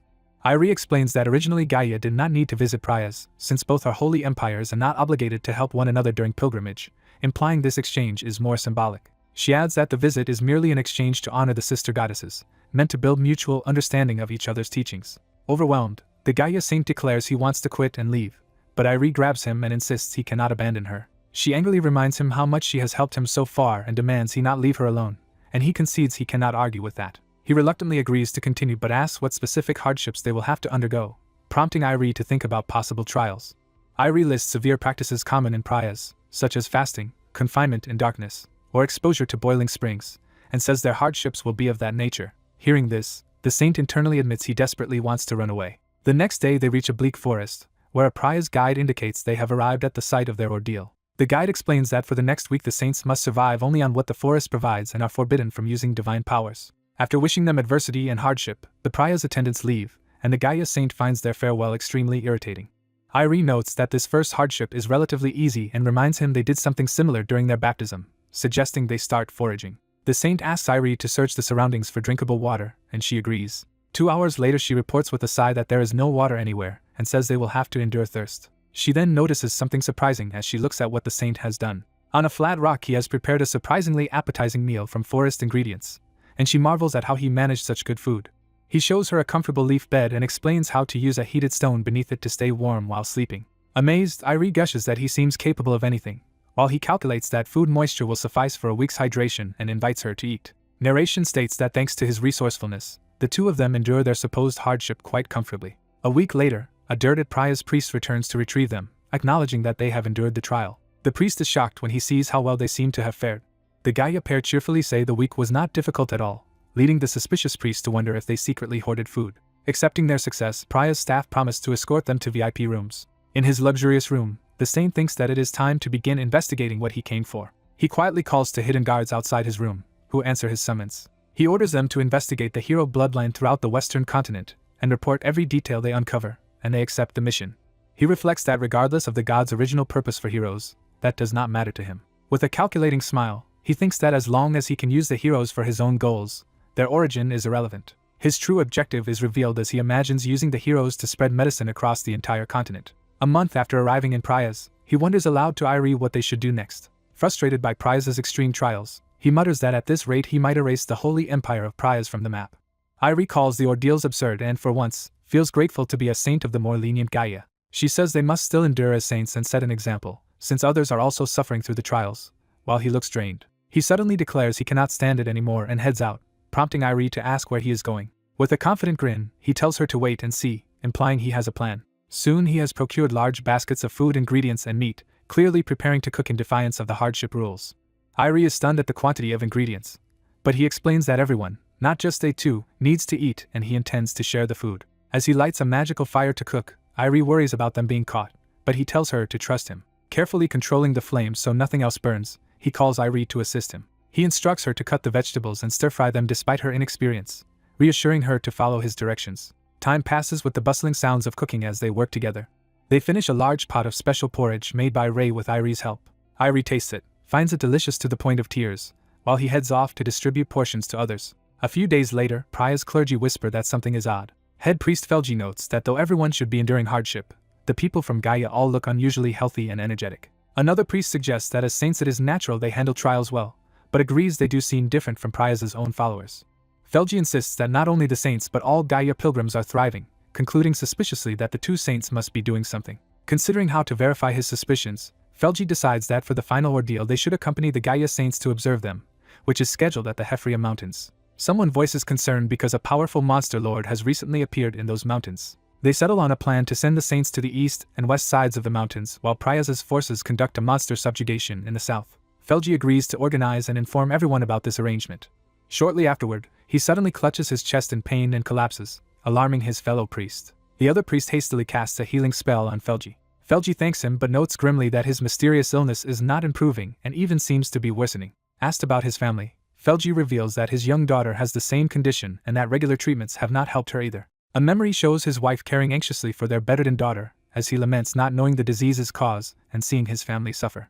Another priest suggests asking Gaia's saints for treatment, but Felji rejects the idea as unacceptable for a servant of Priya's to rely on another god's grace. The colleague argues that since Gaia and Priya's are sister deities it should not matter, but Felji stubbornly insists that what is forbidden remains forbidden. The colleague sighs that Felji is too stubborn. Later, as the final mountain ordeal begins, the Gaia saint complains about returning to the mountains, while Irie urges him to endure since it is the last trial. Narration explains that because many from Gaia are participating, the original sanctuary is too small, so groups are split into 3 teams, Irie East, Ray West, and others South.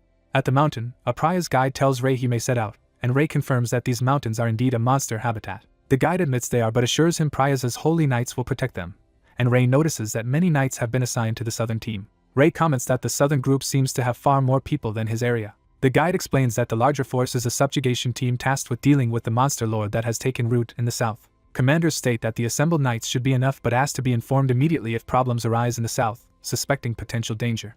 Ray agrees, though he privately admits he has a bad feeling about the situation. His premonition is confirmed when a cry announces a sudden monster ambush. A snarling green monster charges into battle swinging a bloody axe. Priya's priests hurriedly cast blessing and protection spells over their allies. Amid the battle, knights shout that there are far more monsters than expected and fear being wiped out, calling for reinforcements.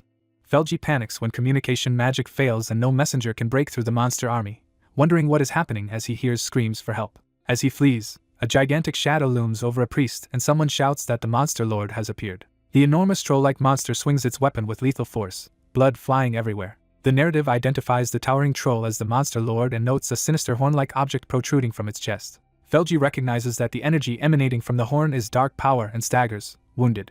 He feels the pain in his chest intensify and someone yells for the head priest to retreat. Felji, bleeding, tells his fellow priest it is too late for him and urges him to escape, but the man refuses to abandon him. The massive troll looms over them menacingly as Felji despairs. With blood on his lips, Felji weakly calls out to his goddess Prias. Suddenly a powerful woman enveloped in blue energy appears, slicing at the monster while telling it not to make noise because her husband is sleeping. The mysterious dark elf woman calmly scolds the monster for disobeying like a noisy child as her blue magic crackles. The story then rewinds to 30 minutes before the invasion, when Ray senses that his bad premonition is likely to come true. Using mana-sensing magic directed southward, he detects a large, unexpectedly strong concentration of monsters and acknowledges that spreading his mana that way was a wise precaution. Realizing the threat is severe, he decides he must hurry toward the south. There he encounters the same dark elf woman and is surprised to find an elf, while she corrects him that she is specifically a dark elf. After she saves one of the fleeing Priya's priests, he thanks her profusely, but she says she did not act for gratitude. She points out Felji lying unconscious nearby, prompting the priest to cry out in alarm for him. The priest once again casts a healing spell on Felji, trying to save him. Felji, still in agony, wonders why the healing is ineffective and worries that his divine power may be too weak. Another priest shouts in desperation, asking if any priest still has divine power left. At that moment, Ray arrives and tells them to step aside. The priests are shocked to see the saint himself approach, and Ray calmly says he will examine Felji. Ray begins a detailed magical examination of Felji's bare chest. Using medical insight, he diagnoses chest pain and breathing difficulty as a bilateral pneumothorax with swollen pleural cavities at the lung apices. Concluding there is no alternative, he decides to perform a bilateral thoracotomy by cutting both sides of the chest and inducing controlled inflammation to close the lung holes. He plans the procedure, stating he will first cut through muscles and pleura for a clear surgical view, while the watching priests react in alarm. Ray also asks the dark elf for assistance, and she recognizes that his knowledge resembles that of high elves. Intrigued, she wonders why a human possesses high elven medical knowledge as she prepares to help. Ray is pleased she agrees to cooperate, and suggests they move to an appropriate location. He selects a flat boulder as an improvised operating table, deciding it will suffice. Ray gathers divine power in his hand, preparing to use it alongside magic during the surgery. The dark elf admires the barrier-like spell he casts, which infuses the stone's surface with protective blue energy. Ray thanks her and asks her to fetch a clean piece of cloth for the operation, while priests anxiously ask what they should do. He checks that the assistants have at least witnessed death before, gauging their readiness for witnessing surgery. He tells one priest that their preparations are enough and instructs him how to hold the cloth once it arrives. Narration explains that such a thoracotomy normally requires multiple specialists, emphasizing how extraordinary it is for a single physician to attempt it. Ray reflects wryly that he is about to perform this complex surgery alone while giving step-by-step instructions, then turns as the dark elf returns with the cloth. She hands over the best cloth she could find, and he decides it is small but usable and thanks her. With magic, Ray purifies the makeshift operating area and patient, surrounding them with a green aura labeled clean. He warns everyone not to be shocked by his actions, assuring them that if they follow his directions he can definitely save Felji, and they agree to trust him.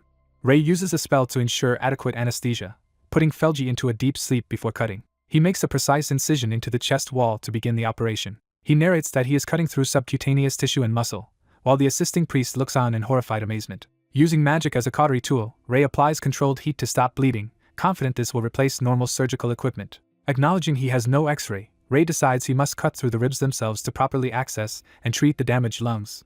Ray orders someone to hold open the incision he made, shocking the priests. A priest panics that doing so will kill the high priest and says he cannot do it. Ray thinks there is no time to waste, then volunteers to do it himself. The high elf woman offers to hold and spread the opening as Ray requested. Ray carefully instructs her where and how to lift the flesh without touching organs, which she finds easy.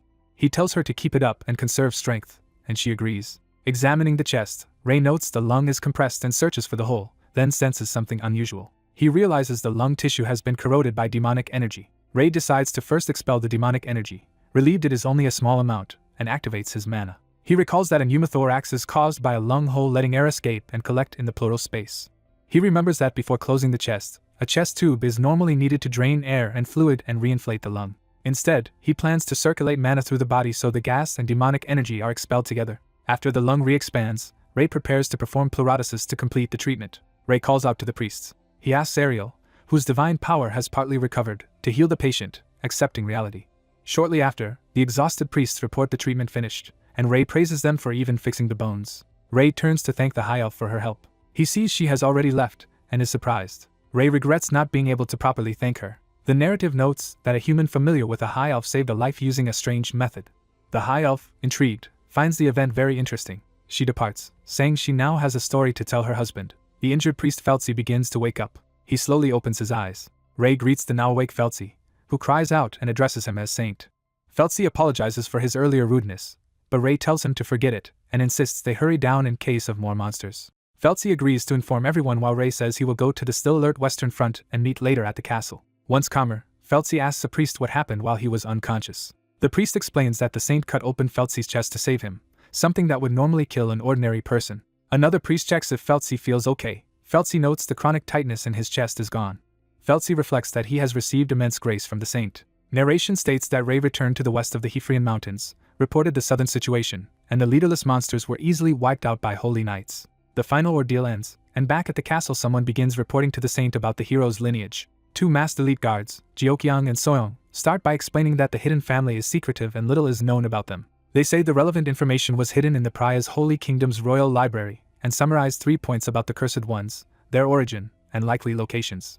The report continues that these Cursed Ones were born from an ancient war and created by the goddess Prayas herself, which Ray notes differs from what he had heard. Ray asks where exactly the place is, and the guard tells him to look at the map. The guard points to a location inferred from the data, which surprises Ray. They realize the indicated spot lies in the middle of the ocean, according to the map. The guard explains that violent waves made the area unapproachable and uncharted, though nearby islands suggested an unrecorded island might exist there. Ray thinks the matter is more troublesome than expected. He acknowledges that having the hero's lineage and being a saint cannot be ignored, and since they do not know the target's strength, they must prepare carefully. A contingency plan is introduced involving Saint Ariel, who asks if she is really being asked to go to this possibly non-existent island of heroes. Ray begs her dramatically, calling her the most beautiful woman in the Holy Kingdom, but she initially refuses. She asks if Ray ever really needs others' help. He insists that because the person is of the hero's lineage, even he might not be able to handle them alone. Ray declares that if he dies, Ariel will revive him, placing his life in her hands. Ariel asks if he truly trusts her with his life. Ray answers that he absolutely does and that there is no one else he can rely on for this mission. Touched, Ariel wonders how she could refuse after that and agrees to accompany him. Ray excitedly confirms she cannot back out and asks how they will explain both saints leaving. Ariel demands a good excuse. Ray blithely says they will claim the goddess revealed they must find the hero's lineage and fulfill the Holy Kingdom's will, stunning Ariel. He inwardly admits he is just using the goddess's name as an excuse, prompting Ariel to call him a scammer. Ariel protests that a saint should not invoke the goddess that way, but Ray argues that since it benefits the Holy Kingdom, the goddess would understand. She concedes for the sake of the kingdom, while Ray casually says they will simply leave the troops behind. To her shock, Ariel anxiously questions logistics like getting a ship and navigation. Ray says they will get a ship on site and learn navigation there. She yells that he is insane and unprepared, while he tells her to just be ready by morning so they can leave early. Ray explains they must arrive when currents are calm, estimating 3 weeks before the route closes and giant waves return. Ariel despairingly orders the Holy Knights to head back and tells Ray to rest, clearly dreading the journey. The next day at the dock, Ray calls Ariel over and asks if she is ready. She wonders what preparations she could have made. She instead asks how they will get a ship, and Ray says he has already arranged it.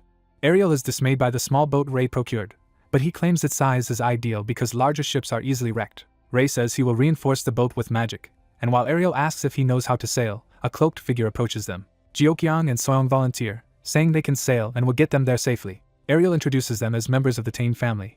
Ray notes that having 4 people is better than 2, even if they end up underwater, and she tells him not to jinx it. Ray strengthens the boat with magic and announces it is time to depart. Meanwhile, on a distant beach, a priest proclaims that a sacred duel will begin in accordance with the goddess Prize's will. The duel is declared underway. 2 combatants clash fiercely with glowing swords. The female fighter comments that her opponent seems intent on killing her. The male fighter replies that he must fight that seriously if he wants to survive. He raises his sword for a powerful overhead strike, alarming her. Realizing she is about to lose, she panics. She suddenly sees that he has stabbed himself instead, using a technique called haze, shocking her. She cries out in disbelief as he collapses, saying he is glad. He smiles through blood, happy to give his life to her. His sacrifice releases a surge of blue energy around her as she kneels. Back at sea, narration states that Ray's group set out to find the hero's lineage, and contrary to their fears, the sea route has been smooth on day 2, with Ray saying they are almost there. Ariel points out the sea is as calm as a lake despite its reputation for rough waves, and Ray senses that the calmness is suspicious. Jeokyeong remarks that the current feels strangely twisted, and Soyoung agrees. Ray proposes checking further ahead with his magic sight. He is stunned when he sees a churning wall of violent waves ahead. Ray concludes the path ahead looks nearly impossible and that even enhancement magic might not help. Ariel panics, asking what they should do, and someone replies there is still a way. The suggested plan is simply to rush through as fast as possible, which Ariel vehemently rejects. Ariel demands a magical solution like flying over the danger. Ray says he cannot, then casually wonders if he should try freezing the sea. He casts a freezing spell that turns the surrounding waves and sea surface into solid ice. They confirm the frozen surface is solid enough to walk on. Ray notes that strong waves will shatter thin ice, so they must move very quickly before it breaks apart. Considering they cannot abandon a supply-laden ship, Soyoung suggests returning to land to make a new plan, which Ariel thinks might be best. Before they can decide, another massive wave slams into their ship, making everyone yell. Jeokyeong shouts that the ship is unsailable in these conditions, and Ray wonders how the sea turned so insane so suddenly. Ariel orders everyone to hold on as she prepares to push through with magic. Ray unleashes a powerful blast to drive the ship forward through the chaos while the crew screams. Ariel frantically asks if they are really okay and realizes this deadly region explains why the map showed nothing here. Ray feels the waves hammering them like cannon fire and admits they cannot hold up much longer even with magical shielding.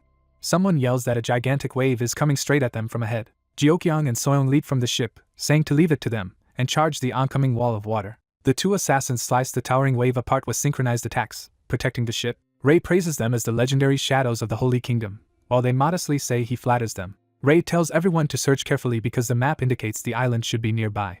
Ariel looks around uncertainly. Water begins leaking into the ship, and someone shouts that it is starting to leak. Ray curses that they still cannot see the island and orders them to patch the leak and bail water. He adds that if the ship cannot last, they will use their emergency plan, which Ariel interprets as running across the ice shards. Ray says they have no choice but to use all their strength, instructing them to point the bow forward. As he steels himself, something catches his eye. He spots an island suddenly emerging ahead. Ray orders everyone to grab their belongings as he prepares another freezing spell. He creates a vast frozen field, forming a solid ice pathway from the ship toward the island. Ray and the others sprint over the cracking ice toward land, with him shouting for them to follow. Elsewhere on the island, a board guard yawns. 2 guards complain that no one could possibly reach this place alive, only to hear a distant scream. They look around, puzzled by the unexpected scream. Ray comes charging across the shattered ice toward them, startling them as an intruder. The island's alarm is raised as the group approaches. Ray finally steps onto the sandy shore. Exhausted but relieved, Ray and Ariel confirm they have reached solid land. 2 island warriors confront them, demanding to know where they came from. One of the warriors internally wonders how these people managed to arrive here. Sensing their mana, Ariel states that they came from the mainland. Ray casually explains they traveled by boat and ran the rest of the way, which the warrior dismisses as a joke. The warrior asks their purpose. His companion suddenly notices a familiar aura in Ray. The 2 become excited, surrounding Ray and marveling that he seems similar to them, confusing him. They happily accept him as one of their own and suggest discussing details back at their base. A harsher voice calls Ray's companions weaklings and threatens to get rid of them immediately. That speaker warns Ray not to die on the land of heroes and says he will throw Ray's corpse into the sea. Ariel angrily asks what he said, while Ray intervenes, calling her and the others friends who came due to circumstances and asking that they not be harmed. The stern warrior accepts them as friends but warns that any intrusion will not be tolerated, and Ray thanks him. He then offers to guide them, and the group silently prepares to follow. Ray quietly observes the situation. Ariel nervously feels that, whatever happens next, something serious is going to unfold on this island. The narration emphasizes that no matter what, major events are about to happen here. As they walk through the Golden Forest, Ray and a warrior chat about barely surviving the sea crossing. The warriors, amazed Ray looks fine after such a crossing, eagerly ask about the outside world and where they are headed. One proudly says they are going to their territory, Manhwa, and points out that they have arrived. Ray looks over the impressive hidden settlement nestled among the trees. He notes that the community seems very well organized and is asked why the gate guards are here instead of on duty. A young woman, addressed as Elder, appears and asks who this newcomer is. One guard explains that he was already seeking her and that Ray claims to share their lineage and came from across the sea, which she initially dismisses as nonsense. Ray internally notes that the place really smells like his homeland user, though slightly different, and the others also remark on its refreshing scent. The Elder decides that Ray should follow her home to talk while ordering the other two to return to their posts, despite their wish to stay. She reminds them they will be punished if they skip guard duty, so they reluctantly head back. Alone with Ray, she asks his name and he introduces himself as Ray. She responds that it is nice to meet him and introduces herself as Hale before suggesting they move on. Later at her house, Hale observes that Ray looks exactly like the two warriors who brought him. She correctly guesses that he is the son of Sane and Ale. Ray confirms this, and Hale muses that the child has returned to the place his parents once fled, finding it ironic. She asks why he came and whether his parents told him about this place, suggesting he might just be a troublemaker driven by curiosity. Ray admits curiosity played a part. He adds that there is another reason for his visit. Ray says he thinks it is wasteful for so many heroes' talents to be confined and wasted here, shocking Hale. He declares his goal is to lead the entire hero's lineage out into the world and help them all become true heroes. Hale laughs and calls the boy amusing, recognizing him as truly his parents' child. She explains that Manhwa obeys its own rules and that their lineage's destiny is to create a unified divine being according to God's will. Ray is told no one will heed a fugitive's child, urged to leave the island quickly, and he repeats the idea of creating a unified divine being in thought. Ray learns that battles at set times double as rituals meant to approach the unified divine being, and his arrival makes him valuable prey. Hale reveals he is the child of close friends who fled this fate, and she cannot let him die here.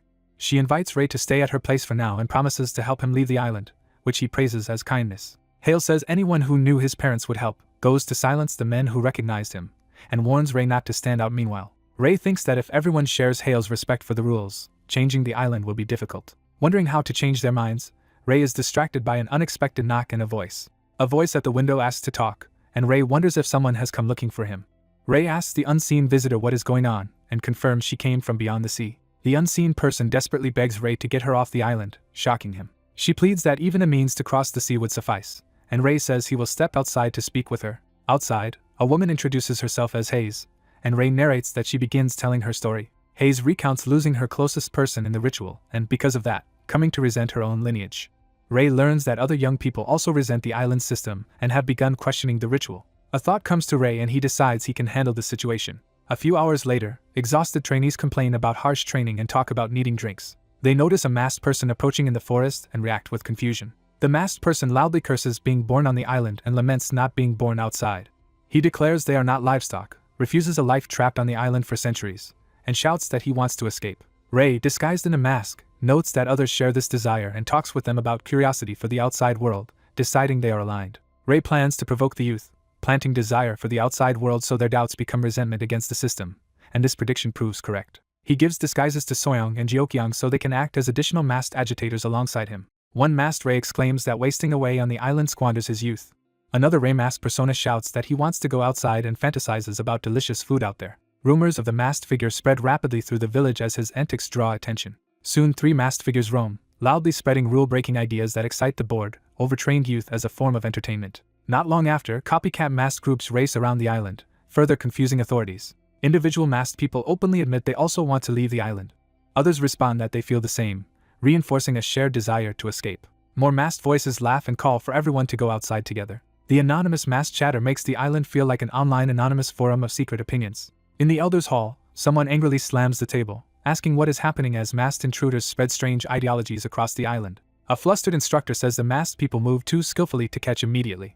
Hale notes their numbers suddenly exploded, suspects a mastermind, and wonders if the newcomer boy is behind it. A shadowed elder decides that if even instructors cannot handle it, he will personally intervene, shocking his subordinate. The powerful elder condemns causing a disturbance in a sacred place, and orders the others to lead him to the culprits, so he can punish them. Meanwhile, the masked youths shout about leaving together and mock the idea of heroes as rumors continue spreading at night. Watching the uproar from a hillside, Ray decides they have stirred things enough and expects the authorities to move soon.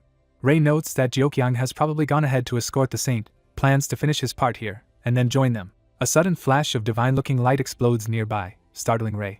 A powerful attack slams into the ground next to him, signaling the elder's arrival. The elder praises Ray's quick reactions and skill after that first clash. Ray, hiding behind a mask and wielding a glowing sword, thinks the elder arrived faster than expected and even found his hiding spot. Sensing the elder's overwhelming strength, Ray judges him strong, but the elder dismisses him as limited and was only curious about his true power. Ray fights back with his glowing sword but admits he cannot read the elder's sword trajectory. The elder's blow lands and badly injures Ray, drawing blood. Advancing with his blazing sword, the elder declares that disturbing the hero's land is a grave crime. Ray, wounded but defiant, swings again and challenges the elder to meet his end. Other masked allies rush in, clashing swords with the elder in a chaotic melee. One ally asks Ray if he is okay and why he would help him. Ray answers that masked people should stick together, says even the elder cannot identify him, and urges the elder to surrender now if he plans to resist. The elder mockingly calls Ray a prankster, vows to rip off his mask, and Ray retorts that doing so will not be easy. The elder boasts that, regardless of shared lineage, his experience conducting many rituals makes him far stronger. They exchange another violent series of blows, with both Ray and the elder grunting in pain. Ray admits fighting the elder is too much, then begs his allies to escape while they still can. The elder coldly declares that everyone who opposes the Central will be executed here. He screams that they will be executed, eyes crazed with fanaticism. A huge fiery explosion erupts, shocking onlookers.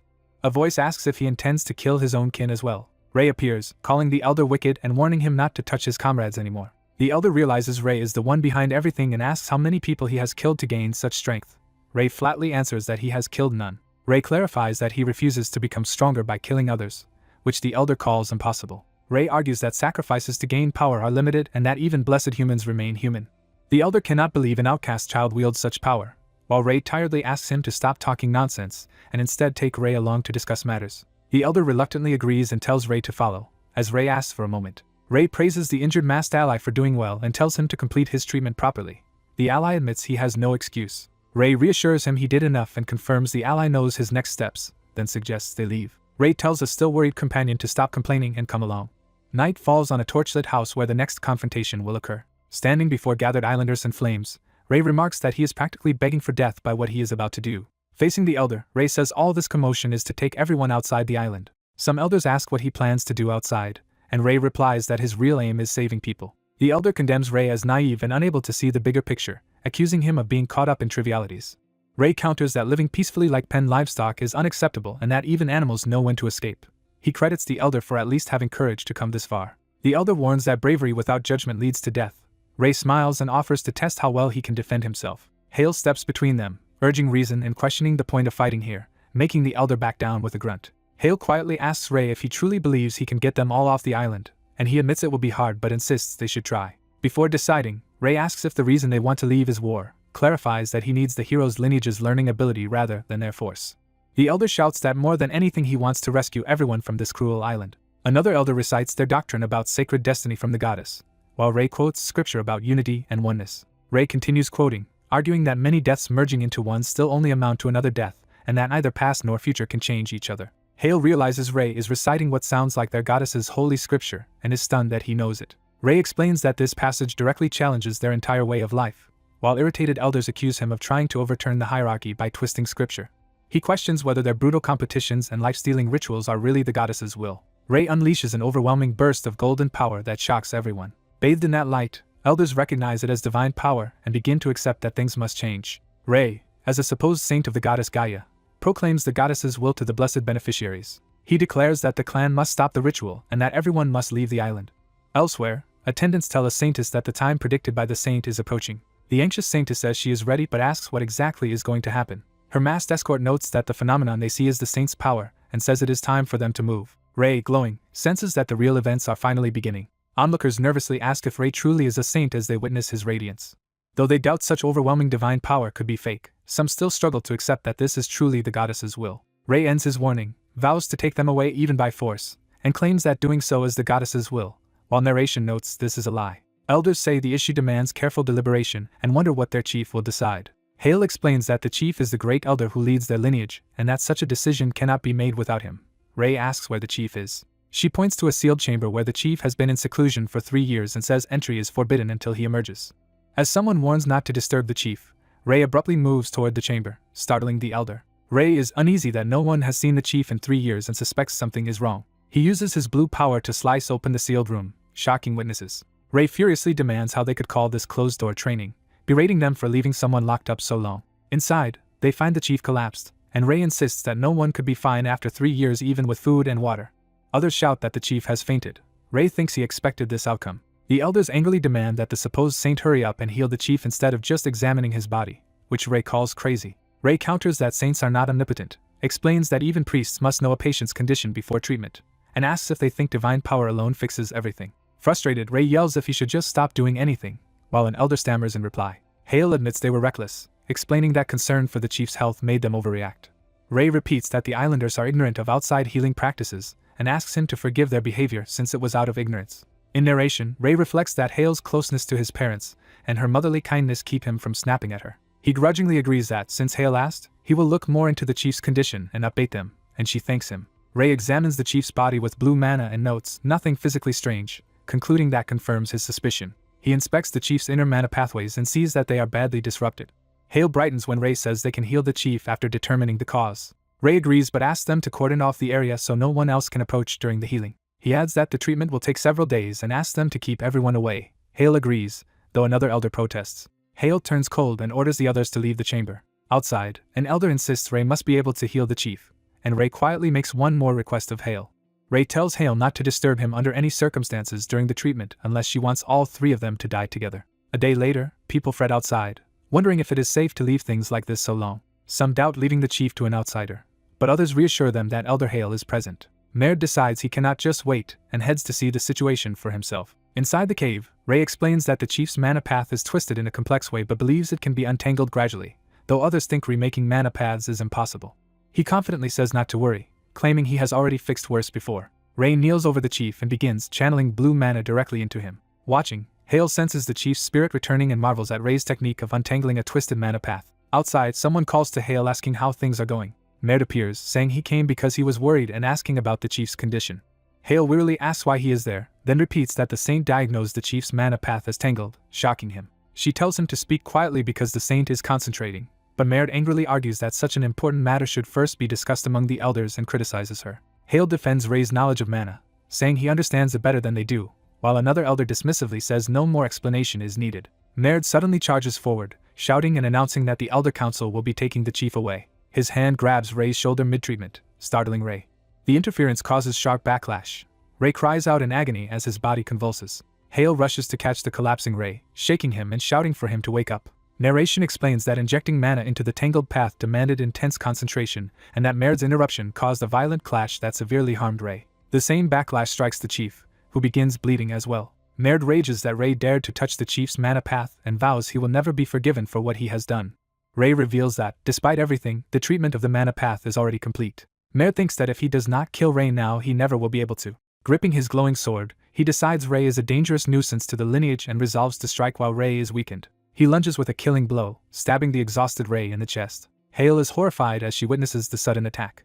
Mage, sweating nervously, begins to speak Ray's name. Ray faces them with blood streaming from his eyes and collapses as Hale screams his name. Later, Ray tells the saintess to rest safely in the room for now, which she anxiously agrees to while asking about the future. He instructs her to meet him in about 2 days when he unleashes divine power again. As night falls and they travel, someone calls out to Jiokyan to wait a moment, signaling another development. The masked escort senses Ray's divine power nearby and urges the girl to move faster. The girl reassures herself that since it is Ray, there should not be a big problem as the escort says their destination is right ahead. A glowing swordsman appears at the center, threatening the intruders for daring to come this far. The escort judges the enemy to be a strong sword master and offers to hold them off so the saintess can act. Someone suddenly dashes forward.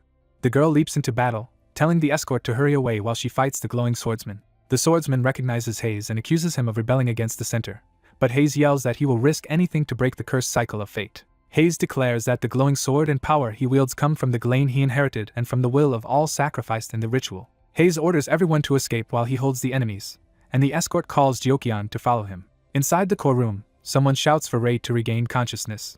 In the past, Hale and Merde argue, Hale calling Merde a mad traitor while Merde insists Hale is wrong for entrusting the patriarch to a traitor's child. Hale, furious, vows Merde will be sent to central trial and held responsible for this betrayal. Hale disowns Merde from the clan and attacks with overwhelming force. Merde realizes Hale's power is far greater than expected and decides he must flee or be absorbed. Hale shouts Ray's name mid-battle, startling Merde. A huge shockwave erupts elsewhere. Jiokyan and the escort arrive at the core, calling out and being recognized as Ray's allies. They find Ray lying on the ground bleeding heavily. Jeokyung anxiously asks how long Ray has been like this and learns it has been 2 or 3 minutes. She decides that is enough time and begins her spell. Jeokyung unleashes an enormous burst of divine power. Observers realize her power is far beyond that of an ordinary saintess. Jeokyung invokes a high-level miracle, resurrection, over Ray. Holy light engulfs Ray's body. Jeokyung calls for Ray to wake, and he begins to stir. Standing again, Ray jokes that she made it just in time while Jeokyung laughs that the timing was perfect. Hale wonders where his killer has gone, and is told the enemy escaped while Ray's friends arrived. Hale apologizes for failing to stop the attacker, but Ray says even he could not have blocked such a surprise strike. Ray says they can hunt the enemy down slowly and reminds Hale that the waterways will soon close, then suggests they finish matters quickly. Before that, Ray slaps another companion awake, telling the sleepyhead to get up. As Ray keeps hitting him, the resurrected spirit chief begins to wake and Hale begs Ray to stop. Hale checks on the now revived chief spirit. The chief is surprised to be awake again and deduces someone reconstructed his mana road, and Hale introduces Ray as the one responsible. The chief asks if Ray saved him.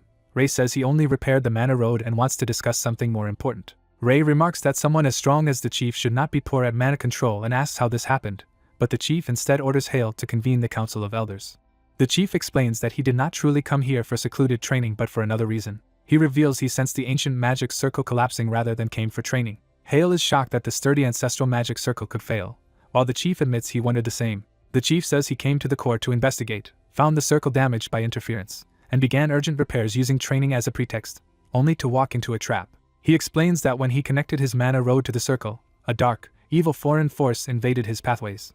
Ray recalls such a dark evil power, and the chief says he circulated all his mana to expel it, twisting his mana road in the process. The chief narrates that the surrounding seas were once calm but gradually became rough until ships could not sail. He believes the full collapse of the magic circle started then, and that whoever tampered with it planned to render him powerless and drown the island, turning everyone into corpses. Someone protests that no one on this land could do such a thing, while the chief says there are many mysteries but first another matter is urgent. He declares that everyone must evacuate the island. Elsewhere, a battered Maird marvels at Hale's strength. Maird reflects that both Hale and Ray possess terrifying power, and convinces himself that killing them was the right way to protect the island. Accepting Hale's wrath as inevitable, Maird focuses on persuading the elders when sudden mana begins to surge within him. Ecstatic, he realizes the power of the one he killed is at last being absorbed into him. The absorbed power erupts from Maird in a massive blue vortex. Laughing maniacally, Maird revels in the explosive blue energy. He praises his newfound might as a blessing of the goddess. Maird believes that with this power no one on the island can oppose him, and that once he devours everything he will become something greater. He proclaims his ambition to become a singular deity. Later, villagers on the burning shoreline call to their saint, Ray, for instructions while working. Ray, overwhelmed by constant calls of saint, yells that he will respond one at a time as narration notes. 4 days have passed since saving the spirit chief. Under the chief's leadership, the clan proceeds with a migration plan off the island. They start building ships but discover that even protected vessels cannot withstand the currents. All human and material resources, even treasured swords, are sacrificed to continue constructing stronger ships. Some conservative elders, however, oppose the plan and insist on remaining on the island even if it sinks. Their reasoning is that they serve the goddess Frias and cannot follow Gaia's saint if it seems to conflict with Frias's will. Ray thinks these elders are irrational since, without a direct revelation from Frias, they would rather die than leave. The chief notes the shipbuilder's impressive speed and says the rest can be reinforced by magic. Then Ray asks again about the escaped Maird. Jeokyung reports Maird is hiding so well that even water spirits cannot locate him, which Ray finds suspicious. Ray notes that Maird's strong presence should be noticeable and reminds Jeokyung that the waterways will soon close. She answers that as long as they depart within 2 days they should be fine, and Ray agrees to inform the water spirits. Jeokyung asks if they will abandon those who refuse to leave.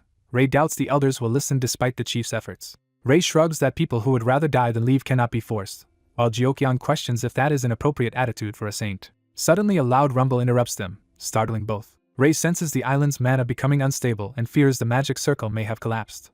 He decides to personally check the core of the magic circle immediately. At the core, elders cry blasphemy as the spirit chief shatters the ancestral crystal. The chief asks if this destruction clarifies their choice, while the elders accuse him of insanity for destroying Frias's precious legacy. He replies that he already told them the core became irreparable 3 years ago, and that the island's sinking is inevitable. The elders shout that this cannot be and demand to know why the core was damaged, but the chief says he does not know. He insists that letting everyone die with the island is not the goddess's will and urges them to leave together. Maird appears, warning everyone not to be deceived and accusing the chief of betraying them by colluding with Gaia's saint. The elders, shocked, question whether the chief has truly betrayed the clan. Maird claims the chief destroyed the magic circle on purpose so that when they all die their power will be absorbed by him. The chief dryly notes how much Maird has changed, while Maird laughs that killing and absorbing the saint has made him this way.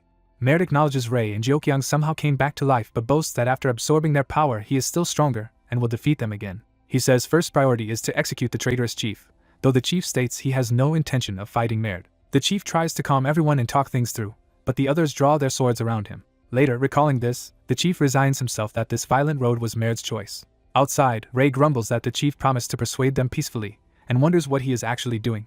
Ray then senses Maerd's overwhelming mana. He sees a massive blue explosion near the building and reacts in alarm. Ray rushes inside shouting for the chief. Inside he finds the elders lying dead as blue smoke clears around Maerd. Maerd remarks that he meant to come after Ray but Ray arrived first, saving him the trouble.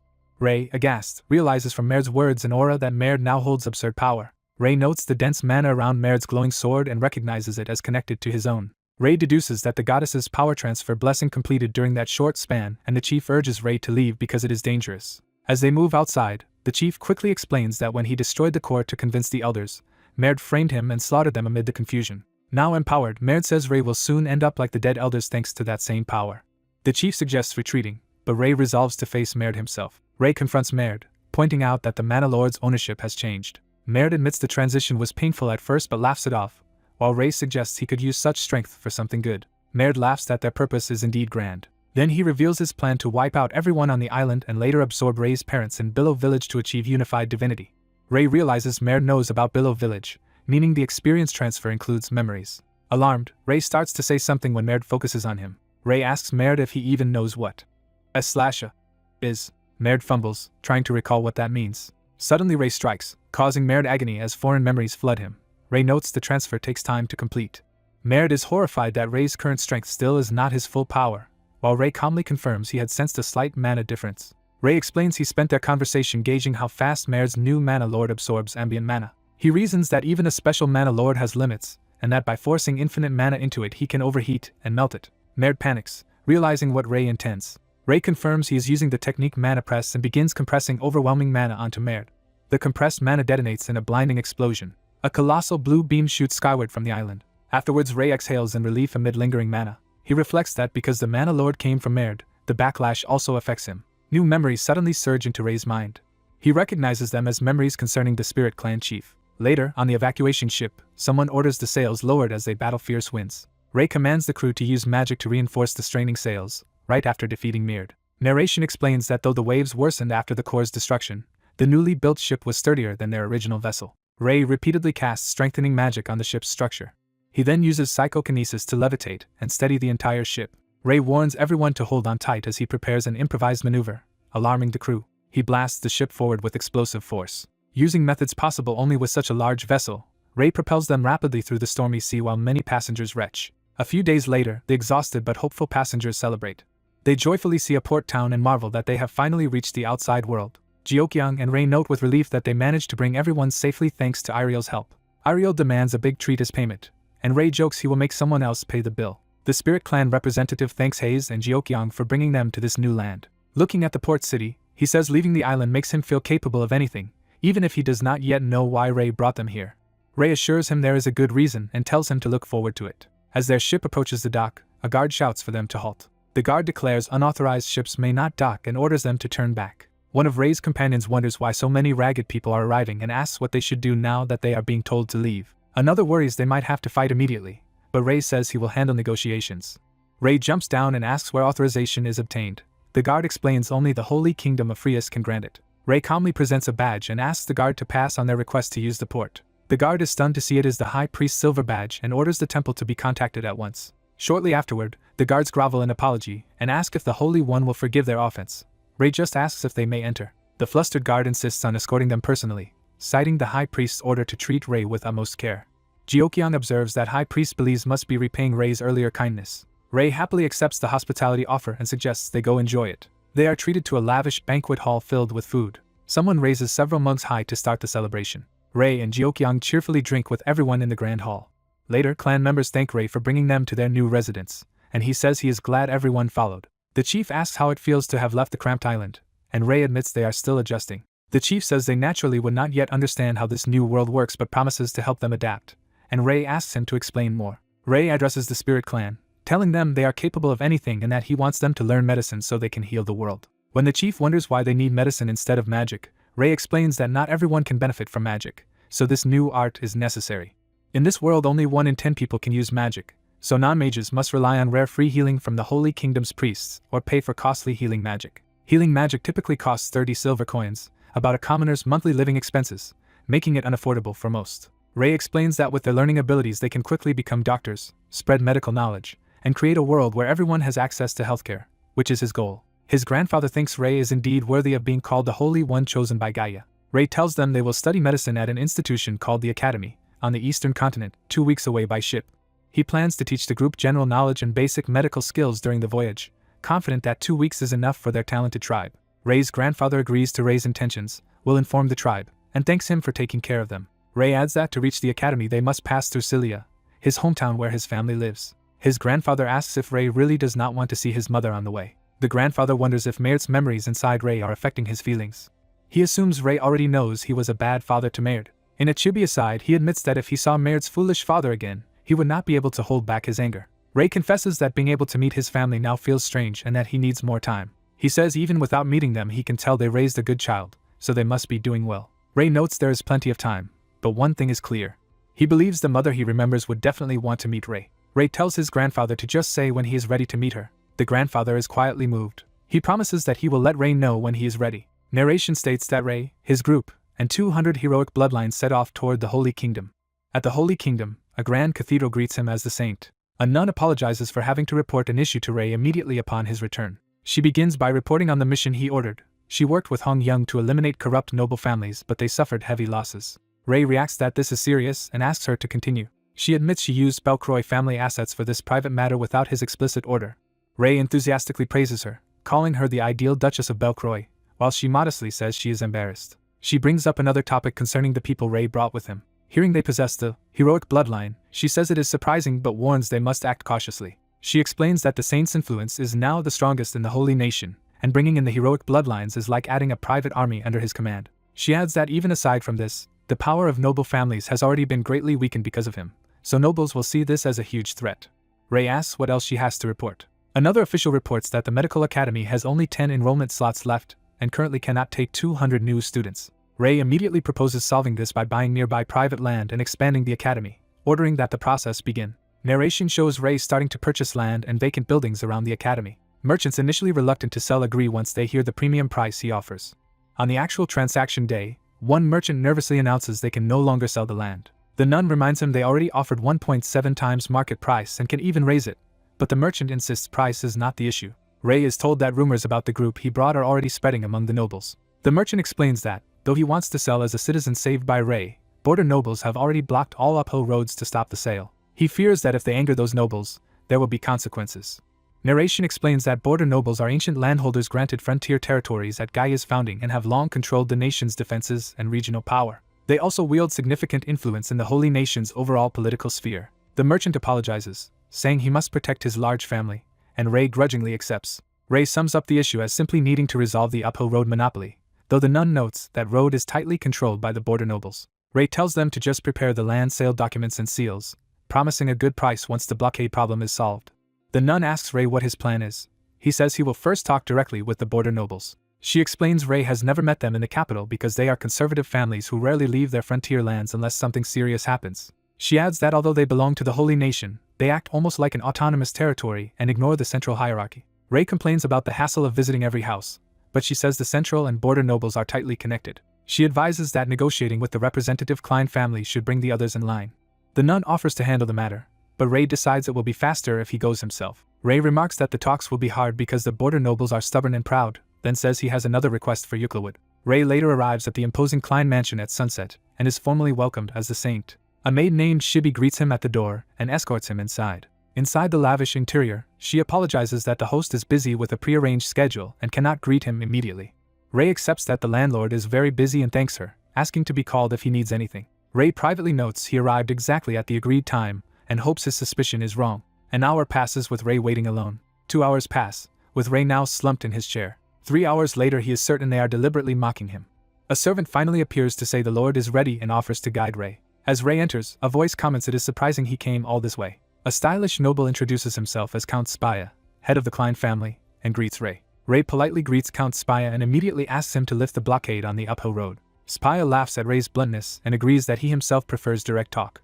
He then just as directly refuses, saying unblocking the route is impossible. Ray asks if the refusal is because he is buying land around the academy, and Spia confirms that is one reason, noting it is unusual for a saint to wield so much political influence. Spia reiterates that a saint intervening in politics at this level is unprecedented. He adds that while it is unusual for them to block the route, such measures are not unheard of for frontier nobles. Spia tells Ray it is uncomfortable seeing him try to resolve this alone, implying the border nobles dislike his political involvement. He explains that border nobles value autonomy and independence, and see a politically active saint as a threat, even though they respect his honor. Ray summarizes that helping him offers no benefit to them, making Spia laugh at his directness. Spia says they will only lift the blockade if they receive appropriate compensation. Outside view and conversation lead to his concrete demand. Spia asks for 1,000 platinum coins as payment, claiming that will be enough.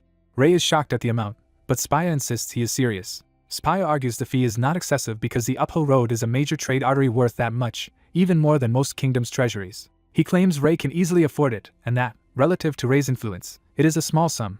Ray counters that even then he doubts they would honor the agreement. Spia admits that even if he got the money, he still would not negotiate. Ray angrily asks why he is making such absurd demands then.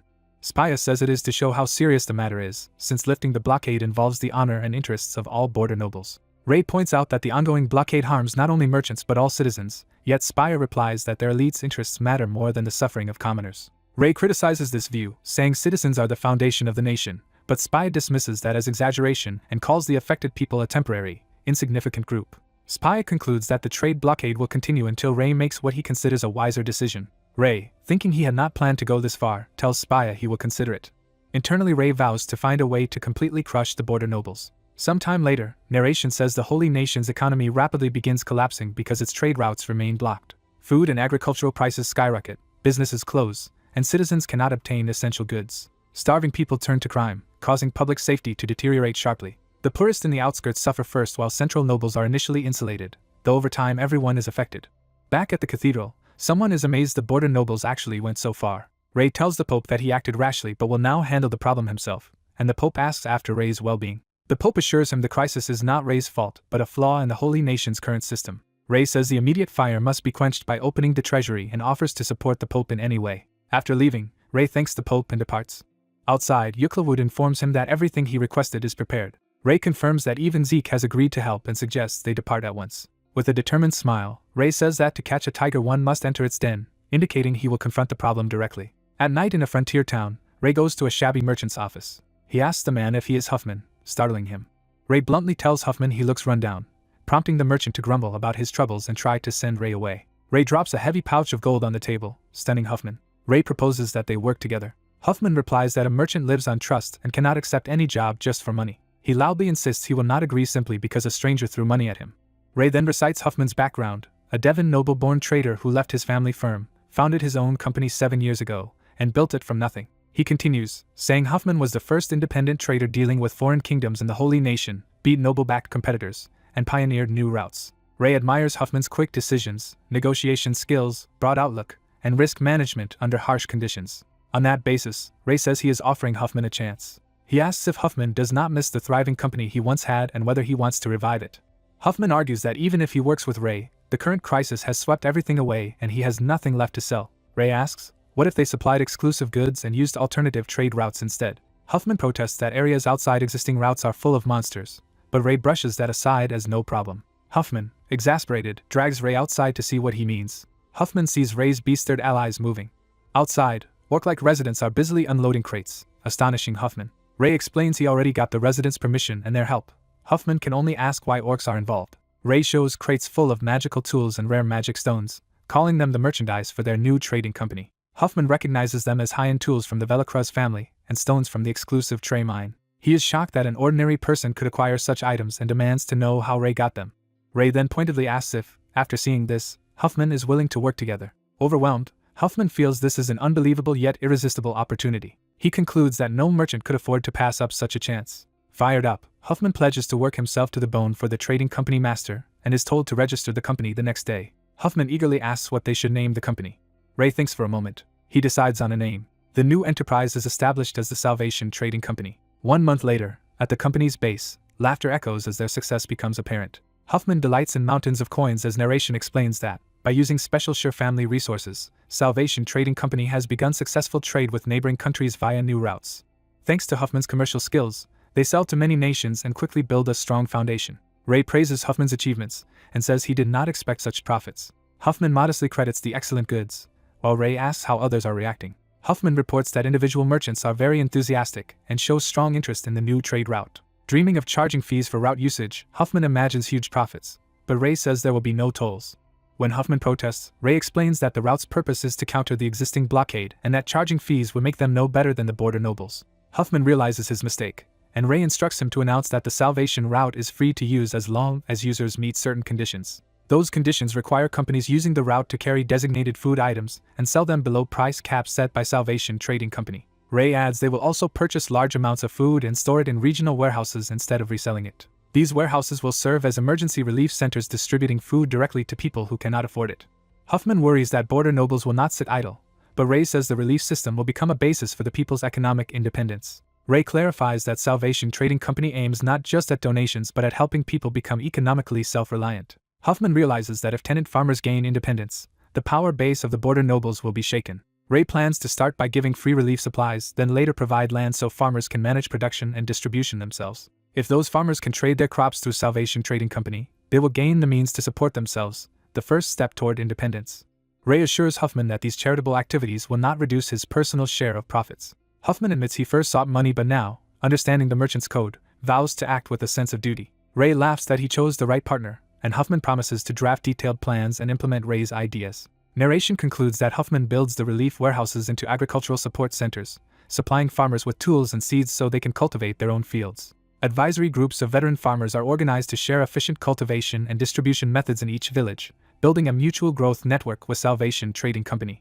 Sometime later in town, someone checks that all residents in need have received supplies. A staff member enthusiastically invites villagers to attend a farming techniques workshop the next day. Huffman observes the bustling town and thinks that everything is progressing according to his plan. He reflects that in this caste-bound region, commoners are gaining autonomy, and at this pace the whole nation will soon prosper on the new commercial foundation. Huffman recalls how the trading master's high-quality goods and holy aura convinced nobles that he must be the rumored saint.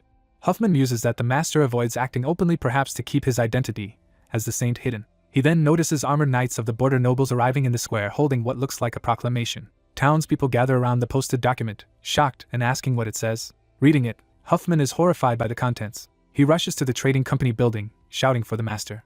Inside, Ray calmly asks why Huffman is in such a hurry, and Huffman blurts out that the border nobles are involved. Huffman reports that the nobles have suddenly reopened the old trade routes. Ray reacts mildly, prompting Huffman to continue explaining. The knights publicly declare that because monsters make the old routes unsafe, they are closing them again for the people's safety. The proclamation further claims the border lords selflessly risked themselves to clear monsters and are now announcing the roads safe once more. It then denounces Salvation Trading Company's route as unsafe, poorly managed, and unable to guarantee protection from monsters, shocking Huffman. The knights add accusations that Salvation's imported food and resources are defective and uninspected, which Huffman internally rejects as blatant lies. Worried citizens start wondering if the low prices mean Salvation's food was unsafe and repeat the claim that the company uses uncontrolled, dangerous routes just for profit. The knight concludes by riling the crowd, insisting that this harmful group must be expelled from the community. Back at the office, Huffman bitterly explains that this is the propaganda being spread, while Ray reacts with a chuckle.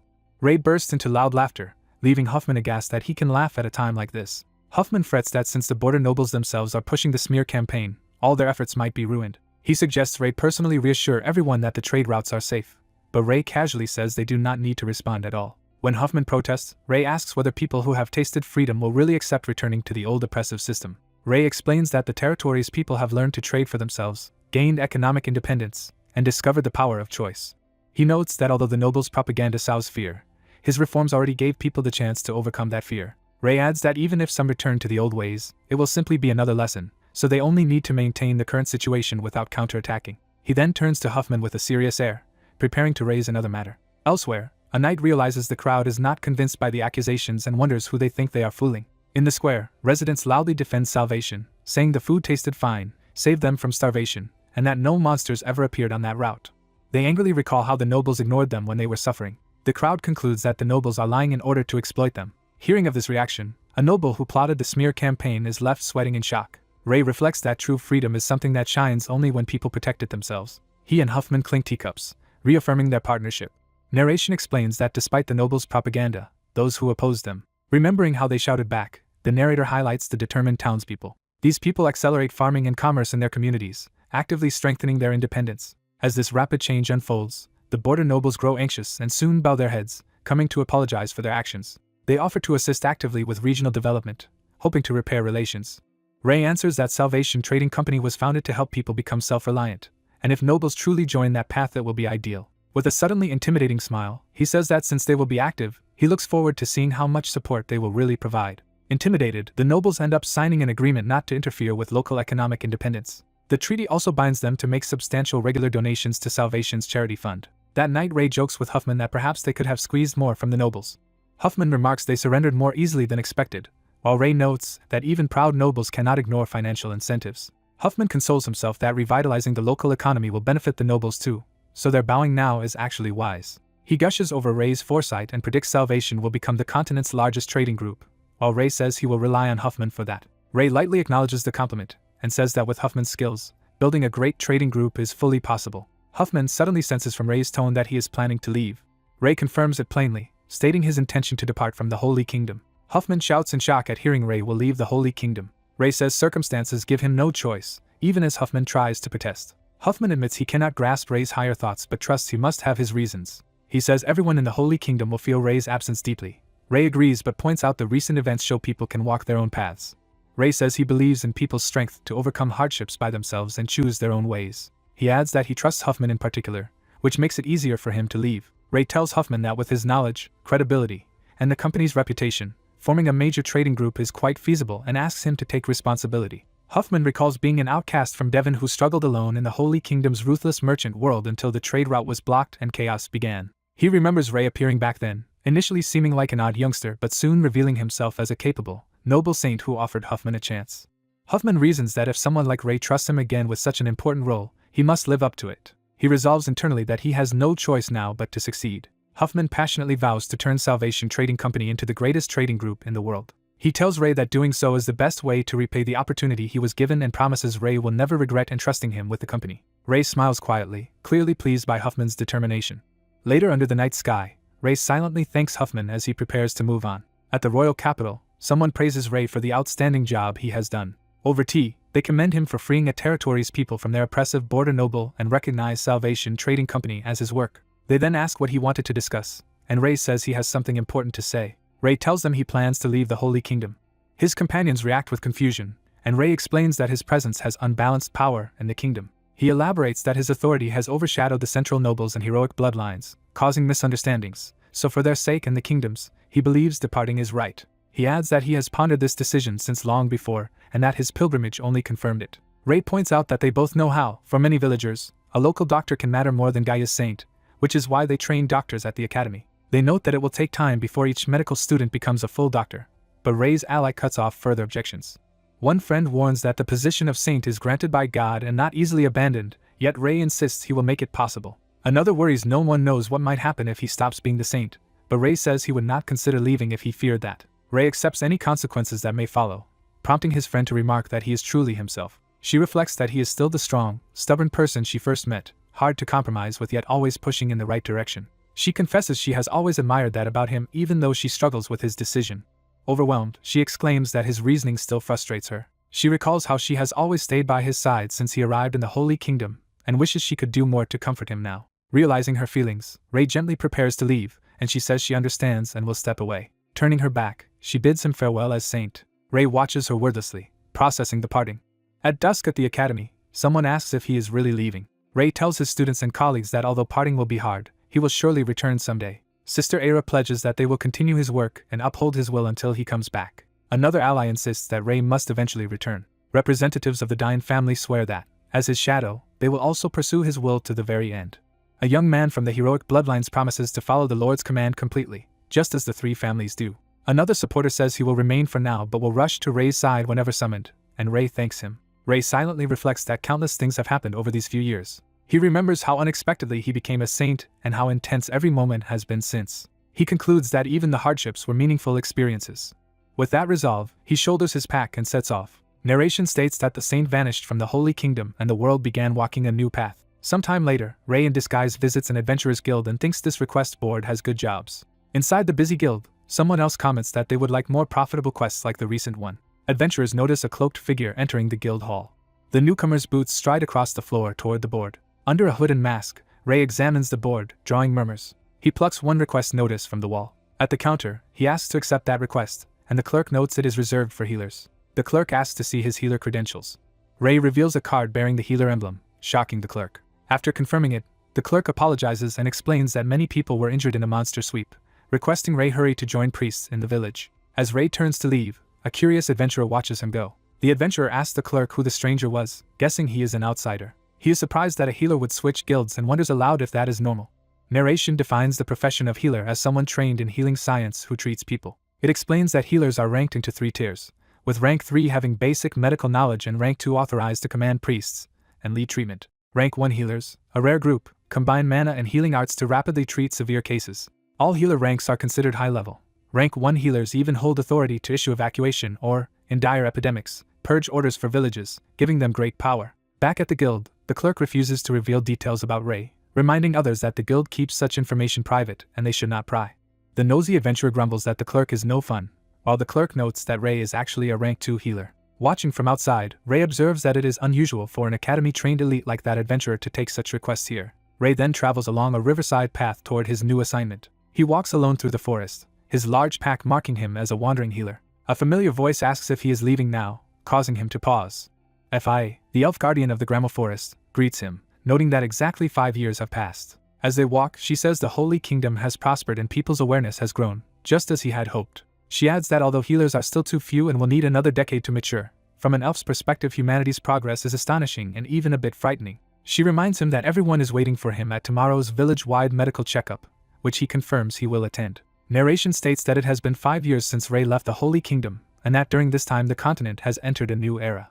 Medicine has been refined and expanded under the banner of healing science through the heroic Bloodline Academy. Unlike instant holy magic, healing science lets trained healers track and eliminate disease causes, treat conditions holy magic cannot, and has become mandatory study for priests. Even the Adventurers Guild now requires recruiting healers, though Ray notes there is still a large gap between demand and supply. He observes that healers have become so valuable that commoners can barely hope for treatment. Frustrated, Ray wonders if the Academy's purpose was really to create healers that only the rich can hire.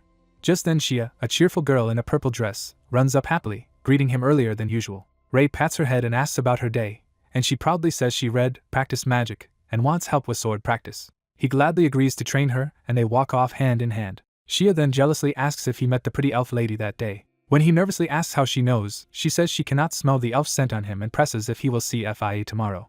Ray inwardly grumbles about sharp-nosed races while Shia gleefully celebrates that he probably will. Ray muses that Shia seems oddly obsessed with his connection to Ira. Later at their house yard, Ray proposes they start a light sparring session. He allows Shia to use mana as usual, though she warns she has grown much stronger. Smiling, Ray assures her it is fine.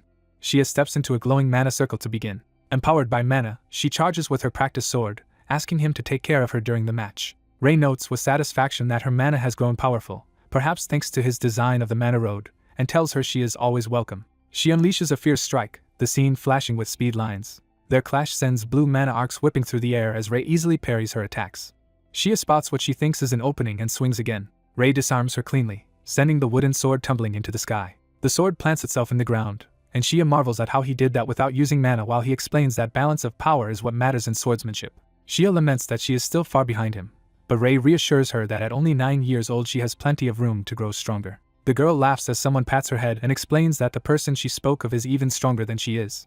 Later she hesitantly calls out to her older brother. Ray recalls her asking if he truly cannot use mana anymore, thinking that much has changed since he left the Holy Kingdom. He answers that he really cannot, noting that this loss of mana is the biggest change. He narrates that there is no longer any mana flowing within his body as he faces the glowing girl. In the elf village of Grendel Forest, an elf worries about an illness, and Ray reassures them that medicine will make the patient recover. After treating the last sick child, an elf thanks Ray as he wipes his brow. High Elf Era appears, asks if the work is done, and thanks Ray for always caring for the children. Era says she helps the children because she likes it, then anxiously asks how the elder is doing and hears they must prepare themselves. Era reflects that even after so much time together it is always hard to say farewell to someone close. Ray thinks he could extend the elder's life a bit with healing techniques but doubts she would want that. Era explains that for elves, living out one's life and returning to mana is natural and an honorable end, so the elder would not want her life prolonged. She tells Ray not to worry too much, saying she is prepared for the elder's passing even if it still troubles her. Era then asks if Ray's body still cannot accept mana, and he admits he has tried but it never works. She wonders aloud if Ray's condition is the will of the Supreme God. Ray recalls that on the night he left the Holy Kingdom he had a strange dream in a white foggy place. In the dream a divine message commanded him not to defy that will. He saw a radiant, bound figure and understood the words telepathically despite hearing no voice. The sensation reminds him of wyvern telepathy and of a mysterious event at the sea. Ray bitterly notes that while he was a saint the gods ignored him, yet now that he has quit they seek him out. The divine being, Gaia, tells him he is under a blessing and warns of consequences if he keeps resisting that will. Ray dismisses the so-called blessing as mere air purification power, and is told his attitude has not changed. He insists becoming and quitting sainthood were his own choices, prompting the being to respond. The divine presence declares it will take that power away, shocking Ray. As light engulfs him, Ray cries out in confusion, asking what it is doing. The being begins stripping power from him, while he protests weakly. His vision distorts and fades as the process completes. Ray narrates that after waking from the dream he could no longer accept holy power or even mana from the air. Era listens and then tells Ray that he still needs strength, while he claims he can manage his body as is. She counters that it is not enough and asks if he knows what the special force called causality power is. Era explains that throughout his life he has felt the will of gods, the flow of mana, and the balance of forces whose movements cause reactions, a phenomenon called causality power. She says it is no coincidence he was always at the center of that great flow, recalling past battles. Because he has been deeply influenced by causality power, she warns, its inertia will keep sweeping him into major events. Era adds that although he has been lucky so far, he must be prepared for the dangers that influence will bring. She reminds him that when his life was endangered on the Isle of Heroes her mark magic failed to warn her, likely blocked by an even greater force. Era admits she would like to keep Ray by her side at all times for safety, but as a high elf she cannot, and with his mana road gone his lost blessing cannot be recreated. She then reveals there is a way to handle mana without a mana road, surprising Ray. Before she can elaborate, an elf rushes in calling Era urgently, and Ray learns something has happened. They are told the Elder is at death's door, and both Ray and Era hurry off in shock. The scene shifts to the Elder's elevated house in the elf village. Inside, Era anxiously asks the Elder about the dying elf's condition. The Elder gently says it is time for the old elf to return to Mana's embrace. Ray is stunned that the once youthful-seeming Elder has suddenly become frail, while Era hopes the Elder has no lingering regrets after centuries of life. The Elder replies that she has almost no regrets, hinting only one concern remains. She confesses her only worry is leaving Era behind again, feeling unsettled about abandoning her. Era smiles through tears, calling that worry unnecessary now that Era has Ray at her side. The Elder says she should depart soon and cannot keep those waiting outside for her too long. She addresses Era fondly as their beautiful star and dearest friend, asking if all preparations for the ceremony are complete. Era, eyes moist, confirms that everything is ready. Era begins channeling mana over the Elder's body, starting the ritual. A powerful blue magic circle expands to envelop the room as the ceremony proceeds. Era solemnly intones that a body born of mana must rightfully return to mana. She continues that the body becomes earth while the elders will remain in their hearts as she leads the ancient sacred ceremony. Era prays that nature take back this child of mana as the elder's body glows. The elder smiles peacefully, saying it has been a joy as her form dissolves into light. Ray and Era quietly watch the shining particles drift toward the window. Overwhelmed, Era collapses to her knees. Ray gently kneels beside her, offering silent support as she grieves. Later, Ray arrives in the devastated Saren village wearing a mask and comments on the fierce battle that took place. He observes the ruined village and confirms he has reached Saren. A soldier questions who Ray is and warns him not to wander around recklessly. Ray shows his Healer's Guild badge, explaining he came on a request, and the soldier is relieved to see a healer. A young cleric explains that the situation is bad. With only apprentice clerics and no official priests, they cannot treat all the injured. Another soldier adds that after a recent extermination mission even the guild and army are struggling, so they will have to rely on themselves. Ray decides the exhausted apprentice clerics must rest and asks the soldiers to gather everyone else because there is a lot of work to do. When asked what he plans with the gathered troops, Ray says the soldiers will not handle mana but instead sort the wounded. He instructs them to separate those needing immediate treatment from those who can wait, and to mark the severely injured with white cloths so he can focus on them. The commanding soldier agrees and hurries off to implement Ray's triage plan. Half a day later, Ray is shown quickly suturing a long wound. He finishes bandaging a patient's leg. The astonished soldier marvels at Ray's speed and notes he treated all the injured, while Ray checks on a patient's condition. The grateful soldier says he feels much better and admits that while he expected simple healing magic, Ray's medical techniques work well too. Another soldier scolds him for his casual tone toward their life-saving healer, but Ray laughs it off and says it is fine. Ray remarks that it is strange how the monsters around Saren suddenly increased, and the locals admit they do not know why. The villagers speculate that the surge may be caused by dampirs, half-vampires rumored to be involved. They explain dampirs have appeared recently, enslaving monsters and likely causing the increased attacks, and they warn Ray to be careful. Ray thanks them and repeats the word damper to himself thoughtfully. Elsewhere that night, someone in the forest curses an unexpected attack. Two uniformed girls, Both Dampiers stagger away wounded. One complains that she warned them not to approach humans, while the other hopes human healing might cure their disease and make them purebloods. They stop so the injured girl can address her heavy bleeding despite the nearby goblin settlement. Deciding they have no choice, they halt to prevent the wound from worsening, and the injured girl apologizes.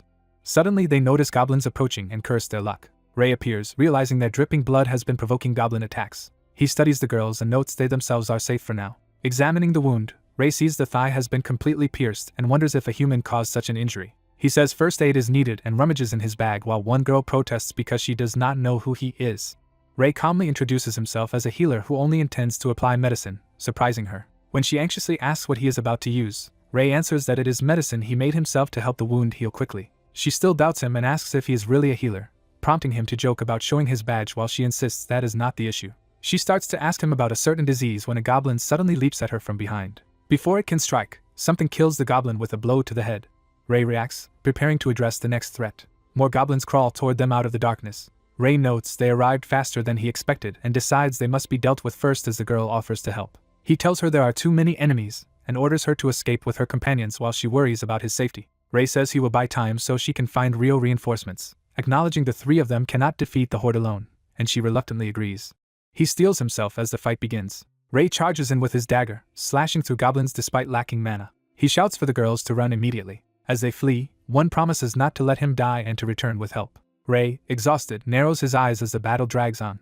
Seeing that goblins, kobolds, and even ogres are gathering, he wonders if he can handle this without mana. He tightens his grip on the dagger, resolved to keep fighting. Ray continues mowing down monsters, his blade and robe splattered with blood. After killing roughly 300, he notes that the enemy numbers still have not decreased. Shadowy monsters advance with glowing eyes, and Ray realizes he is being overwhelmed. He thinks that if he flees now, he will survive, but he knows that if he retreats, Seren village will be attacked, and he cannot allow that. Ray is then struck brutally in the chest and badly wounded. The impact sends him tumbling across the ground. Bleeding and dizzy, Ray thinks for the first time that he might truly die here. At that moment a gigantic blue magic circle appears overhead. Era arrives in a surge of power, furious that lowly creatures dare harm her companion so soon after she lost the elder. She gestures, readying a spell. Her magic detonates among the monsters in a blinding explosion. Multiple blasts obliterate the horde as she moves through them. A healing spell called Recovery bathes Ray, closing his wounds. Era smiles and gently tells him they should go home. Her magic circle fades as she prepares to teleport them away. Ray later wakes up in bed, groggy but alive. Era leans over him, relieved he is awake but clearly worried. She scolds him, saying if she had not noticed in time the situation could have been disastrous, and he apologizes for getting surrounded. He asks what happened to the monsters, and Era casually says she wiped them all out. She then chides him for overexerting himself for Seren's sake and tells him to value his own life more, while he promises to be more careful. Era speculates that such a large organized monster attack must be directed by someone, perhaps the same kind of manipulator behind events in the Holy Kingdom. She explains that a monster tamer might be strategically using monsters' hostility to weaken territories, and that a small kingdom could fall in under 10 years under such attacks. Ray notes that Era would never ignore such a threat but points out his body is still too weak to move freely. Era responds that they should try the mana control method she mentioned earlier. She brings him to a secluded ruin she has long used, where no one else comes. Ray comments on how spacious the place is, and she confirms it is her private training ground. She asks whether he can still sense mana despite losing his mana rod, and he says he can sense but not use it. Era says that means he is naturally sensitive and can learn quickly. Since everything is made of mana and magic is just manipulating it, he has potential. She elaborates that actions, thoughts, and will are themselves a kind of magic, so all living beings unconsciously use mana. However, she adds, the tiny mana flow from normal movements is weak, and stronger phenomena require greater mana flow, ideally directed consciously. She tells Ray that instead of a mana rod he can use his mind itself to control mana like higher races do, a secret method she thinks he can handle. Based on what she has seen of him, Era sincerely believes this is possible for Ray. Ray blushes, clearly moved by her confidence in him. Era begins by pointing out a wither tree branch and says she will show him something first. She commands the dead branch to live, channeling mana into it. The branch sprouts fresh green shoots, revived by her magic. She explains that mana is everything and shapes all phenomena. With training he will be able to manifest effects using only thought. Ray repeats the idea that everything is mana as he prepares to start full training. For his first exercise, Era gives him a potted white flower and tells him to make it grow. Ray protests that the flower already looks fully grown, but Era says thoughts, intent, and desire are also mana and that if he truly wishes it, magic will occur. She instructs him to align his faint mana with his desire to nurture the flower so it will grow on its own, and he agrees to try. Ray focuses on the bloom and quietly wills it to grow.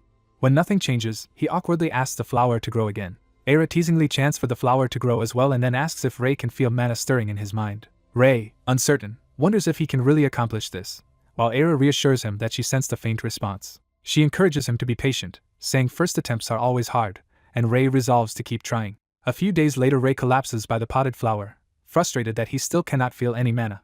Ray laments that theory would be easier than sensing, so Era decides she must use a harsh method on him. Era resolves to switch to an alternative training method. Determined to improve, Ray eagerly agrees to whatever training Era proposes. Ray finds himself tied up with rope and confused about what is happening. A heavy rock tied to the same rope is revealed as part of the training setup. Era anxiously admits she did not want to use this method on Ray. She explains she will throw him into the valley, believing survival instinct will awaken his senses despite his protests. Era lectures that at the brink of death the will to live and mana both intensify, letting beings surpass their limits. She adds that if Ray truly wants to survive, sensing mana will become easier. Era reassures Ray that though this is extreme she will not let him die, since her own master taught her this way. Ray blushes, oddly pleased by her concern. She clarifies she will only push him to the edge of death before rescuing him, leaving Ray speechless. Era pushes him off, beginning the training for real. Ray plummets toward the valley below, screaming while bound to the rock. The rock and Ray crash into the water at the base of the waterfall. Ray sinks deep, tied to the stone on the lakebed. Narration notes that this is already the 5th day of Ray's mana-sensing training in the valley. Despite enduring this ordeal repeatedly, he still cannot perceive the mana of the heart. Underwater, Ray suddenly feels something new and realizes mana is finally appearing. Later on land, Ray identifies that the valley is magically enchanted, and Era admits it amplifies fear to heighten survival instinct. Ray observes that the spell makes him feel he will die before he can think of living, and Era says overcoming that panic will turn his desires into mana. Era tells him not to cling obsessively to mana, but simply to feel strong desire and let it naturally gather. Back underwater, Ray recognizes the crushing pressure and fear of death bearing down on him. In his mind he visualizes death looming over his tiny, weighted body. He recalls Era's words and urges himself to overcome the terror. He strives to maximize his will to survive, causing mana to spark around his bound body. The spectral skull of fear begins to dissipate. Ray jolts awake on the surface, gasping while Era notes he has regained consciousness. Era anxiously asks whether he felt mana this time, and Ray affirms that he did. She is amazed he succeeded on only the 5th attempt, while Ray admits the sensation is still unclear. Determined, Ray insists on repeating the trial once more. He is thrown in again, the water erupting with a splash. Ray resurfaces gasping from another near drowning. Still fired up, he immediately asks Era to let him try again. Another plunge into the valley pool marks yet another repetition of the training. Exhausted and panting, Ray nevertheless begs for one more round. Era decides to stop for the day since it is late and asks whether he has made progress. Ray says he is still unsure, and Era explains that thinking of anything but death in such moments is incredibly difficult, noting it took her a month to escape this valley. She encourages him that with his current mindset he will leave sooner than she did, as reflection will strengthen his mind and will if he does not give up. About 20 days after arriving, he continues falling into the water as part of training. Ray narrates that repeatedly falling in did not increase mana at once, but his intense recurring thoughts gradually transformed into clearer mana and strength. Thanks to that growing sensation, his fear begins to fade. He realizes that the fear of death underwater no longer scares him at all. Ray feels his mind clearer than ever, with distractions gone so he can focus entirely on a single desire. As he sinks, he releases his breath and fully commits to using that focused will. A powerful surge of mana erupts around him, concentrating near his bound torso. Above, Era notices a bright blue explosion of mana from the valley. Bathed in the blue light, she smiles in wonder at what Ray has achieved. Ray's glowing silhouette rises in the waterfall's radiance before her. Ray floats calmly in the light, eyes shining with mana. Suspended within the waterfall's pillar of light, he quietly declares his success. The next day, Era explains that once mana can be sensed, moving it is easy and the next step is developing willpower. She defines willpower as controlling the mana in all living things and nature with one's thoughts. Era further explains that willpower normally strengthens over time as one accumulates thoughts, prompting Ray to ask if that just means thinking a lot. She laughs and says normally he would realize it himself, but hints that the key is unifying mind, body, and mana into one. Ray puzzles over this unity as she offers to demonstrate. She thanks him for the fruit and begins using magic as an example. Era makes fruit on a tree rustle and fall using her will and mana. Holding an apple, she says the desire to pick it is mind and the act of grabbing the branch is the body. She explains that the will in the mind stirs mana and that magic using thought or word of power works by aligning mind, body, and mana. Ray interprets this as needing to become like mana itself, and Era agrees that approaching mana's essence is key. She adds that if he can use word of power, his willpower will grow naturally. Ray accepts the challenge. Ray enthusiastically declares he will try, and Era chuckles at his energetic attitude. Meanwhile at the royal castle of Cilia, the king is informed that the princess has arrived. King Cilia welcomes his daughter Celestia into the throne room. Celestia asks if he truly considered her earlier request, then bitterly wonders if she ever had a choice. Distressed, she repeats that he intends to marry her to the saint. The king insists the saint is someone the kingdom must secure at all costs. His advisors note that since the saint left the holy nation over 5 years ago and is from Cilia originally, they have an opportunity to act. They decide to send people to confirm rumors that the saint has recently visited his hometown Bilo village. The king muses that ordinary incentives may not sway the saint, but deep human bonds are harder to sever. If they tie him to the royal family through marriage, leaving will be difficult. He therefore proposes sending Princess Celestia herself and asks the court for their opinion. Narration introduces Celestia Vasilia, famed as the kingdom's most beautiful and talented woman and the king's only daughter. It explains that despite countless suitors she has rejected all, and she feels disappointed in her father for arranging a political marriage. Celestia resents being ordered to wed a man she has never even met. She visits Viscount Gade's remote estate and politely thanks him for receiving her on short notice. Celestia explains that the king has told him the purpose of her visit and asks for his help locating the saint, which he gladly promises as a loyal subject. Gade thanks her and offers to guide her to a private room to rest from her journey. Celestia thinks that her personal visit proves how serious the royal family is about this marriage. Gade reflects that if the plan works his estate prospers, but if it fails they will be blamed. He also sees this as a chance to properly apologize for the past. Back at the training grounds, Ray contemplates Era's concept of unity. Sitting on a rock, he reflects that magic uses formulas and mana. He analyzes how it stirs mana in the imagination and wonders how to convert formulas into mental will and bodily action. Deciding there is only one way forward, Ray chooses to tackle the problem head-on. From afar, Era watches Ray head toward a stream, curious about what he plans to do. She assumes he is going to rest by the stream and finds it unusual that he might take a break. Ray walks along the water's edge, and Era notes he has trained non-stop for 3 months, so a breather would be understandable. She thinks back to her own early struggles with incantations, realizing Ray has reached in months what took her years and that his current level is already remarkable. Cheerfully, Era decides she should go encourage him. Suddenly she senses a sharp surge of power and looks on in shock. She realizes the power she feels is true willpower flowing from Ray. Ray stands before the stream and speaks the word of power, commanding the water to split. The water only ripples slightly, and he falls silent, believing he has failed. Standing in the stream, he complains aloud that he failed again and needs to start over. He focuses intensely, preparing to try once more.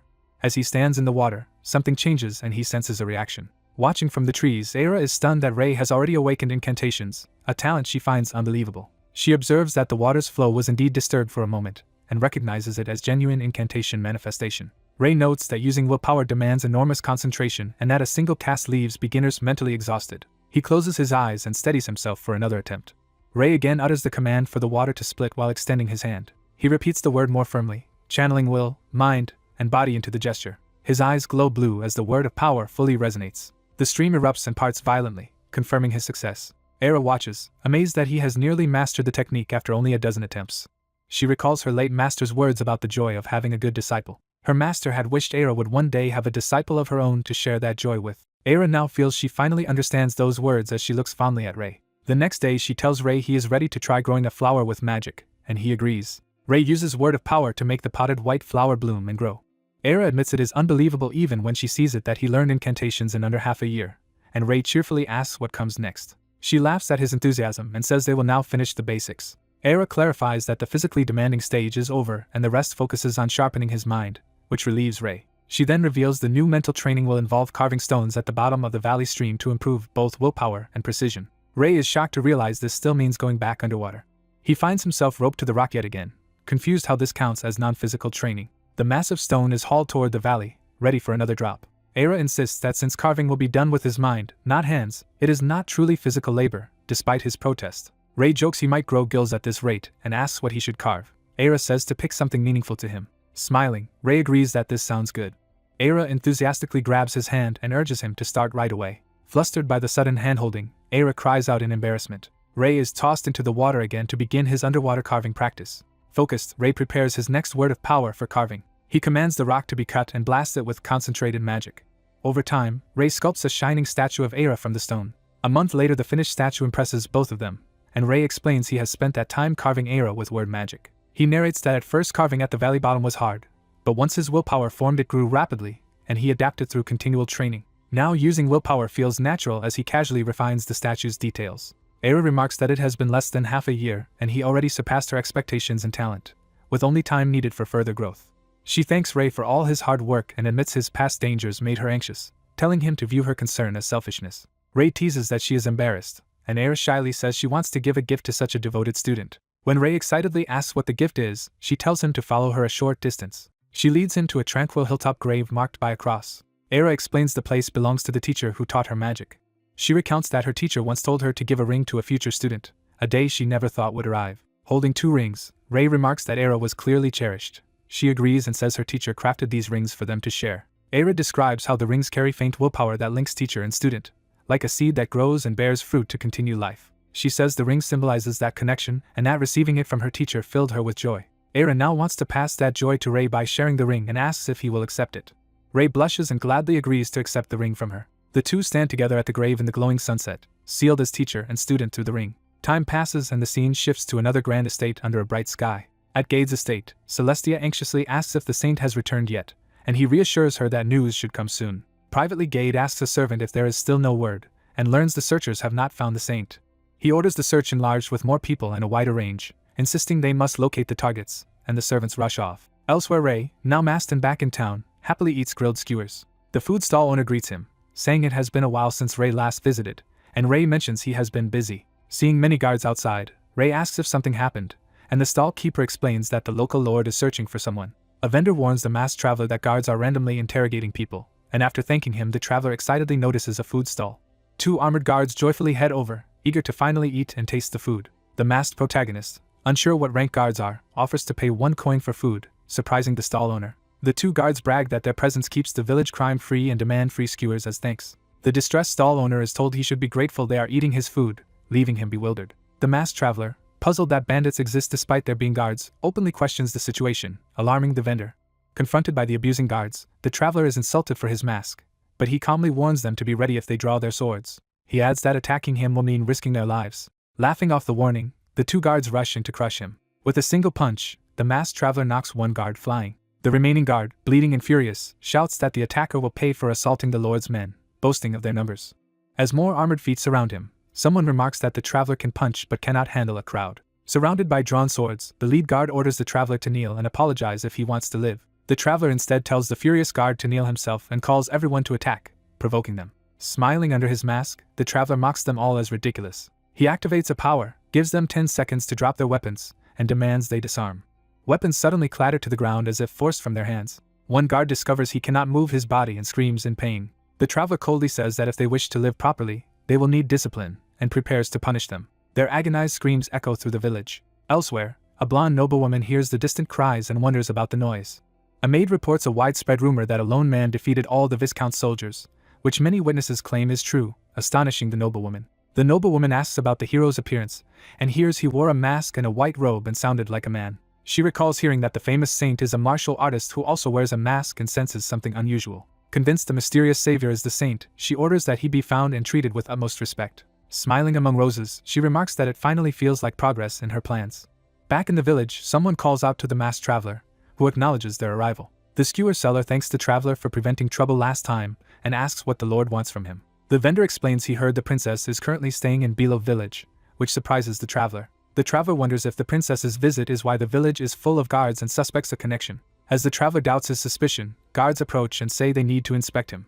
The vendor panics at more guards arriving, while the traveler wonders what is happening. A guard instead politely says the lord ordered them to escort the traveler, and asks him to come along. The skewer seller nervously insists he was only selling food, but the traveler assures him the guards are after him, not the vendor. The traveler reasons that a royal princess appearing in this remote area and the lord mobilizing so many soldiers clearly means they are looking for him. Dismissing the idea as unlikely yet agreeing to go, he accepts the invitation, and the thankful guard leads him away.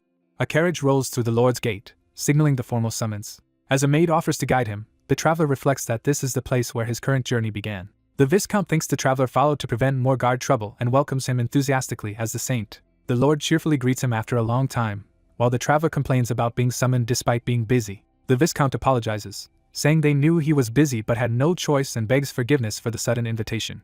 A pair of dainty shoes descend the stairs as someone important approaches. The approaching woman steels herself, thinking the masked man is exactly who she suspected. Surrounded by flowers, she formally introduces herself as Princess Celestia Vasilia and hints at a political marriage. The traveler reflects that such political offers were common when he was the saint and prepares to answer. He tells her his name is Rei, says he is no longer a saint, and asks to be addressed simply as Rei, confusing her. Internally, she is shocked and offended at what she sees as poor manners. Celestia recalls researching the saint after her father ordered her to marry him, believing him reputedly wise, refined, and kind. Above all, she is aghast that he still wears that strange mask even at their first official meeting. Outraged at his rudeness, she fumes while the Lord hurriedly changes the subject and invites the saint to the prepared feast. Ray responds that the feast sounds good. The banquet table is laden with extravagant seafood and roast dishes. Ray devours bread greedily, stuffing his mouth. He slurps noodles with equal abandon, ignoring etiquette. Overjoyed, he loudly proclaims how delicious everything is, eating with childlike gusto. The Viscount laughs and urges him to eat as much as he wants as others look on in amazement. Celestia is appalled at how uncivilized he is, feeling deeply offended. A narration explains that since childhood Celestia immersed herself in books, studying every field from geography and war to commerce and strategy. Because she is especially strict about etiquette and rhetoric, she cannot tolerate Ray's behavior and regrets coming so far for someone like him. Late at night, she excuses herself to retire, while the Viscount reminds her of the grand banquet planned for the next day. She coldly agrees, still upset. Ray thanks the Viscount for the good meal, and the Viscount invites him to the next day's banquet as well. Ray agrees to attend since he is already there and thinks that should be enough involvement. Elsewhere in the palace, someone hopes the upcoming banquet will completely win over the princess's heart. The next day, a lavish ballroom fills with guests for the grand banquet. Nobles gossip that it is odd for a princess to visit such a remote place and confirm the rumor that the king wants her to marry the saint. Celestia makes a stunning entrance in a pink gown, drawing admiration. A noble greets her respectfully, and she tries to place who he is. He introduces himself as Ite, eldest son of Count Burial, reminding her they met at a previous castle banquet, and is honored she remembers him. Surrounded by noblemen vying for attention, Celestia ignores their introductions and instead asks where the saint is. She inwardly fumes that Ray still has not arrived, amazed at his lack of etiquette, while a worried Ite asks if something is bothering her. Ite pompously offers to do anything for her, boasting of his considerable magical power as a second circle wizard. Celestia says they need not worry and admits she is only concerned that the saint has not come to the banquet yet. One noble comments that failing to attend one's own banquet is extremely impolite and assumes Ray forgot about it entirely. Celestia wonders if he truly forgot and feels upset remembering how much time she spent preparing. Ite encourages her to forget about Ray and just enjoy the banquet, joking that absent kings are often criticized. Suddenly Ray appears at the banquet hall entrance, saying they should restrain their criticism when he is present. Celestia is startled as he apologizes for being delayed by some trouble and greets everyone. She stands speechless, while Ite glowers from behind her. Ite seethes at the sight of Ray, muttering the saint's title through clenched teeth. Half an hour before the banquet, a maid had knocked on Ray's door to summon him. She informed him the banquet was about to begin, and he agreed to come soon. Seeing him still in his plain robes, she asks if he intends to attend dressed like that. She explains her father has prepared a gift of formal clothes for him. She shows him the outfit and says the Viscount really hopes he will accept it, while Ray lazily suggests just going as he is. Begging him, she says she will be scolded if he refuses and that she was ordered to ensure he changes. He reluctantly agrees to wear it and head to the hall, though he grumbles when she says she has one more request. She eagerly offers to help style him to match the outfit. He allows it but says his lateness will not be his fault, which she cheerfully accepts. Later in the ballroom, Etra from Count Burial's family introduces himself to Ray, noting that while main characters are often late, Ray was very late indeed. Hearing that Ray's tardiness was due to unforeseen trouble, Celestia realizes he was not intentionally disrespectful, though Etra subtly criticizes the frontier baron's handling of the event. Ray thanks them for the banquet and invites Celestia to visit his territory someday, promising proper hospitality, then asks who they are to atone for the baron's mistakes. Etra lectures that nobles must not offend guests and warns that any incident at such a grand banquet could disgrace all attendees. Other nobles whisper that the baron appears to have blundered, remarking that mistakes at a banquet are hard to smooth over. Ray finally cuts in, saying the matter is already settled since he himself is fine, and tells Etra to stop meddling, prompting a reluctant apology. Ite politely takes his leave from Celestia and Ray, wishing them an enjoyable time, and she responds courteously. Walking away, Ite seethes internally, clearly enraged. Shortly afterward, Celestia shyly asks Ray for a private moment, and he agrees. Out on a moonlit terrace, she notes that he has removed his mask. She asks why he hid his face until now, and he says it was simply to avoid bothersome situations. Celestia replies that it makes sense given she traveled so far by carriage just to meet him, though he says that was not what he meant. Ray asks why the Baron locked down the town just to find him, and Celestia begins to explain. She bluntly states that the lockdown was to deliver a royal marriage proposal on the king's orders, shocking Ray. Celestia confirms the proposal is for him, which Ray inwardly suspected. Ray responds that he has no intention of getting married. He points out she likely does not want a political marriage with a stranger either, and she admits that is true. He says that since they have no feelings for each other, such a marriage is meaningless and asks her to tell the king he is not interested, while she reflects on her father's devotion to Celia. Celestia explains her father thinks Ray's exceptional abilities would be a great asset and that, as a dutiful princess, she is prepared to obey for the kingdom's sake. With tears forming, she says she must marry Ray according to her father's will. Ray asks if she is alright, and she apologizes for showing such unseemly emotion. He remarks that he has heard she is extraordinarily talented, having skipped grades and graduated early, yet she is being forced to marry because of her father's words. She resigns herself to this fate as a princess and suggests they proceed, even as a tear falls. He imagines her vowing to chase and propose to him forever if he refuses, leaving him silently exasperated. Instead, Ray says he has a different proposal for her, piquing her curiosity. He promises to maintain friendly relations with Cilia and begins outlining his idea. Ray proposes that Celestia herself become the queen of Cilia. When she doubts she could do so, he insists someone as intelligent as her can manage and offers his support if needed.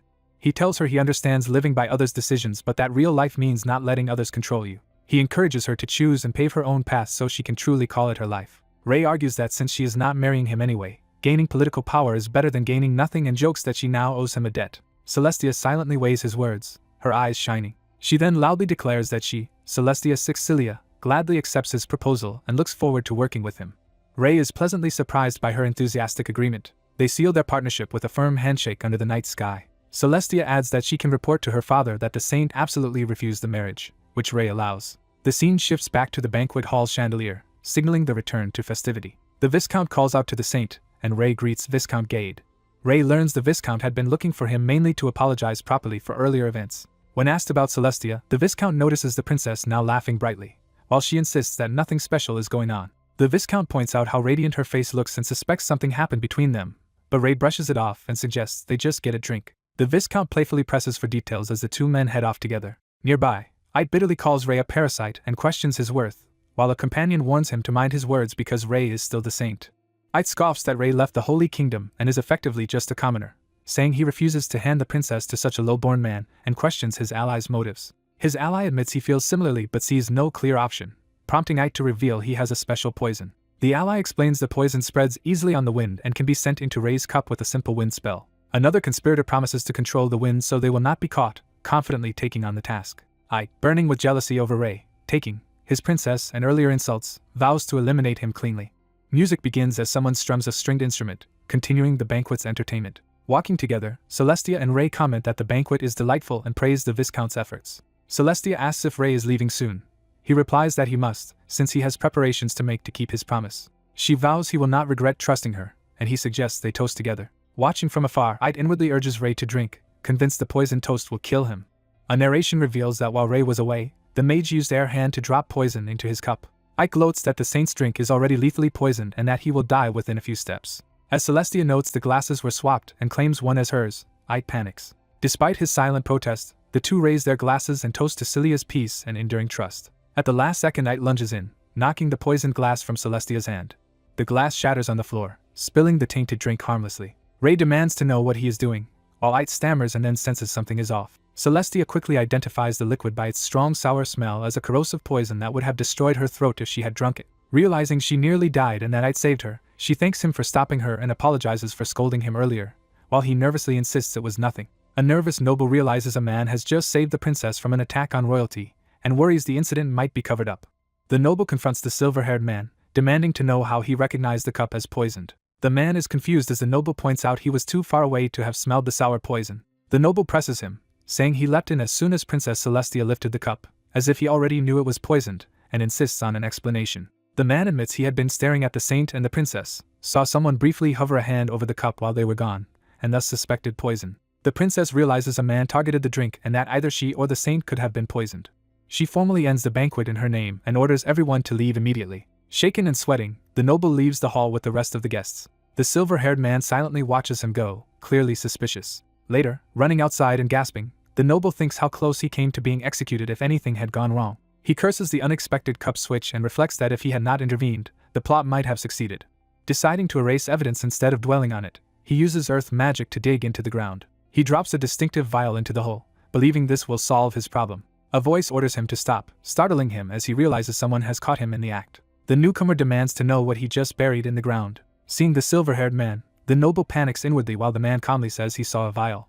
The noble forces himself to stay calm, pretending ignorance while the man presses him further. Using magic, the silver-haired man commands the buried vial to surface, astonishing the noble. Horrified that silent magic was used, the noble hears the man say the vial reeks of the same poison from the princess's drink. The silver-haired man asks what he wants in return and says the noble should first apologize. He points out the noble tried to kill him but not the princess, acknowledging the earlier rescue and offering some leniency. He notes that public exposure would force him to pursue the princess's poisoner, which he finds troublesome, so he seems inclined to keep it quiet. Instead, He cheerfully announces he will simply beat the noble up as punishment. The noble can only stammer in disbelief. The silver-haired man brutally punches him, launching him away. The noble crashes to the ground, crying out in pain. Bleeding and sobbing, he's ordered to get up because the beating has only just begun, and he protests that he's a high noble who will have revenge. The healer retorts by asking if the noble thought he could get away with attempted murder, as the noble hastily throws up a magic shield. The healer smashes through the shield, declaring it useless, and the noble screams. As the beating continues, the noble begs for mercy in the name of the saint, but the healer says he left the Holy Kingdom long ago and keeps hitting him. The healer grins manically, promising not to kill him.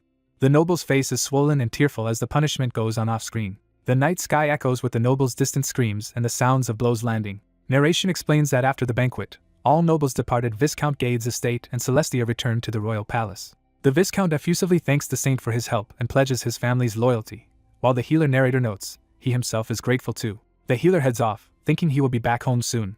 On the road he laments that trouble keeps finding him even after quitting as a saint, and wonders if it's the causality era mentioned, just wanting a quiet life when something catches his attention. Near his home a young man sees his father lying beaten on the ground and wonders who did it. Outside their house, Sia stands engulfed in vivid blue mana flames that shock the healer. Recognizing Sia, he watches as she happily calls out to him amid the blue aura. Back inside, someone sets down a simple meal and asks if he has been slacking off, implying concern about his condition.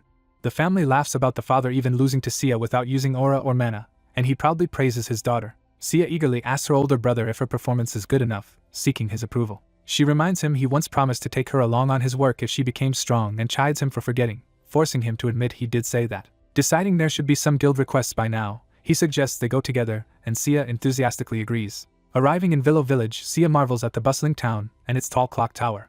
He points out that the large building beside the clock tower is the Adventurers Guild. As they walk, he asks if they should tour the village first, but Sia insists they can explore later. He notes it's her first time somewhere so crowded, yet she says she is more curious about his work and drags him toward the guild. Watching her, he thinks she is far too mature for her age. Inside the guild hall, people notice the masked healer's arrival.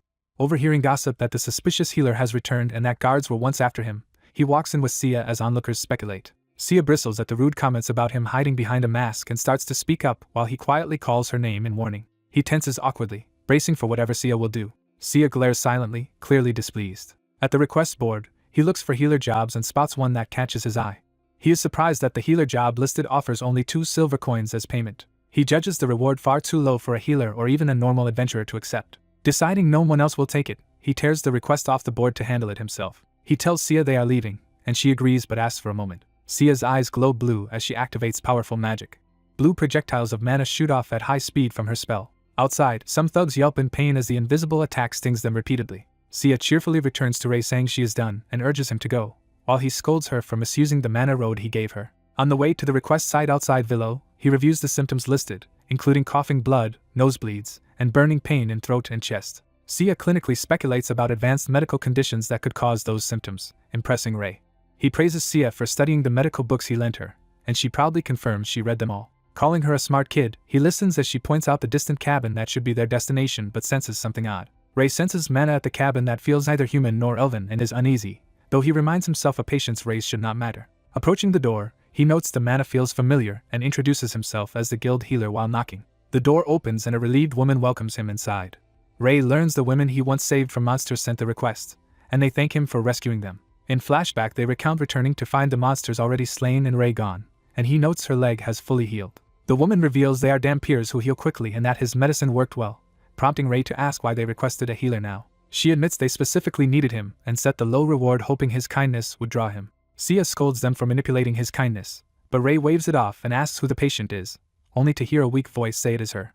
A pale young noblewoman, clearly ill, is urged by her attendant to lie down but instead thanks Ray for coming so far. Ray confirms she is the patient and asks if the pain is in her throat and chest as previously described. The attendant apologizes, explaining they lied about the symptoms to hide her true condition and asking where it actually hurts. The woman explains she sometimes cannot breathe and has terrible cyclical chest pain, and Ray probes the timing and pattern of the episodes. When asked to point to the pain, she presses her chest, suggesting it comes from deep inside, leading Ray to suspect a heart problem. Ray bluntly asks if she avoids drinking blood, implying a link between her condition and her vampire nature. Shocked she has figured out, she listens as Ray explains that a blood-dependent species needs blood to maintain bodily functions and her body is failing from long deprivation. Sia summarizes that her coronary arteries and veins likely have serious issues like clots or blockages, and Ray agrees. Ray explains her vessels are narrowing and hardening, causing pain, and she nervously asks if it is treatable. He says it can be treated but only through a difficult surgery that he must prepare for in advance. Ray warns that unlike divine healing, his methods are surgical and risky, essentially cutting her open to heal her. Meanwhile, elsewhere in the vampire domain, someone complains that succession for family head should go to the pure-blooded heir and resents interference. Tifria's brother argues that humans are mere livestock and criticizes her for protecting them. Tifria retorts that while they rely on human blood, humans are not livestock, then suddenly clutches her chest in pain. Overcome by the same heart pain, she groans while her brother coldly dismisses her suffering. He taunts that she cannot even care for herself yet tries to protect lowly beings. Despite her condition, Tifria vows to keep fighting for the inheritance until he changes his attitude toward humans. Her brother tells her to do as she likes, saying her body is already failing and he can wait for her demise while enjoying himself. Back in the cabin, Ray declares he is prepared for the risks, and the woman quietly agrees. Ray smiles and proposes attempting coronary artery bypass graft surgery on her. As he warns the procedure will be painful, she asks a favor, to choose the location in case it is her last day alive. She requests that the surgery be done at her own estate in the vampire village of Nightborn. Ray privately frets that she is thinking of dying before the operation, and also that he has not done heart surgery in a long time. He studies references on vampire biology, realizing their anatomy may differ from humans, and that he must proceed with extreme caution. He asks where she wants the surgery performed, and she answers at her Nightborn estate. Ray and Sia both try to send the other home for safety, but Sia refuses and accuses them of trying to ditch her. Ray gently insists he does not want her exposed to danger, and promises to bring her a present, so she reluctantly agrees to return home. With that settled, he agrees to follow the Dampiers to their estate. After half a day's journey into the mountains, they arrive at a hidden location that Tifria identifies as the place. A vast, luxurious mansion appears in the wilderness, and Tifria invites him inside. A servant welcomes her home, notices the human scent, and Tifria explains Ray is there to treat her. Another attendant mutters that ancestors forbade associating with humans, causing Tifria to scold her for insulting her guest. Tifria apologizes to Ray for the staff's attitude and formally begins introducing herself. She reveals her true name, Tifria Sanguis, and asks him to handle her surgery, stunning her attendants. Ray realizes she is enacting the vampire tradition of true name sharing, a serious sign of trust. Accepting the gesture, he introduces himself as Ray and pledges to ensure her swift recovery. Tifria gratefully asks if the surgery can be scheduled 2 days later because she has unfinished business. She then explains that in Nightborn, leadership goes to the one with the purest blood, so factions have formed around her and her brother, creating a succession conflict. To avoid interference with the surgery, she needs time to put pressure on the opposing faction, which Ray accepts since he also needs more time to examine her. Tifria arranges for attendants to escort Ray to his quarters in the mansion. On the way, Ray asks whether the opposing faction ever launches sudden attacks, and the attendant says not while neutral elders are present. However, the attendant worries that bringing a human healer could give their enemies a pretext to strike, prompting Ray to ask why Nightborn despise humans. She explains that most vampires simply see humans as livestock beneath them rather than truly hating them. She adds that Tifria is different, treating all lives equally and even employing a damper like her, which makes Tifria's faction smaller. Ray ponders this quietly as they continue down the hall. The next day dawns, and Ray confirms there are no major impediments to performing the surgery. He explains that if it is a coronary problem he can graft a thigh vein, which Tifria does not fully understand but is relieved by his confidence. Tifria entrusts her life to him for tomorrow's operation, while the attendant frets that she is busy preparing to meet someone. Suddenly an intruder storms in, knocking an attendant aside. Tifria's brother appears, ominously saying he can already see her dying. He calls her name sharply, making his hostile presence clear. She notes bitterly that he arrived sooner than expected and challenges him for bringing up her human guest. He turns to Ray, confirming he is the human Tifria invited, and Ray politely says it is nice to meet him while realizing this must be her older brother. The brother laughs at Ray's nerve and orders Tifria to leave so he can talk to the human alone. Ray insists he cannot allow that since he is her guest, while the brother claims he just wants to talk, not eat him. When Tifria resists, he threatens to hold her accountable for bringing a human into their domain without permission. Tifria reluctantly agrees to leave, saying she can protect herself but clearly worried. With a pained apology to Ray, she exits the room. Left alone with Ray, the brother casts a spell of silence on the area and asks what Ray wants to discuss. He coldly orders that Ray must heal Tifria no matter what and warns that failure means Ray's death. He then reassures him that success will spare his life, swearing this on his own name, Burmart. Ray, bewildered that the faction leader opposing Tifria is now demanding her survival, concludes his only job is to heal her. Accepting that healing is his role, he jokes that if he fails he may as well quit being a healer, and Burmart says he likes that resolve. As Burmart turns to leave, he casually calls Ray, human, again. Outside, Burmart reflects that threatening Ray's life was excessive. He then awkwardly apologizes, admitting he was agitated by other matters and may have pressured Ray too much. Ray comments that Burmart must care deeply for his sister, and relates as an older brother himself, surprising Burmart. Burmart denies caring much, saying only that his sister's death would bother him. He decides not to distract Ray further before the operation and ends their talk for the day. Watching him go, Ray concludes that Bermart's family situation is extremely complicated. Elsewhere, a furious vampire brutally kills a subordinate for acting on an order only after half a year. She rages that she entrusted incompetent fools as elders, who now tremble before her. Seated on a throne, the vampire matriarch orders them to eliminate the treacherous child and absorb the opposing factions, and they hurriedly obey. Revealed in full, she declares their target is Tifria's territory, setting her daughter's domain as the destination of the coming attack. Someone arrives at a grand estate, saying they will be under its care today. Ray, a doctor, confirms everything is ready and notes that the long-awaited surgery day has come. The narration explains that Ray thoroughly prepared for the surgery by collecting needed blood from the estate's servants. Because of Tifria's past kindness, the servants eagerly donate blood, revealing how much they care for her. During preparation, Ray discovers that the Nightborn can convert any blood into a form compatible with their bodies, a unique biological trait. This ability means the Nightborn have no concept of ABO or RH blood types.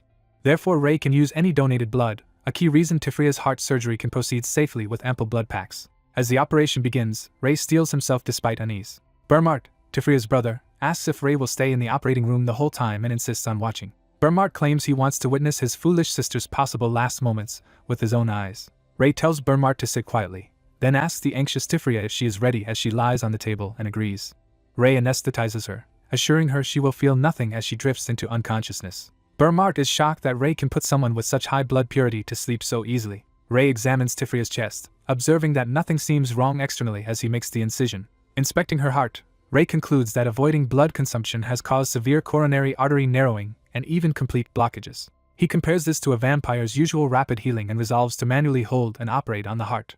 Ray plans a bypass, connecting the internal thoracic artery to the coronary artery to restore smoother blood flow. While working, he suddenly senses something unusual within the heart. Realizing there is demonic energy inside Tifria, he panics. Ray wonders why her heart holds demonic energy and decides he must act quickly to remove it. He activates his mana to confront the malignant force. Ray senses that the demonic energy is deeply rooted in Tifria's heart, having been there for a long time. As he interferes, previously healthy vessels begin rupturing and bleeding. Ray recognizes that moving the clinging demonic energy further damages her weakened heart, alarming Bermart. To stabilize things, Ray orders Bermart to calm down and squeeze a blood pouch to increase transfusion. Ray focuses on first sealing off the bleeding vessels with mana. He then notices Tifria's heartbeat slowing as the demonic energy resists his mana and calls for even more blood. Bermart agrees to help, while Ray resolves that he must purge the demonic energy before continuing the operation. Ray maintains mana activation while simultaneously sealing ruptured vessels and orders Bermart to keep the blood flowing. Pouring in power, Ray declares he is reaching the final step of the purification. At last he forces all demonic energy out of Tifria's body and confirms no more vessels are rupturing. He injects a sedative to ease the shock response and feels the worst part has passed. Ray calmly finishes the bypass connection, sutures, and applies antimicrobial treatment. He announces the surgery is finished, prompting Bermart to anxiously ask if Tifria is alright. Ray replies that while the surgery went well, he cannot promise her full recovery, which upsets Bermart. He explains that demonic energy had already severely damaged Tifria's heart, far more than he expected. Ray suspects Bermart's mother is involved and questions the mention of mother. Bermart curses that everything he has done was ultimately for his manipulative mother, and wonders if he has always been her pawn. Desperate, Bermart begs Ray to find some way to save Tifria, while Ray notes that her blood has much higher mana than the servants. Bermart explains that he and Tifria possess the highest blood purity among their race, helping Ray realize why ordinary transfusions did not work inside her body. Ray clarifies that for Nightborn, blood is essentially mana itself, so giving her servants blood was like trying to fill a well with a teacup. He adds that Tifria lost too much of her own highly mana-rich blood during surgery, and such a loss causes irreversible harm despite her regeneration. The biggest problem, Ray says, is that her weakened heart can no longer circulate blood effectively, threatening her survival. Ray concludes that to save her, they must transfuse blood as pure and vital as her own so her heart can function again. Bermart immediately offers all of his own blood, insisting it should be enough to save his sister. Ray objects that they do not know how much Bermart can lose without suffering his own irreversible damage. He warns that offering blood so recklessly is akin to sacrificing his life, but Bermart proclaims Tifria is his light. Bermart is ready to die as long as she lives, and Ray says he understands those feelings. Still, Ray insists that killing one patient to save another violates his ethics, causing Bermart to cry out in frustration. Bermart begs on his knees, revealing that his whole life has been about protecting Tifria, who once saved him from their mother. Ray asks if Bermart's mother implanted the demonic energy, and Bermart believes she did, as the only Nightborn who wields such power.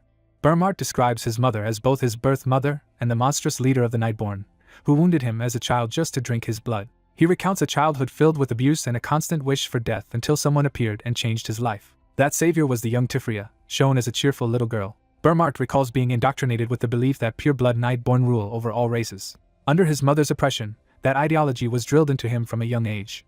She taught that the impure must be despised and forced him, knife in hand, to follow her cruel commands. Burmart remembers her cutting his hand to draw blood. His blood was collected into a goblet for her use. She drank it with relish. Burmart endured these dark days, obeying every order while she praised the taste of his blood. Then Tifria entered his life. She was born of a mother with low blood purity yet shared his pure blood father, making her an outcast from birth. When Burmart first met Tifria, she greeted him shyly, full of uncertainty. Their mother despised Tifria, servants avoided her, and Burmart initially considered her insignificant. One day, when a damper servant angered mother simply by making eye contact, she prepared to kill the man. The terrified servant begged Lady Elamur for mercy. Mother coldly rejected his pleas for forgiveness. The servant trembled in fear. As mother moved to strike, someone cried out begging her to stop. Young Tifria stepped between them, protesting that killing over eye contact was wrong. Mother insisted that her law must be followed and that punishment was inevitable for disobedient servants. Tifria then pleaded with her mother not to punish the servant, arguing anyone can make mistakes. Mother agreed only if someone else took the punishment in his place, and Tifria accepted. Tifria bravely volunteered to receive the punishment instead of the servant. Burmart was stunned that she would go so far for a lowly damper. Confused and angry, he wondered how Tifria could be so different and felt emotions he had never known. He likens her to a small star of light that never shrank away even in the cold darkness of their home. Her compassion for the weak gave Burmart a warmth he had never felt before. From then on he vowed to protect Tifria, enduring Mother's repeated attempts to kill her despite opportunities to escape. To keep Tifria safe, Burmart swore loyalty to Mother, though she never truly intended to let Tifria live.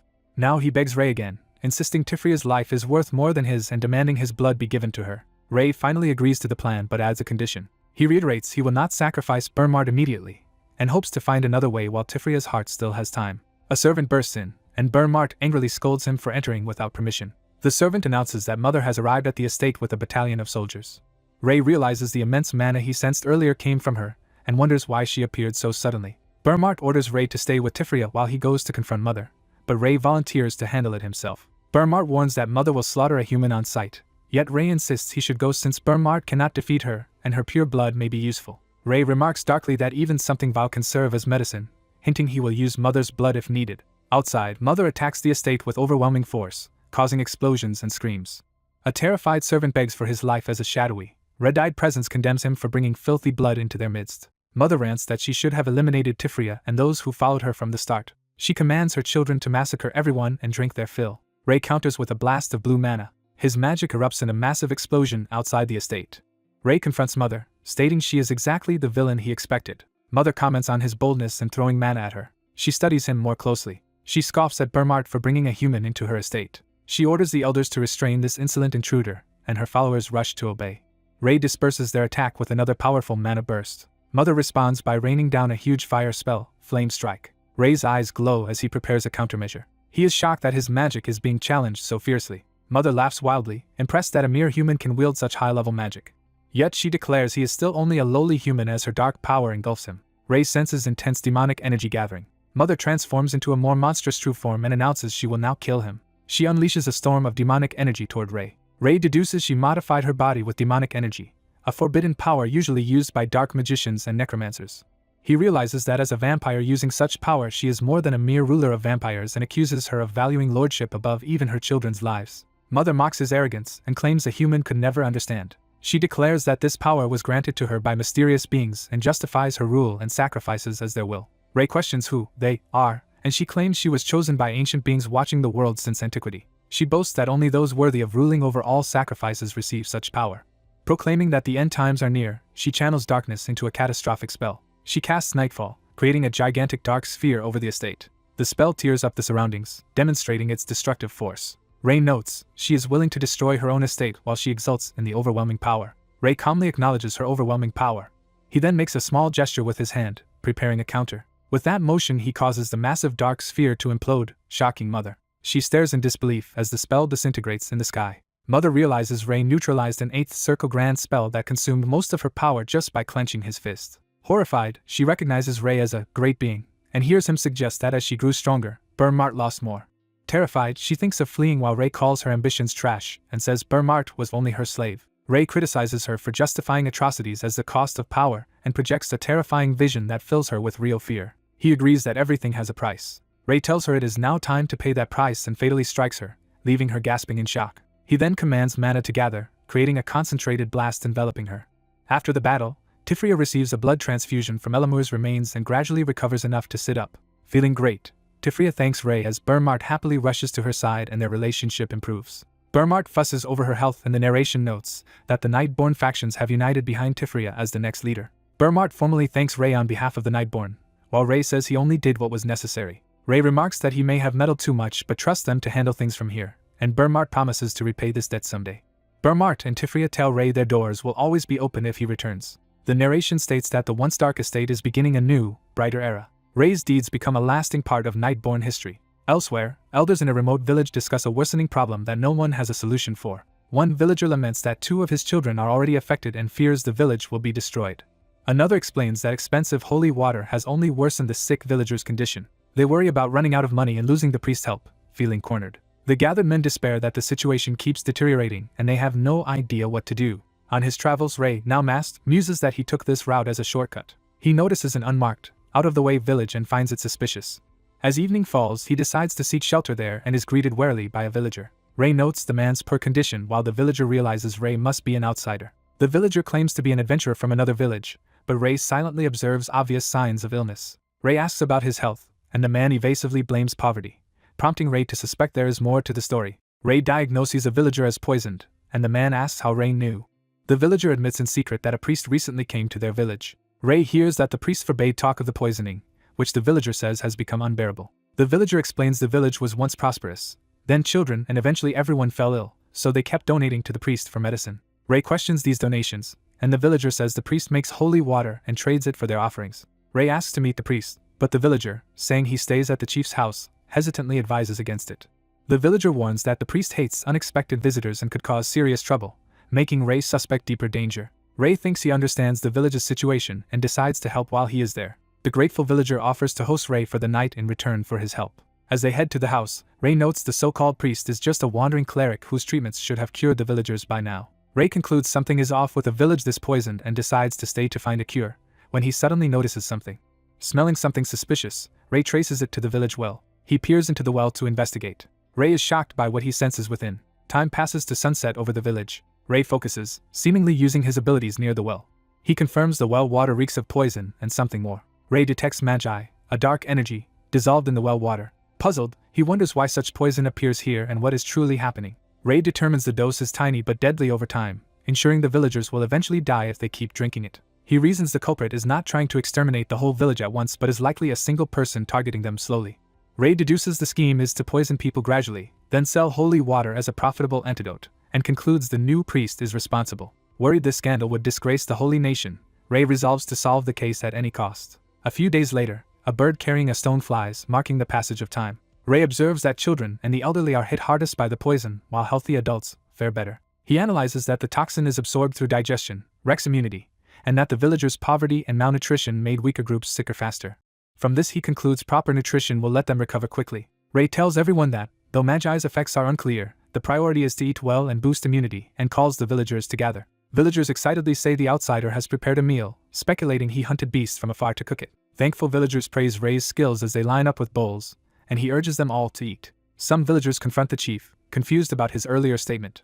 The chief apologetically asks to take the meat soup, and Ray agrees, saying the starving chief should eat too. When asked how much, Ray awkwardly clarifies he meant taking all of the soup. The villagers accuse the chief of greed, and he nervously admits he is following the priest's orders. Ray is alarmed as the chief reports the priest claimed the food might be poisoned and ordered it thrown away. Outraged villagers protest that the priest once said holy water would cure them yet now wants them to waste precious food and starve. The chief tries to calm them and asks them to endure for his sake, but they angrily stress how valuable the food is until someone interrupts. Ray confirms the bearded man is the chief and asks him to surrender the food. Ray then bluntly asks whether the chief is being threatened, causing the man to flinch. The chief hastily denies it, but his reaction makes Ray more suspicious. Resigned, the chief allows Ray to take the food, and Ray thanks him. Nearby, a family looks weary and worried as tensions rise. Ray silently watches the uneasy villagers. That night, narration notes hunger is fraying everyone's nerves. Elsewhere, a holy knight tells the priest villagers are starting to resist and reminds him the reporting deadline to the holy nation has passed. The priest says it is not time to report yet because writing it would take half a day during which villagers might revolt, and the knight agrees to delay. The priest asks about the village mood and hears that people are nearly crazed from hunger and could riot at any moment. Laughing, the priest insults the villagers for trusting an outsider and says hiring private soldiers was wise because the chief is terrified. Looking at crates of holy water bottles, he decides to stop selling since the villagers are broke, and wonders why his bosses care about such a backwater. Asked why he does not make real holy water despite its value, the priest scoffs that it is too much effort. Grinning, he confesses that with a priest's word even ordinary water can be passed off as holy water. That night Ray overhears their plan to increase poison levels in the well over the next week, realizing they intend to erase the village without leaving evidence. A shocked knight calls the priest insane, and both turn at a voice. Ray appears, questioning their motives and who the mysterious, them, orchestrating this is. He says he has heard everything and shows a coded parchment taken from a soldier, warning them not to deny it. The priest, seeing the situation is exposed, mutters there is no point hiding anything now. He lunges to kill Ray, declaring he never planned to let him live, but Ray calmly says he expected such a move. Ray states he can get the truth regardless, unnerving the knight and priest. Ray manifests a fearsome spectral power behind him. Under this power, the priest rides and Ray commands him to answer truthfully with no lies. Ray interrogates him, starting by asking whether he personally made the poison. The priest denies it, and Ray recalls the parchment's code looked familiar, prompting another question. Ray asks if the priest is connected to the group called Proxia, which horrifies him. As the priest starts to utter disjointed words, Ray senses something wrong and urges him not to continue. The priest suddenly transforms under a curse, chanting for blood. He screams a fanatical slogan about killing the goddess through mass death before self-destructing. A violent explosion shakes the building. Afterwards Ray, spattered with blood, is horrified and wonders what just happened. A recap explains that after leaving Vampire Lands, Ray found this village suffering from a mysterious illness. The summary notes, Ray discovered faint poison and Magi in the well water. It recounts how he cooked food to boost immunity, only for the priest to demand it be discarded. Ray, becoming suspicious, tailed the priest to gather information. The recap ends with the priest uttering cryptic words and killing himself under a curse. Back in the present, Ray judges most villagers' poisoning mild but notes some severe cases will need more than just improved immunity. He knows poison and Magi are best countered by holy water but realizes the priest's holy water was fake. Ray suddenly wonders if he might be able to create genuine holy water himself. Reasoning that everything is made of mana and that holy power repels Magi, he thinks he can infuse his will and mana into the well to neutralize the poison. He acts on this idea, placing his hand in the well and attempting to create holy water. A surge of blue power erupts skyward as his spell takes effect. Narration explains that Ray's homemade holy water healed the poisoned villagers, and their symptoms vanished. Later, Ray marches away with the surviving knight bound by rope. The knight nervously follows behind, unsure of his fate. The villagers thank Ray as their savior for rescuing them. Ray downplays it and says he will personally escort the holy knight to a temple, then remembers something else to mention. The chief offers Ray a bottle found among the priest's possessions as payment, and Ray recognizes it as emotional liquor. Exposition describes emotional liquor as a unique masterpiece by brewmaster Kervin that changes taste and scent with the drinker's emotions. Ray recalls its great value among nobles, having seen it once before, and is surprised to find such a rare item here. Later, Ray addresses the captured knight. He bluntly asks if the knight plans to self-destruct like the priest, confusing the man. The knight insists he knew nothing, only joined for money, and Ray notes that if he were cursed he would already have exploded. Ray then questions him about the liquor bottle. Pressured, the knight reveals the liquor came from people called Wagem who gave it to the priest. Ray learns Wagem are likely Proxia's messengers or executioners. The knight adds that each Wagem he saw had overwhelming power and a terrifying aura. Ray thinks that in the Proxia he knew there was nothing called Wagem. Then the knight anxiously asks what will become of him. Ray says he will obviously be sent to the Holy Nation to answer for his crimes when a voice interjects, ordering him to stop. A cloaked figure demands Ray hand over what he is holding. Multiple hooded Wagem appear, and the knight recognizes them in fear. Ray confirms they are Wagem and asks if they want the emotional liquor he received as reward, refusing to give it up. The lead Wagem warns that refusing means death. The terrified knight begs Ray for help, claiming to be on his side. Before he can finish pleading, something deadly happens to him. A Wagem tells Ray he is next. Ray dodges an attack as a purple blade of power swings past. He counters with a powerful blue slash of energy. One Wagem is knocked down. The Wagem rises with a glowing purple eye, revealing inhuman resilience. Ray answers with another blue slash. A massive purple explosion erupts from the clash. Ray analyzes that his strike hit the cervical spine perfectly. Yet the Wagem shows no normal spinal reaction, convincing Ray it is not a normal human. Another Wagem warns his comrades that Ray is strong and suggests they all attack together. Ray decides to end it here and powers up. He releases an intense blue aura that engulfs the area. Using a spell called Hold, Ray conjures glowing chains. The chains bind a Wagem tightly, leaving him struggling. Ray reasons that Wagem are probably cursed to self-destruct if they reveal secrets, and instead orders the captive to deliver a warning from him to their masters. He tells the bound Wagem to pass that message along, and then dismisses him. As the Wagem departs through a portal, Ray watches. The Wagem suddenly explodes under a curse, shocking Ray. Ray realizes the curse triggers not only on revealing information but also on being tracked, foiling his attempt to follow them. Examining the remains, he feels uneasy about something strange he senses. Looking closer, He sees the Wage bodies are hollow constructs filled with liquid magi rather than human organs. The strong scent coming from the remains strikes him as familiar. He identifies the smell as matching emotional liquor. In another city, business discussion notes customs fees have risen on the northern route. Inside a shop, someone observes that despite higher fees, profit margins remain acceptable. Hardman Carlson, head of a powerful merchant guild, decides that profit is fine and continues his meal. Hardman orders subordinates to halt shipments of faulty magic tools and file complaints, insisting his guild never deals in defective goods. He declares that trust matters more than deadlines and suggests sending the defective items to the Academy's magical engineering department for training use. Ray arrives at Hardman's office, and they warmly greet each other, Ray saying he is no longer a saint. Hardman happily notes how long it has been and that his guild has grown, while Ray compliments his success. Hardman credits the Grand Guild Master and asks Ray's purpose, and Ray says he needs a favor as he opens his bag. Ray shows the emotional liquor bottle and asks if Hardman recognizes it. Hardman calls it an appraisal elixir. Ray asks Hardman to trace distribution routes of such elixirs over the past 3 years.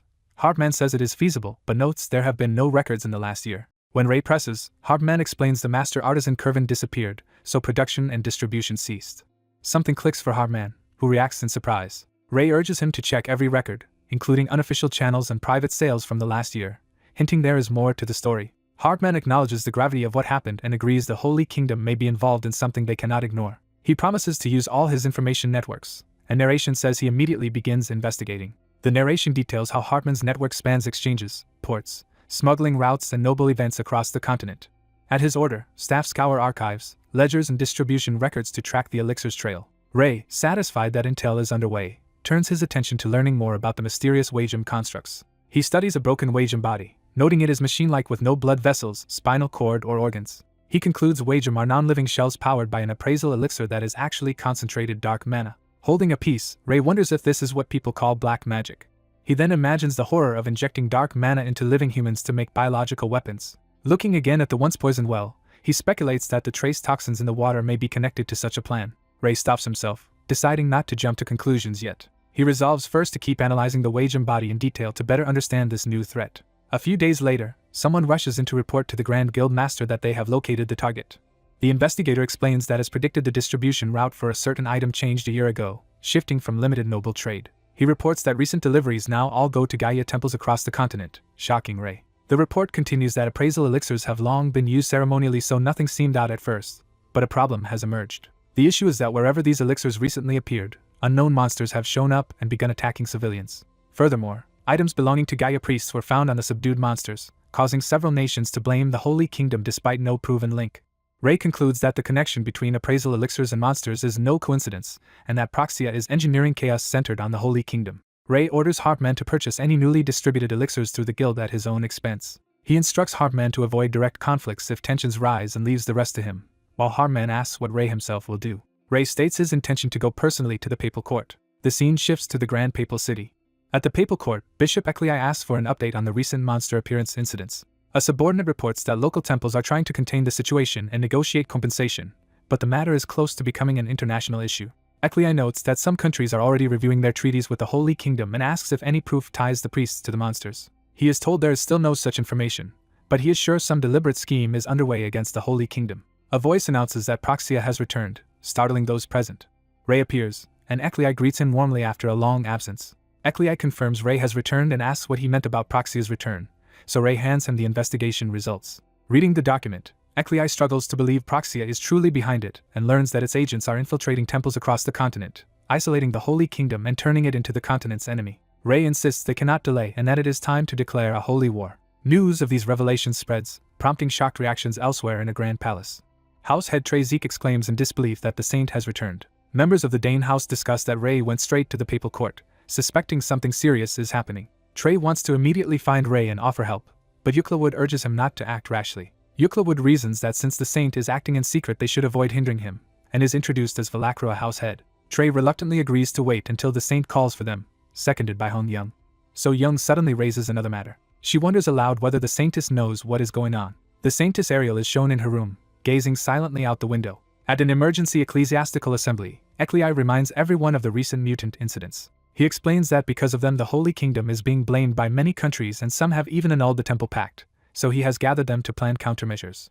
He notes that mutants bearing priestly items have turned suspicion into certainty for outsiders, meaning someone is framing the Holy Kingdom.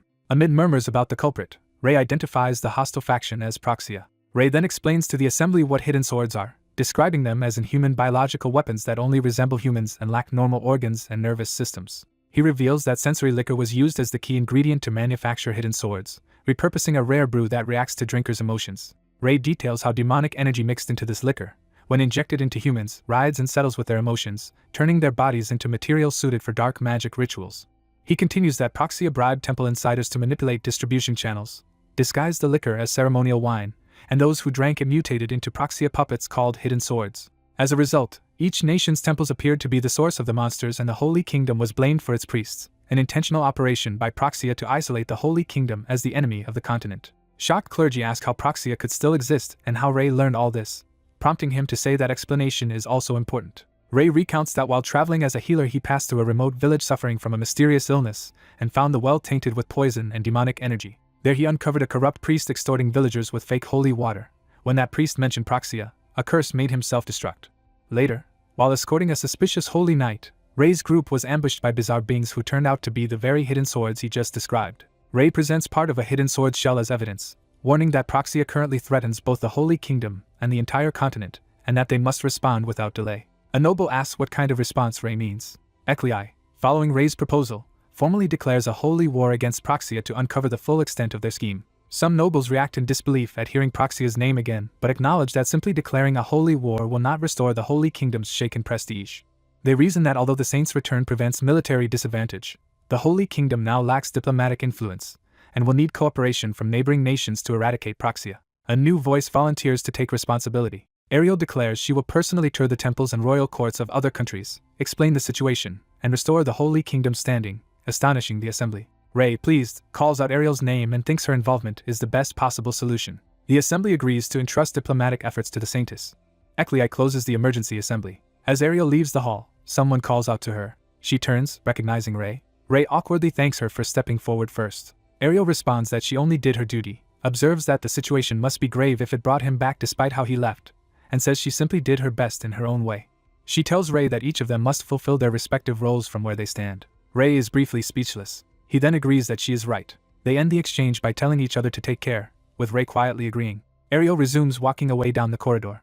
Ray calls for the Divine Guard and asks if Hong Young is present. Hong Young appears, apologizes for the delay, and welcomes Ray back, and he replies that it is good to see her. Ray confirms Hong Young understands the situation and orders her to gather the three families for a task he has in mind. He also instructs that the fastest Divine Guard unit be assigned to escort Ariel, and that he be informed immediately if anything happens. The story cuts to a dark underground stone facility.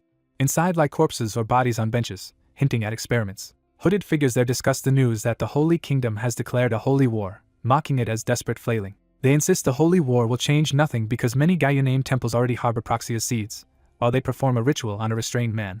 Asked about the Holy Kingdom's next move, one cultist answers that the Saintess will travel the nations as an envoy. A cult leader acknowledges Ariel's great influence as the Holy Kingdom's face and says the course of action is obvious. He declares that Saintess Ariel should be made the first sacrifice. Another warns not to underestimate Ariel, who is sword master class and can heal even the dead, but admits they witnessed her strength in the last war. The cult notes that ordinary hidden swords will not suffice against her or her army. Their leader orders subordinates to bring him the item called the bone. He remarks that to hunt a tiger they need a blade worthy of it, implying the bone will provide such power. The bone is produced and laid on a red cloth before him, and he eagerly tells them to hand it over. Dark incantations begin as a cultist channels power through the bone. The ritual continues with ominous chanting over a shrouded form. They use the bone in a full resurrection-like ritual, infusing a bandaged woman's body with dark energy. The leader exults that the time of the dead has come and calls for the world to fall into corruption and reject the light. A purple shard shatters with explosive force during the ritual. A blinding burst of purple energy fills the chamber. The cultist laughs, announcing that what they have created is something extraordinary. A resurrected, bandaged female demon emerges, described as the very flesh of the demons everyone fears. The scene shifts to a bright exterior of another city. Inside a room there, someone reports that everyone has assembled. Eucla Wood thanks Ray for summoning the three houses. Trey, near tears, says they have been waiting for this audience. Ray greets them, saying it has been a while since they were together. He explains that because the Holy Kingdom has declared holy war against Proxia, he has specific missions for each of them. Trey and Eucla Wood pledge to obey any command and do their utmost. Ray assigns Eucla Wood to use the Belcroy intelligence network to monitor Proxia's movements in real time and report even the smallest change. He orders the Divine Guard to hunt down any remaining Proxia agents hiding within the Holy Kingdom. Lastly, Ray tells Trey that he will accompany him personally, which Trey accepts with delighted enthusiasm. Ray explains that suspicious goods are being smuggled through the northern border trade gateway, with the location raising particular suspicion of sensory liquor. He says that while they are not certain, circumstances strongly suggest this is a hidden sword production site, so they must confirm and shut it down themselves. Trey loudly affirms he will follow Ray anywhere, and Ray tells everyone to move out while counting on the rest to fulfill their roles. Night falls over a forested area, setting the stage for their operation. Cloaked Ray and Trey move through the forest as Ray senses something clearly. He detects the same residual demonic energy he felt on a hidden sword shell and in the sensory liquor, emanating from an underground entrance. Realizing they have found the right place, Trey offers to go in first, but Ray tells him to wait. A small ominous light appears at the doorway, signaling danger. Ray shouts for Zeke to step back as something attacks from the darkness. A twisted wolf-like creature lunges, but Ray counters with a glowing blue strike. His attack blasts through the beast, killing it. Trey asks if the attacker was a monster, and Ray answers that it does not quite seem like an ordinary one. Examining the corpse, Ray judges it to be a dog or animal modified by the same methods as hidden swords, essentially a kind of magic beast. He decides they must investigate further inside despite the threat. A whole pack of red-eyed wolves emerges from the forest toward them. Ray wonders if this is the animal's territory while Trey points out that something else is approaching as well. Larger monstrous hounds appear among them, adding to the threat. Ray notes that the creatures move as if under an enchantment. He realizes with alarm that they are being magically controlled. Trey volunteers to handle the enemies himself, and charges forward despite Ray's warning to wait. Ray calls his attention to something happening at the corpse they left behind. They see other wolves devouring the slain magic beast, drawn specifically to what is seeping from its body. Ray senses a disturbing growling power as the contamination spreads. He understands that animals are attracted to the monster's corpse, eat it, and in turn become monsters themselves. Feeling a much stronger demonic energy from deeper in the facility, Ray concludes that if left alone hundreds of magic beasts will pour out, and urges Zeke to press inside immediately. At that moment a hooded proxy occultist appears, commenting that unwelcome guests have found their way there. Ray demands to know who he is, but the cultist dismisses the question as irrelevant. The cultist, surrounded by his altered beasts, declares that Ray and Zeke are standing before his toys. Ray identifies him as a monster tamer, and Zeke again offers to handle the fight alone. Ray agrees and entrusts the battle to Zeke, who vows to finish quickly and rejoin him. The tamer smugly observes Zeke's confidence. Zeke draws a radiant golden sword, regretting only that Ray will not see his prowess. Meanwhile, Ariel's ornate carriage travels along a forest road on her diplomatic journey. Inside, Ariel reflects that she did not have to treat Ray so coldly in the past. She admits she does not fully understand why she became so angry and distant toward him. She recognizes she was indeed mad at him, but while he was gone she never truly hated or blamed him. Clenching her fist, she wonders if she really understood and forgave his actions as she believed. She recalls that seeing his face again after 7 years brought all her buried emotions rushing back. Looking out the carriage window, she reaches an internal conclusion about those feelings. Ariel realizes she still has feelings for Ray. Her eyes glow softly in the sunlight as this realization settles. The carriage arrives at the kingdom of Prio, and Ariel is informed of their arrival. She steps down from the carriage to begin her diplomatic mission. Bathed in holy light, Ariel presents herself with calm determination. Back in the underground facility, Ray remarks that things would have gone badly if he had not come. He is surprised by the size of the hidden lab, which is filled with corpses, ritual circles, and large specimen tanks. He notes the many types of beasts and monsters contained there. Some have already reached full demonic transformation and attack him as he advances. While fighting, Ray senses that the magical circuits in the facility are nearly identical to those he felt from a previous enemy named Wagem. He also realizes that these particular creatures show no trace of sensory liquor, indicating a different method of creation. Ray deduces that this lab is not unique and that similar facilities likely exist across the continent for mass-producing such monsters. He wishes he could fully understand the core mechanism used to create them. After probing the dark circuits and failing to analyze them, he concludes that dark magic circuits cannot be deciphered directly. Ray decides on an alternative approach, beginning a powerful blue magic technique that envelopes him. Simultaneously, Zeke unleashes his own blazing sword technique against the monster tamer's forces. The cloaked enemy praises Zeke's quick monster suppression and sword aura, but Trey warns this is no time to relax. Trey points his glowing sword at the cloaked figure and declares him the next target. The masked foe identifies Tracy. Zeke, noting he only recently became a master yet has grown remarkably. The enemy decides to warm up after a long time, loosening his cloak as he prepares to fight. Seeing this, Trey is shocked and senses something unusual. Trey realizes the so-called monster tamer is actually a high-level sword master, who begins introducing himself. A powerful slash tears through the ground as the duel truly starts. In the clash, the masked man announces he is Proxia's monster-controlling fifth seat while striking Trey. He further reveals he is one of 6 executives of the Black Chamber, specifically the fifth seat. Their auras collide violently as Trey and the fifth seat exchange overwhelming sword blows. Trey confirms the opponent is a Proxia executive, and the man answers vaguely then insists on ending the chatter. The fifth seat, now astride a flying beast, calls for another round as he swoops toward Trey. Trey counters aggressively, meeting the descending enemy with a blazing attack. During their rapid exchanges, Trey thinks the enemy is too fast and difficult to read. Trey is wounded and realizes the opponent is not only quick but extraordinarily strong. Observing the beast-like, unrefined sword style, Trey endures the taunts that his efforts are disappointing and hears the foe urge him to hurry up. Trey, undeterred, offers to show his full power and begins sheathing his blade. He then manifests a pure aura sword, prompting the enemy to mockingly ask if that will change anything. The two charge at each other again, sword auras clashing as the fifth seat claims Trey's new tactic is pointless. The fifth seat suddenly notices Trey's sword aura flickering in and out, confusing his perception. Using the vanishing aura technique, Trey slips past and slashes the enemy as they cross paths. The fifth seat, impressed, comments on Trey's disappearing sword as Trey processes what just happened. Though bleeding from the chest, the masked fifth seat marvels that only someone like him could have survived Trey's vanishing sword. Trey is certain he struck a killing blow yet sees the foe still standing and is bewildered. He then spots something unnatural writhing inside the enemy's cut flesh. A sudden blast erupts nearby, startling Trey. Elsewhere, Zeke's silver-haired lord notes that the masked swordsman is quite a formidable opponent. Reunited, they discuss the fight. The lord asks if anything was gained, and the fifth seat answers it only fueled his desire to crush them. A Proxia member laughs, pleased at the hatred, but warns they must hurry since their preparations are almost complete. Another hooded Proxia mage confirms their preparations are nearly done while channeling ominous power. A vast artifact-based magic circle activates on the ground, leaving Trey's side wondering what it is. The Proxia third seat tells the fifth seat it is time to go, and they both prepare to teleport away. Trey's lord identifies the circle as an artifact-driven teleportation portal and tries to dispel it. He fails, finding the formula too complex, while the fifth seat cheerfully says he looks forward to their next meeting as he vanishes. Trey rushes to his lord, calling out, after the enemy's escape. Trey apologizes for failing to finish the fifth seat in one blow, but his lord says it was impossible to kill such an opponent with a simple slash. They recall the foes calling each other third seat and fifth seat, and reason that Proxia combines monster taming, sword mastery, and teleportation, making even their remnants terrifying. Concluding they must act quickly, the lord tells Zeke to accompany him and asks where he plans to go. He explains they need intelligence from the academy about the lab they just discovered. The lord declares their next destination is the academy. The scene shifts to the academy's grand building under a clear sky. Inside, a long-haired professor works in a library. A student calls out to the professor about some material he was shown earlier. The stern professor refuses conversation outside office hours, but the excited student begs because he needs the material urgently. Another frantic student runs and shouting for Professor Rabenhar, making the professor think everyone is acting crazy, then announces Professor Ray has arrived. Rabenhar sprints off at full speed through the hall.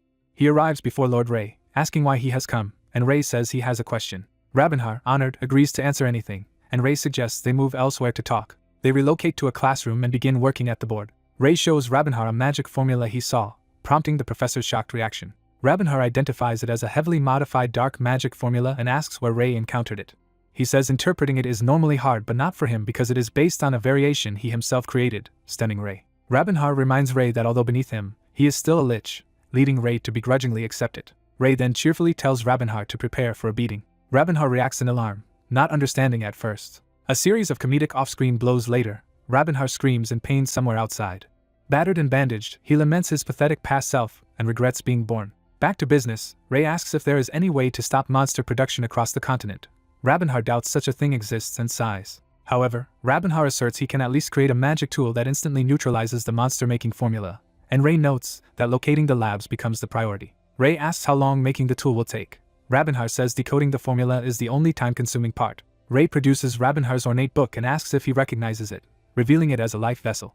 Shocked, Rabenhar explains he thought his life vessel was lost and realizes Ray had it. Ray explains this vessel holds a lich's life, memories, and existential structure. Realizing that, Ray begins to question what a vessel of life implies. A comedic sequence shows Ray punching Rabenhar in the chest through their shared link, causing mirrored pain. The chain reaction continues with more punches, repeatedly hurting Rabenhar via the vessel. Eventually Rabenhar begs Ray to stop, saying he has been hit enough. Ray points out only Rabenhar can undo the life vessel's powerful seals and orders him to open it. Rabenhar chants complex spells, unlocking the heavily warded tome. The life vessel opens, revealing pages of arcane diagrams and notes. Ray happily prepares to read its contents. He discovers the book largely contains dark magic of all levels and learns it is a secret lich tome handed down from Rabenhar's master. Ray notes the final page is blank. Rabenhar admits he does not know why. Rabenhar recalls the legend that only a mage at the absolute peak can read the last page, likely an intention of the first lich. Ray confirms there is no greater hidden magic inside, while Rabenhar suggests it is still an excellent opportunity to study dark magic, but Ray declines. Ray returns the life vessel, telling Rabenhar not to lose it again. Rabenhar, clutching it tearfully, thanks him, while Ray says he had no use for it anyway. Later, Trey visits Ray's study and announces his arrival. Ray and Rabenhar trade insults about each other's smell before Ray asks Trey how the heroes responded to his message. Trey reports the heroes were eager for action and welcomed the chance to stretch their limbs. Ray is pleased their power issue is solved and asks for news from Ceylonia. He hears that more suspected labs have been found in Balakrua and orders the data compiled. Ray says the magic tool is urgently needed and offers to help make it faster, to which Rabenhar agrees. Looking outside the academy, Ray wonders how Iriel is doing. The scene shifts to Iriel meeting with Duke Dallas, who thanks her for understanding the situation regarding his daughter. A narrator clarifies that since the Saintess herself came to explain, all misunderstandings were cleared with Dallas, Duke of Prial. Dallas acknowledges Proxia as a continental threat and pledges to cooperate with Iriel to overcome the crisis. After exchanging formal courtesies and blessings, Dallas invites Iriel to stay for a banquet in her honor. Iriel politely declines, saying she lacks time, but Dallas insists because he has an urgent question. He reveals his request. The King of Prio is gravely ill. Dallas details the illness's progression from a cough to burning fever and an unending coma despite divine magic. Iriel asks how long this has gone on and learns it has been about 3 months, explaining the king's absence from public events. Resolving that she must handle this personally, Iriel agrees to help, delighting Dallas. She humbly attributes her actions to following the will of Gaia and tells him to thank the goddess's compassion instead. Iriel asks where the king is staying. Dallas explains he is hidden in a nearby annex and offers to escort her there by carriage. A masked, blonde assassin watches them leave from the trees. The observer, presumably the Blood Shadow, silently monitors their movements from a branch. Iriel and Dallas proceed toward the annex, unaware of being watched. Approaching the annex, Iriel is surprised that even intermediate-level holy magic has not cured the king. Oryx C. Sibardan, captain of Gaia's Holy Knights, speculates it must be a very serious illness. Gillis C. Carnal, head of House Carnal, suggests medically that it resembles tuberculous meningitis. Gillis explains inflammation is hard to treat with normal healing magic but believes Iriel's holy power can cure it, earning praise from Orek. They remark that it is rare for 2 sea families to be summoned together, which shows how serious the situation is. Orek notes that Iriel is so strong she usually needs no escorts, and is considered unprecedented among saintesses. Gillis agrees, recalling he has not seen her for nearly 10 years and that she remains as composed and sharp as ever. He remembers seeing Iriel in his Night Order days when she still appeared like an ordinary girl her age. Orek hastily clarifies he does not mean her current self is worse, praising her sharpness and decisiveness, while Gillis teases him for over-explaining. Orek insists he truly admires her, and Gillis remarks they might get along well, which Gillis accepts as a compliment. Dallas shows Iriel into the king's private chamber. Begging for her help, he asks her to save the king with her divine grace, and she agrees. Iriel enters and quietly surveys the room. She sees the king lying in bed, clearly in serious condition. Introducing herself formally, Iriel greets the king as the Saintess of Gaia. The king, alarmed upon learning the Saintess is present, urges her to leave immediately for her own safety. Confused, Iriel asks what he means just as dark energy begins to stir. A massive dark magic circle erupts around her inside the chamber, shocking her. Realizing it is dark magic, Iriel hears someone gloat that she has fallen into a trap. Dallas reveals his betrayal, laughing that she has walked straight into it. He confesses that Proxia approached him with an offer to make him king if he trapped the Saintess here. Iriel condemns him as a traitor, insisting such a magic circle cannot restrain her. She acknowledges the Magi is strong but claims it cannot affect a Saintess, though a voice warns her to think about her subordinates. The villain points out the curse affects everyone in the annex, not just this room, horrifying Iriel. A view of the building shows the entire annex wrapped in a gigantic curse circle. Dallas adds that the curse will only grow stronger with time, meaning Iriel's allies are in danger as well. Boasting of his own protective spell against the curse, Dallas tells her to sit and die slowly as the Magi consumes her. Suddenly Gillis appears, criticizing the Duke for such a cheap trap. He casts bind, chaining Dallas with glowing restraints. Orek and Iriel rush in. Orek checks on the Saintess while Dallas struggles, unable to break the chains. Furious, Orek vows to execute the traitor, but Iriel tells him to stand down. She warns that killing a foreign duke would cause diplomatic turmoil and instead focuses on the cursed priests and knights outside, saying they must act fast. Orek urges Iriel to escape, but Dallas mocks them, revealing a barrier spell seals the annex so they will all die inside. Iriel asks Gillis whether he can dispel the magic circle. Gillis examines it and says the complex formula will take time, and he is unsure he can finish before the Magi intensifies. Iriel resolves to spread her holy power over the whole area to block the Magi. She explains that doing so demands all her focus and will prevent her from using her power elsewhere, astonishing her companions. Iriel instructs Gillis to dismantle the circle as quickly as possible, and orders Orek to protect them while she works. She prepares herself, inhaling deeply. Kneeling in prayer, Iriel activates Holy Field, flooding the chamber with brilliant divine light. Her holy power erupts outward, enveloping the entire annex in radiant energy. Gillis marvels at the overwhelming holy power and asks Orek to guard them while he works on the circle. Orek accepts, vowing to handle their defense. Night falls over the academy as time passes. Ray finishes processing a huge pile of blue gems for their anti-monster tools, astonishing Ravenhau with his speed. Ray says that once the lab's locations are confirmed, they will dispatch a strike team, just as Trey bursts in calling for him. A subordinate informs Ray that the Blood Shadow has appeared and insists he come at once. Outside, the Blood Shadow staggers and badly wounded and reports that the Saint is in danger. Ray is shocked at her condition and demands to know what happened. She urges him to go to Prio immediately. Realizing Prio is involved, Ray fears the worst. A simultaneous scene shows Iriel still in intense prayer within the glowing holy field, as Ray cries out her name. Meanwhile, cloaked Proxia figures move at the perimeter of the glowing annex. The Proxia agents gaze at the annex bathed in Iriel's holy light, witnessing the clash between curse and divine power. In the rain by a church, someone anxiously calls out to Blood Shadow, who weakly answers the holy person. Seeing Blood Shadow wounded, the blonde man demands to know what happened, and she vows to report everything. Blood Shadow begins her report, saying it all started after the Saintess held a meeting in Prio. A royal carriage arrives at a grand estate in Prio. Watching from the forest, Blood Shadow notes this is the annex, and that rumors say Prio's king has suddenly grown worse, despite no health intel for years. She wonders how such information could have been hidden in a small nation like Prio. Finding the situation suspicious, she decides she must report back to her homeland. She activates a crystal communication orb. The orb suddenly cracks apart, shocking her. She realizes magical interference in the annex is blocking signal reception, and worries it may be a trap. She suspects Proxia has already infiltrated Prio, realizes the Saintess is in danger, and decides to escape and contact her. A hidden enemy notices her presence, calling her a rat. A bandaged man in a hood confronts her, demanding to know who sent her, and she recognizes his group. Sensing Magi from them, Blood Shadow realizes what they are and listens as the bandaged man offers to guess her affiliation. He deduces she is neither with the Saintess nor certain other groups, then suddenly claims to know who she is. He correctly identifies her as Dane, startling her. Dane remarks that he knows a lot about them, and he replies he researched them despite their secrecy. She responds that she understands. Dane responds by unleashing a blazing sword attack at the bandaged man. A cloaked ally of his darts in with great speed. Dane boasts that he can cut his foes down instantly. He turns away, thinking he should return.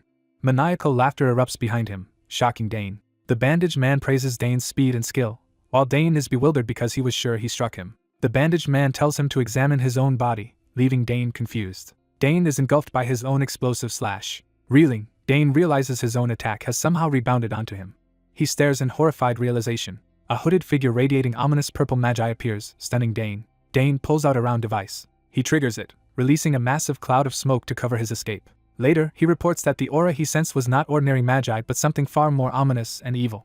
He adds that the enemies ignored him when he fled and seemed focused solely on the Saintess, prompting his lord to rush off with Zeke. Another man asks to join the rescue party. The blonde lord is surprised but listens as the man says he wants to redeem himself and help. The man also says this abnormal magi intrigues him. The lord agrees there is no problem and orders an immediate departure. The scene shifts to the annex bathed in magical light. Inside, Gillis notes that the magi is growing stronger. He worries that if the Saintess keeps exerting holy power to suppress it, she will not survive. A crash in the corridor alerts a knight. The knight tells Gillis that something is coming and that he will handle it.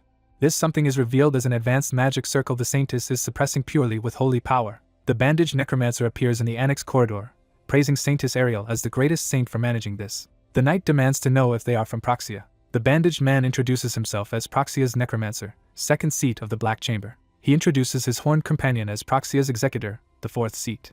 He says the third presence has no real name. He explains that one could call that presence an angel of death who returns people to mana. The knight is shocked at the term angel of death. He retorts that they do not resemble angels at all, prompting the necromancer to remark that the knight is unusually bold. The executor volunteers to take on the knight so the necromancer can conserve strength.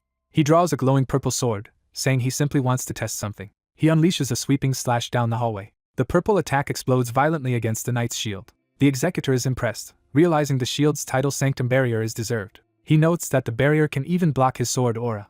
The knight slams the shield down, declaring that beyond this point none shall pass. He fully declares that no enemy will take a single step forward. A narration introduces the House of Sabardin, one of Gaia's oldest holy knight families, devoted attendants of the Saintess. It explains that Sabardin has inherited the Guardian's will for generations, always defending Gaia's front lines. Among them, Oryx C. Sabardin, called the Sanctum's Barrier, stands at the pinnacle of the family's honor. The necromancer and executor acknowledge that Oryx's defense lives up to his reputation. They describe his shield, Sephir, as an absolute defense relic beyond their power to break. The necromancer says that despite this, the Saintess is fated to become a blood key to awaken the gate, while Oryx defiantly urges them to try breaking through. The necromancer states that the length of Oryx's resistance is irrelevant. He chants dark incantations to escalate his magic. The Angel of Death woman begins channeling ominous power through a mystical seal on her head. Her power reinforces the annex's dark magic circle from afar. Gillis realizes the parts of the magic circle he dispelled are reappearing. Gillis asks Orek if he is okay, and Orek replies he is but senses a problem. Orek realizes the necromancer has activated something together with the eerie woman.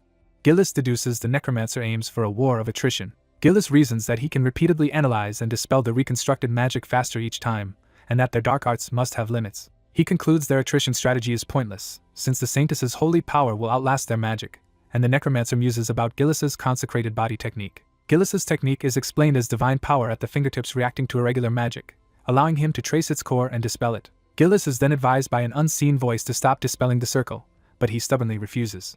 The Angel of Death woman laughs that fast or slow, Gillis will die regardless. She strains under the process while the necromancer chants more demonic words. She finally screams as the demonic seal fully manifests. A negative image shows Orek and Gillis suddenly overwhelmed by this sinister surge. Gillis clutches his chest in alarm. Dark Magi crackles over Gillis's hand. He is horrified that his own holy power is turning into Magi, realizing what that implies. The Saintess collapses on the floor, unconscious. Orek demands to know what the necromancer has done, and the necromancer boasts that not even the greatest Saintess can resist demonic power. The necromancer reveals the girl accompanying him carries demonic power etched into her flesh. He names her demonic ability as the power of reversal. Gillis frantically calls to the collapsed Saintess, and is told that her immense divine power has been converted into Magi within her body. The necromancer explains she is already deeply corrupted and that the Magi she had been suppressing is now surging again. Orek realizes they are trapped without holy power or escape routes, and shouts for Gillis to leave the barrier to him. Orek runs off to hold the line and begs Gillis to focus on protecting the Saintess, despite Gillis's concern for him. Gillis hesitates, but Orek insists that their mission is to safeguard the Saintess above all. Orek reminds him that Gillis knows better than anyone. He smiles, declaring he will show just how unbreakable his shield is. Gillis silently resolves himself. He closes his eyes, accepting what must be done. Gillis apologetically lifts the Saintess in his arms. He escapes through a window with her. Meanwhile, the necromancer notes that she is effectively as good as dead and that the annex is surrounded. Orek's stamina will eventually fail even with absolute defense. The necromancer muses that the power of reversal twists the world's mechanisms, yet Sephir remains unaffected. He points out that reversal cannot influence Orek's shield and questions what that truly means, while Orek replies that he seems to know something.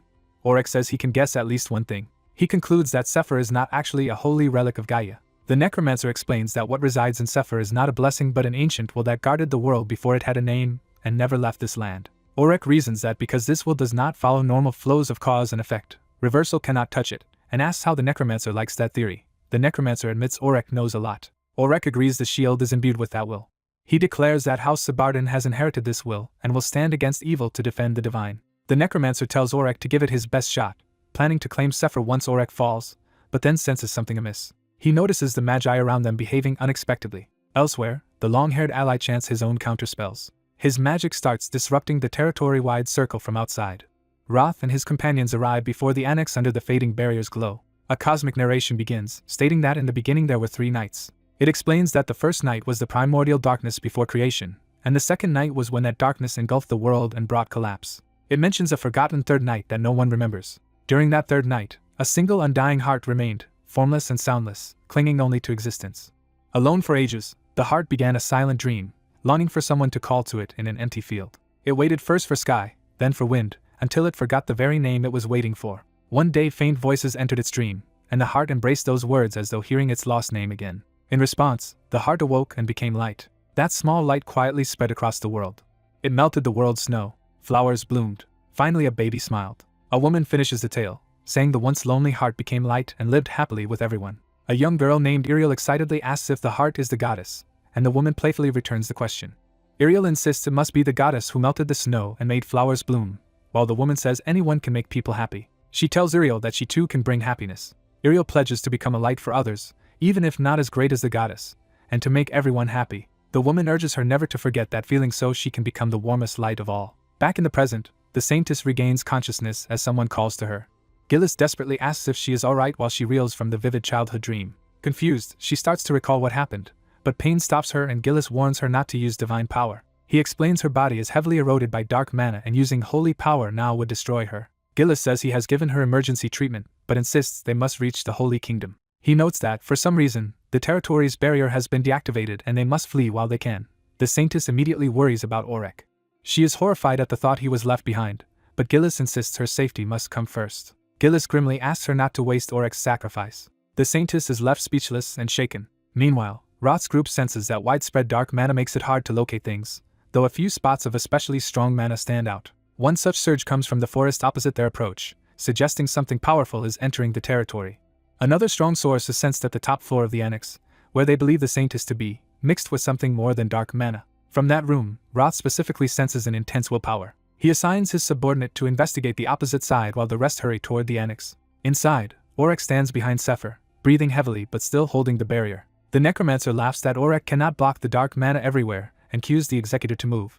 The executor draws his weapon, promising to finish Auric in a single strike and asking for last words. Auric replies that even if he disappears from this land, he declares that the will to protect will never vanish. A powerful attack is unleashed, streaking toward its target. A purple energy-coated blade charges with power. The horned assassin unleashes a massive purple strike toward Ray. The white-robed saint steps in front of Ray and raises a glowing blue barrier. The saint activates a spell called Bind with a burst of blue light from his hand. Blue chains appear and tightly restrain the masked, horned attacker, shocking him. While bound, the attacker sees the saint sprinting away through the hall. The saint dashes forward, fists wreathed in blue energy, preparing a decisive punch. A blindfolded cultist is stunned that their powerful executor fell so easily and worries about the saint's reversal ability. The blindfolded cultist focuses one eye through his bandages as he notices something. A long-haired man recognizes Ray and reacts with surprise. The blindfolded cultist flies into a rage, screaming Ravenhar's name. The long-haired man studies the cultist and begins to recognize him. He bluntly asks the blindfolded man who he is. Elsewhere at night, Gillis suggests that the Saintess rest for a bit. Gillis asks if the Saintess is alright while inwardly noting her stamina is fading faster than expected. The Saintess apologizes for being a burden, but Gillis insists that protecting her is his family's duty. Gillis explains that his house and the other guardian houses follow an ancient duty to protect saints, tracing back to sky and wind that once pursued the light. The Saintess says their justice is simply following those traces, then quietly asks if that justice has ever felt heavy to him. Gillis admits duty and justice are not always right but says balance is maintained because some people bear that weight. The Saintess falls silent, troubled by his words. She begins to confess something to Gillis, but he hushes her so he can focus. Gillis casts Conceal, surrounding them in a swirling field that hides their presence. From afar someone senses movement in the forest, and notes that something is approaching. A purple-haired man, Zeke, senses it and looks around alertly. Gillis and the Saintess spot Zeke and realize if he is here, others from Trey House must be involved. The Saintess assumes the newcomers are allies and wants to join them, but Gillis warily tells her to wait. Footsteps approach as someone notes there is another person arriving. A masked, cloaked woman appears and greets Zeke of Trey as an old opponent. Zeke recognizes her as the monster tamer and prepares for battle. The masked woman taunts him about taking another hit from her blade while he mocks her overconfidence. She says they will likely cross blades again since they seek the same objective, while Zeke feigns ignorance. She reveals they are both looking for the Saintess, which shocks Zeke. Zeke declares he must stop her, but she says she is too busy now for a one-on-one fight. Colored crystals float around Zeke, alarming him. The crystals detonate in a massive series of explosions. A gray-haired, masked cultist emerges from the smoke, complaining about how troublesome Zeke has been. The gray-haired cultist tells the monster tamer they should quickly defeat Zeke and then find the Saintess. Seeing Zeke under attack, the Saintess insists they must help him, but Gillis orders her to stay hidden while he goes. Gillis reminds her she must not interfere under any circumstances. Zeke now fights the monster tamer directly, slashing through her summoned beasts and blasts. A powerful golden slash arcs across the battlefield. The gray-haired cultist raises a large purple summoning circle with crystals spinning around it. Zeke calls out the cowardice of their 2-on-1 attack before noticing someone else's arrival. Gillis reveals himself as Zeke of the Trey family and offers to join the fight, to Zeke's relief. The monster tamer infers that Gillis's presence means the Saintess is nearby, though she cannot sense her. The gray-haired cultist suddenly announces that she has located the Saintess. Gillis wonders if the enemies contacted someone else. Zeke vows they still will not see the Saintess. The gray-haired cultist laughs and orders her monsters to attack so they can test Zeke and Gillis. In the past, the blindfolded cultist rants at Ravenhar, furious that Dayron does not recognize him and accusing him of betraying Proxia. Back in that memory, Dayron is confused by the name, while Ravenhar recalls the scar he gave him. Dayron narrows his eyes as realization begins to surface. A bandaged, pink-haired woman shambles into view, and Dayron suddenly recognizes what she is. He nervously asks if Ravenhar created the demonic construct they are seeing. Dayron then happily basks in Ravenhar's praise for his masterpiece. Ravenhar clinically analyzes the construct's demonic quality, admiring its energy, skin, and hair. He realizes the core embedded in its chest is actually a demon's bone. Ravenhar enthusiastically praises Darren's acquisition of such a rare material, and Dayron is overwhelmed that Ravenhar uses his name. Ravenhar's ally reminds him there is no time for fambling. Ravenhar cheerfully says he will finish things and then join him. The ally checks on Auric's condition, asking if he can still move after spending so much energy. The ally tells Auric he has done enough and should rest, while he searches for Iriel, feeling the man's strong willpower. He worries more about Iriel's safety than anything else. The scene shifts to an ancient overgrown temple filled with statues and altars. Two robed women walk through, remarking that 50 years have passed and that this time is different. The darker elf woman explains that the altar is absorbing mana too quickly and driving away the caretakers. The lighter elf attributes this disturbance to Magi spreading through the world. She volunteers to handle the problem personally. They approach a gigantic blue crystal sealed on a stone pedestal, calling it a troublesome object. Elsewhere, an unseen speaker says they did not expect interference here. Ravenheart confronts two cultists in a hall, saying someone blessed by Proxia should not betray its ideals and that their master would grieve. He notes that the very fact they created such a child means the appointed time is near, bluntly adding he doubted they could succeed without him. Ravenheart begrudgingly praises their passion for making a tool that can draw out demonic power but says prophecy foretold outside help. The prophecy is shown, foretelling a crimson second moon, an evil star, a reawakened gate, and the apocalyptic battlefield that will devour all light. Daron proudly says the last remaining demon corpse from that place let him craft his masterpiece. Ravenheart snidely claims he would have produced something far better. He criticizes Daron's construct as a mere generic undead despite using the bone, calling it disappointing. Daron angrily insists that is the pinnacle of necromancy, while Ravenheart smiles and asks if he wants proof otherwise. Ravenheart offers to tweak the body a little, while Daron refuses to let anyone tamper with his creation. Ravenheart insists that a small change could make it truly perfect. He tempts Daron by asking if he is not curious to see true necromantic perfection achieved by Ravenheart. Daron, unable to resist, admits he is indeed curious. Narration concedes that Ravenheart is the foremost necromancer, having reached Lich level.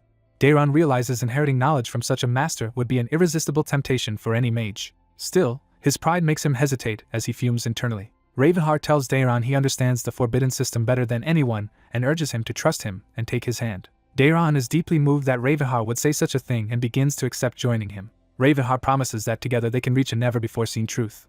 Daron happily succumbs to his thirst for knowledge and decides to follow Ravenheart. In the present, a purple light flares from Ravenheart's room, signaling his involvement. Zeke clashes violently with the monster tamer while explosions erupt around them. Gillis unleashes multicolored slashes at the gray-haired cultist, who counters with her own magic. The gray-haired cultist tells the monster tamer there is no more reason to stall, and that she will open the gate.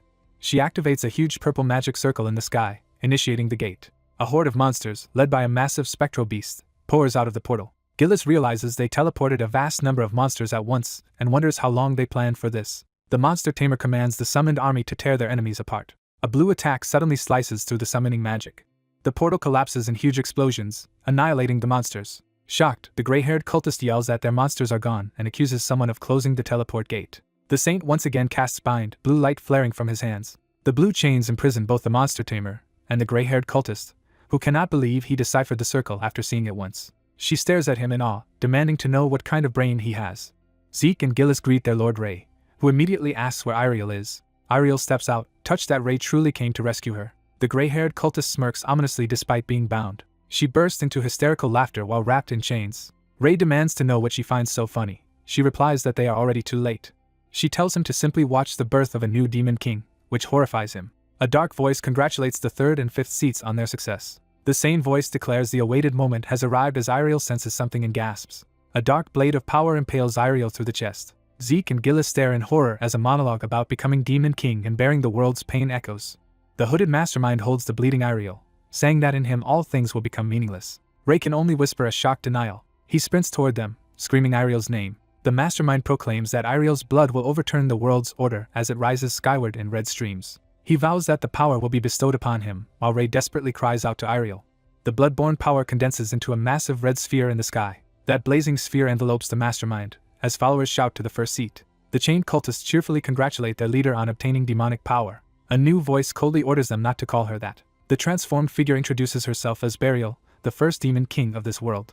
Close up, Burial repeats her name with a fawn-toothed smile. She again declares herself the world's first demon king while floating above the battlefield. The two bound cultists ecstatically beg the demon king to use them as the foundation of her new world. Burial laughs and asks if they are ready, to which they eagerly agree. The gray-haired cultist offers her demonic, glyph-inscribed body entirely for Burial's dominion. The masked monster tamer likewise offers his demonic body as nourishment for her rule. Burial delights in such devoted subjects, and announces she will sacrifice them to turn this land into her domain. The two cultists grin madly in anticipation of being used. A violent ritual begins as crimson magic and tendrils swirl around Burial. The red sphere and swirling runes intensify, preparing a devastating transformation. Ray cradles the wounded Ariel, begging her to stay conscious as she weakly says this is not the time for him to worry. She urges him to stop Burial before it is too late, even as he protests. Ariel admits it is already too late for her and Ray frantically asks her to use holy magic. The demonic blade lodged in her side continues to corrupt her wound. Ray realizes the demonic erosion is spreading too quickly and that it is blocking her holy power. Ariel agrees, saying the blade-shaped demonic energy has completely sealed her holy abilities. Ray desperately insists he can still undo it, but Ariel tells him they both know there is no hope. As he silently stares at the red sphere overhead, she tells him it is alright because she is merely returning to the goddess's embrace. She softly asks if he remembers when they first met. Ray recalls leading an army to the elf village to take her away as a saintess. She reflects that back then she cared only about fulfilling the goddess's will. She says that single-minded duty left no room for anything else in her life. Remembering happier days with Ray, she explains that meeting him slowly changed her and made her feel like her old self again. She says being with him let her meet people, experience new things, and genuinely enjoy life. Because of that, she can no longer calmly accept this as divine will. Through tears, Ariel confesses that dying now is unbearably painful and frightening. She admits there is something she desperately wants to say before she dies, even if the forbidden constraint punishes her for it. While Ray begs her not to give up, Ariel starts to speak, managing only a faint as she looks at him. Ray looks up at the sky, where fiery streaks fall like shooting stars, wondering what is descending. In the Empire, a superstition says sharing a shooting star with someone guarantees a peaceful death. As fiery streaks fill the sky, a man calls to Ariel, sensing they share the same thought.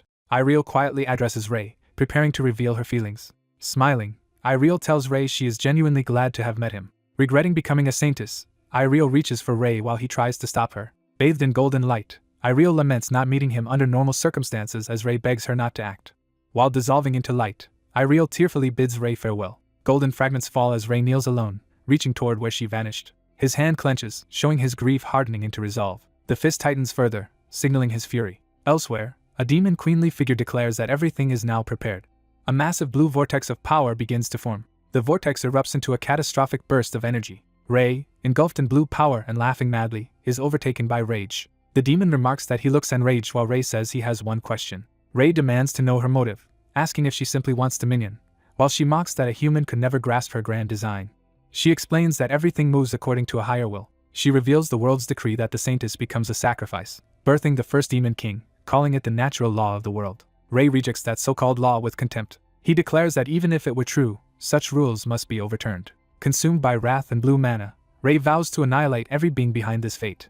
His power condenses into a gigantic sphere of destructive energy. The unleashed attack devastates the surrounding land and forest. The energy sphere shatters into countless blazing fragments. Ray stands beneath the floating, cracking blue meteor he controls. The overcharged meteor whirls as it is hurled forward. Watching from afar, Zeke wonders if this overwhelming but strange power is really the saint's meteor. He senses the energy and notes that, unlike the saint's pure mana, this feels different. He realizes the meteor's power resembles demonic energy. A companion warns Zeke to retreat or be caught in the coming blast. The demon queen is impressed by Ray's unexpected level of power. She cautions that he is misusing that power and will burn out his body, while Ray asks if those are really her final words. Amused, she admits she could stop the spell but will not bother. She boasts that when this body became the demon king she had already permeated the world, claiming her flesh is disposable, and she cannot truly be killed. Ray swears to hunt her down wherever she exists in the world, killing her repeatedly. As the meteor looms overhead, she laughs that even if he fails, they will meet again soon. Light engulfs her face as the attack descends. The meteor slams down with overwhelming blue force. Afterward, Ray stands silently amid the lingering light and mist. He stares into the night sky in wordless reflection. Narration explains that the Holy Nation and neighboring countries waged fierce battles together against Phryxia's armies. By destroying the laboratories that created Phryxia's blade beasts, the Holy War finally seemed to be nearing its end. At the same time, the Holy Nation holds an ongoing memorial for Ariel. The grand, noble-filled ceremony shows how deeply she was revered and how important she was to the Holy Nation. Clergy remark that Ariel's death is not an end and speak of her returning to the goddess's embrace. A strategizing priest explains that losing Ariel, one of their strongest pillars, means they must prepare for harsher enemy assaults. The high priest vows merciless retribution against those who defied the goddess and orders all forces strengthened. The high priest checks on Ray, who outwardly says he is fine as narration notes how he has been since Ariel's death. Ray thinks that regardless of the condition of his incantation vessel, his mana no longer flows as it once did. He reflects that forcing his mana now causes pain and that being unable to fight at full strength is a serious problem. Concluding he will need help, Ray clutches his chest. In an ancient elven sanctuary, someone hopes the problem with a central artifact is not serious. A dark-skinned high elf munching fruit notes that if the device breaks, no one will be able to repair it. Her companion says that if the structure collapses, horrific beings will pour into their world and even thinking about it is tiring. Looking at the chain crystal, she says it seems stable for now but doubts how long this fragile piece will last. They ponder who originally restored the artifact and built the Massacre altar, speculating it might have been some great being or god. One elf observes that the altar's complex magical construction is best left untouched, but admits it will not last forever and must eventually be replaced. Two elven figures complain they cannot maintain it alone forever, yet acknowledge that their allies, though slow and independent, will keep their elven honor and arrive. The white-haired elf decides to leave the task to the others and go rest, when she suddenly hears Ray's telepathic call through their mark. She is surprised that Ray contacted her first and listens as he says he wants to ask about the speech spirit and come meet her. Ray replies that he is glad to hear from her but explains he has already left his village on business and will need 2 months, stressing the request is urgent. Era silently absorbs this news, her expression thoughtful. Her dark-skinned companion remarks that Ray sounds different and listens as he tells Era to come to the dark elf forest south of Cilia, beyond a river. Era thanks him, saying she relies on him a lot and will head out immediately, while he tells her there is no need for thanks and that he will wait. Back in the sanctuary, her friend is stunned and anxious after overhearing their plan. The dark elf protests in disbelief that Era is really calling a human into this place. She reminds Era that the altar is off-limits to anyone not officially recognized but concedes that recognition only needs approval from both elf and dark elf representatives, who are both present. Still suspicious, she recalls that a human nearly blew up the altar once and insists bringing another is absurd. While Era pleads that if she cannot trust him, she should at least trust Era herself. Era assures her that Ray is not the kind of person who would commit such a deed. The dark elf admits he does not seem that type and understands why Era vouches for him. She reveals she met him earlier while collecting stories for her so-called husband, calling him an interesting human, and reluctantly agrees this exception will be only once. In a chibi aside, the dark elf warns that she will never permit this again if it happens, while Era apologizes for the difficult favor. The dark elf adds one condition and Era asks what it is. She explains that since the sanctuary is sacred, any human entering must show proper respect. She says she will prepare what he must wear and tells Era to inform him. Later, Ray wanders through the night forest, grumbling that Era's forest is hard to find. He notes that dark elves are rare and recalls only seeing them once on the western continent, when a distant scream interrupts his thoughts. He spots a group of people collapse near a wrecked wagon. Realizing they are surrounded by trolls, he assesses the danger. Deciding he has no choice, Ray prepares to intervene. He activates his blue fear-based power, energy flaring around him. Meanwhile, a noble family travels by carriage, and a younger man asks his master if their family legend is true. The master recalls the tale that when golden meteors fall, a great being will descend into the forest of stars to guide them, dismissing it as an old story. The older man scolds the younger not to jinx this moment, saying their ancestors long for it, and they cannot let their family decline further. He explains that is why they rushed out at night, and prays the legend is real so their family can be revived. Near their destination, they decide to rest and confirm that the Forest of Stars means the Dark Elves' forest. They worry that to meet the great being they must enter the forest, yet doubt the Dark Elves, known to be hostile, will admit humans. The daughter optimistically insists they should try something since they have come this far, unaware of a lurking monster behind her. A troll roars and attacks, throwing their camp into chaos. Surrounded by many trolls, the servants urge their lady to flee while they hold the beasts off. One servant bravely confronts a charging troll about to strike him. Ray suddenly commands the monsters to stop. His fear magic manifests as a gigantic spectral skull towering over the trolls. The trolls are overwhelmed, frothing and frozen in terror. The family stares as the orcs stand immobilized, recognizing the power as something belonging only to the absolutes. They identify Ray's ability as the absolute power known as fear. They thank their mysterious savior, while he warns that the forest is dangerous and tells them to leave quickly. The daughter excitedly asks if he is the legendary great being. Bowing, she declares that their family came to serve him and begs him to lead them, leaving Ray confused. Ray, already busy, refuses the misunderstanding and swiftly departs, telling them they have the wrong person. Disappointed, the daughter wonders if it is not yet time, or if they were mistaken. She argues that no ordinary human could wield fear and that his silver hair and timely rescue prove he is the great being. The siblings enthusiastically conclude he must be the white dragon and decide to return home to change their family crest. While narration notes, Ray has no idea of this. Elsewhere, Ray walks on, unaware of the future consequences, and senses a strange flow of mana nearby. A dark elf warrior appears, orders him to halt, and asks if he is the human summoned by Lady Era. Ray assumes he has come to escort him. The warrior confirms this and tells Ray to follow. Entering the dark elf forest, Ray thinks it looks ordinary as his guide points out the house where he will stay. The warrior warns him not to act recklessly in the village despite Era's backing, and Ray agrees. Meanwhile, another elf asks a guard where Era is and hears that the high elves are at the altar in the sanctuary. Ray says he wants to head there immediately because of the urgency, but the dark elf scoffs that he cannot enter the sanctuary dressed as he is. Ray remembers Era's earlier instruction that upon reaching the village he must don their traditional garments and complete a ritual before meeting her. Using magic to clean himself, Ray asks if that level of purity is enough and whether his clothes are inside the house, but is told it still is not sufficient. The elf explains he must bathe in the forest's pure aura at dawn and then change clothes before approaching the altar, which Ray finds troublesome. He is told to rest until the proper time, reflecting that as the first human allowed into the elves' sacred place he must show proper respect. Inside, Ray sees the elaborate leaf-shaped outfit prepared on the bed and steels himself. He silently processes what he is about to wear. Looking over the room and the outfit on the bed, Ray questions if that really counts as clothes. The next day, under a clear sky, someone remarks that Ray's appearance is not bad. Ray appears almost naked in the leaf outfit as elves say he now qualifies to enter the sanctuary, while he stands speechless. Syrian greets him as the human who has arrived, and Ray recognizes her as Lady Syrian. He realizes the dark elf he met before was actually a high elf, and she returns his greeting. Syrian comments that humans grow quickly and says the traditional outfit suits him so well that with pointed ears he could pass as an elf, and Ray awkwardly thanks her. She welcomes him, saying Era will be happy, then leads him toward the altar and orders the barrier dispelled. A green portal opens, revealing the hidden ruins of the altar. Syrian tells Ray to enter, while he marvels at the sophisticated barrier spell that concealed even the site's true form. Walking inside, she warns that unauthorized beings are forbidden from using mana within the altar, and Ray asks what exactly the altar is.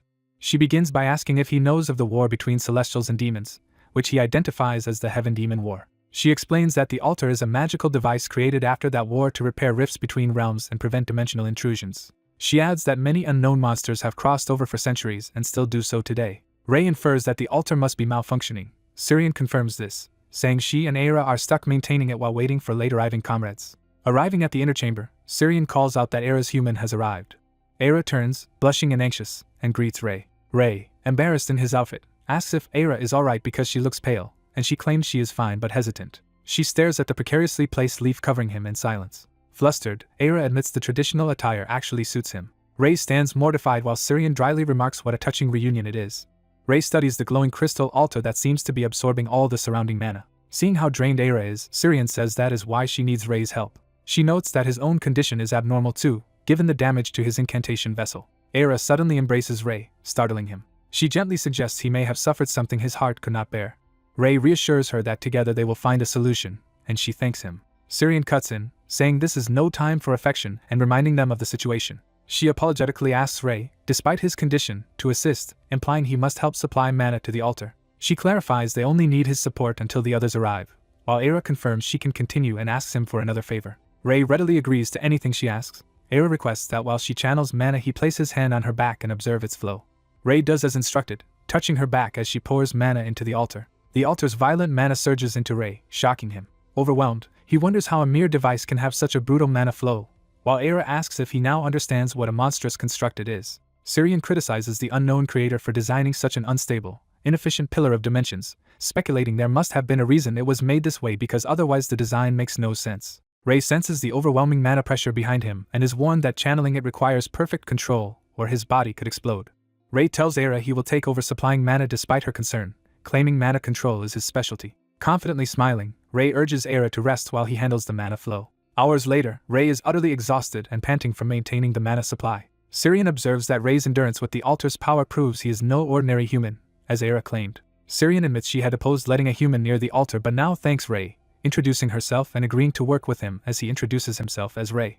Syrian lays out temporary living rules for Ray in the sanctuary, and he says there is something important he must discuss regarding the plan. When Ray asks for information about the altar, Syrian initially refuses, thinking he wants to run away, but he clarifies he only seeks knowledge. Ray specifies he needs details on the altar's mana flow and requests any records or blueprints of the magic circle. Syrian laughs that the altar was made during the ancient Heaven Demon War, so no blueprints exist anymore. She concedes they can at least share what they have deduced about the altar's mana flow.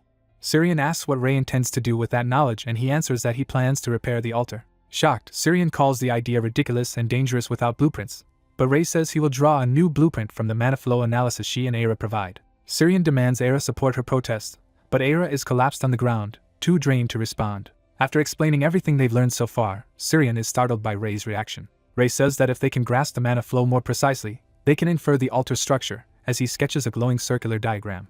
Syrian is amazed that Ray's drawing clearly depicts the altar's overall structure like a blueprint. She reluctantly agrees to cooperate, warning that the slightest mistake could annihilate the entire dimension, and Ray asks her to explain everything carefully. Aira weakly offers to help explain as well, but Syrian tells her to focus on recovering since she can barely move. Furious that Syrian will be tutoring Ray, Aira vows to give him her own intense mana flow lesson later. Hours pass as Syrian teaches Ray how mana circulates inside the altar. Together they determine there are about 9 primary mana flow points, making the altar far more complex than any known magical device. They note that from each point fine mana branches intertwine with thicker core lines, so a single misstep could be disastrous, and wish they understood the main line's roles. Syrian explains that directly entering the mana stream is the best but most dangerous way to understand those lines, prompting Ray to wonder if he should attempt it. As Syrian scolds Ray for even considering touching the lines, the altar suddenly begins to shake. The central crystal erupts with blinding energy, stunning everyone. Energy lashes out from the altar, heralding the return of a phenomenon. Syrian realizes a dimensional crack is reappearing above the altar. She casts the spell Air Hand to seize the crack. Syrian explains that a mana surge from the altar tore open a dimensional fissure, and she tries to compress it with an enormous spectral hand. Ray hears an eerie sound from the crack that mesmerizes him. He finds the sound echoing in his head with an addictive resonance that draws his mind. Someone warns Ray not to listen or the sound will corrupt his mind, snapping him back to awareness. Ray thrusts out his hand, commanding the sound to be silenced as he attacks the crack. The ominous noise continues and Syrian exclaims that her magic is failing against the fissure. Era appears, declaring they must seal the crack. She unleashes a massive burst of power, ordering the fissure to vanish from the dimension. Her attack succeeds in closing it, and Ray shouts Era's name in concern as she falls. Syrian again uses Air Hand to catch the falling Era. Later, Syrian teasingly asks Ray how it felt to meet a being from another dimension face to face. Ray, still shaken and silent, struggles to respond. He notes his mind is still reeling as he looks at the now quiet crystal altar. Night falls over the forest surrounding the Elves' sanctuary. At a starry waterfall, someone bathes alone beneath the cascade. Ray is bathing there, trying to relax after the ordeal. A disembodied voice casually mentions that the monster he fought earlier was only of low rank, unsettling him. Syrian recounts that such monsters once besieged the temple for a day, in mental time, slain adventurers lying outside as evidence. She explains to Ray that small dimensional cracks like before can be erased as Era did, but that only works for minor mana streams. Syrian warns that mistakes with major mana flows could have catastrophic consequences for the world, and Ray admits he must be more cautious. They decide to alternate supplying mana into the altar for analysis, slowly mapping its structure. Over time they discover 5 major mana lines and believe that if they locate more, repairing the altar may be achievable. While bathing again, Ray reflects that tracing deeper lines is getting harder and that he lacks the stamina to supply mana continuously. He laments his slow mana recovery and wishes he could repair his damaged mana vessel when he hears movement nearby. A cheerful voice remarks on finding a guest in such a place. The newcomer, having heard from Syrian about a human aiding the altar, asks if Ray is that human, and Ray confirms while asking who they are. The elf apologizes for the late introduction. He introduces himself enthusiastically as Heprian, a high elf summoned by Syrian and Era to inspect the altar. Ray privately thinks Heprian is extremely energetic as they exchange greetings and Heprian praises Ray's name. Heprian gushes that Ray's looks and physique match his fine name. He continues to admire Ray's strong, well-built body and asks if Ray came alone to the altar. Heprian explains that another elf went straight to the sanctuary and more high elves will soon arrive from their nearby village. Ray wonders why Heprian did not go directly there, and Heprian says he came first to purify himself in the sacred spring out of respect for tradition. Heprian proclaims their meeting at the spring to be a fated, romantic encounter. He declares that they should deepen this cross-racial bond through a primal connection, clearly alarming Ray. Embarrassed, Ray hurriedly ends his bath and tries to flee as Heprian laughs and calls his shyness adorable. The night sky echoes with Heprian's loud cries from the spring. Back at the sanctuary, Era grows impatient that Ray is taking so long and Syrian senses that someone else has arrived. A small high elf named Surt appears, greeting Era after a long time. Syrian questions the unfamiliar Surt, confirming he was assigned to a village near Devon and asking if he came alone. Surt says he came with Heprian. Surt adds that Heprian insisted on bathing first and told him not to wait, which makes Era suddenly realize what that implies. Horrified that the romantic maniac is alone with Ray, Era tries to rush off, but Syrian reminds her the altar still needs attention. Syrian assures her that Ray is no ordinary human and can manage, then turns to instruct Surt and asks for his help at the sanctuary. Surt nervously confirms Ray is the human Era brought and begins to voice his unease. He admits that as a high elf he feels it is wrong to entrust the sacred altar to a human. Surt explains that humans relinquished their claim to the altar long ago, so high elves have guarded it ever since as a core tradition. Syrian acknowledges that allowing a human inside already breaks tradition, but says Ray's aid is essential given the current crisis. Surt counters that for elves, tradition embodies their bond with ancestors and that mishandling the mana they inherited would be unforgivable. Syrian argues they must be realistic, warning that clinging to tradition while the altar runs wild would flood the world with monsters. She ends the debate for now, saying such a decision cannot rest on just the three of them. Era states that she and Syrian support Ray's involvement and pointedly asks Surt if he truly values tradition above all else. Surt stammers that although he respects tradition, he is not blindly stubborn. He says they know too little about Ray to involve him lightly and declares himself opposed for the moment. Era notes the vote stands 2-1. They decide to wait for more high elves and count only the opinions of the next two to arrive because of the urgency. Era proclaims that if the majority later agrees, then by her authority, as guardian of the high elves she will grant Ray permission to walk the altar's path. Surt and Syrian react with surprise to the extent of Era's commitment. Syrian exclaims that Era is going very far for Ray. Heprian bursts in, thrilled by what he perceives as Era's romantic devotion to the human. Syrian asks why Hyprian came alone and where Ray is. He jokes that he tried to bond with Ray and the human ran away. Hyprian passionately praises Ray as a shy but splendid person whose aura impressed him, prompting Era to ask Syrian's assessment. Syrian, who overheard the discussion while arriving, quickly supports the idea of the handsome Mr. Ray helping, though Era guesses that is not her true stance. To everyone's shock, Hyprian loudly declares that despite his praise he formally opposes letting Ray handle the altar. Night deepens over the forest as Ray walks alone, reflecting on how unsettlingly strange Hyprian was. Having escaped and changed back into his normal clothes, Ray mutters that the high elf scared him. He realizes he has wandered far from the sanctuary and suddenly notices the smell of cooking meat. Ray finds the scent unusual for an elf village and wonders who is grilling meat nearby. He approaches and spots a lone figure by a campfire in the woods. The figure is a calm elf woman roasting meat over the flames. The campfire crackles brightly, illuminating the clearing. Watching from a distance, Ray wonders if the person by the fire is another high elf sent to help the altar. He notes how unusual it is to see an elf grilling meat as the woman notices his presence. The elf realizes Ray is human and asks why a human is here. He hesitantly starts to answer. She kindly offers to share her meal if he is hungry, and Ray bashfully asks if that is really okay. She insists there is more than she can eat alone, so Ray accepts her invitation. While they eat, she remarks that humans must take care with meals and asks why he has been neglecting them. Ray explains that being among elves makes meat eating awkward and wonders if elves can even eat meat. She laughs that elves appreciate good food and can hardly savor cuisine without meat, challenging his assumptions. The elf muses that although avoiding harm to nature is admirable, truly living with nature without any killing is impossible. Ray responds with a philosophical line about slaughter and coexistence both being parts of nature and harmony, echoing the Confucian doctrine of balance. She recognizes his reference to the doctrine of the mean and is startled. Curious, she asks where he learned those words, and Ray awkwardly admits he spoke without thinking. She then asks if he has met a half-elf violinist, which shocks Ray. Ray recalls that the violinist treasured an instrument inherited from her grandmother. Realizing the connection, Ray exclaims that the elf before him must be that grandmother, as she laughs at the coincidence. She confirms she is a reincarnator like Ray and introduces herself as Elisa. After hearing Ray's story, Elisa marvels that he comes from so far in the future and that two reincarnators could meet here. Ray learns that Elisa originally lived in 1890s Korea as a Confucian scholar working at a machine factory before dying in an engine explosion and being reborn as an elf. Elisa changes the subject to the altar, saying she has heard of his role and assumes he is a remarkable human, prompting Ray to admit there are complications. He explains that his incantation vessel is unstable, surprising Elisa, who infers he can use incantations. Elisa says she is not an incantation user and cannot repair him directly, but she understands that incantations are rooted in the heart. She then expounds a teaching: when the will is fixed, the mind calms, calm brings ease, ease allows deep thought, and deep thought yields insight, likening the mind to ever-moving water that clouds when shaken and clears when still. Elisa concludes that Ray's unstable vessel reflects a mind lacking stillness, and that maintaining inner balance amid turmoil will eventually bring composure. She defines composure not as lifeless silence but as unwavering stillness within constant motion, calling it the Tao's perfect balance. Ray admits that settling one's will is difficult, and Elisa advises not to rush, saying urgent matters require a patient, indirect path. Ray refocuses on their immediate priority of fixing the altar and suggests that solving that problem step by step may reveal his way forward. Elisa agrees to return with him, but has more to say. Ray realizes that if Elisa cherished her granddaughter's keepsake, violin, the girl must still be alive. Elisa hints that something nearly killed her but glosses over the details. Back at the sanctuary, another elf asks if Elisa is also against Ray's involvement, and she enthusiastically replies that she is. She declares that for elves, tradition can outweigh even life itself in certain situations.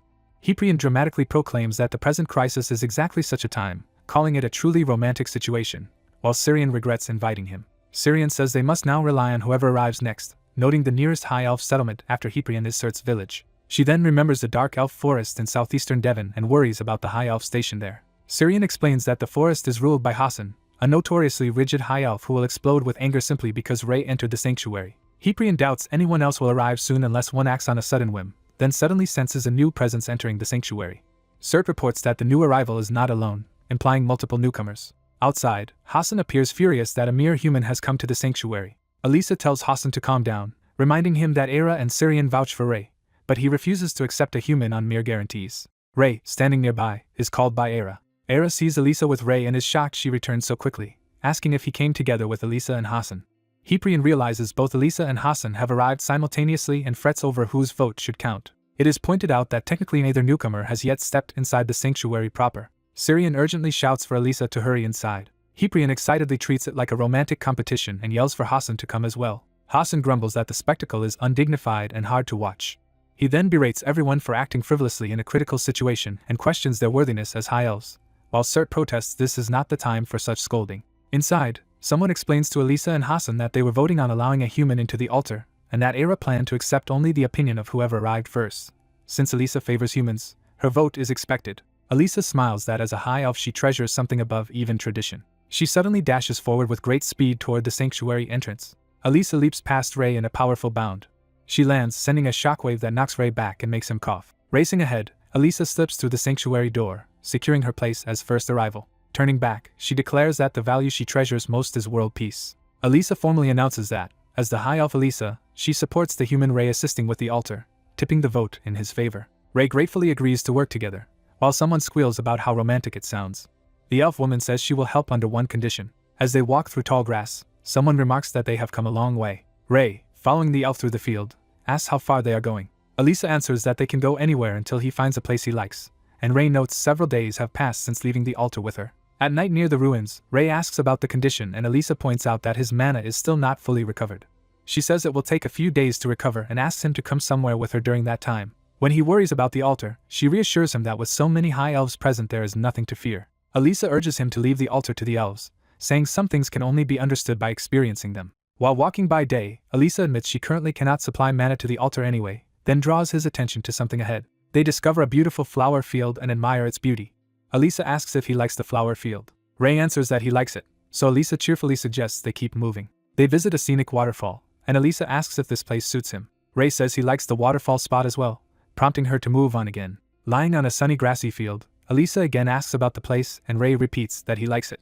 They view a quiet lakeside forest at night, and Ray again says he likes it. They cross a barren, fiery landscape, and he still says he likes it. Even at a cliffside overgrown with hanging vines, he says he likes the place. Elisa accepts his answer and starts to lead him onward, while Ray wonders why she is showing him all these locations. She says they are almost at their destination and tells him to follow her. As she steps forward, she indicates that the moment has come. They arrive at a ruined town, and she asks if he likes this place. Ray is stunned and speechless at the devastated scene. Elisa says she dislikes this place and defines will as a mind that knows where it is going. She reminds him that she once compared the mind to water and asks what that water is like now. Walking through the ruined town, she tells him to allow his mind to waver and explains that everything he perceives is part of his life and will. She then proposes visiting one last place. Night falls over a mansion hidden in the forest. Elisa leads Ray there and announces that this is their final destination. Ray recognizes the place and reacts with shock. He recalls a cheerful woman who teased that he could not do anything without her. He remembers another woman playfully insisting that he truly liked her. He also recalls a blonde companion saying that meeting him made her very happy. Ray begins to cry as the memories well up. Tearfully, he realizes that his emotional wavering is the source of his pain. Elisa states that he is blaming himself for being unable to prevent that woman's death. She explains that life and death are unfair, with some lives and deaths lacking meaning or justice. She says what matters is the will that faces that injustice, and that although the world is unreasonable, what he protects and rebuilds is his choice. Ray weeps, admitting that the woman who died was truly good. He resolves to carry her within his will and live on together with her memory. Elisa agrees but cautions him not to let that burden become his whole world, saying even limited change from his footsteps can transform the world. Ray listens, still teary but calmer. He then smiles through his tears, visibly lighter. The two walk quietly together through the glowing forest. Back at the altar ruins, Ray asks Elisa how she knew to make that forest their last destination. She says her special eyes of truth let her see his heart reflected in his eyes. Sensing trouble inside, she tells him that the others are struggling against a monster, and urges him to go in. Inside, Era, exhausted, weakly calls Ray's name while other elves lie battered. Ray asks if Era and the others are okay, and she admits the situation is dire, and they desperately need mana for the altar. Elisa asks Ray to try supplying mana himself. Ray approaches the altar crystal and reaches out his hand. As he touches it, the altar recognizes him as a new vessel. The elves outside sense an immense flow of mana surging through the altar. Mana floods the ritual grounds, radiating from the crystal. Ray judges that the amount supplied should be sufficient, and notes something more. Smiling, he announces that he has also succeeded in locating the altar's mana lines. Later he declares the restoration work complete. He shows the elves the complex mana blueprint of the altar he has deciphered. A scholar elf marvels that many high elves could not even find the mana lines despite days of effort. The elves are astonished that Ray did it all at once, and say they can now entrust the altar to him. The scholar concedes the results are amazing, even if the process was rough. A brawny elf laughs that since Ray did their job there is no problem, while another admits it feels pathetic to rely on a human. That elf insists that, precisely because it is shameful, they must properly thank the human who helped them. Era explains that Ray once overused mana and bled while searching for the lines but never stopped, and he even found a sixth line no one else could. She adds that he worked harder than anyone to prevent the world's destruction, and asks if they do not want to help someone who pushes himself so far. Another high elf agrees, saying that even if they are incompetent they should not get in the way and must uphold their pride without denying their flaws. The scholar enthusiastically agrees that Ray shows there are more important things than their pride. When the strong elf threatens to use force if the scholar still opposes, the scholar relents, admitting he knows his own limits. The scholar tells Ray he will no longer interfere and will leave things in Ray's hands, while others joke about calling him Mr. Human. Ray thanks them for trusting him and begins explaining the next steps. He says that with the 6th mana line located, the 6 lines now define the altar's basic framework. Ray explains that carefully channeling mana through those lines will prevent explosions, but hints there is another reason the gate opens. Pointing at the diagram, he says the 6th point overlaps the 3rd mana line and warns them to be especially cautious when supplying that line. Asked about the remaining 3 of the altar's 9 lines, Ray says they must all work together to find them. He explains that the remaining flow points lie in the altar's deep structure beyond the foundational 6. Ray says his own power cannot reach that depth and that everyone must supply mana simultaneously, prompting concern about disturbing the deep layer. He admits it is dangerous but says the altar is growing unstable and will eventually collapse if they do nothing. The elves agree they have no choice but to try. Ray suggests they rest briefly and then regroup for the attempt. As they pause, Era pulls Ray aside to talk. She apologizes for dragging him into such hardship, but he brushes it off, saying there is no need to apologize between them. Ray says he is actually glad he came since he could repair his spirit word's vessel, and Era thanks him for that sentiment. Era reflects that they have spent considerable time together. Blushing, she asks that once everything is resolved, he goes somewhere with her for a while. She clarifies that she means a trip with just the 2 of them, leaving Ray flustered. Later the elves prepare for another ritual at the altar, wondering if they should begin. One elf laments that he will have to keep watching their romance, while another calls the planned trip very romantic, and wishes some of that energy went into the altar. Era dryly says they are in the sweet early phase and that boredom will come in a century, while another elf gushes that such long romance sounds wonderful. A younger elf excitedly asks Ray to travel with him, or visit their village after Era, only for Era to angrily tell him to stay out of it. Some time later, everyone takes their positions around the altar crystal and Ray asks if they are ready. One injured elf says she cannot use mana and will cheer from the sidelines. Ray rallies the group and begins the count to start channeling mana. Mana violently surges through the altar, and Ray urges everyone to maintain this flow. The scholar is shocked at how quickly their mana is being drained, while Ray laughs that the altar is deeper than expected. Straining, Ray says he is starting to sense the deep flow, and that they are nearly there. The crystal erupts with blinding light and energy. When the light fades, Ray finds himself alone at the altar, and wonders what happened. He realizes that everyone else has vanished from the hall. Alarmed, he wonders if touching the deep mana line caused this as a side effect. He notes that this situation is very troubling.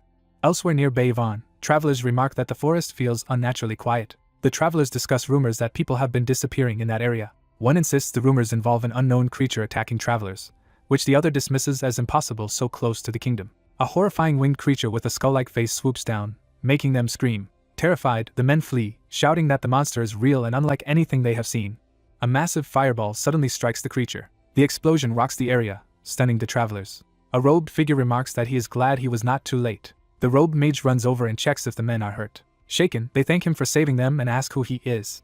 He proudly introduces his group as the Baekmyung sect, or White Radiance School. Back at the altar, Ray decides he must first understand what has happened. He recalls touching the altar to locate the mana line and sending mana deep into its structure. He remembers that just as he was about to reach the line, something abruptly burst. Now standing in the quiet hall, he hears that disturbance echoing. Analyzing the mana flow and his own stillness, he realizes that it is not everyone else who vanished. Instead, his mind has become linked to the altar's deep core. He resolves to follow the mana he feels and believes that if he can touch the line directly, he will understand. A presence informs him that a foreign will has reached this place, startling him. The voice says Ray's steps have disturbed the flow, giving him a strange but familiar sensation. He recognizes the energy as something unforgettable that he has felt before. He recalls sensing it on Heroes Island and after leaving the Holy Kingdom. Ray asks if the presence is a god, and it replies that it has no name. The presence describes itself as an echo from the end of something that once existed, a hollow shell of resonance. Ray questions its use of we, and the presence warns that unseen beings are devouring the roots of the deep. It explains that the sleeping gate is awakening and that if the flow collapses, manifested darkness will spill into the world, while Ray notes the voice sounds like many speaking as one. When Ray asks what it means, the presence says it will show him. Ray is suddenly drawn into a vision, reacting in shock. In the vision, a beast-man priest yells that the sealing stone can no longer contain the dark flow, and they will all be corrupted. Ray witnesses the altar spewing blue energy and recognizes both the altar and the dark flow as it rushes outward. He sees something emerging and cries out in realization. A gigantic purple gate erupts from the altar, larger than any before, and people scream. A mass of darkness surges from the gate. The dark wave engulfs priests, transforming them. One cloaked figure writhes on the floor, groaning. Ray sees a corrupted human roaring like a monster, and is horrified. He realizes that a human has turned into a monster. The presence explains this is a memory being transmitted from the other side. Ray asks if the other side means another dimension, and the voice warns that his own time is running short. Ray worries that if they fail to repair the altar their world will share that fate, then asks the presence to help him locate the mana lines. The voice replies that when his will touches this place, all the flow of mana will rush into him, which immediately begins to happen. Ray screams as blue mana violently floods his body. The entire altar blazes with that overwhelming blue light. Reality and vision blend as torrents of mana surge outward into a bright landscape. Ray becomes a glowing silhouette, his features lost in the intense flow. The mana rages and pounds around him. His body and clothes begin to shatter amid the torrent. The scene ends in a colossal burst of blue light that engulfs the altar. In a cocoon of blue mana, Ray lies unconscious as power gathers around him. The mana surges violently, cracking with energy. Outside, the elves battle new monsters erupting from the gates. A shadowy giant monster screams as their attacks bombard it. While fighting, the elves panic that endless gates and unknown monsters are appearing and ask if Ray has awakened. Another elf reports that Ray is still out, but an abnormal, intense mana storm is swirling around him.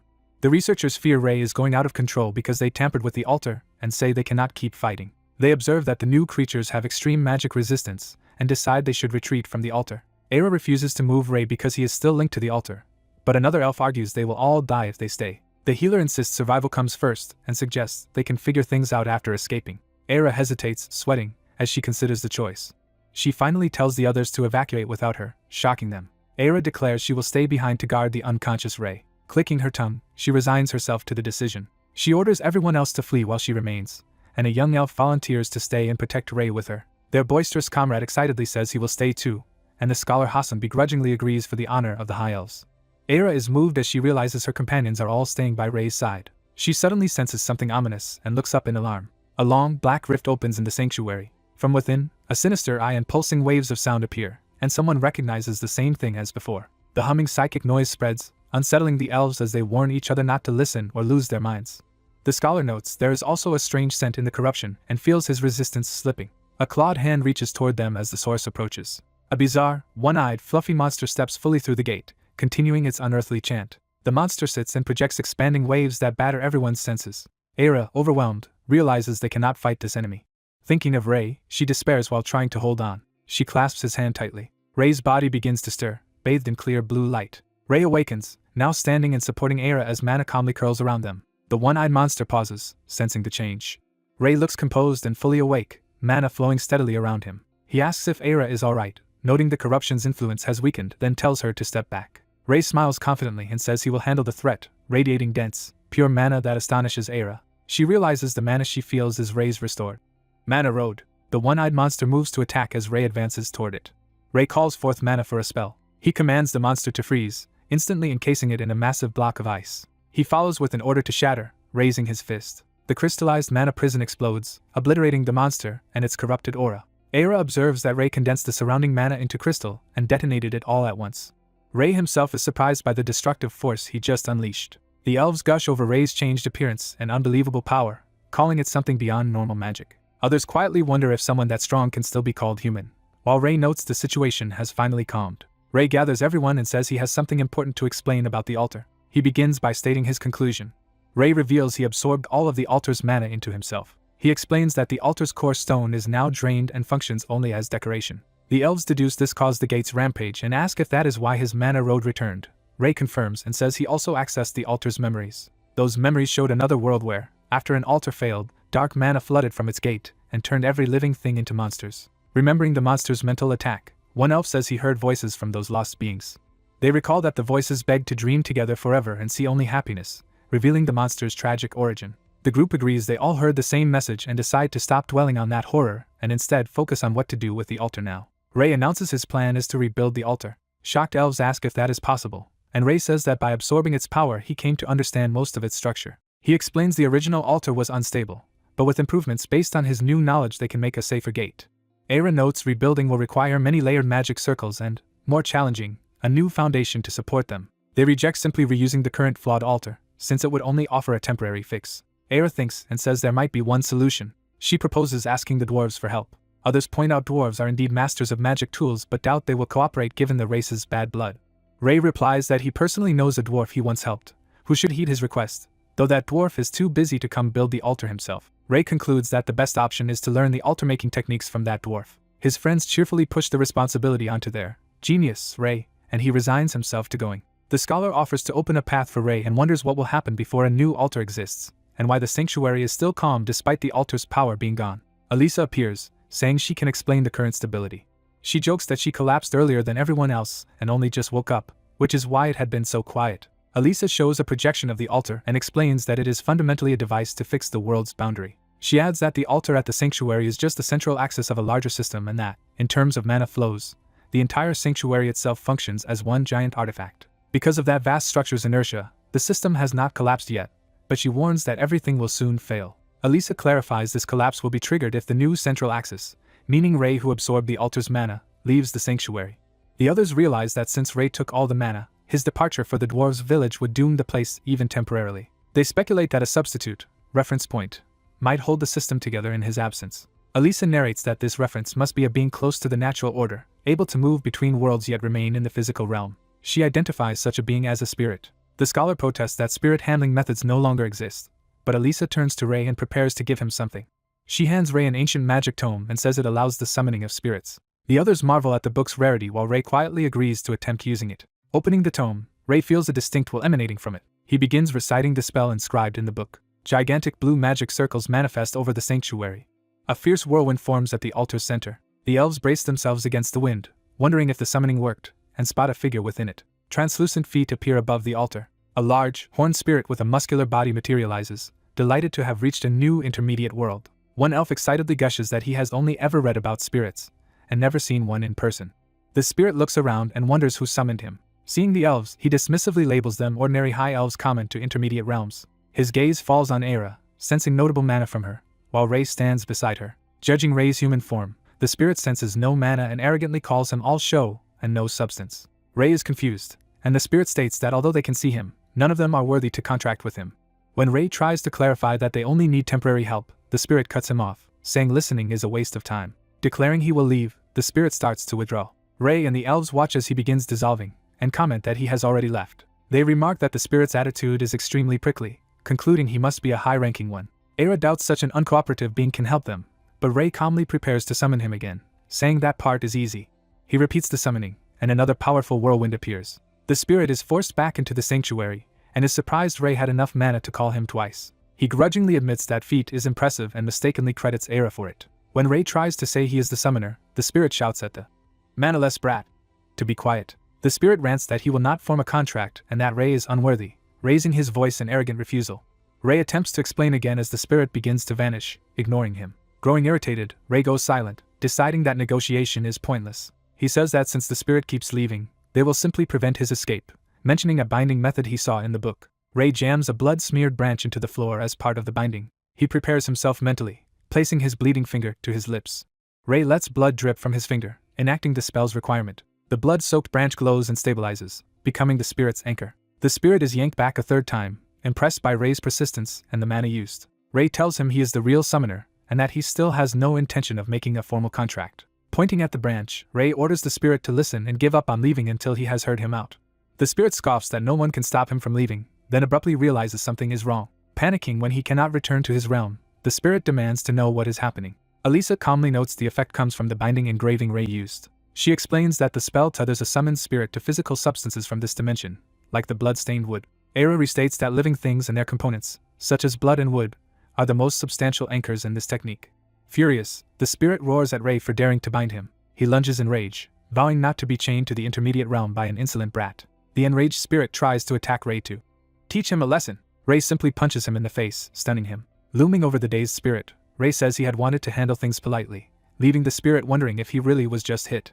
Ray mocks that spirits supposedly closest to nature act no better than beasts. Smiling darkly, Ray notes that unruly beasts are always corrected by a certain treatment, as he cracks his knuckles. The terrified spirit begins to cry. His anguished wails echo outside, shaking the ruins. Bruised and weeping, the spirit begs Big Brother, Ray for forgiveness. He tearfully agrees to any contract Ray wants as long as the beating stops, and Ray asks instead if the spirit can temporarily reactivate the artifact. The spirit studies the altar and says that, with some mana and his power, he can get the dimension-controlling artifact working for now. However, he explains that as a temporarily summoned, weakened spirit he cannot fully use his power unless Ray makes a proper contract with him. Ray complains the spirit could have said so earlier instead of causing trouble, while the now submissive spirit apologizes. Ray tells him to explain the contract terms, and the chastened spirit reluctantly agrees. The scene shifts to a dusty riverside town where people cough in worsening conditions. Inside, the dwarf armor craftsman Hobo worries about a friend's health. The dwarf artifact craftsman Durf replies that his sickness was inevitable. Durf admits he accepted this fate long ago, but is troubled because he still has an unfinished task. Hobo notes Durf has not let the matter go, and Durf insists he must complete what he began with his own hands. Later, Durf falls silent, troubled by his worsening condition. Coughing blood into a cloth, he realizes he has less time left than he thought. On his desk lie detailed schematics and notes for a complex magic circle artifact he has yet to complete.